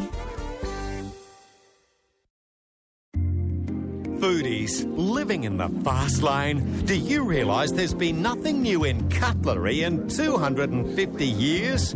After all this time, you're still stepping up to the plate with a knife in one hand, a fork in the other, and nothing left to hold the mobile. Well, say goodbye to all those old two-handed cutlery blues forever with the all-new, all-alloy, universal Bitemeister from Roy and HG. The Bitemeister switches mode from fork to electric carving knife instantaneously with the press of a button, allowing you to always have one hand free while eating. To defend yourself, tap the keyboard or stab the rabbit. The Bitemeister has a built-in automatic GPS guidance system that means you'll never miss your mouth again. The misery of bleeding lips, punctured cheeks and bloodstains on the shirt are a thing of the past. Think of the money you'll save on dry cleaning alone. This is a win-win situation for all food lovers. The Bitemeister is now available at Bunnings, Mitre 10 and soon in Boondall Tools. Hello everyone, Stuart Clark here. And you know, it just seems like yesterday that I took 8 for 58 against the Warriors at the Wacker. Geez, they were coming out well. I might go down to the nets and have another go right now. Gee, Grandad's become so much more interesting and he's making so much more sense since It's Me Memory Replacement Therapy turned him into Stuart Clark. It's Me Memory Replacement Therapy. Roy, picking up the thoughts of the game's best thinker, the Angry Ant, Sticky Stewart, and remember I think we broke that story of his about allowing people in jail to come to rugby league. Yeah. It was an innovative idea. To fill out Shark Park. On a cold Friday night, yeah. Now, as soon as Craig Bellamy's head hit the pillow early on Thursday morning, he was already planning for the Origin Decider on July the 2nd. This is Sticky talking. Sticky talking. What surprised me about that... What an insight that is. Yeah, it's a real insight. And how does he know it? I know we would have been because I've been there. Oh, he's been there. Well, Sticky has been there. He has. He knows what it's like to have a third Origin game. And when you start thinking about it, Can I suggest he'd be thinking about that before his head hit the pillow? Before he fell asleep? Yeah. Yeah, unless he'd probably been thinking about it, as soon as the full-time siren blew off on Wednesday night. Up until the time his head hit the pillow, when he'd go to sleep. His first question would be, should we include the Morris twins? Well, yeah, that'd be his first thought. Now, he says, I know I've been there. Mm. The mind bangs with questions of where do we go wrong. The mind bangs. Yeah, bangs. Why were we so flat? Was our preparation spot on? I reckon it was. I couldn't fault it, honestly. I couldn't see anything wrong. When they got Andrew Locke in, I knew, hello, the icing's been smeared all over a terrific build-up cake. And as you pointed out, I think, in the call, was that the only thing I would redo is I would have got Andrew to tell the story of the second climb before the match, not at half-time. Yes. Because the boys, I think, were thinking, well, how the hell, what happens next? Rather than thinking, here comes a maroon, a nutbag. Why were they so late? Why weren't our halves given space and time to work with? Did the referee style work against it? Was it our poor discipline? Oh, God, that'd do your head in, all those questions already. If that's Bellamy's thinking that... You can see why his mind's banging. Oh, it's banging, all right. There's no space in there. Doing my head in just thinking about what he might be thinking about, if you know what I mean. Why it's banging. Now, look, but you don't need a coaching certificate to realise the Blues were beaten in the forwards. Oh, that has to be I suppose that's right. That has to be an area of most concern for Blues fans, especially if Tony Archer referees the Game 3 in a similar stop-start style. I wouldn't describe it as stop-start style. I thought Game 1 was... Game 1 was stop-start. Yeah, Game 2 was... Much more flow. Yeah. Many have called for mass changes to the New South Wales team. I think loyalty to the players who have won the opening game is imperative, but I agree there probably needs to be some tinkering, mainly up front. Oh, I don't know where this is going. No, nor do I. Because the Morris twins don't play up front, do they? Well, that'd be a shock move to put the Morris twins... As the props. As props. Well, I tell you what, HG, they'd still have that uncanny ability to know where the other one was at all times. That's true. Mainly in the blood bin. Now, firstly, I'd be swapping the roles of Steve Simpson and Willie Mason. Oh, no. I'd push the king of the nutbags, Willie, up into the front row and allow Simpson to create more damage out wide. I'm not sure who is forced out of the squad, but I'd bring in one or both of the Gold Coast Luke Bailey and the Dragons' Jason Riles. Well, I like where he's heading with the Dragons, but he doesn't head far enough down the track. Jason Riles, they're both big blokes with an ability to test Maroon's pack and bend back their defensive line. Yeah, but they don't have any uncanny psychic ability, do they? To know where each other is at all times. I would keep Craig Fitzgibbon as the interchange forward. He played most of the match the other night, only using him if back row if needed. What, as an impact player? I suppose the old Bones. Oh, Raw Bones. What a stupid idea that is. I feel you have to go with 4 props into a must-win game. So he's lining up Mason, Fitzgibbon, Riles and or Bailey. Terrific combination of intimidation and durability. Well, Willie doesn't really want to be a prop, I don't reckon. No, Willie doesn't. And I tell you what, Fitzgibbons doesn't really want to be a prop either. No, he doesn't. And Bailey's just a bit old. And Riles, I'm not sure if he's all there. On Wednesday night... Is he the full quid, Riles? Well, that's what I mean. He's not all there. On Wednesday night, I didn't see a pass from Peter Wallace to Greg Bird. No, now to think about it, I didn't know. I can't remember one of those. In which they had But then again, didn't Wallace have trouble? I mean, he had a ruptured testicle. I know. Just incredible. Very difficult to play with a ruptured testicle, I'm telling you now. I tell you what, last week we broke a story about Chad Corns wanting to take a finger off because it never repairs, never heals. And that's right. Well, it was going to cost him 8 weeks of football. I know. Cost him, which could be a premiership. Are you suggesting he should have this testicle out?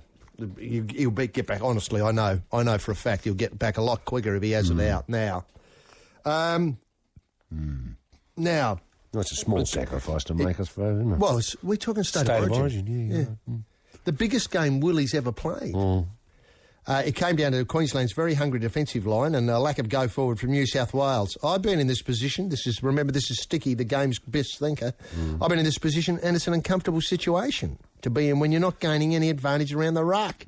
Oh, isn't it ever? Especially when your head's banging. Your head's banging with all those questions. You haven't slept, Finding the balance in training intensity and enjoyment is vital. Oh, right. Well, there it is. Now that's in a true. nutshell. Finding the balance, isn't it? Will Bellamy apply an intense emotional build-up again? Will Mal Meninga take his team out of the comfort of Queensland early and into the furnace of Sydney? These are questions.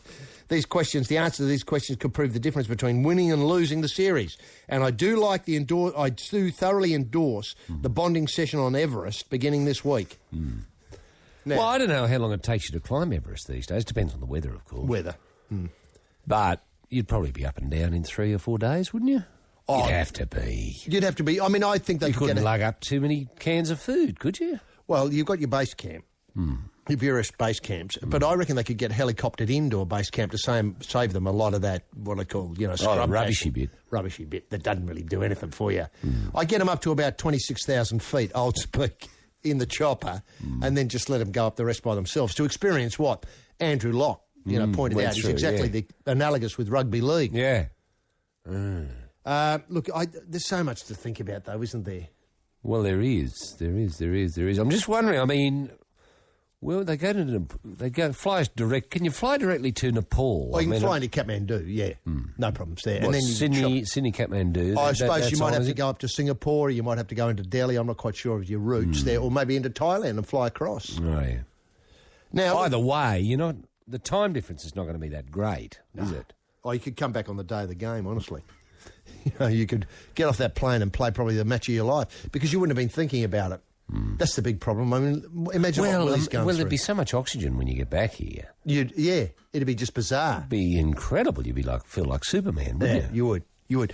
And imagine what Willie's going through at home. The biggest game of my life. All he can think about is, Wednesday. Well, if you put factor Everest in, it gives him something to think about. He does. So you're not stewing and worrying and. And he's got to learn mountain climbing too. I mean, this isn't easy. But remember, he's had 2 sessions with Andrew Locke. Ah, true. He knows what it's all about. He could steer his way around a crampon now. Yeah. Will he? And the funny boots that you got to wear with those sort of spikes in them and stuff like that. Yeah. And then they'd have to rope each other together. Although, as I understand, the little pick work, yeah. As I understand, the ropes are already up there. So all they got to do is clip onto the ropes and up they go. Yeah. That's all in place. In place, yeah. But on the other hand... And wouldn't it be great to plant a blues flag? Woo! On top of Everest. You're talking. Quick photo session, round you get boys, clickety-click. One then for the back down, thing. That would be great. And would you send Bellamy with them? Yeah, of course. All right. Try and keep him away. Yeah, no, true, fair enough. Because he's drooling, I saw him on the television. I know. After listening to Locke. Yeah, I mean, it's just magic. Everyone wants to climb Everest because he makes it sound so simple. Well, didn't it's just one foot. It's just one step after the other. I mean, when you think about it, I suppose that makes sense. Well, go and climb any mountain around here. It's 1 foot after the other. Mount Lofty in Adelaide. It's just 1 foot after the other. Even same principle, isn't it? It's the same. Just a lot higher. Yeah. If I remember, I think Mount Lofty's 2,200 feet high. Well, you only have to go up another 50,000 feet. Because I think Everest Old Speak was 52,000 feet high. Something like that, yeah. No, that's way too big. I think it's only 29,000 feet. 29,000. Old Speak. But so it's another 27,000 feet. So you don't have to go up much further. It's the logic's the same, or the principle's the same. Yeah. Well, it's only a few kilometres up, really, isn't it? I mean, that's the way to look at it. It is. What I was going to get to, though, was that the training method, as he points out, that thing where you have 5 steps up and you have a rest for 10 minutes, that's not a million miles from rugby league, is it really? The way Willie plays. No, it's not. You treat each, it'd be like a set. It'd be like a set. Yeah, it would be enough. 5th tackle, sit down. Yeah. Pump DJs and shifting gears from Head Thrash on the Life on Triple J. Roy, you like there's been a lot of chat about the new wheel, the new $1 million wheel. Yeah. And, you were saying that you felt as though Baby John Burgess wasn't that taken by it. Well, I think Baby John was quoted as saying he and Adriana were of one mind. They were the former host and hostess. Spinner and Letter Turner of the original show. They were quoted as saying that they thought the new wheel was just a bit dull. Dull? Wow. That made me think, yeah, you're right. The old wheel was so lively. Was so lively, wasn't it? All that tick, tick, tick, tick, tick, tick, tick, tick, tick, tick, tick, tick, tick, tick. It was lively, wasn't it? It was an incredible show. It was all colour and movement, wasn't it? And Top Dollar, yeah. Well, that's bankrupt and lose a turn. And buy a vowel. I mean, as I said in comments a little while ago, is that it is getting kids who have never thought about Top Dollar and buying a vowel involved. Yeah. But as I say, I haven't seen the new one, so I've seen the new one. I've loved it. Yeah, have you? Is it lively? Yeah. Is it? It's unbelievably lively, but it's still got the same. That's the guts of it.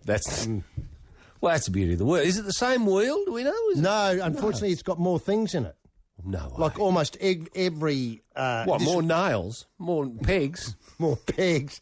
And every, what I call it, segment, you seem to be able to win something on. You know, like gardening tools or, whippersnipper or golf clubs or barbecue or holiday or car or, Right. You might be able to get that new Ford on it. Now, I always wanted to have a go at it and see if you could... I always had this ambition, if I was going to go on that show, to really give that wheel a spin so it span for about 25 minutes. Oh, it'd be fantastic, wouldn't it? I think they can put a brake on it, though, and dampen it down a bit. No, I don't think so by law, because that would mean they could control, what where goes on Top Dollar and what goes on Bankrupt. No, true. I hadn't thought of that. It's got to be free-flowing. But they encouraged to give it a spin, but none of them do. No, I like to see how long, the world's longest spinner. Or there'd be records kept, surely. That wouldn't have eluded people. Now, the Central West Under-15 rugby union team was given a special treat by West Tigers last weekend. All 26 players and coaches were given complimentary tickets to last Saturday's game between the Tigers and the Cows, with prop Keith Galloway presenting the tickets to a team while they were in the middle of a training camp. Imagine that, Galloway coming. Wow. They'd be probably round... doing a few tackle bag work. Or witches' hats. Running. Jumping around, yeah. Boys, come in. Hey, boys, stop. Tweet. Everyone over here. Yeah, I'd like to introduce, and they would all know, of course. Of course they would. Keith Galloway was. And they thought I'd be some sort of motivational about, setting climbing goals, Everest. Climbing Everest and, diet and stuff like that. No, tickets to, wait for it, Cows v Tigers. How'd you like to go? Isn't that fantastic? This team also got a guard of honour to form a guard of honour for the Tigers before the match. We're talking rugby union here. We're not talking rugby league team. It's not the Central West rugby league side. It's rugby union. The arch enemy. Oh, this is a code reaching out, isn't it? It is. Building bridges in the bush. They got to form a guard of honour for the Tigers before the match. When Keith announced to our boys their special treat of forming a guard of honour to the West Tigers, he did what I could not leave 15-year-olds speechless. I bet they were. Totally speechless. Speechless. What? We've got a what? Yeah. This was a How were they dressed note. for their guard of honour? Do you know? Were they in uniforms? Or they would have been in their jumpers and boots and all that stuff. This was a particular note, as we're not a traditional touring team, but from rugby union. Do you know what I mean? Can I say that's unheard of? Unheard of. That's right. Unreal, too. And it's only the West Tigers, as you point out, they're very, very go-ahead. Yeah, they are a go-ahead club. Well, that's got me thinking, though, H.U., with say, the prisoners coming to Shark Park, why couldn't they form a guard of honour? That would be fantastic. Chained up in their spacesuits. Orange overalls. Do you know what worries me about that? I like the idea in principle, but I think it would have to be a funny guard of honour about, say, 40 metres away from where the players are on, because I don't think many people could spit 40 metres. Oh, yes, British India. And I said I'm sorry from the Thieves. Now, remember tonight, Presets Freaks in Brisbane. Look, the Presets need to reschedule tonight's show at the TIV. The new date will be Monday the 4th of August. Tickets for tonight's gig will be valid for that show on Monday the 4th of August, but refunds will be available if you're out of town for some reason or, other... Are they transferable, actually? Could you transfer... They would be able to be transferred. To, say, the third State of Origin game instead? I mean, transferable in that way. What a lovely idea. So maybe you think, bloody hell, I'd love to see the biggest game Willie Mason's ever played. I might go to the Origin. Yeah. I'm sure you'd be able to do it online, on eBay. There'd be forums and chat rooms that would hook you up in that direction. There'd be mechanisms. That's right. Now, tickets for night, obviously mentioned, you can get a refund, but they'll be available, the same tickets for the Monday the 4th. The Presets are truly sorry for the inconvenience, and if you want Presets magic, stay tuned, because they'll be on this very radio station in about 45 minutes' time as part of Richard Kingsmill Live at the Wireless Experience. Now, Roy, we broke... Are they going to be live in the studio tonight? They are. Even with their sickness? They're incredible. They're just incredible. Well, if they can be live... When's this concert supposed to be on? Tonight. Okay. Don't think about it, Roy. You'll just get people talking. It's doing my head in, that is. I know, doing your head in. Banging, is it? My head is banging, yeah. Now, look, remember last week we broke a story about how rugby league was appealing to a new generation of girls who had never played the sport before. And one of the Gillaroos or something, weren't they? Gillaroos. They were visited by the Gillaroos. They had, I think, 300 people, 300 girls got together with Gillaroo stars and Tigers that included Chris Lawrence and Shannon McDonnell. I mean, the Tigers so go ahead. We just did that story about Tigers reaching out to the Central West Rugby Union side. Now, Tigers and Gillaroos, Tigers and girls. And what the girls seem to love most about it is the mindless violence of the game. Oh, do they love really? bumping into each other and the tackle bags and all that sort of stuff. Oh, and is that you know, fantastic? yeah, it's really good. Now... They'll be reaching out to the V8 supercars soon. Any talk of that? Not yet. But, look at this. Languishing at the bottom of this is... in the Fairfax paper during the week, languish at the bottom of the ladder, the Fig Tree Kangaroos under 15s need their hard tackling halfback more than ever. But Madison Giffen and teammate Jessie Mulholland have been barred from playing with junior Australian rules team because they're girls. Oh, I see. Now, Madison's mother, Dawn, received a letter from the AFL NSW/ACT saying Madison had been deregistered from the Illawarra junior competition. Now, I seem to remember the Illawarra has produced a lot of good women players over the years, and this is not the first time this has happened, but an AFL policy introduced nationally this season prohibited girls aged over 14 competing against boys, largely for health and safety reasons. The general manager of the AFL, Dale Holmes, general manager of AFL NSW/ACT. But there is currently no girls only youth competition in the Illawarra. I think the whole thing is stupid. It makes me angry, said Madison, who has played for the Roos since she was 9. I'm stronger than most of the guys and I'm playing against. I'm usually the one tackling everyone. Dawn Giffen has no fears for her daughter. I'm not concerned in any shape or form. That's refreshing to hear. Any shape or form. If anyone gets hurt, it's usually Madison's the one that's tackled them. She plays with her eyeliner on and moisturiser on. She's a right little girl, but she loves the physicality of football. Same thing again, Same why the deal. girls love their rugby league. Which is the same reason the blokes do. Yeah. You know. A defiant Madison and Jessie had continued to play for the team after turning 14, but now they've been deregistered. They're no longer covered by the club's insurance policy, making it too risky for them to play on, said the Roos president, Bill Reid. It's not Bill's fault there. I wish Eddie Maguire had got this story on a current affair this week. He would have been able to really do something with it. Now, Mr Holmes said the AFL's age policy was developed after extensive medical research and legal advice. We have a duty of care. We need to protect the girls and other participants. Mrs Giffen said, that makes me filthy because no one asked Madison how she feels or questioned her abilities. The AFL actively go into schools and target girls from 10 to 13 years old specifically to encourage them, and then they say they can't play. It's like they got a kid on the field and they say, kick a goal, and then they move your goalposts. Oh. As a compromise, the AFL would allow the girls to play for an under-13 Kangaroos side this year. But they're 15, it doesn't make sense. Both have declined this offer because the skill level would be too low. Fair enough too. At the start of the season, the girls' teammates had been defiant when they told the girls could not play in the team and that the club could be fined or lose points if they did. The boys were the driving force. They said, no, they're part of the team. They are one of us. We want the girls to play. They're our mates. That's the Fig Tree Kangaroos. Well, that's a very sobering story, isn't it? Very sad news after that terrific good news story. OK, if we had a Bill of Rights, would it be possible... to legislate? Yeah. Well, I'd love to see, I think it'd be in Julia Gillard's, area of interest. Or the new Minister for Sport.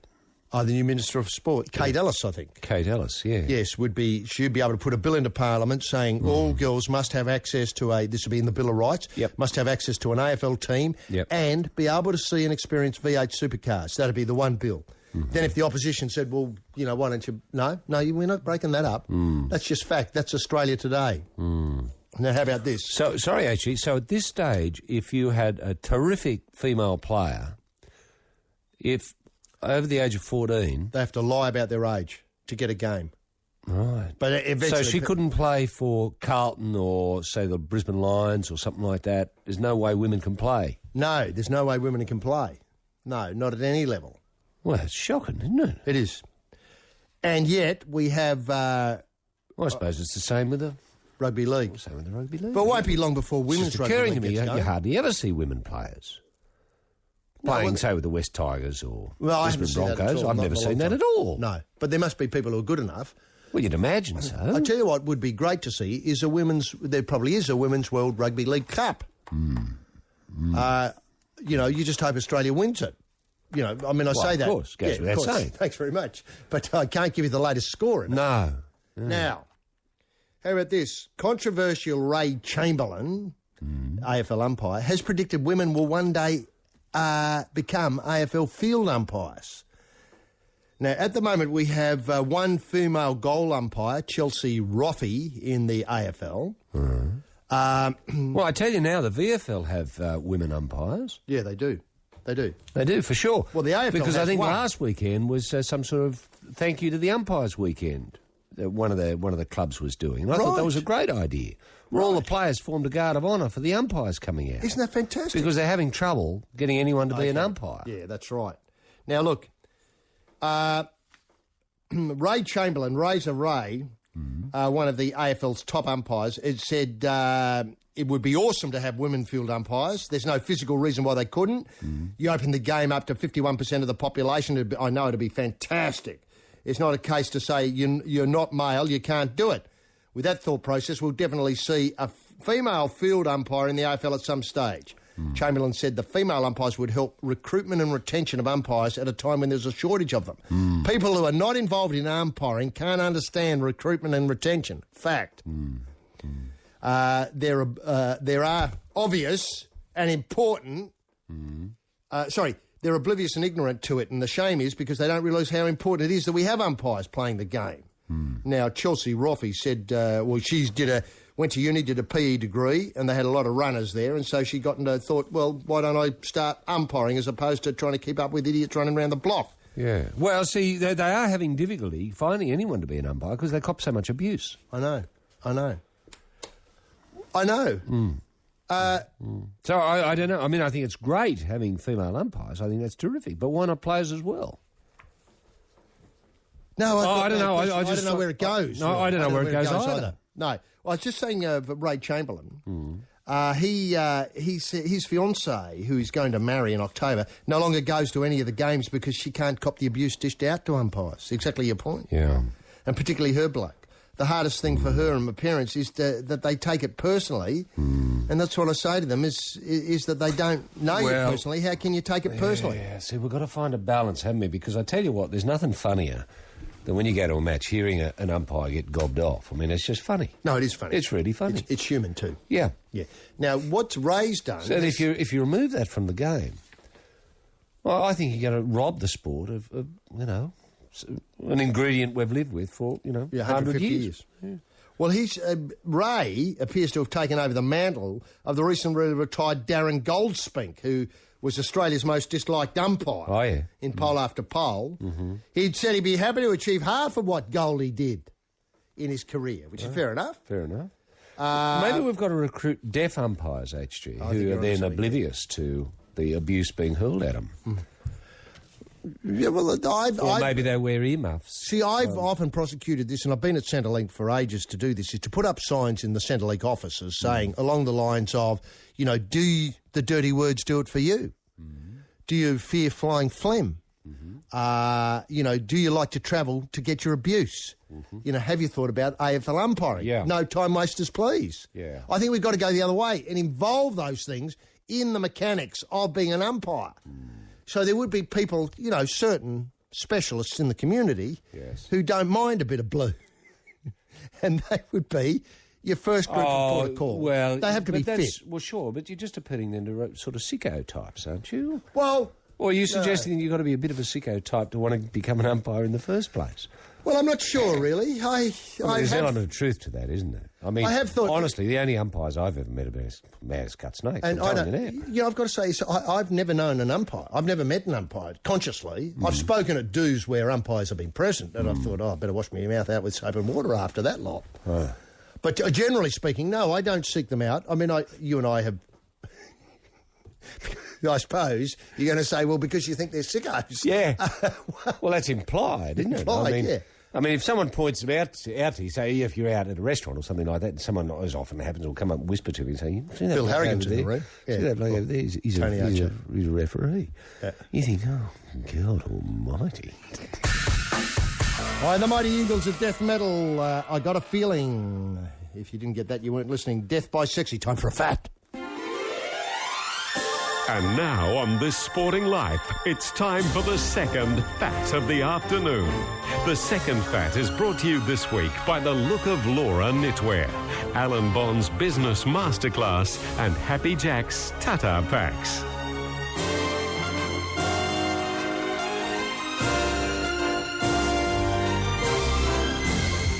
Well, it's another terrific prize, as you'd expect, anchored by a press kit from the Fairfield City Council about their bike trails in the area. I'm part of the Life Cycle, bicycle recycling for bicycling. So it's it's a cycling network. Spin those wheels round and round, pedal hard along the ground, keeps your fit still around. So that's good. And a couple of CDs to listen while you're out there. Louis XIV, Slick Dogs and Ponies and Grand National, A Drink and a Quick Decision. So it's not a bad prize, really. That's fantastic. And that is the future. It is the future on the bike. V8 Superbikes. For some lucky listener who can answer the following question, all comers. Oh, sorry, actually, yeah, the question is as follows. How far from the players would the Prisoner's Guard of Honour need to be? How far from the players would the Prisoner's Guard of Honour need to be? And that number is 1300 0555 36. All comers. Phone now.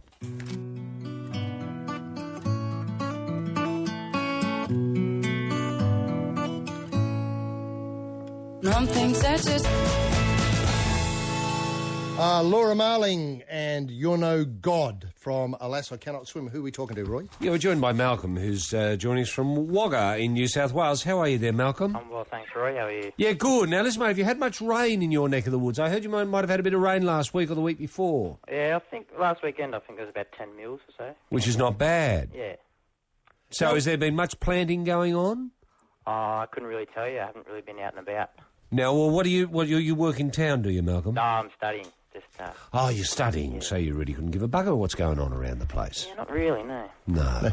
And I was going to say, Malcolm, the studying there, there's 2 campuses there.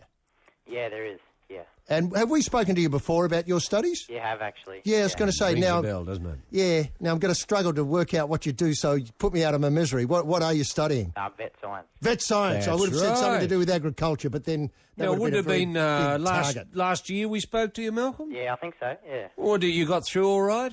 Beg pardon? You got through then last year? Yeah. And where are you up to now? You've been to the 3rd year? Third year, just push almost halfway.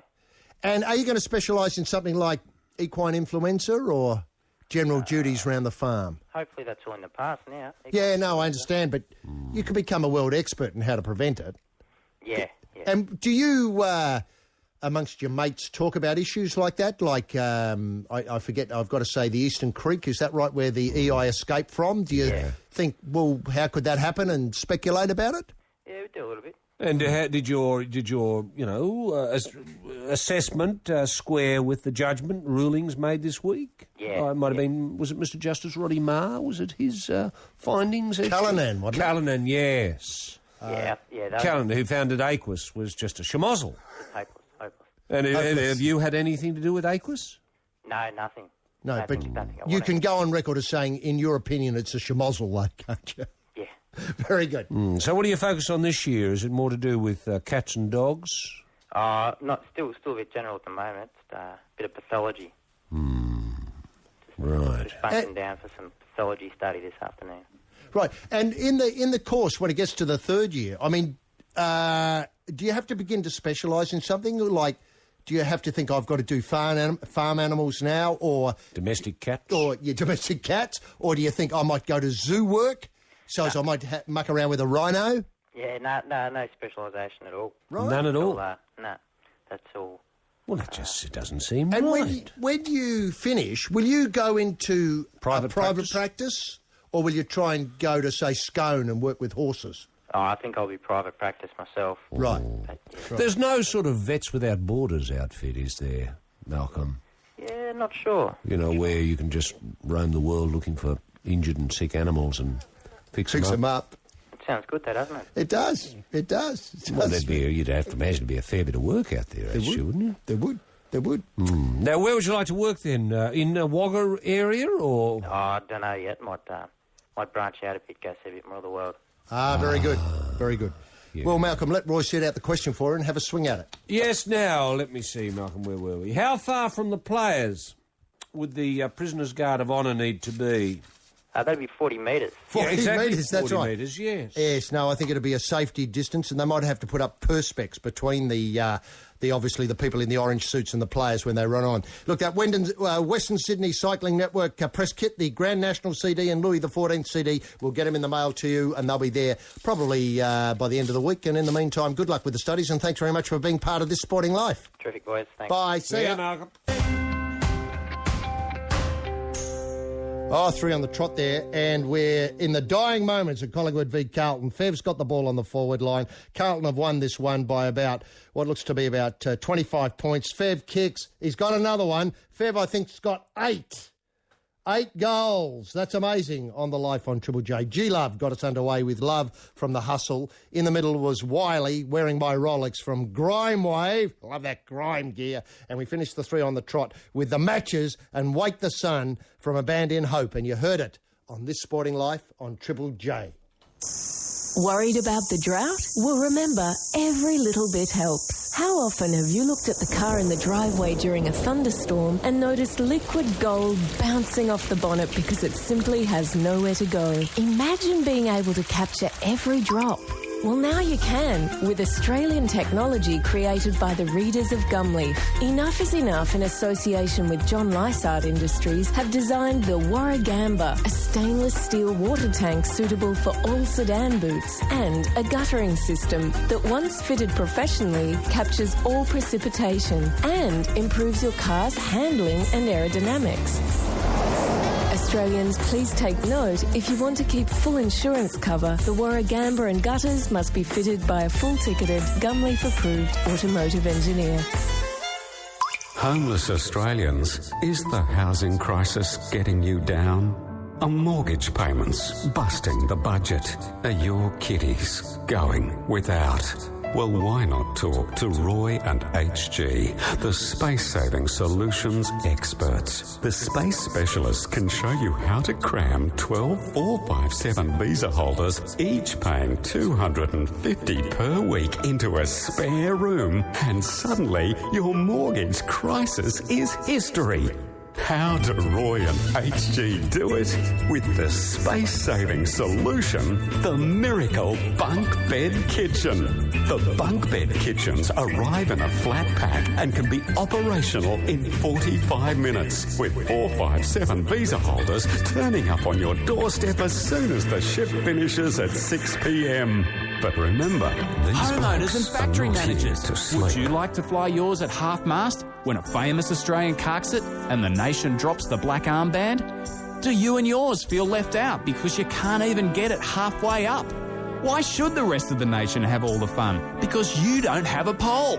Don't be caught again with the pants down. Pole up, Australia.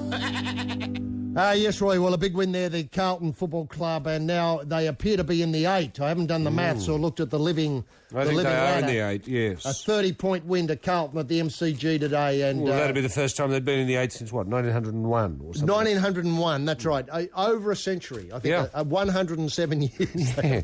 That's a long drought, isn't it? It is a very long drought. And I've just got to, you just wonder, Favola, I think, kicked 8. If I do the maths correctly here. He might have got 7 or 8. Yes. Let's have a look at the final. Yes, he got 8. Scotland got 2. And Meadows got 4 for the Pies. And Swan got 2. And it didn't look as though it was going to be a great contest early on, but especially because so many points were being kicked. But it looks as though the 5 difference in the scoring shots between the two sides was the difference in goals that made it possible for, obviously, the happy team from Hawthorn to happy team from Carlton, the runaway winners on the day. Look, I've got to say also that the disappointment for me was the other night when Hazem El Masri was left on the sideline. God, he's almost a forgotten man of rugby league. They put in Steve Turner, but Hazem, people point out, that obviously dog supporters were livid. I spoke to many as I travelled around. Well, they tend to hold a grudge too, your dog supporters, yeah. He played a blinder on debut for the Blues last year. That's fact. And it wasn't as if the selectors preferred, a larger player, because Haslam's 178 and Turner's 177 centimetres. And I think that, should have the opportunity... Now, admittedly, you had to score a try to get an opportunity to kick a goal or convert it, but I don't think Haslam would have been found wanting in the conversion department. No. If you'd said to me, who's going to take the kicks there in that lineup, I probably would have thought, Willie will probably have to have a go, and then if Willie wasn't available... No, that's true, but those skills really weren't tested, were they? No, that's what I mean. It's not as though they were... Now, the next... But having said that, I don't know if Haslam would have made much of a difference. I mean, it's not like... Haslam's not a Morris twin, is he? Can I just suggest that Haslam on a wing and a Morris at fullback and a Morris on centre... I mean, now you're starting to get where I'm coming from. You're starting to see a shape, aren't you? You're starting to see a shape. That's exactly right. Yeah. Listen, and just one thing to finish with, and it's not on rugby league, but it's about coaching and encouraging younger players to the highest level. The most successful player development program in the country is being run in Jason Stoltenberg's backyard. What's Stoltz up to, HG? Well, it's because... He's obviously got a court in his backyard. He has, because Tennis Australia's turned his back on him. Tennis Australia's player development manager, Craig Tilley, has rejected Stoltenberg's offer to work with the governing body, forcing parents to pay up to $150,000 a year to fund their children's career while they attempt to make the transition from juniors to the ATP and the WTA tours. TA does not provide financial assistance to any junior working outside the TA program because Tiley wants to tell players where to be coached and by whom. His critics say it's his way or the highway, and most have chosen their own road. We're thankful that someone with playing and coaching credentials of Jason Stoltenberg wants to coach, a young player called Andrew... What's his surname? I've just lost his surname for a minute. Andrew, that's his parents. His parents are delighted that Stoltz is there because the AIS, et cetera, et cetera, et cetera. OK, let me see. The AIS are not supporting Stoltz financially in what he's trying to achieve in this Stoltenberg-led revolution. In his backyard. And do you think, have we got enough younger tennis players coming through? We can't afford to snub someone like Stoltz. And you know... Let's face it, Stoltz... Quarter-final at Wimbledon. No, it might have been semi-final at Wimbledon. Did he make it all the way to the semis? Well, certainly he was, I think, compared in those days quite favourably with Wally Masur. Is that right? Enormous rap, right? Enormous rap. I mean, there's nothing Stoltz... I saw the baton being passed from Phil Dent to Jason Stoltenberg. Yes. And he might come from where, am I right in thinking where Pigeon McGrath comes from? Narromine. Yeah, he might too, yeah. Out that way. Is that where he's got his court? Is that where he's living these days in the backyard? No, I don't know where he's It's a long way for parents to take their kids to Narromine. Well, especially with the cost of petrol these days. Well, indeed. And I don't think the bus travels all that frequently. You might have to go... You might get a train to Narromine, but I'm not absolutely convinced of that. No. But I think Stoltz should be... AO? Well, I think, the Australian Institute of Sport has got to look at, whether we want to have champion tennis players or not. If we want to have future champions, if we want another Jason Stoltenberg, another Wally Masur, another Phil Dent, another say, Cole Dibley, little Alicia Mollett. Oh, little Alicia Mollett, another Dibley, You forget how little Alicia Mollett is, too. Another Delacroix. Casey Delacroix, who blew him apart at the French Open. Now, if we want that lineage to continue, then people like Stoltz have got to be encouraged. I mean, I know. He should be given a blank cheque. I know. And just say, fill out whatever you need, Stoltz. Now, look, can I say, just finally, that lotteries could come to the aid of Tennis Australia? If we had a special lottery for tennis... The Stoltenberg lottery. Yeah, Stoltenberg lottery. Instead of getting the Powerball and the lotto, you have the Stoltenberg. I don't know what it'd be. Numbers. I mean, I think I'm right in saying Powerball went off the other night. 58 million. 58 million, we'll imagine. That money going to Australian tennis. There wouldn't be one person in Australia who wouldn't begrudge that money going to Jason Stoltenberg. And we leave it there for the week, and we'll see you next week with a simple reminder that Triple J is sport. The presets are up next with the Kings. Bye now. This is a download from Triple J. For more music, current affairs, comedy and culture, triplej.net.au. And now... Hello world, pants off, Australia. The whips are cracking, the surf's up, the doctor is in. It's just another afternoon when too much sport is barely enough. And now here's the team who can open the batting and take the new ball up the hill into the wind, who can turn defence into attack in the twinkling of an eye, who've enjoyed the highs and learnt from the lows, who are all the better for recent racing and in the wash-up at the end of the day win a lot more than they lose. It's the team of H.G. Nelson and rampaging Roy Slaven and the dominant backline of this sporting life. HG. Yes, thanks very much indeed, King Waliotto in the soundproof booth. And thanks to Sarah Howe for another 15 or so fabulous hours here at the youth headquarters on the station that strangles the nation. Good afternoon, ladies and gentlemen, boys and girls, shareholders and school kids, and welcome to Triple J on another Sunday when too much was barely enough. Well, what a week, what an incredible week. And welcome to our mid-year winter solstice super special. It's a warming show that we put on every year at this time just to make you think, well, it might be cold at your place, it'll probably get colder, but at least the days will be getting longer. Obviously, you won't be able to see it tomorrow when you go out or get up in the morning. It'll just take a little bit more time for the sun to come back from its northern, what would it say? Holiday. Its northern holiday. It's been up there enjoying winter sun.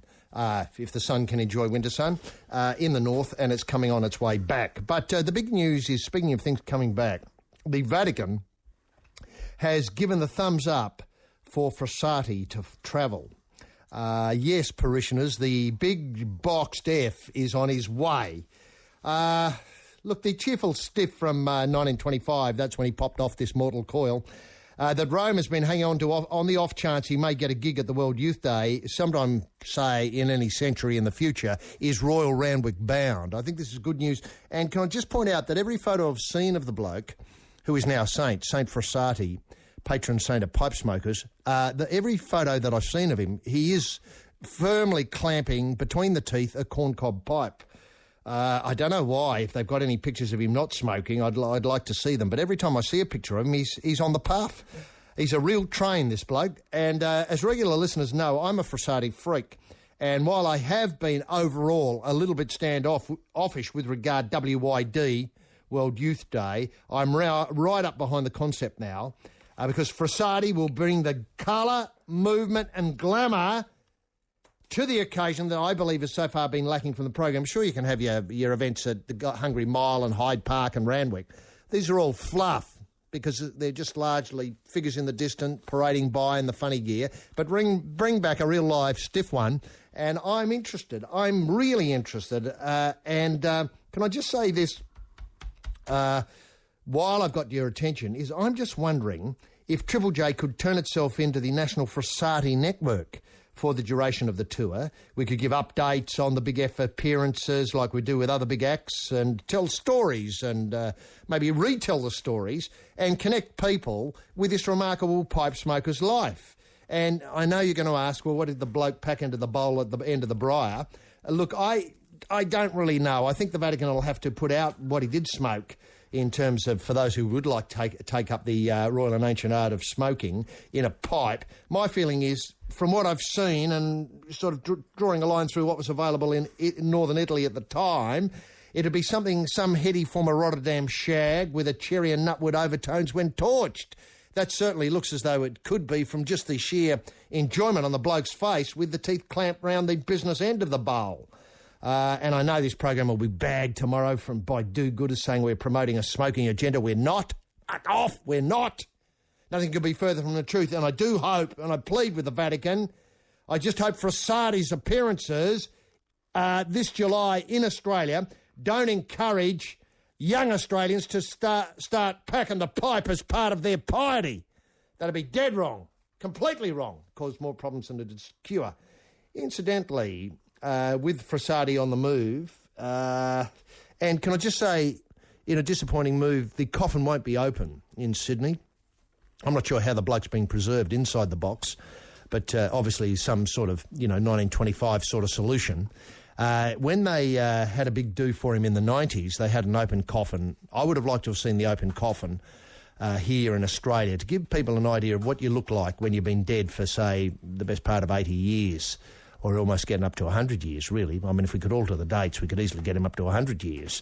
And hopefully the pipe, what would be a lovely touch, is to still have the pipe in him, and somehow through the mechanics of the sort of work that was done for many years by the Russians, we could have the pipe, you know, in action on the smoke. I don't know how to work. It'd obviously be a trick because the bloke is dead. It wouldn't be human. But you could have a machine that could draw in through the pipe and exhale through his nose or something like that. You know how this works, animatronic style. You've seen it in the movies. Surely we could have it at Randwick. That would be just great.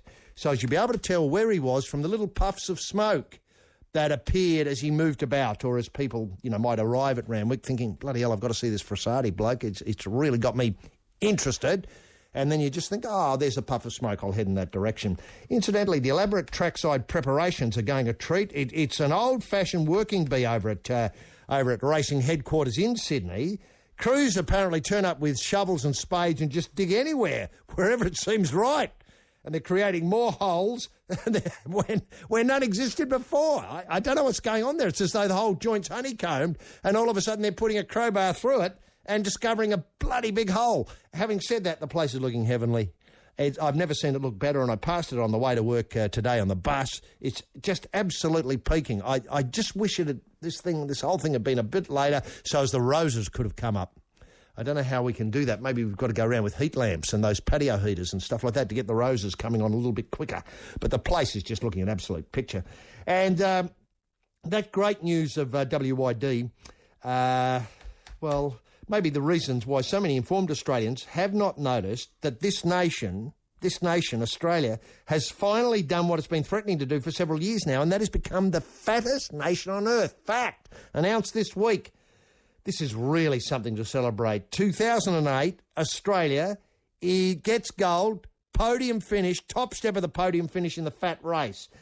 Incidentally, at a time when more and more people across the planet are starving, Australia has now reached the top of the Fat Town tree. I don't know how we've done it, but congratulations to everyone involved. Hat Town is now Fat Town. Thanks very much, Lee Kernaghan. Overseas, and the new-look muscled-up Terry Irwin, and yet with young Bindi in tow, scoops the pool at the daytime Emmys in the States midweek. Sadly, no news of croc boy young Bob in the celebrations. I'm not sure what they do with Bob when they go out on the tear, those two, Bindi and Terry. And don't tell me that it's not red-hot action all the way. It is. Bindi got a gong for Bindi the Jungle Girl. Terrific show, and her Andy Whaley song Save Me, which is very, very good. Was on high rotation here at Triple J for about 3 months once.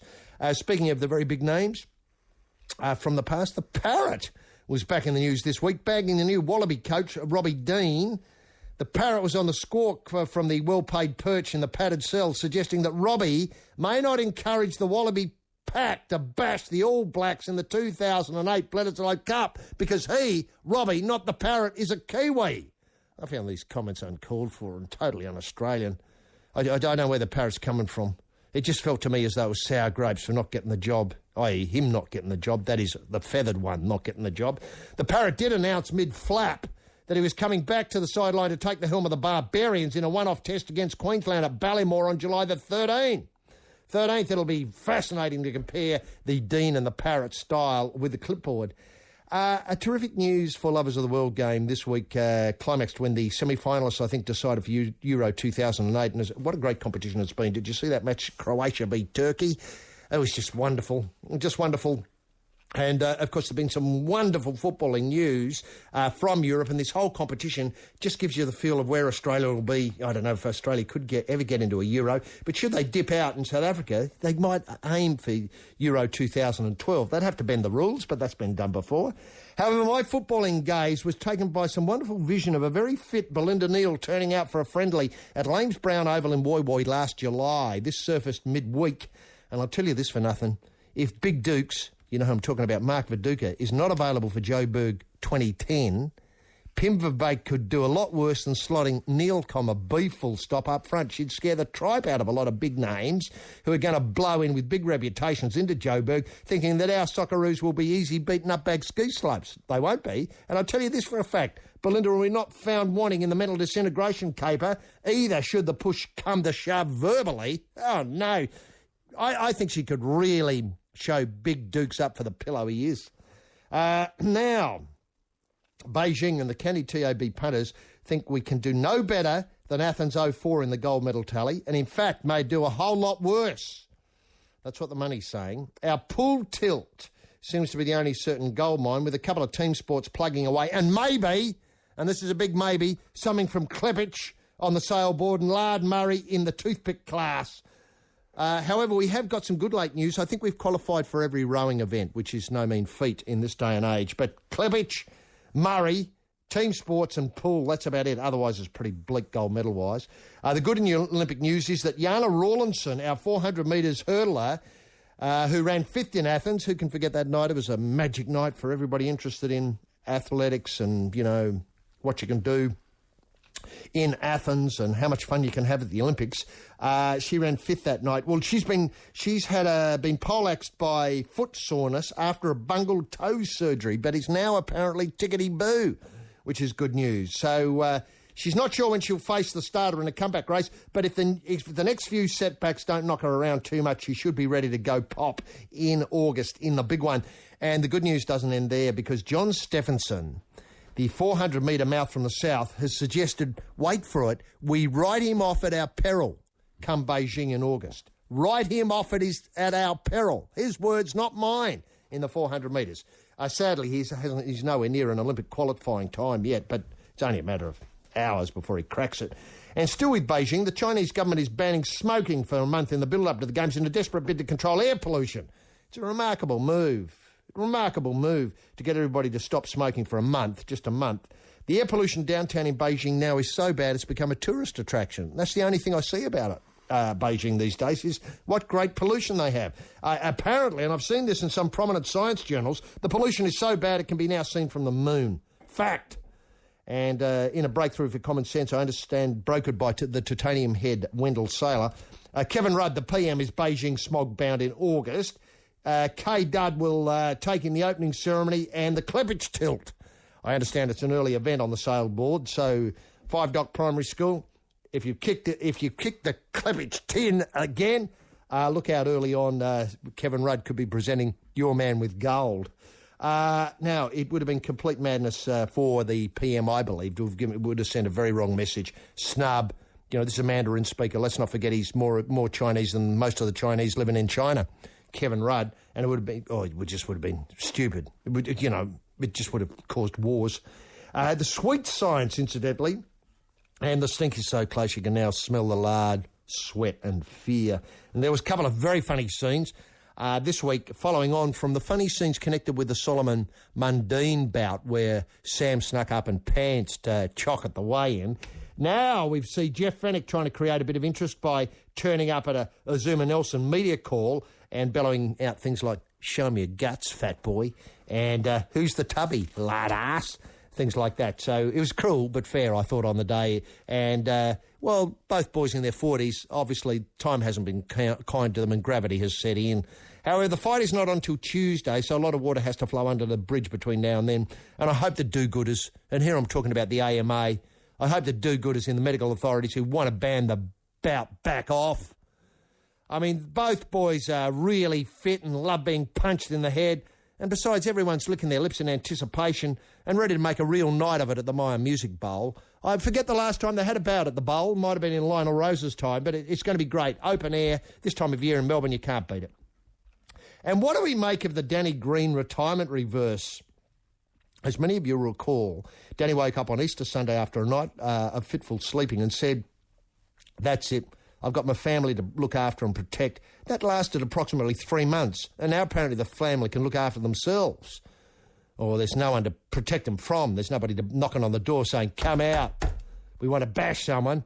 We don't mean you, Danny. You can sit in there, send the family out. Anyway, it lasted the best part of 3 months, that wheeze. And now he's back to take on, guess who? Chock Mundine. He could have blown me down with a feather. If that's possible to do that. Could have knocked me over with a feather. Anyway, Mrs. Green, or Ms. Green, should I say, Danny's partner, she's obviously, well, let's face it, Danny, housebound Danny, he's just been moaning since Easter Sunday that he had nothing to do, and she says it's a good idea for Danny to get busy doing what he does best, and that's punching people in the head. It's odd, though, isn't it, that Chock can't find anybody else to bash up apart from people he's already bashed up. I mean, the whole thing's got in danger of disappearing up its own arse if it doesn't watch out. I mean, I just can't believe this. There's nobody left in the world that Chock wants to fight. I thought he was prepared to go up or down a division to find some people who could really hit him in the head. Anyway, does anyone get the feeling the timing of this announcement, the Green I'm Back announcement, was deliberately designed to piss Jeff Fenwick off? I don't think there's any love lost between the Mundine camp and the Fenwick camp.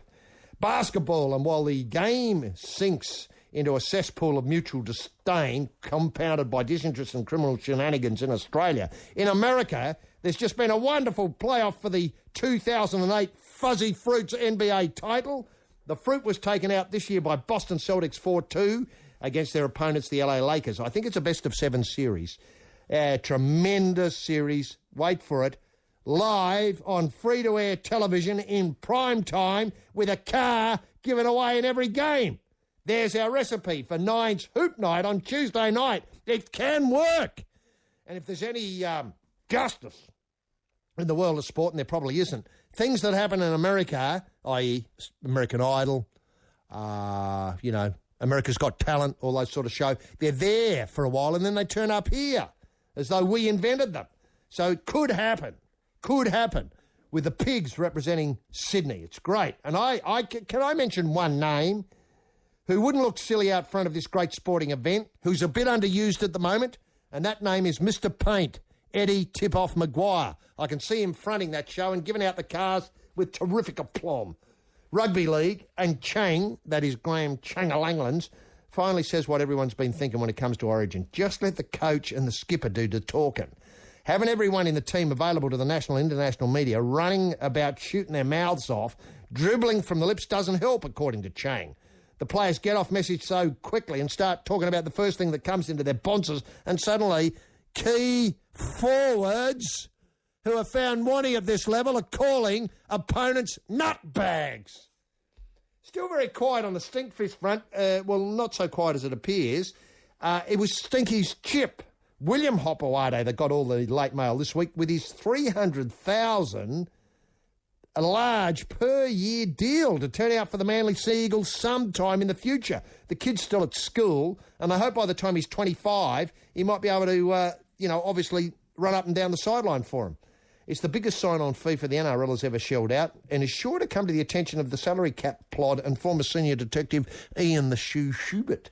And finally, speaking of the police, last Sunday we broke the news here that at Homebush, the police team of the century was being announced. Well, I've got it here, and there's certainly plenty of talking points. Here it is. Team of the century. Coppers.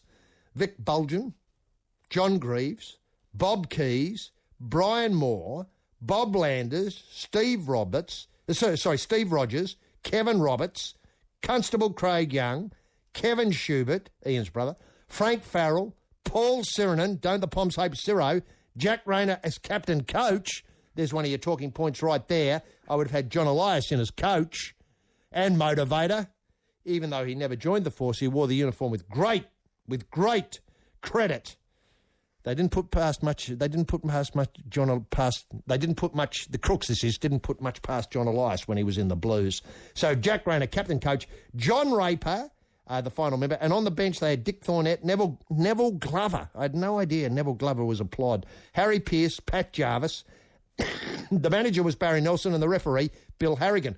And there was a beautiful photo accompanying this great list of the police team of the century with Chook, as he is today, dressed up in the New South Wales police uniform. It was just fantastic. I mean, God, if you saw Chook coming around the corner, you'd fess up immediately, even if you hadn't done the crime. And with those few ideas getting the agenda underway, it's now time to unleash the big fella, and we can do that by simply asking rampaging Roy Slavin, what team of the century have you got in the boot you want to throw into the mix this week, buddy? Yes, thanks very much, HG. I was hoping we might be able to put out our fattest team of the century. Wouldn't that be great?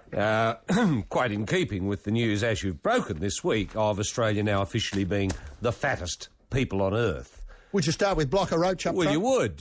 But I think there's a lot to be said for for fat footballers, because they do a job. They do a terrific job. A terrific job. Now, and it's great having...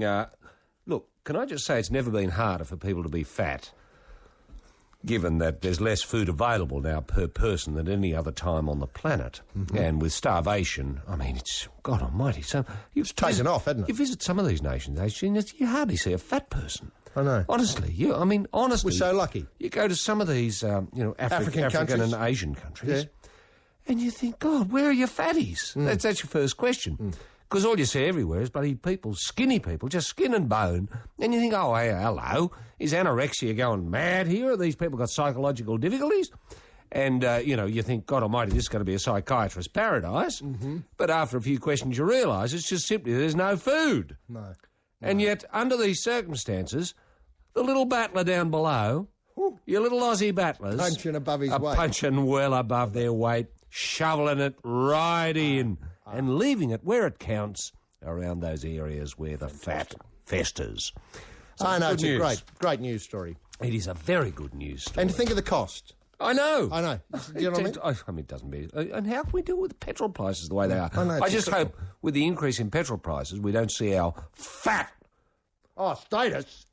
Diminishing. Is that what you're diminishing. thinking? That's what I'm thinking. Because people have got to have disposable income. To buy food? To buy... fat food? Sugar and fat. Because let's face it, sugar turns into fat once it's in your body. Can I ask whether you're now today prepared to go on record as asking a supplement for certain foods to keep us at number one on the fat tree? Well, I think it's up to Dr. Nelson to apply more pressure and say, all right, 5 cents off. I noticed someone in the backbench there in the Liberal Party who's, God almighty, has seen a bit of sense, is asking for a 10-cent reduction. Could I suggest a 20-cent reduction in petrol, which would enable an extra $4 or $5 a week for battling Australians to buy food with? Mm-hmm. Would they be working families? Working families. Working families. Very good. All right, I'll just put that to one side. It gives me the hump. I mean, people can't even bloody afford to drive to supermarkets anymore. To get they their can't fat. even drive to their pie shop, their favourite pie shop. No, they're walking. They're walking. That's dead set stupid. I know. How are we going to stay fat if we're walking? I know. Don't get me started. Pim Verbeek has called for soccer to get priority at Stadium Australia. And I understand where the bloke's coming from. I mean, there've been 3 or 4 games of rugby league, which I love, of course, obviously at Stadium Australia. It's now the home of rugby league.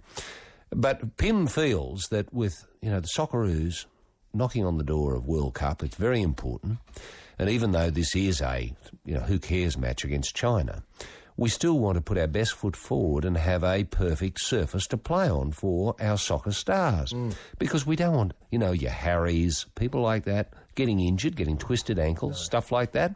Because honestly, it just is below par. It is substandard. A substandard surface, which is not good enough, I don't think, for our round ball heroes. Round ball heroes? Round ball heroes. Very good. Now, speaking of our round ball heroes, Harry is going to go to Italy. And I hope this doesn't prejudice or jaundice his opportunity to be an Ollie Roo. I'm hoping Harry is going to be, the man with the C after his name, Harry and Big Dukes, part of our Ollie Roo tilt. We're allowed 3, aren't we? We're allowed 3. Well, Harry and Dukes pencil themselves Marco Bresciano? Bresciano, perhaps, yeah, perhaps. God, now they get shocked when they be Route 1 all over again. I know it would. You wouldn't have to teach them a thing, would you? No. The game plays itself. It does. With those 3 there.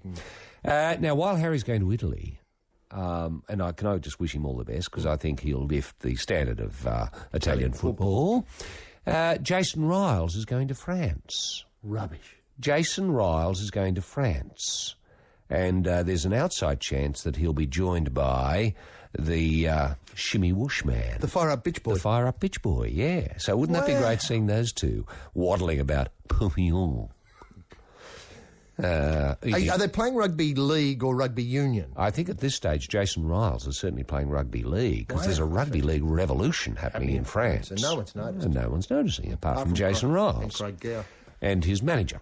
And Craig Gower, who's playing rugby union, but who obviously noticed that there was rugby league being played as well, because he's not stupid and he does keep his eye open, even though he was never a copper. Now, Rafa. Oh, yeah? He wins Queens.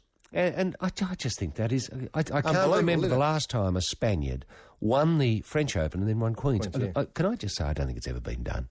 And I'm going right out on a limb here, but I don't think it's ever been done, which means Rafa could really put a little bit of pressure on the man they call Roger when Wimbledon begins, I think, on Monday. Might be tomorrow. I think tomorrow. So, Wimbledon freaks, hang on to your hats. Watch Rafa, boring though he is. And let's just hope little Leighton doesn't have to meet him too early on. And did I see Little now is the 20th ranked player? Yeah, 20th. I know. Wimbledon. It's unbelievable. I know. It's the hip. It's the hip. I suppose so. Now, the man they call Tiger. Oh, yeah, that bloke. Tiger Woods. Sadly, is out for the rest of the year. I know that. And, I take it all back when it comes to the difficulties with Lockie's knee. I mean, if Tiger can't get his knee fixed, Tiger's had 3 ops on his knee now. What is going on with knee surgery in the world at the moment? I thought it was all go ahead.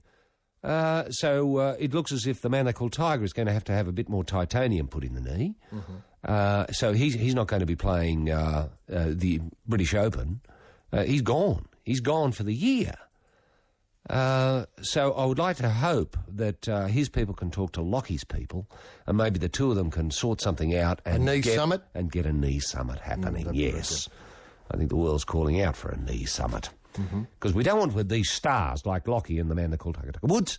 It's just denying the fans what they really want to see. That's very and good. I have heard that the networks, the US networks, who love their golf, are going to be down 25% in viewership because the man they call Tiger Woods, is not going to be there. 25%. 25%. I'll give you some. That's a fact. I know. And here's some names. I know the names. Yeah, and it would I take know up the slack. names. Yeah. Now, Ford tests its new supercar that was revealed the other day at Woomera Rocket Range. Apparently there's a really long... Straight there, an aerodrome. And they've been testing it beside the Holden car just to make... just to see how they compare in terms of resistance to air and dynamics and all this sort of stuff. And it just looks fantastic. And it really looks like the future when you see these big V8s. Oh, well, doesn't end there in terms of your V8s, HG. I noticed that Holden have really shown their confidence in the future with this new V8 427. Whoa! Which I think is going to cost... 427? Yeah, it's going to cost 150 grand min. And at this stage, they're trying to get the fuel consumption down to 16 litres per 100 kilometres. Rubbish! In its out-cruising mode. So you're looking at about 35 litres per 100 kilometres in city mode. And they think that might be a bit rich at this stage. But the orders, the orders are there. They think they're going to sell at least 1,500 in the first month when it rolls off at Fisherman's Bend later on this month. Yeah, it's called the S427, I think. Right. It's called a Holden Special Commodore. Yeah, right. So it's taking the lineage from the past into the Holden Special, which everyone loved, and still has a position in the hearts of many.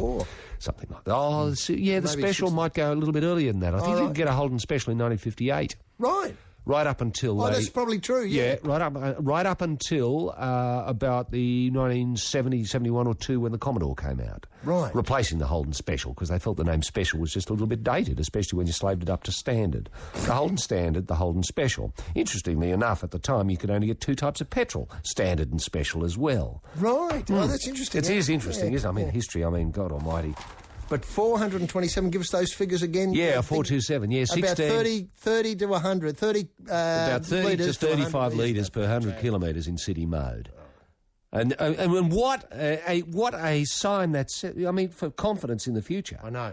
Obviously there are oil reserves out there that the General knows about that we don't. No, unimagined. Unimagined, yeah. TBA, yet to be found. TBF. Now... There is talk of a Formula One drivers strike. What? Over the cost of their super licences.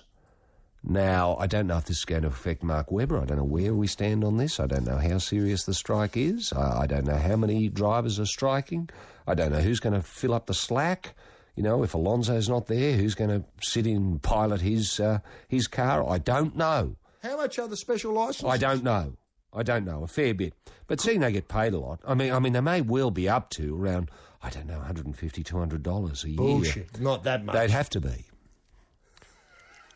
Now, I witnessed, and I hope I'm not alone here, the worst refereeing in rugby league history on Friday night in the Dragons v Panthers match. And I'm just going to put the question here, how much money did the referee have riding on this match? I know it's a controversial thing to say, and I know I'm likely to get a fine from the NRL, but I think it's worth having a close look at. I just couldn't believe some of the penalties that went towards the Dragons on Friday night. I don't know if you watched the match, HG. I didn't know, sadly I was away. It was a great match. Yeah. Hardly anyone there, but a 1 point match. But God almighty, talk about a team getting a leg up. Now, the Boomers, on a good news story, the Boomers bash up Iran. Oh, three blot. I mean, we really kicked their asses right in. And any talk of a revolution in Iranian basketball, that's been well and truly extinguished. That's just rubbish. There's no revolution happening there at all in terms of their basketball. Now, still no new owner to emerge from the Brisbane Bullets. No, that's very sad to announce. I would have thought there'd be many people willing to put their hand up. I would have thought maybe Holden or Ford could have supported the... They could have been called the 427 Bullets. You got it. You got it. Now, concern among the players about staging the ICC Champions Trophy in Pakistan. I don't know where we stand on this one. I'm sure they'll be able to... offer security to all the nations of the world playing there. I mean, you can't imagine any terrorists being interested in cricket. I mean, terrorists love cricket, as nearly as I can tell. That's certainly the information I've... I mean, go to any of your loopy websites, your Al Qaeda websites. I mean, there are just links straight to cricket. They love their cricket. I mean, sure, they might be a bit bloody weird and violent and all of those sorts of things, but I can tell you this for nothing: they love their cricket. Whether that brings much comfort home to, some of our boys going over there to play under those conditions. Where are we at the moment with regard... What, in terms of Al Qaeda? No, well, with regard to an Australian representation at this Pakistani... Well, I think Australia's yet to... I think they're assessing the new security arrangements, whatever they might be. We seem to have unearthed a lot of new players, though, lately, especially at the... This ICC, this IPL. It's just revolutionised. I mean, it's... I know.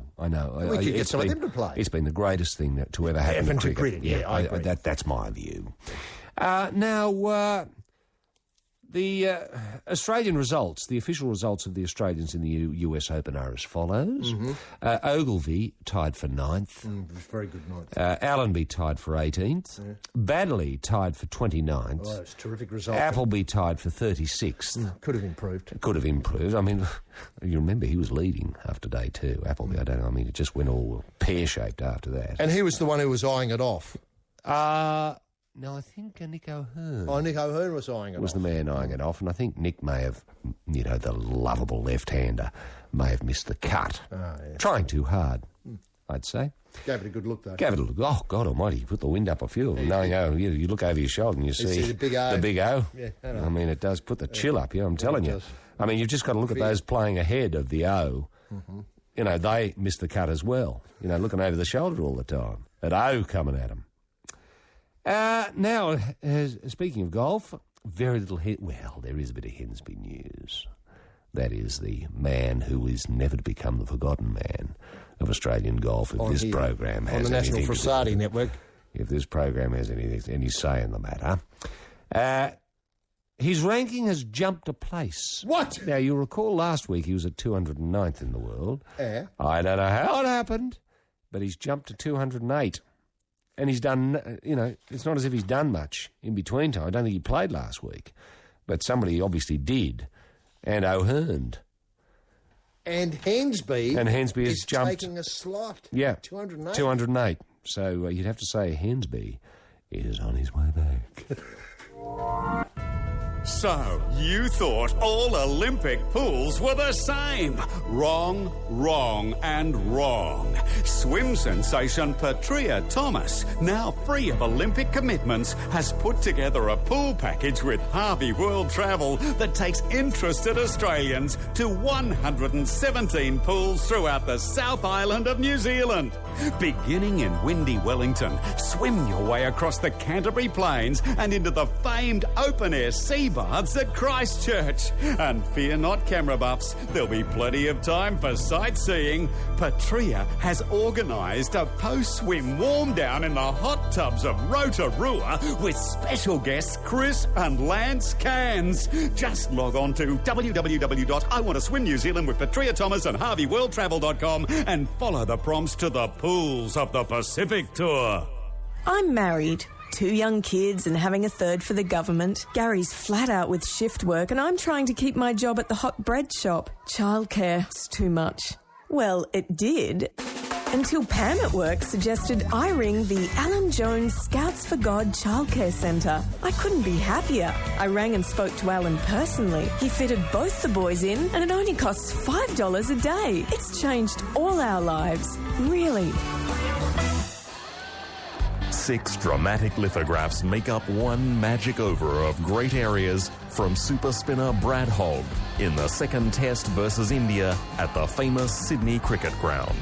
Great Areas George includes a piece of Brad's shirt worn during the over and a microchipped call of each ball by Tubby, Heels and Slats, which springs into life whenever anyone walks within 3 metres of the panel. Great Areas George is limited to an edition of 812 units and is officially licensed by Cricket Australia. Authentication by PricewaterhouseCoopers and available now at www.officialmemorabilia.com.au. The cost, just $812 plus postage and handling. Call now or miss out. Roy, just coming quickly to the police team of the century. I was taken by a beautiful article in the Murdoch Press. I think Ray Chesterton might have been writing this. This was the police team of the century and surely the last of the celebratory teams to be chosen for the 100th Games 100th year. I hope not. No, we've got our fattest team of the century. Fattest team of the century. I like your idea of the Catholic team of the century. I think yes, that would be the Catholic team of the century, especially with World Youth Day coming up. What greater thing to announce it from the pulpit on the day? The Pope reading the list of names. Yes. That would be fantastic. Yes. Fantastic. Yes. I think that, and the coffin. Yes. And all of it with Frassati on Suddenly board. you've got a show. A show. That's right, a show.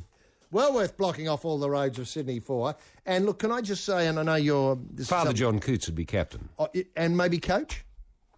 Or would you like to see somebody more... No, there'd be lots of teachers, I wouldn't mind Grassy Granell, Monsignor Grassy Granell. As coach. That'd be fantastic. Nobody's done more for the bloody getting Catholics in the code than he did. I'm telling you now. I'm telling you that for nothing.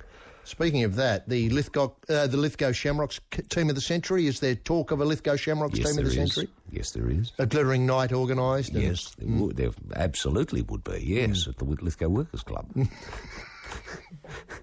And obviously Granell will be a walk-up start for the coaching role. Coach and captain. Coach and captain. So there's 2 new ones to come, so I hope Ray Chesterton haven't run out of... No, Ray's wrong there. Can I say Ray... And I don't often call Ray Chesterton wrong. No. But he is in this instance. Then he writes, for John Roper, the prototype modern-day lock forward, their claim never ends. He's now been named as lock in the teams of the century for Australia, New South Wales, and now the police. Yes. And I think he's a Catholic, Johnny Raper. He could well be the Catholic block of the century. That's fantastic.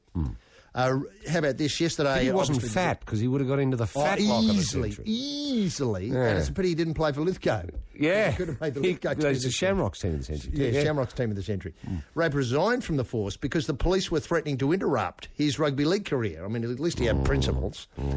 He had a cartilage injury corrected by surgery and was passed fit to play by the St George doctor, but not the police doctor. Not fit to play, but fit to come back to work. At the time, I was training 6 hours a day, running through the sand dunes at Cronulla and working with George Daldry. Oh, he's a legendary trainer, George Daldry. At City Tattersalls. Oh, yes. I had mates who were on active duty who used to say they wished they were as unfit as me. Raper even went to see the police commissioner as the premiership semi-finals drew close, but even he couldn't help. The commissioner said the doctor had even more power than him.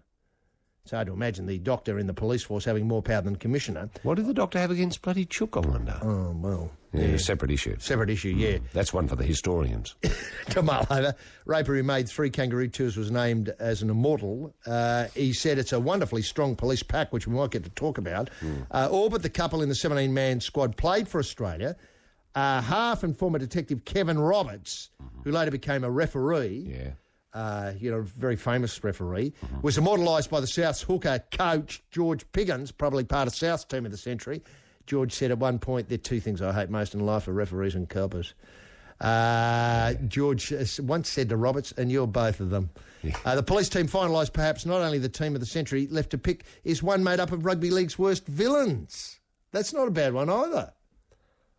Wow. Rugby league's worst villains. What is this, the villains' team of the century? The villains' team of the century. Well, we discussed this many, many years ago. We had a hotheads. We had a hotheads team. But I think... And show ponies. Show pony team of the century. Oh, now you're talking. Show pony team of the century. Weren't there ambassadors? Yes. Hotheads, show ponies, and I forget what the other one was. We had 4 categories. Yeah, we did. Isn't that interesting? Yeah. Yeah. Life imitates art. It does. Now, look, I was going to say the villains. There's heaps of villains, rugby league villains. There are. You know, well, who would you build a team around? Bar Lamb? I suppose so. Bar Lamb. I mean, he's a villain. Or, say, Rocket Ready? Yes, or the Phantom Biter. Yeah. Or I was thinking more people who'd done time, like, I want to say, I'll probably get in trouble for this, but there's somebody at St George, famously, maybe around the same time as Craig Young was playing. And was the lads who end up... Like Mick Beattie or someone like that? That's not bad, yeah. Now, there mightn't be him, but somebody of his... era, and then the guys who went to Thailand ended up in terrible trouble. I want to say Haywood or someone. Haywood and Fellows. I don't know their rugby league involvement, but there's plenty of people who have served. Oh, you mean you want actually people who've worn the arrows on the suit. Or the orange overalls. Or the orange overalls. Yeah, but I know what you mean. Rather than just... people who did dud things out there. You're thinking of Bar Lamb because he took out Ellery Hanley in the grand final. Yeah, I am. That's never to be forgotten. Never to be forgotten. Or niggle merchants. Niggle merchants. Or, biters and Leslie Boyd. Yeah, Leslie Boyd. Leslie be a walk-up start in this imagined team of... Villains. Rugby league villains. Well, I think there's 2 to work on there.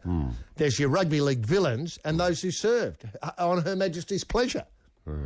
And there may be an intersection between the 2, of course. Oh, there could easily be. Yeah. Could easily be. I remember, wasn't it, was it... But we don't want white-collar crime types. No. I mean, that's where it gets a bit muddy. Certainly does. You know, they've got to earn their position in the team of the century. Look, it's fascinating. And can I just say... that this is the year to do all these things. I mean, I was disappointed when Ray Chesterton sort of thought he'd had drew enough. A line under it. I mean, it's only just starting. Darren Hanlon there and Fingertips and Mountaintops, the title track from, guess what? Fingertips and Mountaintops. Roy, supporters of the century would be another team that you could usefully do. I was thinking of Laurie Nichols, the former Balmain stalwart. Yes. Elle Macpherson, I think, was the number 1 Sharks ticket holder for several minutes. She was. At one point, until there was an altercation, I think. Oh, well, her father was had a fallout. Falling out. Brain explosion. He tore a jersey. St George jumper. Yeah, that's right. But then over the time you could think of people... I was even thinking of... St George seemed to always find interesting people to support them. Politicians often support them, like John Howard, I think, was a famous St George supporter. Well, he was. What about... Don Lane was a great rabbits man. I only say that because he was. He broke his watch quite famously. Broke his watch. In a demonstration in the dressing room of Commitment. I think Peanut Tunks might have been in there at the time. I think Tunksy was, Long time ago. What about the sponsors of the century? You know, who can forget the terrific sponsorship Phillips gave to Balmain for all those years? That was wonderful. Wasn't that wonderful? Yeah. And, of course, Penfolds with... Penfolds, St George, still an attractive... Still a beautiful sponsorship, a real meeting of minds in many ways, that's right. That's very true. You can see, say, Riles and Gasnier, sipping a Chardonnay or a Shiraz. After a big match. Can't you? Oh, no, it'd be fantastic. It'd be fantastic. I always think of the lesser known sponsors. I think the Penrith sponsor had Dada uniforms for a long while. It did. Which is always great. I think they're an industrial clothing manufacturer. I'm sure they are. Which is great. And I've always wondered... Well, that's great, because it got you asking questions about them, didn't it? What do they do? Yeah. And I ask questions. I want to say the current eel sponsors is something like Pyrotech or something like that. Pertec. What do they do? Pertec. Well, there you are. So you want to ask questions, don't you? You do. You do. Yeah. And Famous Grouse. Let's not forget that. Where they had Famous and Grouse written on its shirts. They did. So when they got into trouble, there was Famous Grouse all over the paper. Yes. Yeah. That was Parramatta again, wasn't it? And I've got to say... That might have been around the time of... the Crow, Pricey. That lot. Zip. Famous Grouse. That's a whiskey of sorts, is it? I was going to say, I can't say that I've ever drunk it, and you may not be able to buy it now in this straitened times we live in. I've no idea. There'd be no encouragement coming from the federal government, at least, for people to knock the top off a Famous Grouse. Would there? And am I right in thinking that they might have advertised on their bottle with a pheasant or something like that? So it's a drink you ate with eating poultry?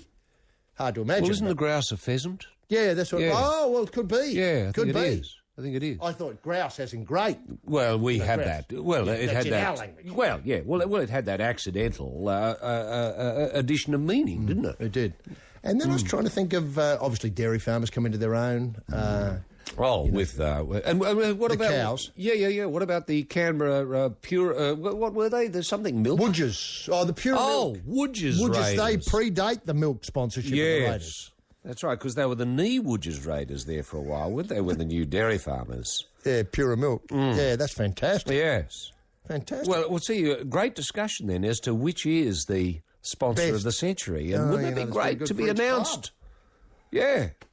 And, of course, now you've got Manly as the human face of bowel cancer. Let's not forget that. Making a late challenge for the sponsorship of the century. The Kills, cheap and cheerful from Midnight Boom. The Kills from London on Triple J's This Sporting Life. Now, a little bit of boxing news. Obviously, the William Hopewade story, the $300 million deal with Manly Siegel. William is the new face of colorectal cancer. Yeah, well, is he 15 or something? He's very young. He's very young, isn't he? Yeah, but he's obviously got the Hopper polish. Yeah. I was going to say, I think his dad represents him too, which always helps. Hopper's hang on. Hopper's now an accredited manager of players. But I didn't think you were allowed to be a manager if you had referee. If you had any connection with the game in any other way. Oh, he can't be an NRL referee. Well, yes, he is. He's got the green and black. Oh, has he? Yeah. He's got the NRL uniform. Right. So I don't know whether they need to look at this. They certainly should. I mean, I'm not suggesting Hopper's trying to pull the wool over anyone's eyes, but it would just be ignorance on Hopper's behalf. That he's kind of crossing the boundaries of acceptability. Yeah. Well, just 24 hours later, it was Stinkies who was busy with a terrific deal, one of the most anticipated heavyweight bouts in Australian history. Hopper has agreed to fight not Captain Feathers, which would be great, but Sergeant Slaughter.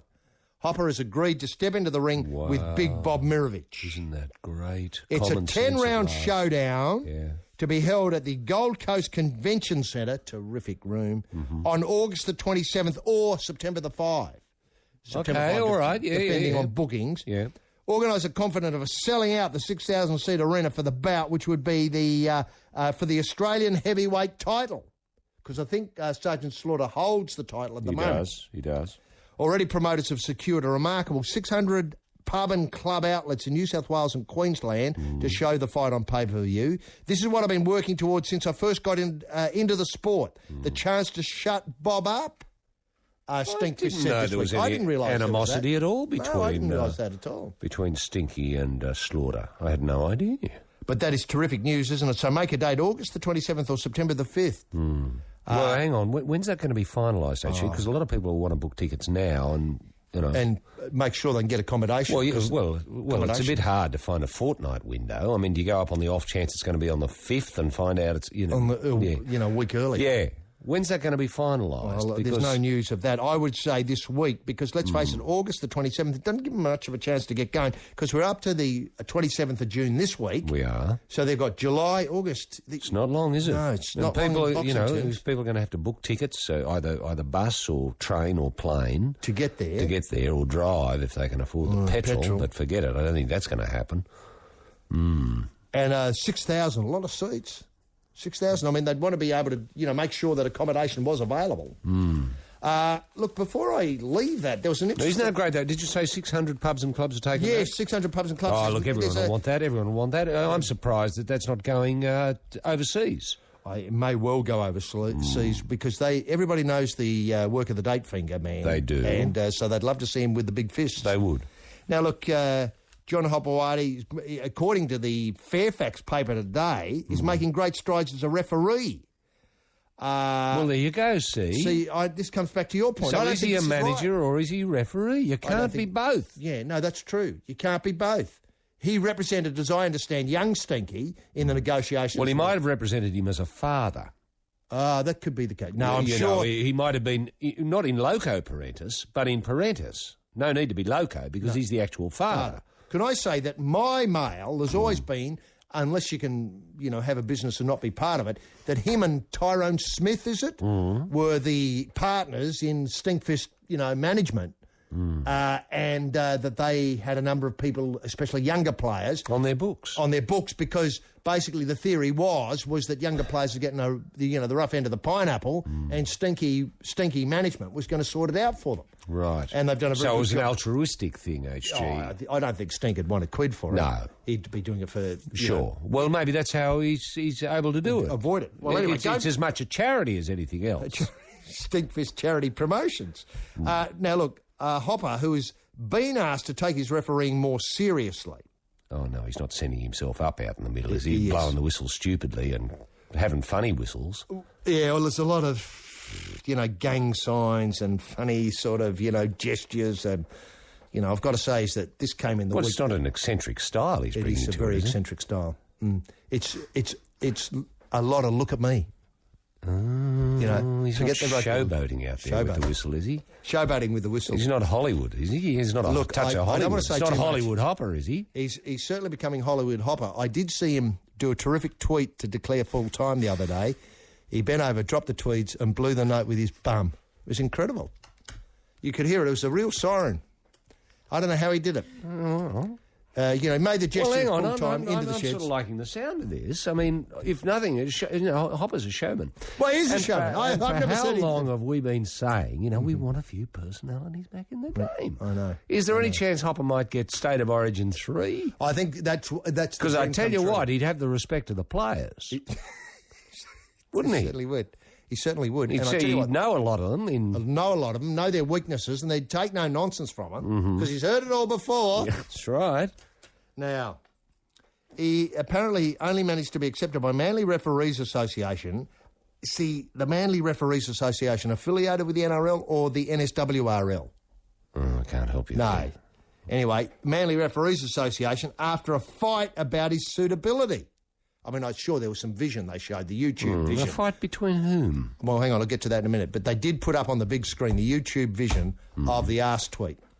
It was funny. They laughed, but they thought... I'll have to look at that when I get home. I'll certainly look that up. There was a meeting on Tuesday night, and there was a bit of a blow-up, Stinky said. I was sitting up at the back, and this is the committee, they were all arguing about whether or not to take me on as a referee. They were saying I've been nothing but a menace to referees, and I don't deserve a chance to join the ranks. Others were in my corner. I was just sitting there thinking, what is going on? Yeah. It was pretty funny. At the same time, listening to them bagging me, in the end, they took a vote and it ended up 11-9 in my favour. 11-9. Hopefully I'll get a chance to move through the ranks and get to the very top. Well, I hope so too. Who knows, one day I might get a chance to referee William, that's his son, now that he's signed to Manly, and certainly I'm not writing myself off for Origin 3 on July the 2nd. Well, isn't that great news? Well, there you I wonder about the conflict of interest issues here. Oh, I do too. If Stink's out there blowing the whistle with his kids in the team, I don't know if you couldn't do that. No, it's wrong. It's wrong. As I understand, I think he started off refereeing under 15s. Don't quote me on this, with the jail stripes. Yeah. The green and black jail stripes. Now he's going up to a senior level to become a senior referee because then they look at his work, they think, that arse tweak, that's great, that's the sort of thing we want. Yeah, you kept a good 5 there, or a good 10. Yeah, Pop. good 10. Yeah. And he's got the respect of the players. Respect of the players, and certainly gives loud and clear instructions. Yep. And he is turning out to be somewhat of a, these days, a bit of a, pound for pound, on the heavier side. Not completely larded up, but he's going to have to lose a few for this Slaughter fight. Anyway, he's sort of looking... But I tell you what, he knows every bloody scheme and bit of nonsense that goes on out there. I mean, they're not going to pull the wool over Hopper's eyes. They certainly aren't. But 11-9, there's not a vote of confidence. If I was coming into the, I don't know, thank goodness I'm not, of ranks of refereeing, I would have liked, maybe 18-2. Because you're not perfect. You don't want people to... No, well, it just gives Hopper an opportunity to improve. To prove the 9 wrong. Cog. And say your last goodbye from Sharing Space. Now, look, can I just say, I just hope this state confusion here with regard Stinky v Sergeant Slaughter isn't to do with the problems of what other events he's got on around there. He might be refereeing, say, down, maybe to referee, say, a big, what would be up to there, almost rugby league final on the 5th. And so he might have to go on the 27th. True. Because you wouldn't want to miss that. I mean, a chance to referee a rugby league. No, well, we don't know what time of the day the fight is either, do we? That's true. Nor do we know what the belt is. Is it WBO, WBA, ABO, ABA, PABA? Do we know? Pan Pac? No, look, I don't know either, Roy. It's just a belt, isn't it? It's just an Australian heavyweight title. And what, how often has Sergeant Slaughter had to defend it? Never. How did he get it? Well, he must have beaten somebody. Can we remember who the last... Who he replaced? Tony Madigan? Well, no. AJB in the middle there somewhere. You can you forget that, don't you? The wattle dressing gown. And, you forget that. I thought that was in a different belt-off, though. I thought... Well, it could have been... I thought they lived in parallel universes. I'm sure they do. Slaughter and Bugner. There's no talk of a... Bugner Hopperwati. I mean, I think he should have gone through Bugner to get to Slaughter, because otherwise it doesn't have any credibility, does it? No. I mean, all of a sudden you've got a rugby league referee doing what? How must people from overseas feel? People like who know about these things, like Lennox Lewis or Klitschko, that bloke from Russia. Yeah. Who's your main opponent? Vlad's talking. Who's your main opponent? Well, I don't think it's going to be Bob Mirovich from Australia, known as Sergeant Slaughter. He's fighting Stinkfist Hopewade. Who? Do you know what I mean? It quickly falls away as a concept, doesn't it? It does. It does. And who's Feathers actually fought anyone yet? Well, Feathers, the main thing, recent news I have about Feathers was he turned up at that sit-down about Sonny Bill's, contract. Yeah. And he was sort of as a standover man. Was that it? I think. A bit of backup muscle in case it went wobbly. A senior member of the Samoan community in Sydney, if you don't mind. Thank you, sorry. A senior, well-respected member. Oh, I understand that, yes. Now, we come to D. Green. Oh, Danny. Yeah. He's reportedly close to agreeing to a rematch. I saw Coda Nasser on the news and said it's just a formality that he's going to sign the papers. So who's representing? Is Coda organised? Is Coda the... Oh, no, he's not the manager he's manager of Chalk. Yeah. And Sonny Bill. Who's the promoter? Coda's not promoting, though, is he? No. He's promoting with the other manager, I think, is how it works. Okay, so it's a manager promotion. So there's no sort of Bill Morty figure in the middle. No, there's not. No, we lost. They didn't. No one's replaced. They broke the mold. I know. No one's replaced. Wonder if Hopper could step in as a promoter. Yeah. What a great idea! The only rugby league refereeing promoter in the world.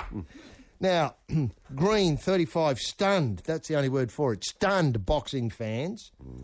In March this year, when he planned to, saying he wanted to retire to spend more time with his family. Well, we were stunned. We didn't believe it. We didn't believe it. believe it. So far, we've proved right in our disbelief. He stridently explained that he was done with boxing, but is now close to signing a massive deal to fight Chalk in Perth. Apparently, the decision will be made this week. Any such contract would be a big payday for Green's bank account, as much as it would damage his legacy as one of boxing's straight talkers. Well, I wouldn't worry about that too much. I mean, I think that's the thing furthest from his mind. He doesn't want to go down in history as a straight talker. Well, He no. wants to go down as a fighter. And a millionaire. Yeah. Straight talkers don't earn nothing. Straight talker. Bloody hell. A lot of people will think I'm crazy, but a lot of fighters stay in the game too long, and that's not going to be me, he said at a teary press conference to announce it. But the lure of the dollar and a chance to get square with Mundine. Oh, Lord, it must be gnawing at him at nights. You know, there he is lying in bed thinking, bloody hell, Mundine will protect my family. Mundine will protect my family. All of a sudden, by the end of the night, Mundine's big and, you know, throbbing, protecting the family. Oh, hardly there at all. Written in spider writing. Anyway, the lure of the dollar and the chance to get square with Mundine looked to have proven too much for the former WBA light heavyweight champ. Green and Mundine won by the man, big payday. Now, Perth-born Green recovered from the loss and had a brief reign as world champion after he defeated Croatia's Stipe Drews. Can't remember that bout. Stipe Drews. No, I don't know what happened to Stripe either. No. Look, Is Stripe retired, do we know? I don't think so, no, he's not silly. He's just realised. And he's straight talker. The Stripe Drews, you're very straight talker, Stripe. Yeah, no two ways about I'm in it. it. Yep, I'll fight. No, I won't. You know, whatever, you know, that's Stripe. It is, there's only two things. Only two things, yeah. Yeah. Do you worry that, you know, that this is sort of like well, I don't know a show what's in business it. component? Well, can't Mundine find anyone to fight him? that's Is what that I it? said, mate. Is that what it's all about? And that's my opening comment. The only person he can find to fight him is poor old bloody Danny Green, Green, who's who's had his feet up and the pipe out. He'd been sitting in front of the fireplace through winter smoking the pipe. I know. Bored out of his brain. I know. With the missus saying, get a job, Danny. Get a out job, of the Danny." bloody house, Danny. Stop moping, you big sook. Yeah. No, it's just baffling. Well, it's sad, baffling. isn't it? It's sad. That's right. Sad is the very word for it. Oh, he's very disappointed. And look, I Do we know what the purse is? millions. But I don't know where the interest for this is. I suppose it'll be at the Wacker, will it? Oh, I hope so. The Wacker would be great. An open air bout. I hope it's not Burswood. I mean, that's just not big can't enough. fit enough people in. No. Subiaco, maybe. Okay. But the Wacker, it's a good part of town, you know, either one. Wacker's great. You can walk to the Wacker. I know. It's fantastic. For those who are a bit sort of petrol challenged. Well, and they are. And this just might... hang on. Are they going to have the power for the lights if it's going to be a night bout? That's the big problem. This is sending a bad signal, isn't it? Well, you know that gas explosion. Yeah, it's robbed them of a third of their gas. And they think that the matches now, the most of their footy matches... will have to be at daylight. I know.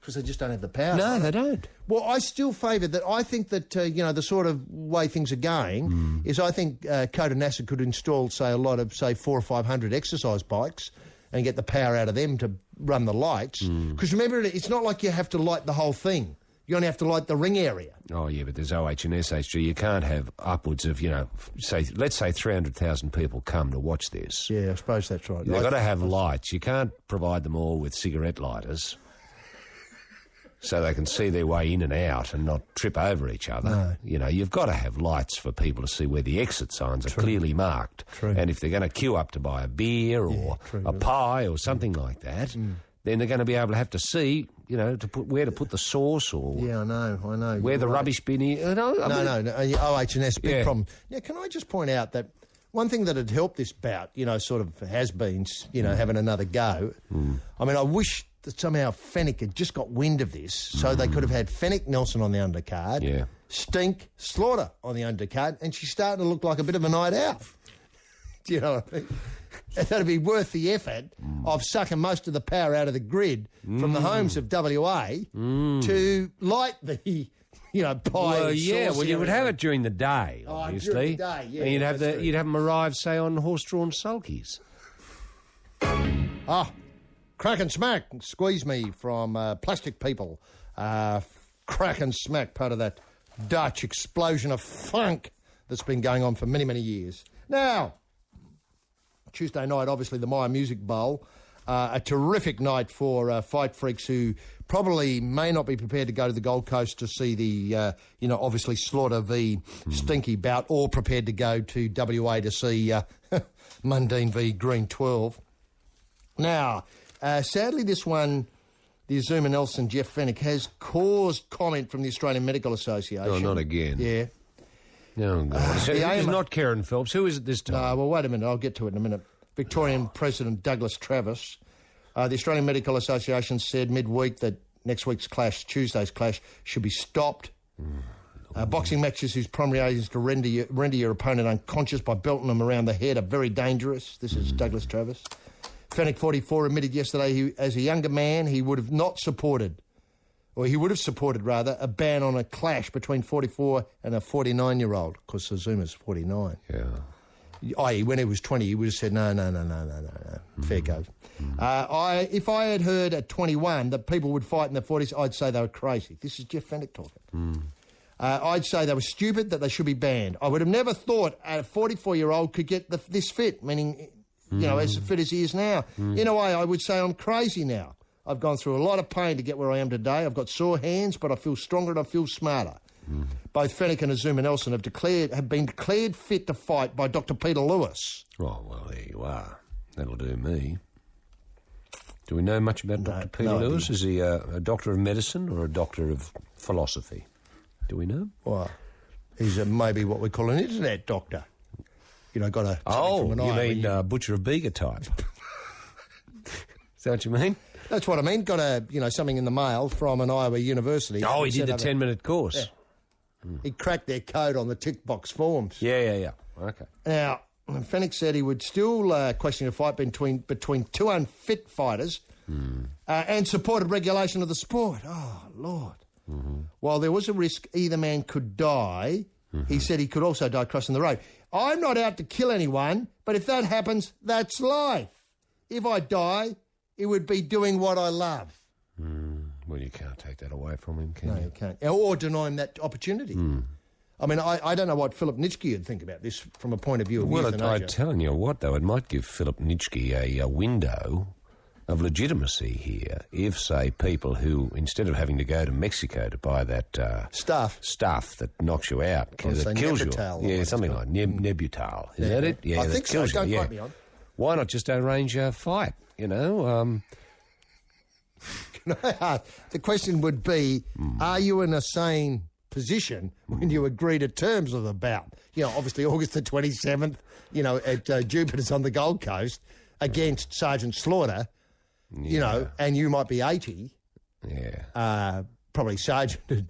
Well, hang on. Well, let's say you just organise it very, very quickly. Let's say, okay, here's next week. Pop, who's 92, has always had an interest in boxing, and it's only now. That he's decided to hop into the ring with Sergeant Slaughter. He's quite happy to give him a bop, one or two bops to send him on his way. To see how he likes it. Now, I suppose it would compromise Slaughter in this instance because he could be charged with manslaughter. That's the difficulty here, isn't it? Well, that's not necessarily as clear-cut. No. Both parties willing, it was an accident. Well, hang on, what's the difference between him saying, Nebutal, yep, it'll do me, thumbs up, and boxing, yes, please, give me the gloves? That's what I mean. That's the difficulty, isn't it? Philip Nitschke has an in here, as you point out. We may be able to get a lot of, people going out the way they love, in a manner, which they would have loved to, but never thought of until this particular moment. Oh, that's true. But then again, you see, this opens up other windows. No, that I think are all good, actually. Let's say, Grandad, who's 90-odd and can't remember to wipe his ass these days because he's forgotten. Let's say he's always wanted to take up skydiving. Now, his chances of remembering to pull the ripcord are not good. So maybe there's your out. Well, or... You know what I mean? He always wanted to skydive. And he went out doing what he loved. Went out doing what he loved. Yeah, straight out the door of the plane at 50,000 feet. Now, is anyone culpable in this instance? No. I don't think so. How about horse racing? Granddad's always wanted to ride in the Melbourne Cup. Yeah, I know. Well, I have. I mean, he's not alone, Grandad, in that regard. Yeah, I know, but there's no guarantee. I think you have to be licensed to be able to ride. Well, you do, but even if it's just hopping on a horse and riding quickly, there's no guarantee you're going to end up with the conclusion you want. You may just end up with, silly in the head with a couple of broken bones. Which might win it. Which is a lose-lose situation. Yeah, I know. Silly. You want something that's guaranteed. The final. Full stop. Yeah. Could I suggest that parachuting would be the one? Yeah, true. But if boxing is a little bit too difficult. It's just that you don't want to get other people into trouble. Now, would the pilot be in trouble in this Letting you do it. Letting you do it. You know, I'm taking Grandad up. Oh, yeah, what are we doing? Well, we're going to... Yeah. But then the court... Because his first question's going to be, well, can I have a look at the bloke? Well, is he right in the head? The court case would be, did you know when you took him up that he had no idea where he was going? Or when you pushed him out of the plane, did you have any idea that he couldn't reach for the ripcord or didn't have the strength to find it? Yeah. Do you know what I mean? Yeah, I do. mean, I don't know. It's a real tricky one. It is. What I do like, though, is that I just think this is great, isn't it, for baby boomers? I'm not going out to kill anywhere, but if it happens, that's life. If I do die, I'd be doing what I love. He said this is Jeff, had no hesitation in getting into the ring. I just want to prove to a lot of people who have doubted me that I can beat Azuma Nelson. How many people would that be, Roy? Have you seen letters in the paper? Say, in The Age or the West Australian saying, that bloke, Jeff Fennick. I've always doubted that he can beat Azuma Nelson. Do you know what I mean? I mean, it's not a big community, is it? Do you hear talkback callers as you travel around? I mean, do they ring up local radio, no. ABC radio, Metro radio, and say, I've got something I'd like to talk about? No, but it must rankle Jeff, wherever he goes. He goes into the butcher's for a bit of meat, he just gets a couple of chops or whatever he's going to ask for. The question's going to be, oh, g'day. You're good Sergeant Jeff Fennick. Listen, mate, you could never beat Azuma Nelson, could you? Anything else, Jeff, apart from the chops? It rankles with him. He walks out with thunderclouds over his head. I suppose it must happen wherever he goes. Well, buying petrol. Yeah, I suppose so. Hey, aren't you Jeff Fennick? Aren't you Jeff Fennick? Yeah. Oh, you're Azuma Nelson's bunny. Right. Now, it's sadly here. This is the weird thing about it. Having said all that, and I agree with all of that. I've seen it happen. On a bus, he pays his money and he's asked to get off. Because he couldn't take out Azuma Nelson, yeah. How about goes this? to Greengrass to get a couple of bananas. I know. No They wonder won't he give gets it. angry. Well, he bashes them up. I know. Now, not only did I beat him the first time in 1991, is that long ago? 1991. I mean, that's closer to 20 years, certainly than 10. 20 years ago. Unfinished business. Yeah, so this is what rankles is he beat him once in 1991. But no one remembers that. And Is that what got he said? robbed. See, because he didn't officially win, did he? Well done. But if I had not been so stupid and thought I was invincible, I would have won the second time. That was at the Princess Park. Oh, he lost again. Nelson, of course, is a great Ghanaian sporting hero, refuses to admit anyone could be killed. I'm too tough to get hit, he told, I think it was Natalie Skikora from the Herald Sun. A champion is always a champion. That is not killing. This is not killing. This is boxing, meaning it's a sport. That's why the referees are there. Dr. Travis, we're back to him, the one on Internet Quack, said the AMA did not support any form of boxing, irrespective of the fighter's age, and would continue to lobby the state government until the sport was banned. I've just jumped from one doctor to another. Dr. Peter Lewis is your internet bloke. Travis is what? He's against it, is he? He's against it. Douglas Travis is from the AMA. But Professional Boxing and Combat Sport Board Chairman Bernie Barmer, the board didn't oppose the fight and accused the AMA of jumping in for publicity. Oh, well, they're certainly after that, the AMA, aren't they? They've both been passed as fighting fit, so we've got no problem with two middle-aged blokes jumping into the ring and having a go. That's refreshing, isn't it? That's still That is refreshing, yeah. Both guys are skilled and world champions. If they encourage people in their 40s and 50s to get back off their backsides, then it's a good thing. That's where the great idea... Role models. Okay. Now, New South Wales, for instance, has a 35-year age cut-off. Just speaking of that, Danny Green's going to have to get a wriggle on because he's 35. That's why that's in Western Australia. In Western Australia. There are no rules there. Yeah, no rules there.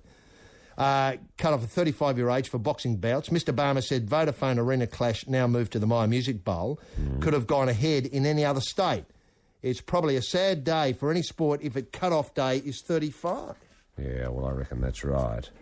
Now, what weight division are they going in under? I mean, Well, that's a good does it question. matter? Does it matter? No, Have they doesn't got to matter. hit a I don't think mark? so. I don't think so. Because I tell you, what would answer a lot more questions, you know, with Jeff, is if you could take out the current... Oh, whatever it is. Yeah, whatever his weight might be. He was a little division, Oh, I know, wasn't he? tiny, yeah. Let's say it's bantam. Bantam. Look, the one thing, though, is that I get this idea of I don't know. So you might be up against Skinny Hussein. Well, people would love to see that. They Jeff would. Fennick v Skinny Hussein. Or Hussein. Either one of those. or Either both of of them. on the undercard. I think, just picking this up, Trainer Lewis, who's involved, he says nobody has more credibility than Ronnie Reid for the Herald Sun as well. Trainer Lewis, 51 years, young in the caper.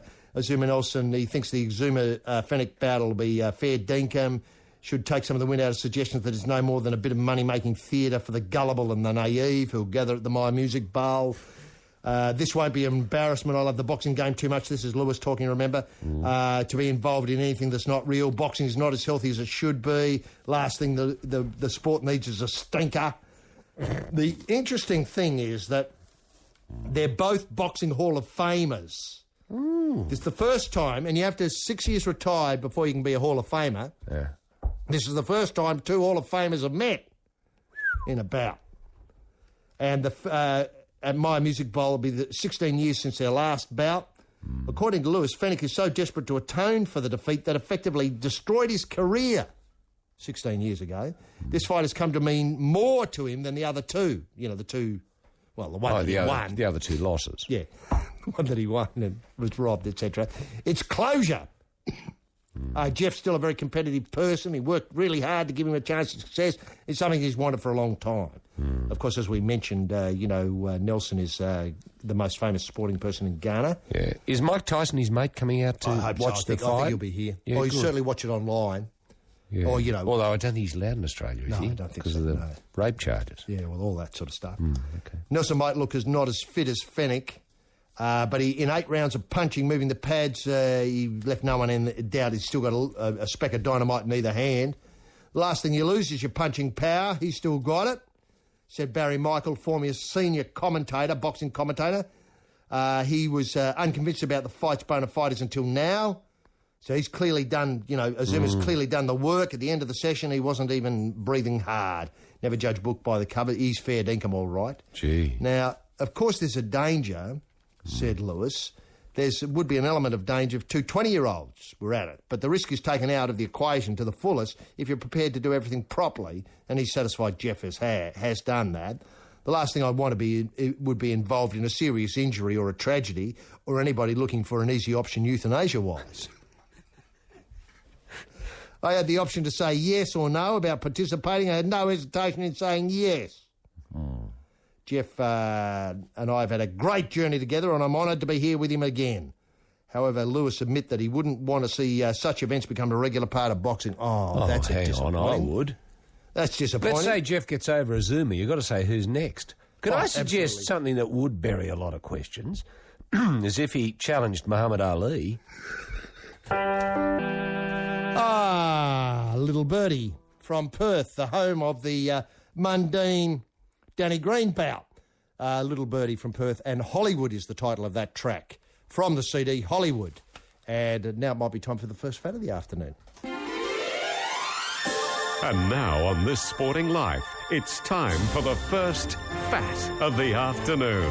The fat is as Australian as Barbara Streisand, as new as Cats, as wild as Johnny O'Keefe. What are Australians fighting for this week, HG? Well, look, I tell you what, this is something we've never done before, fat-wise, and I've got to thank Richard Morovic in South Australia for this. As a dedicated listener to This Sporting Life, he enjoys the competitions, and I recently came across 2 notepads and felt you may be interested in providing them as prizes. He reminds us that he has no contact with either of the people represented in these prizes. They're notepads from South Australian politicians. One featuring the Honourable Alexander Downer, and this is a terrific notepad. It's got Honourable Alexander Downer MP, Minister of Foreign Affairs, Federal Member of Mayo, so it's obviously pre-2007, November 2007 that this was made. Well, he's still the member for Mayo. Yeah, I know, but not the Minister of Foreign Affairs. Oh, no, he's not, No. But you could cross that bit out and say... And give it currency. Give it currency, and you might find, say, that after July, this was very collectible. Yeah, I think that's fantastic. Yeah. The other one is Senator Grant Chapman. I should point out that Grant has got a big photo of himself as on the pad. So as does Alexander, but a tiny decal of Alexander. More stamp size. Yeah. But Grant's is the body of the more a dinkus. Dinkus, very good. Now, can I suggest that the winner has a choice? What a great idea! I mean, it's a bit of a difficult choice to make, isn't it, between Alexander Downer and Senator Grant Chapman? Because can I just say, up until today, I'd never heard of Senator Grant Chapman. I mean, he might have been really putting in for many, many, many, many years, but I'm totally unfamiliar with the bloke. And that's, full marks to him for slipping through the radar. Look, can I say I can't help you there? Have you heard much about it? No. Can I just say, Richard writes, I do know that Senator Chapman is retiring on June the 30th. So he's been there for a while. And he must have been there for at least one term. That's 6 years in the Senate, isn't it? Yeah. 6 years. I think so. And his notepad will surely become an important item to collectors anywhere. Well, it is, because, I don't want to talk him down, but obviously the notepad's never been used. No, that's true. He says, I cannot tell you, however, one thing that Senator Chapman will be remembered for. I can. His notepad. His notepad. Well, that's fantastic. Thanks very much for these items, Richard. And he looks, you'd think, God almighty, look. You would notice him. Yeah. Have you ever seen him do a doorstop? No.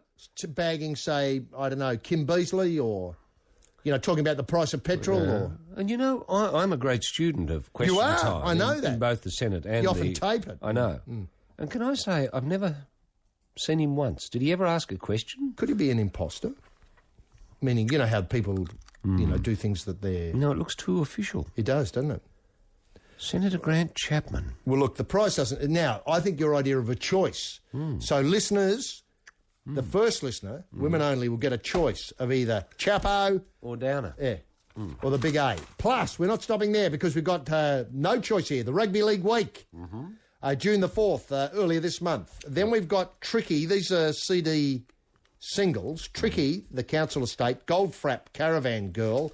Pennywise, The Western World. One Not Only, just for tonight. And the big one, The Matches. The band As Weird As You Are.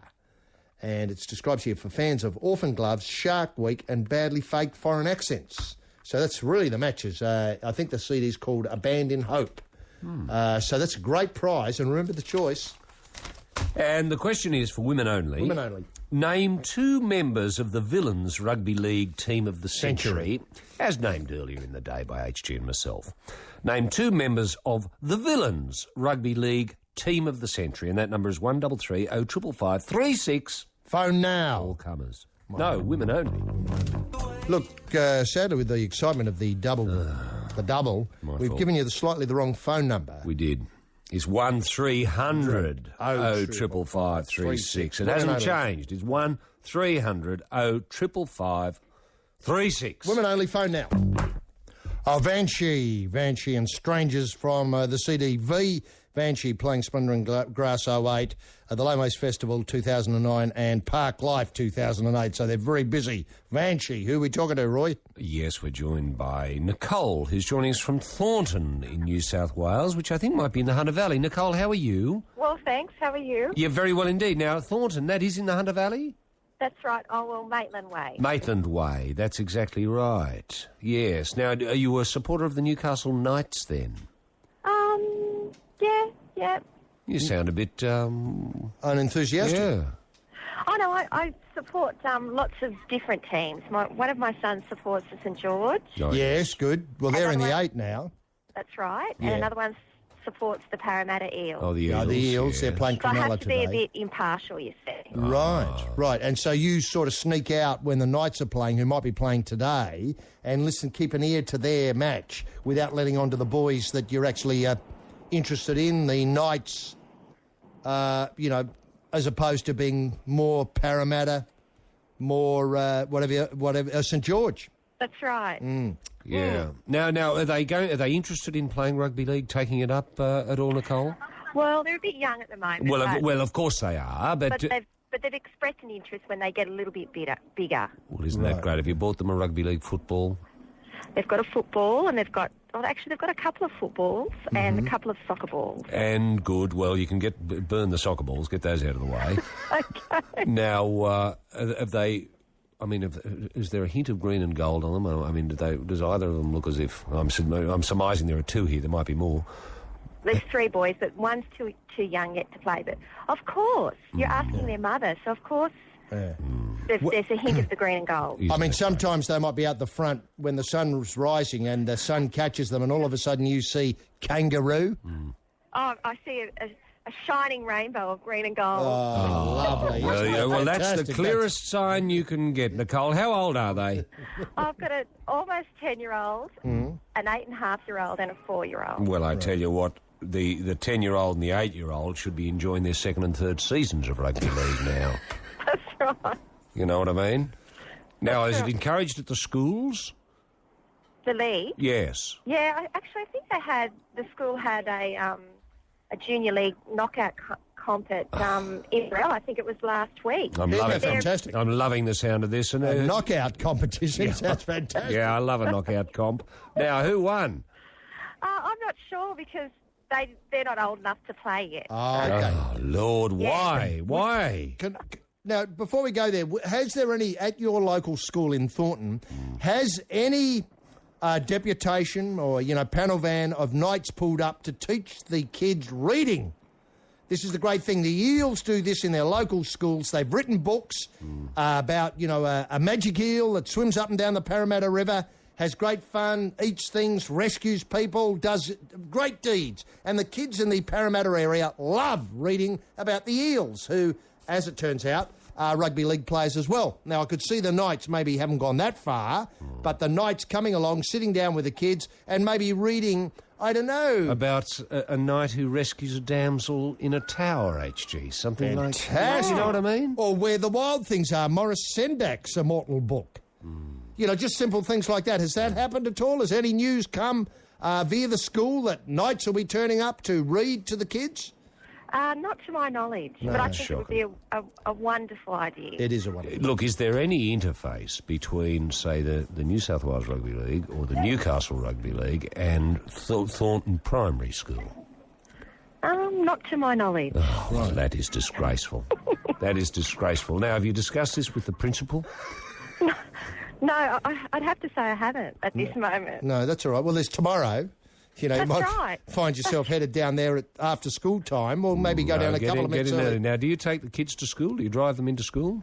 No, they catch a bus. Catch the bus. Oh, well, that's good. The bus to and from school, except for when they've got music, so I pick them up. Oh, okay. Well, maybe the music day is the day to think. Maybe I'll go in half an hour earlier and mention about rugby league. It's all well and good to have music. That's right. But there's no mention of rugby league. No, it's lopsided. It is totally lopsided. Now, what happens on sports afternoons? They play their recorders, do they? No. They're actually doing gym this term. Gym? Well, what does that mean? Forward rolls and balance beams and... They need all those skills, Roy, to play rugby league. That's right. To score a try, they've got to dive over in the corner and ground the ball. I'm happy if this is going on with a rugby league ball in their hands. What would alarm me if there was no mention of the importance of these skills to rugby league?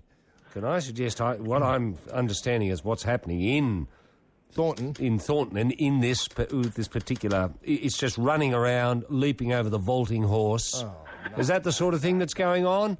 Yes, I think they're really focusing on core strength.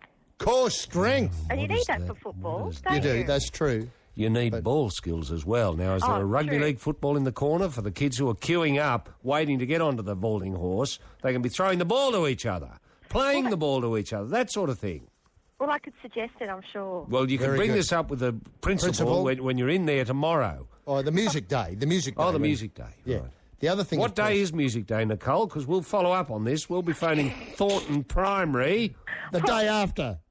Well, they have music on Mondays. And Oh, well, tomorrow. Tomorrow. So Tuesday morning we could phone the principal School. with confidence and say- say, listen, what are you doing for rugby league? Well, or the other way round is we heard the rugby league is dead in the rural part of New South Wales. Tell us it's not.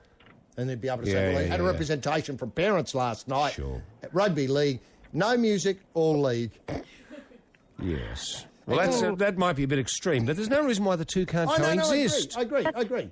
Can I just raise the matter that you pointed out to me earlier, Roy, that at the State of Origin on Wednesday week, the national anthem will be sung by Jasmine Ray, who has never seen a game of rugby league before in her life until this year. That's how music is bringing people to rugby league.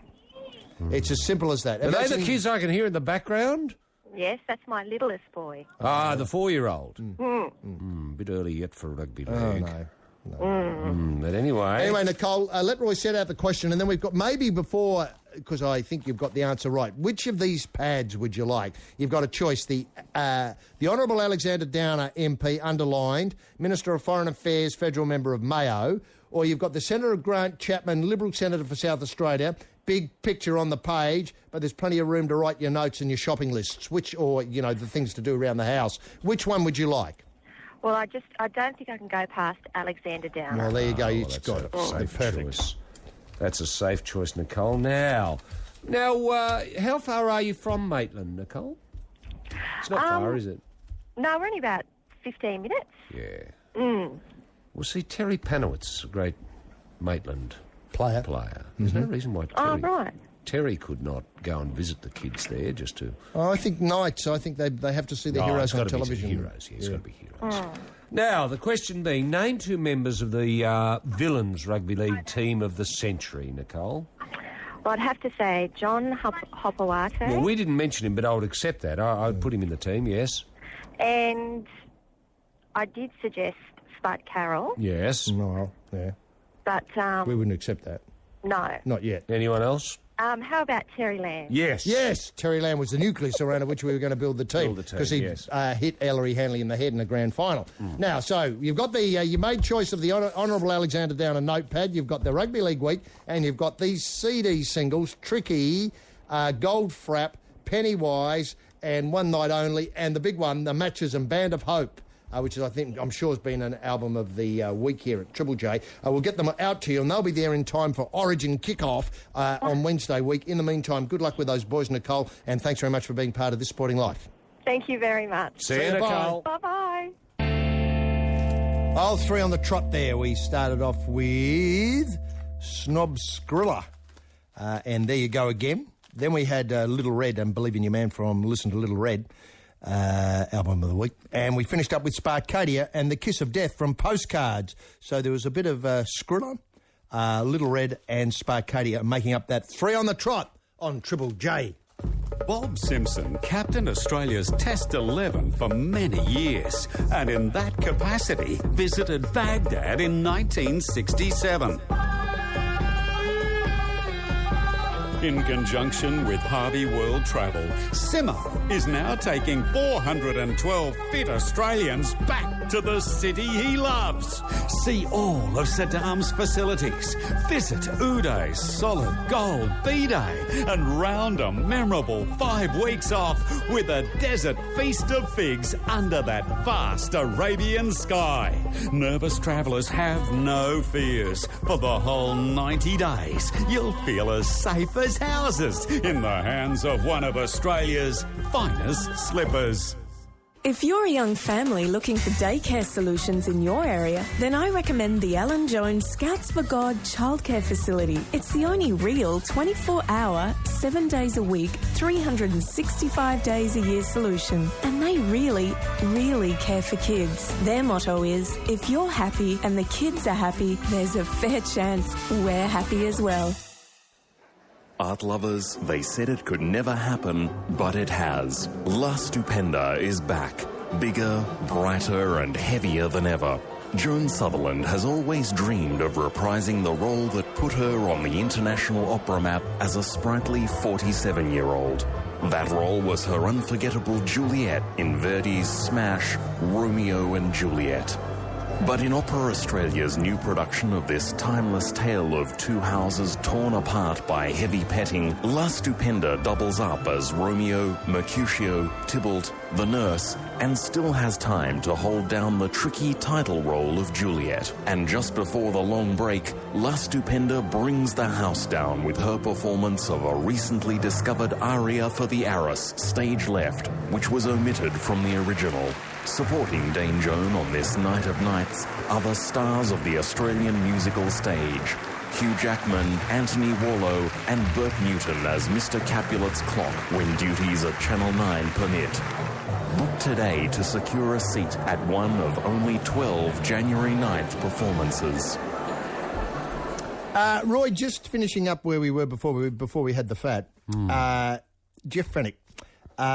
In an interview today, or published today in, I think it might be the Fairfax papers, he says, this is what I love doing. If I'm competitive, I can pass the medicals with flying colours at 44. I don't think there's a fitter fighter in Australia than me. There shouldn't be any argument. What we should be arguing about in the sport is guys like Anthony Mundine. This is Jeff Fenwick talking. Guys like Anthony Mundine is fighting guys who can't fight. Yeah. They should be looking at those mismatches, not when two guys from the Hall of Fame are equally matched two guys who are triple world champions. No, well, that's a point, isn't it?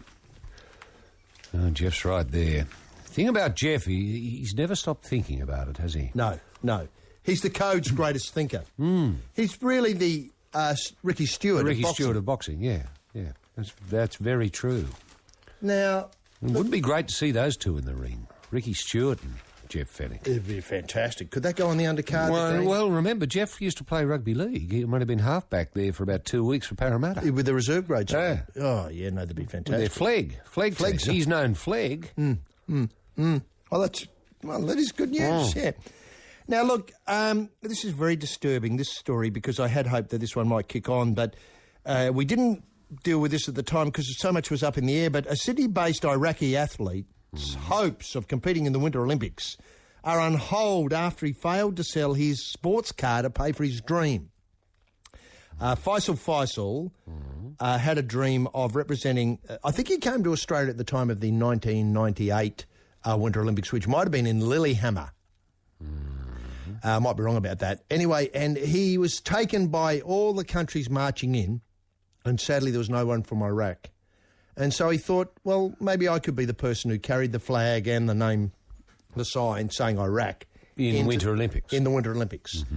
And he thought he could do downhill skiing, but apparently he had absolutely no aptitude for that. Right. So, which is fair enough, and he had no way of getting to the snow. He had a sports car. Now, hang on, where's he living? He's living in Sydney now. In Sydney, all right. But he's going to turn out for Iraq.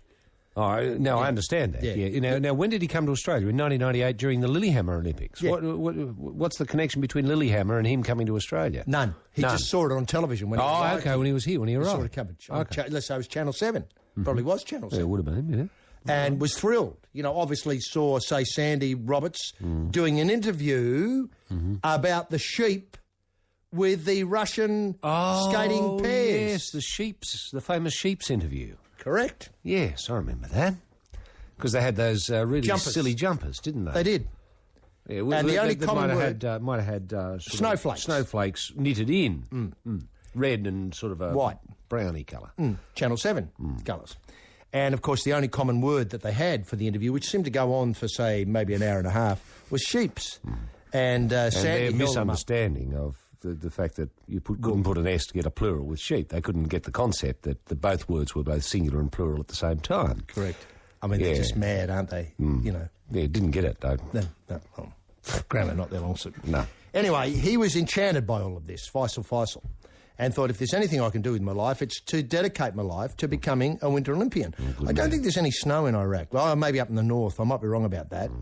Maybe for period of time, but there certainly doesn't appear to be a lively... Not many mountains. Not many big mountains, and there doesn't appear to be a lively Winter Olympic or winter snow/sports scene that produces something for the Winter Olympics. No, I've heard no news of their bobsleigh team or the skeleton or anything. Well, wait a minute. Skeleton, you will hear about it in a minute, because...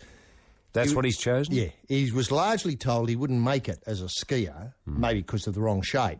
So then he thought, there's another sports I can get involved in, and settle on the skeleton. So he wants to represent Iraq in the individual skeleton of the 2010 Vancouver Games. He's prepared to sell his 1989 Ferrari 320 GTS to do so. Now, of course, everybody's got a fair idea of the skeleton, you know, face down, head first, down the chute, largely used by the losers who go head back, feet first. For Faisal's Ferrari went under the hammer midweek at the Sydney Italian Motor Show, but did not reach the reserve of 74,000. Right. I'm not sure what's wrong with it, maybe mechanical trouble. Faisal, who missed qualifying for the 2006 Torino Games, has resumed training. I'm not quite sure how for 2010. Well, he'd be at Smiggins, wouldn't he? I suppose he'd be there. Smiggins, and I suspect he's doing a lot of training. Mount Thomas. A lot of training tied behind, a four-wheel drive being dragged across grass on a boogie board, just to get the feel for what it's like. The dream may not be over. The auctioneering house has confirmed negotiations are underway with several prospective purchasers for the car. I mean, what a story. The bloke's got nothing except for Ferrari, which he's prepared to sell to tip into his challenge or his dream to become the first Iraqi athlete at the Winter Olympics. I mean, you think that somehow... I mean, firstly, two things. Would it be possible for the Australian government to make a payment or give him a loan or something like that? An ex-gratia, one-off. Yeah, welcome to Australia. Love what you're doing. Sport, we're interested in it. Keeping our fatties thinner. Reaching out. Reaching out. Hands across the water. You know, we've just been over at their place, you know, helping them out with, you know, guns. Now we're helping them out with Winter Olympic preparations. I mean, I think that's a great idea. Having said that, the other thing is, would it be possible for this... Look, I don't know what our depth is like in skeleton. I've got to say I'm a bit ignorant. When I last looked, it didn't seem as though we were that, you know, tooled up with skeleton runners or starters for the skeleton. Would it be too hard to suggest the AIS maybe speak to Faisal about, sure, I know you've got a dream about Iraq and, you know, being the first Iraqi into the thing with... How about, you know, you forget all that, but become an Australian and do it for Australia? I mean, sure, I know it's not the same dream. And I know you can't share it with the people, you know, your homeland and all that stuff, but there's 20 million Australians who'd love you if you decided to come across and get gold. And can I point out that we pioneered this with Dale Begg-Smith, the bloke from Canada, who Canadian, yeah, strapped on the fence palings and for became Australia. For Australia, and got us gold, a gold medal. Moguls, yeah. Wow, what a treat. Look, do we know if Faisal's very good at the skeleton? Have we got any... has he ever had a go at it yet? I don't think so, no, because I'm not sure where your nearest skeleton track to Australia is. I could hazard a guess and say it's Salt Lake City, but I might be wrong about that. Well, Salt Lake City certainly got one. We've seen it. We have, but whether it's the nearest one, I'm not sure. But you're a fair way from hardcore snow action, aren't you, here? I wonder if Japan's got one. Well, Japan might have one. They might have one. Might be worth, say, Stephen Smith, the current Foreign Affairs Minister... doing a terrific job. Having a word to his... counterpart. In Japan and saying, listen, do you mind if we send Faisal over just to see what he's like, see if he's... Got any aptitude for it. For the head first gear. But and if he has, well, let's take it from there, because then we know what we're talking about here. But all I can see at the moment is a bloke with a dream, which I think is to be encouraged, for sure. I mean, if you don't have dreams, what do you got? Nothing. Nothing. Well, you got a Ferrari, because you could have hung on to the Ferrari. Well, he obviously had a dream with a Ferrari too, but he's realised that dream, and now he has another dream. Right, that's right. That's right. And obviously the Ferrari dream has been superseded by the Winter Olympic Iraq dream, which is great. But...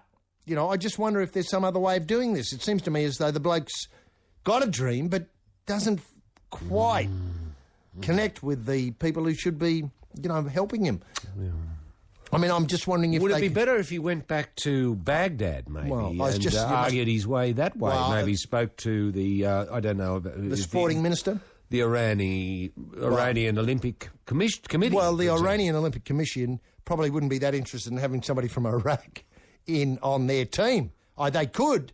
I don't know how things are going between Iraq and Iran at the moment. Yeah, I know. Sorry, I mean, if you mean go back to Baghdad, and speak to the Iraqi Olympic Committee, or email, maybe a better way to start. Oh, get the channels of communication open. Yeah, hello, my name is Faisal. I live in Australia at the moment, but would love to represent Iraq at the, obviously the Vancouver Olympics. Yeah. But there's no suggestion that he's disappointed with his living here. He likes it here, I don't think there's any problem there. No. That's why I'm suggesting maybe emails. Could you see, he might have to put in a budget, like travelling to Japan, coaching, equipment. Yeah. These are not cheap. No. And then you'd like to get cutting-edge equipment, so you might have to go to a skeleton, sled maker, discuss what I need to make it go faster. I mean, it'd probably have to be a bespoke. A bespoke, sled, that's right, wouldn't yes. it? Yeah. Well, I don't know if there'd be a sled maker here. I don't think there would. Jorge Hackl, the great German Georg Hackl. Georg Hackl. Jorge's brother. Georg Hackl. Wow. I mean, he's very big on a bespoke sled. I mean, he said he put down 3 of his medals to bespoke sleds. And let's not forget, he got 4 golds. Yeah, I know. But I just don't see, unless we could do something like, how we're having a benefit concert for the Rabbits later on. Queen. Slave this onto it. Yeah. Tofog and Queen and so on. They're obviously that's going to happen. Well, he just needs a bit of a sponsor, doesn't he? He does. What about the Firepower bloke? I mean, he's sponsored a lot of...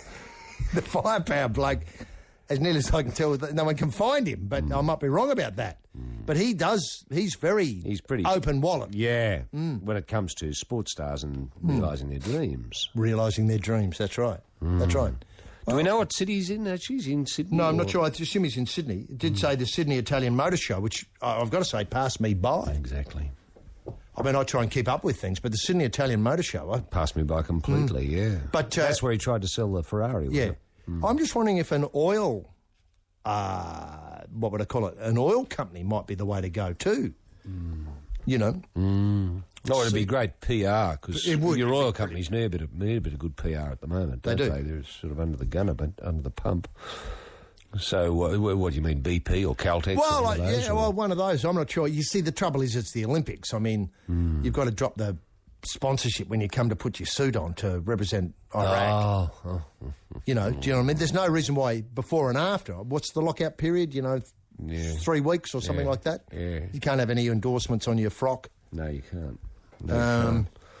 No, I don't know. Well, what we can do there, SG? Maybe, I don't know. See, it's not as though... The trouble is he's picked a very difficult sport. The skeleton's not glamour.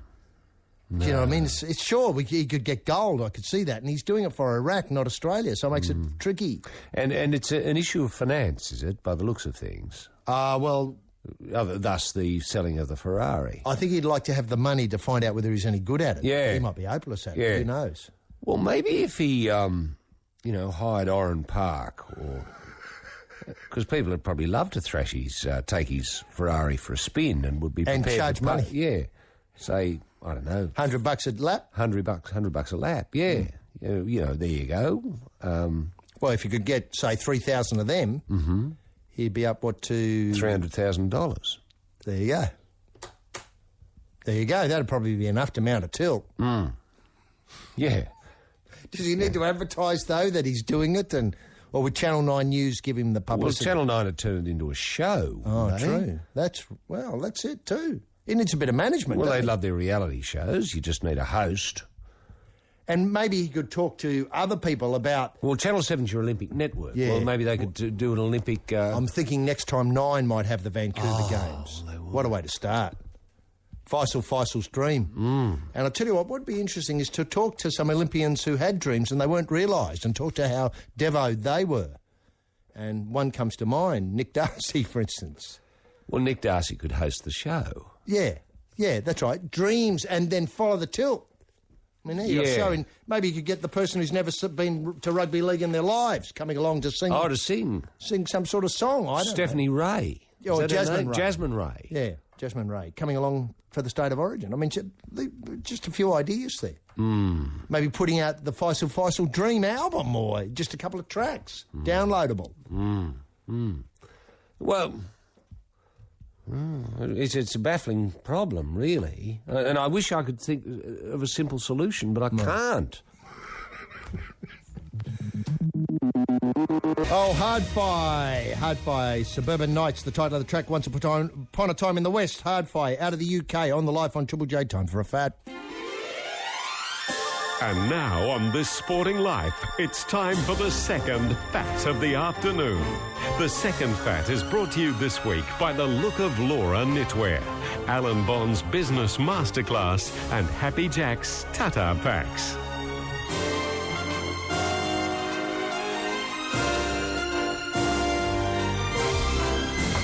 Yes. Now, obviously the second politician's notepad, goes in this Fat, courtesy of Richard Morovic from South Australia, who unearthed these. The Senator Grant Chapman, Liberal Senator for South Australia, and pad is available, a real collector's item after the 30th of June, which isn't that far away, after Senator Grant cashes in his chips. But it doesn't stop there, our generosity. The Elbow and the Seldom Seen Kid CD, plus these CD singles, Weezer, Pork and Beans, Anti-Flag, and The Bright Lights of America. We've got the Lazy Susan, the radio single of Fake Our Deaths, and the big one everyone wants is Jane Badler with Sir, and The Devil Has My Double is the title of the CD. Jane Badler with Sir. Very fruity-looking, sultry CD, that is. Roy, for some lucky listener, all comers, you can answer the following question. Yes. The question is as follows. What sport could come to the assistance of euthanasia? What sport could come to the assistance of euthanasia? For all comers, that number is 1300 0555 36. Phone now.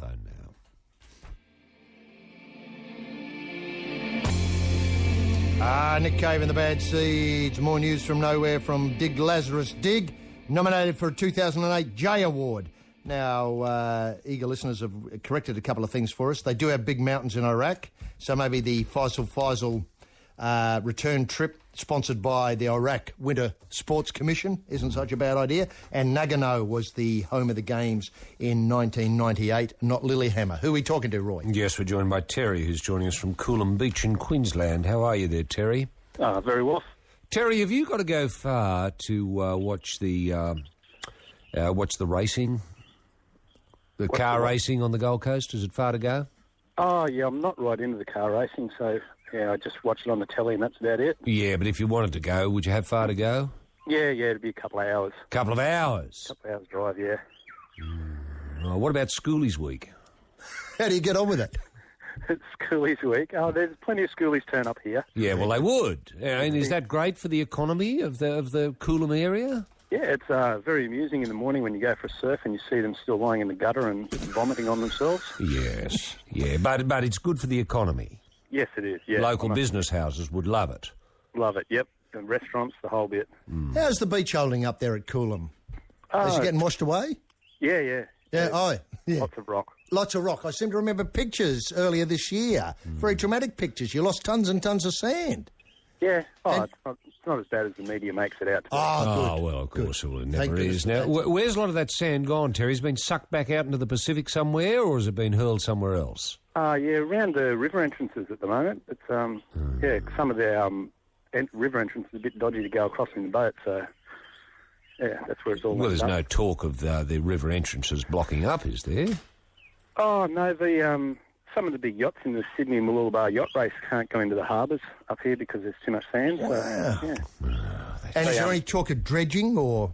Oh yeah, it's just an ongoing thing. They dredge it. Yeah. And Terry, how often do you get down to the beach? If you say, you see the schoolies kids lying in the gutter in their own vomit on the way down, how often do you get down for a surf? Oh, it used to be just about every day, but now I've got two little ones. Okay. 2 or 3 times a week maybe. Oh, that's good. Well, that's good. And do you have favourite spots where you go? If you, depending on the wind, you think I'll head off to southerly breeze?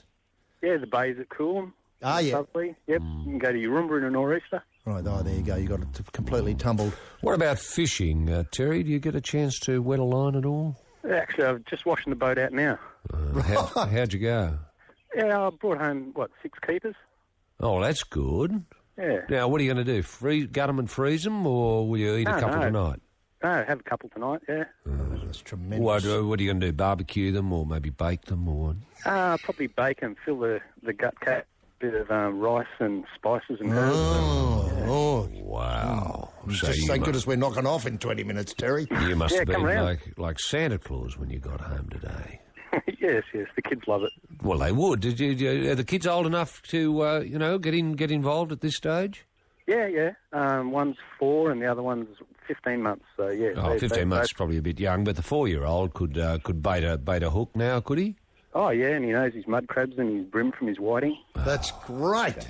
That's great. That's fantastic. Terry, let Roy set out the question and we'll get you to have a swing at it. Now, Terry, what sport could come to the assistance of euthanasia?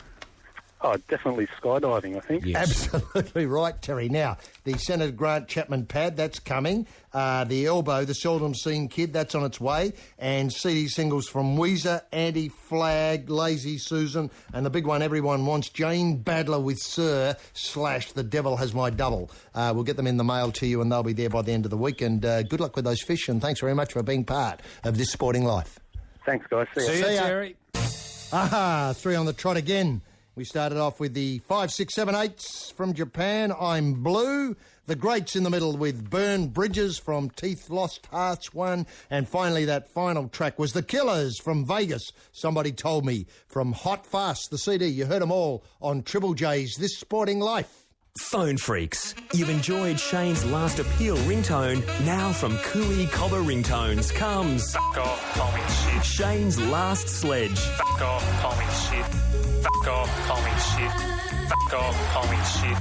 Fuck off, call me shit. Hang on, that's for me. G'day, Bob.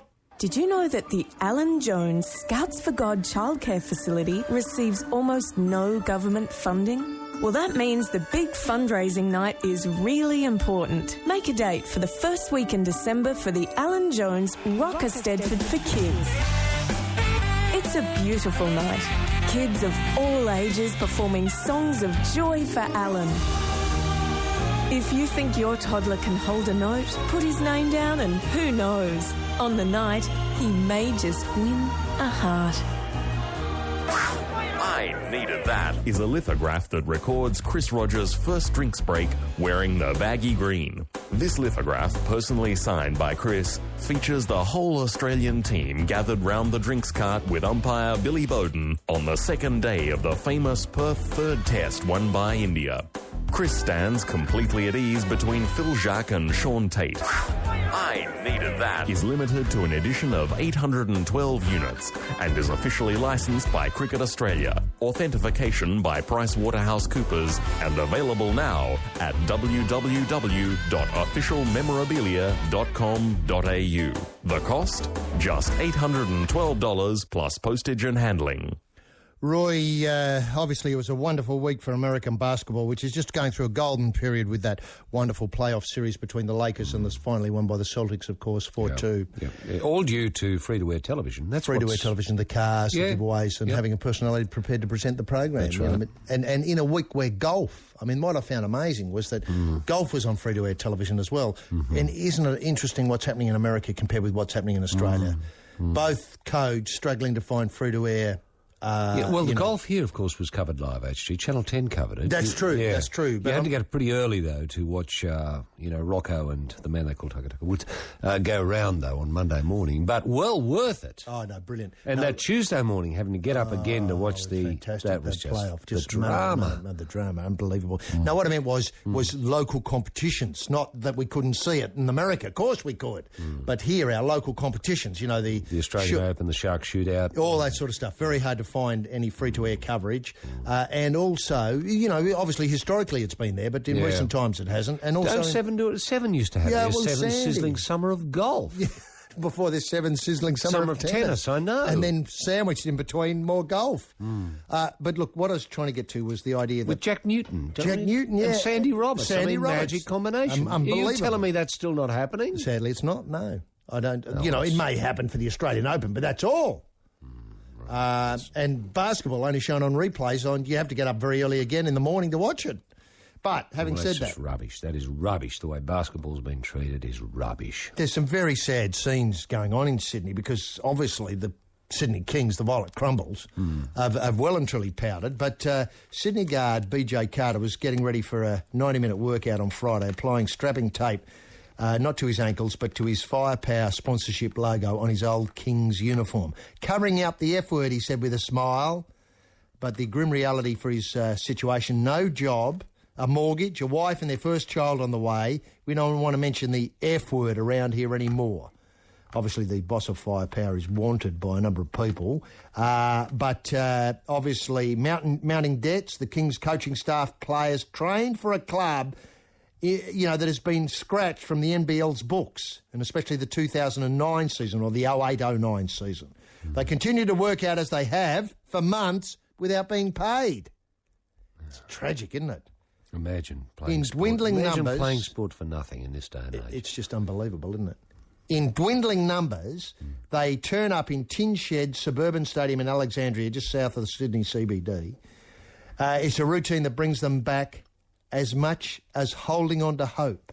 Holding on to hope. I know, what a story. There's the story. If they ever made the biopic of the Sydney Kings, Holding on to hope. That is beautiful. Who wrote that? Chris Wilson wrote that for the Murdoch Press. It's a routine that brings them back as much as holding on to hope. Holding on to hope. This is what I've done for 7 years, and right now I'm really clinging on to the hope that everything's going to be all right. Carter said admitting afterwards, having said he's holding on to hope, admitting afterwards that he's applied for jobs. Hang on, he's no longer holding on, he's clinging. Clinging to hope. Clinging on to hope. Clinging to hope. I mean, anyone can hold on to hope, but he's clinging. I know, clinging. Well, look, and then it gets worse.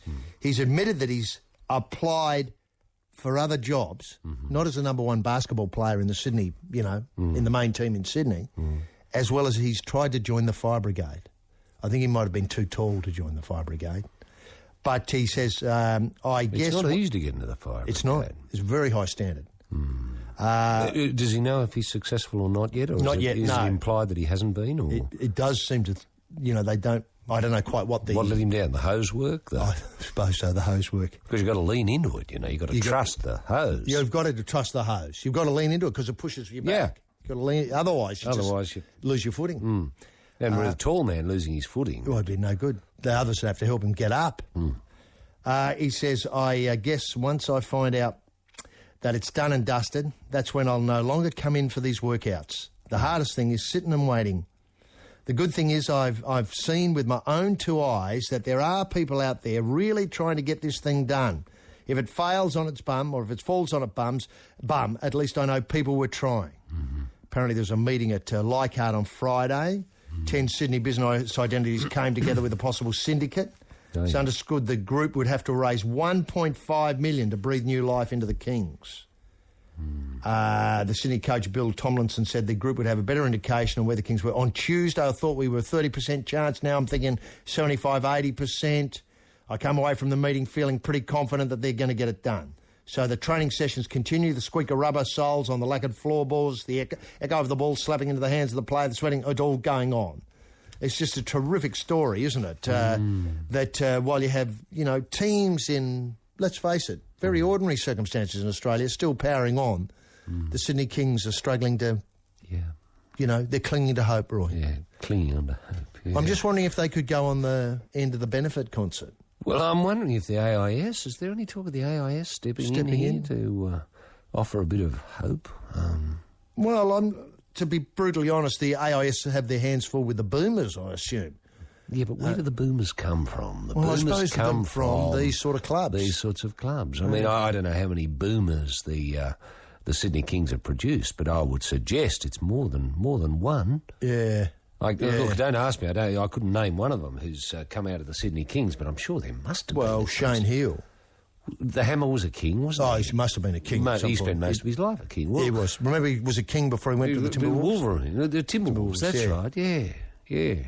Oh, no, it's a tragic story. Well, has the Hammer come out and said anything in support? I mean, what we need... Can I suggest, for a start, all ex-Kings players gather, say, at the town hall and have a march down George Street, maybe on a Thursday afternoon or something, to draw attention, dressed in their Kings gear. And, a lot of them are pretty tall. I know the Hammer's not, but the others are. Many others would be. Draw attention to themselves yes, in the most attractive fashion? Yeah. I think that's a terrific idea. Just as a start. Just to get people thinking Kings. It is sad, though, isn't it? Well, yeah. See, I suppose you're absolutely right. People aren't thinking Kings anymore. No. Well, I mean, turn it into a bit of a training thing. Why not gather at the town hall with a few balls and walk, out to the M5 and out to, say, Campbelltown, What a lovely idea. Bouncing a ball each Bouncing all a the way. ball, dribble to join the dribble to Campbelltown. What a fantastic... For the Kings. For the Kings. And then, obviously have a bus there or something. Sid Fogg might plug in on that one. And, Well, barbecue maybe for all... to bring a them fans' day? To bring them back. Well, a fans... Well, fans' that'll day be the at next Campbelltown. thing. If nothing happens, then the second march might involve all of the former Kings players... Yeah. Plus the fans.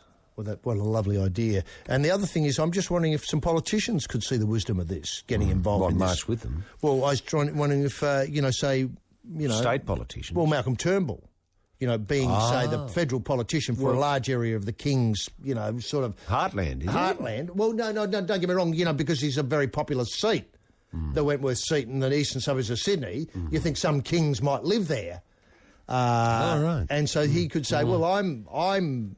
maybe, I don't know how far the seat of Sydney Wentworth comes in. It might include, would it include... Well, he'd be a high profile. Do we know how he feels about the Kings? Is he a Kings supporter? Has he ever been to the Kingdom? I don't know. I don't know. I understand. But even so, if he's a latecomer to Kings fandom, they're not going to turn him back if he's prepared they'll to accept march. anybody, I would If think. he's prepared to... And how about some of the stars? Could... I know, obviously, pregnancy does chew up a fair bit of time, but Nicole Kidman, tall. If I was a bloke, I'd love to be a king sort of story.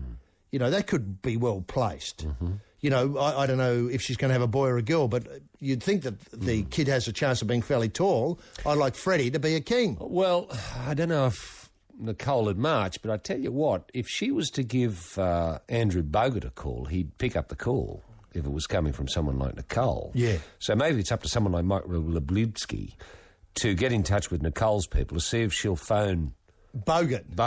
And if he could put out a statement. If Andrew would come and march. Or how about this? I'm earning big dollars here. I'm happy to buy them. Well, that'd be brilliant if he would do that. I would become a king after I forget where he plays with the Milwaukee, Super Demons or Spectres or something like that, doesn't he?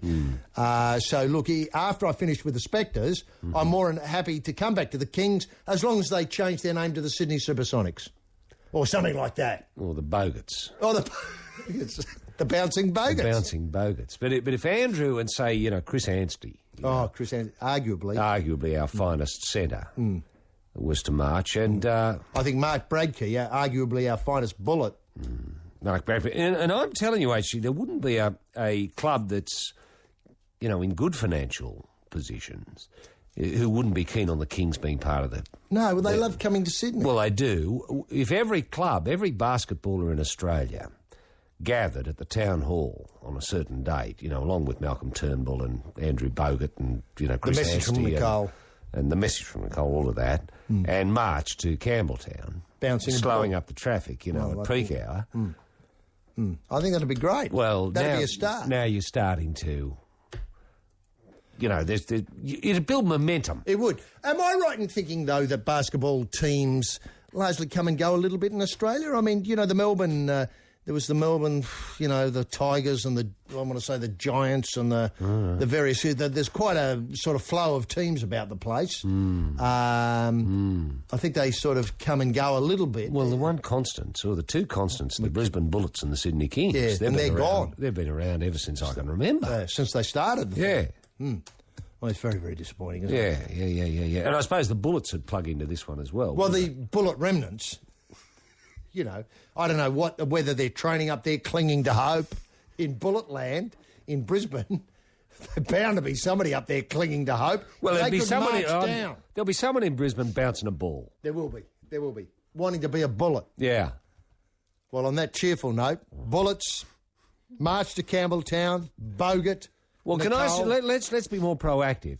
Let's say it's on this Thursday at 2:00, gathering at the Sydney Town Hall for the march to Campbelltown to set off at 4:00 at the peak hour. Very good. Let's see what happens. How far we get Now, if the basketballers are serious about basketball in Australia, they'll turn up. Beautifully put. That's it for the week. We'll see you next week once again on This Sporting Life, and we relieve you as always with the simple reminder that Triple J is sport. The Kings are next. See ya. Triple J.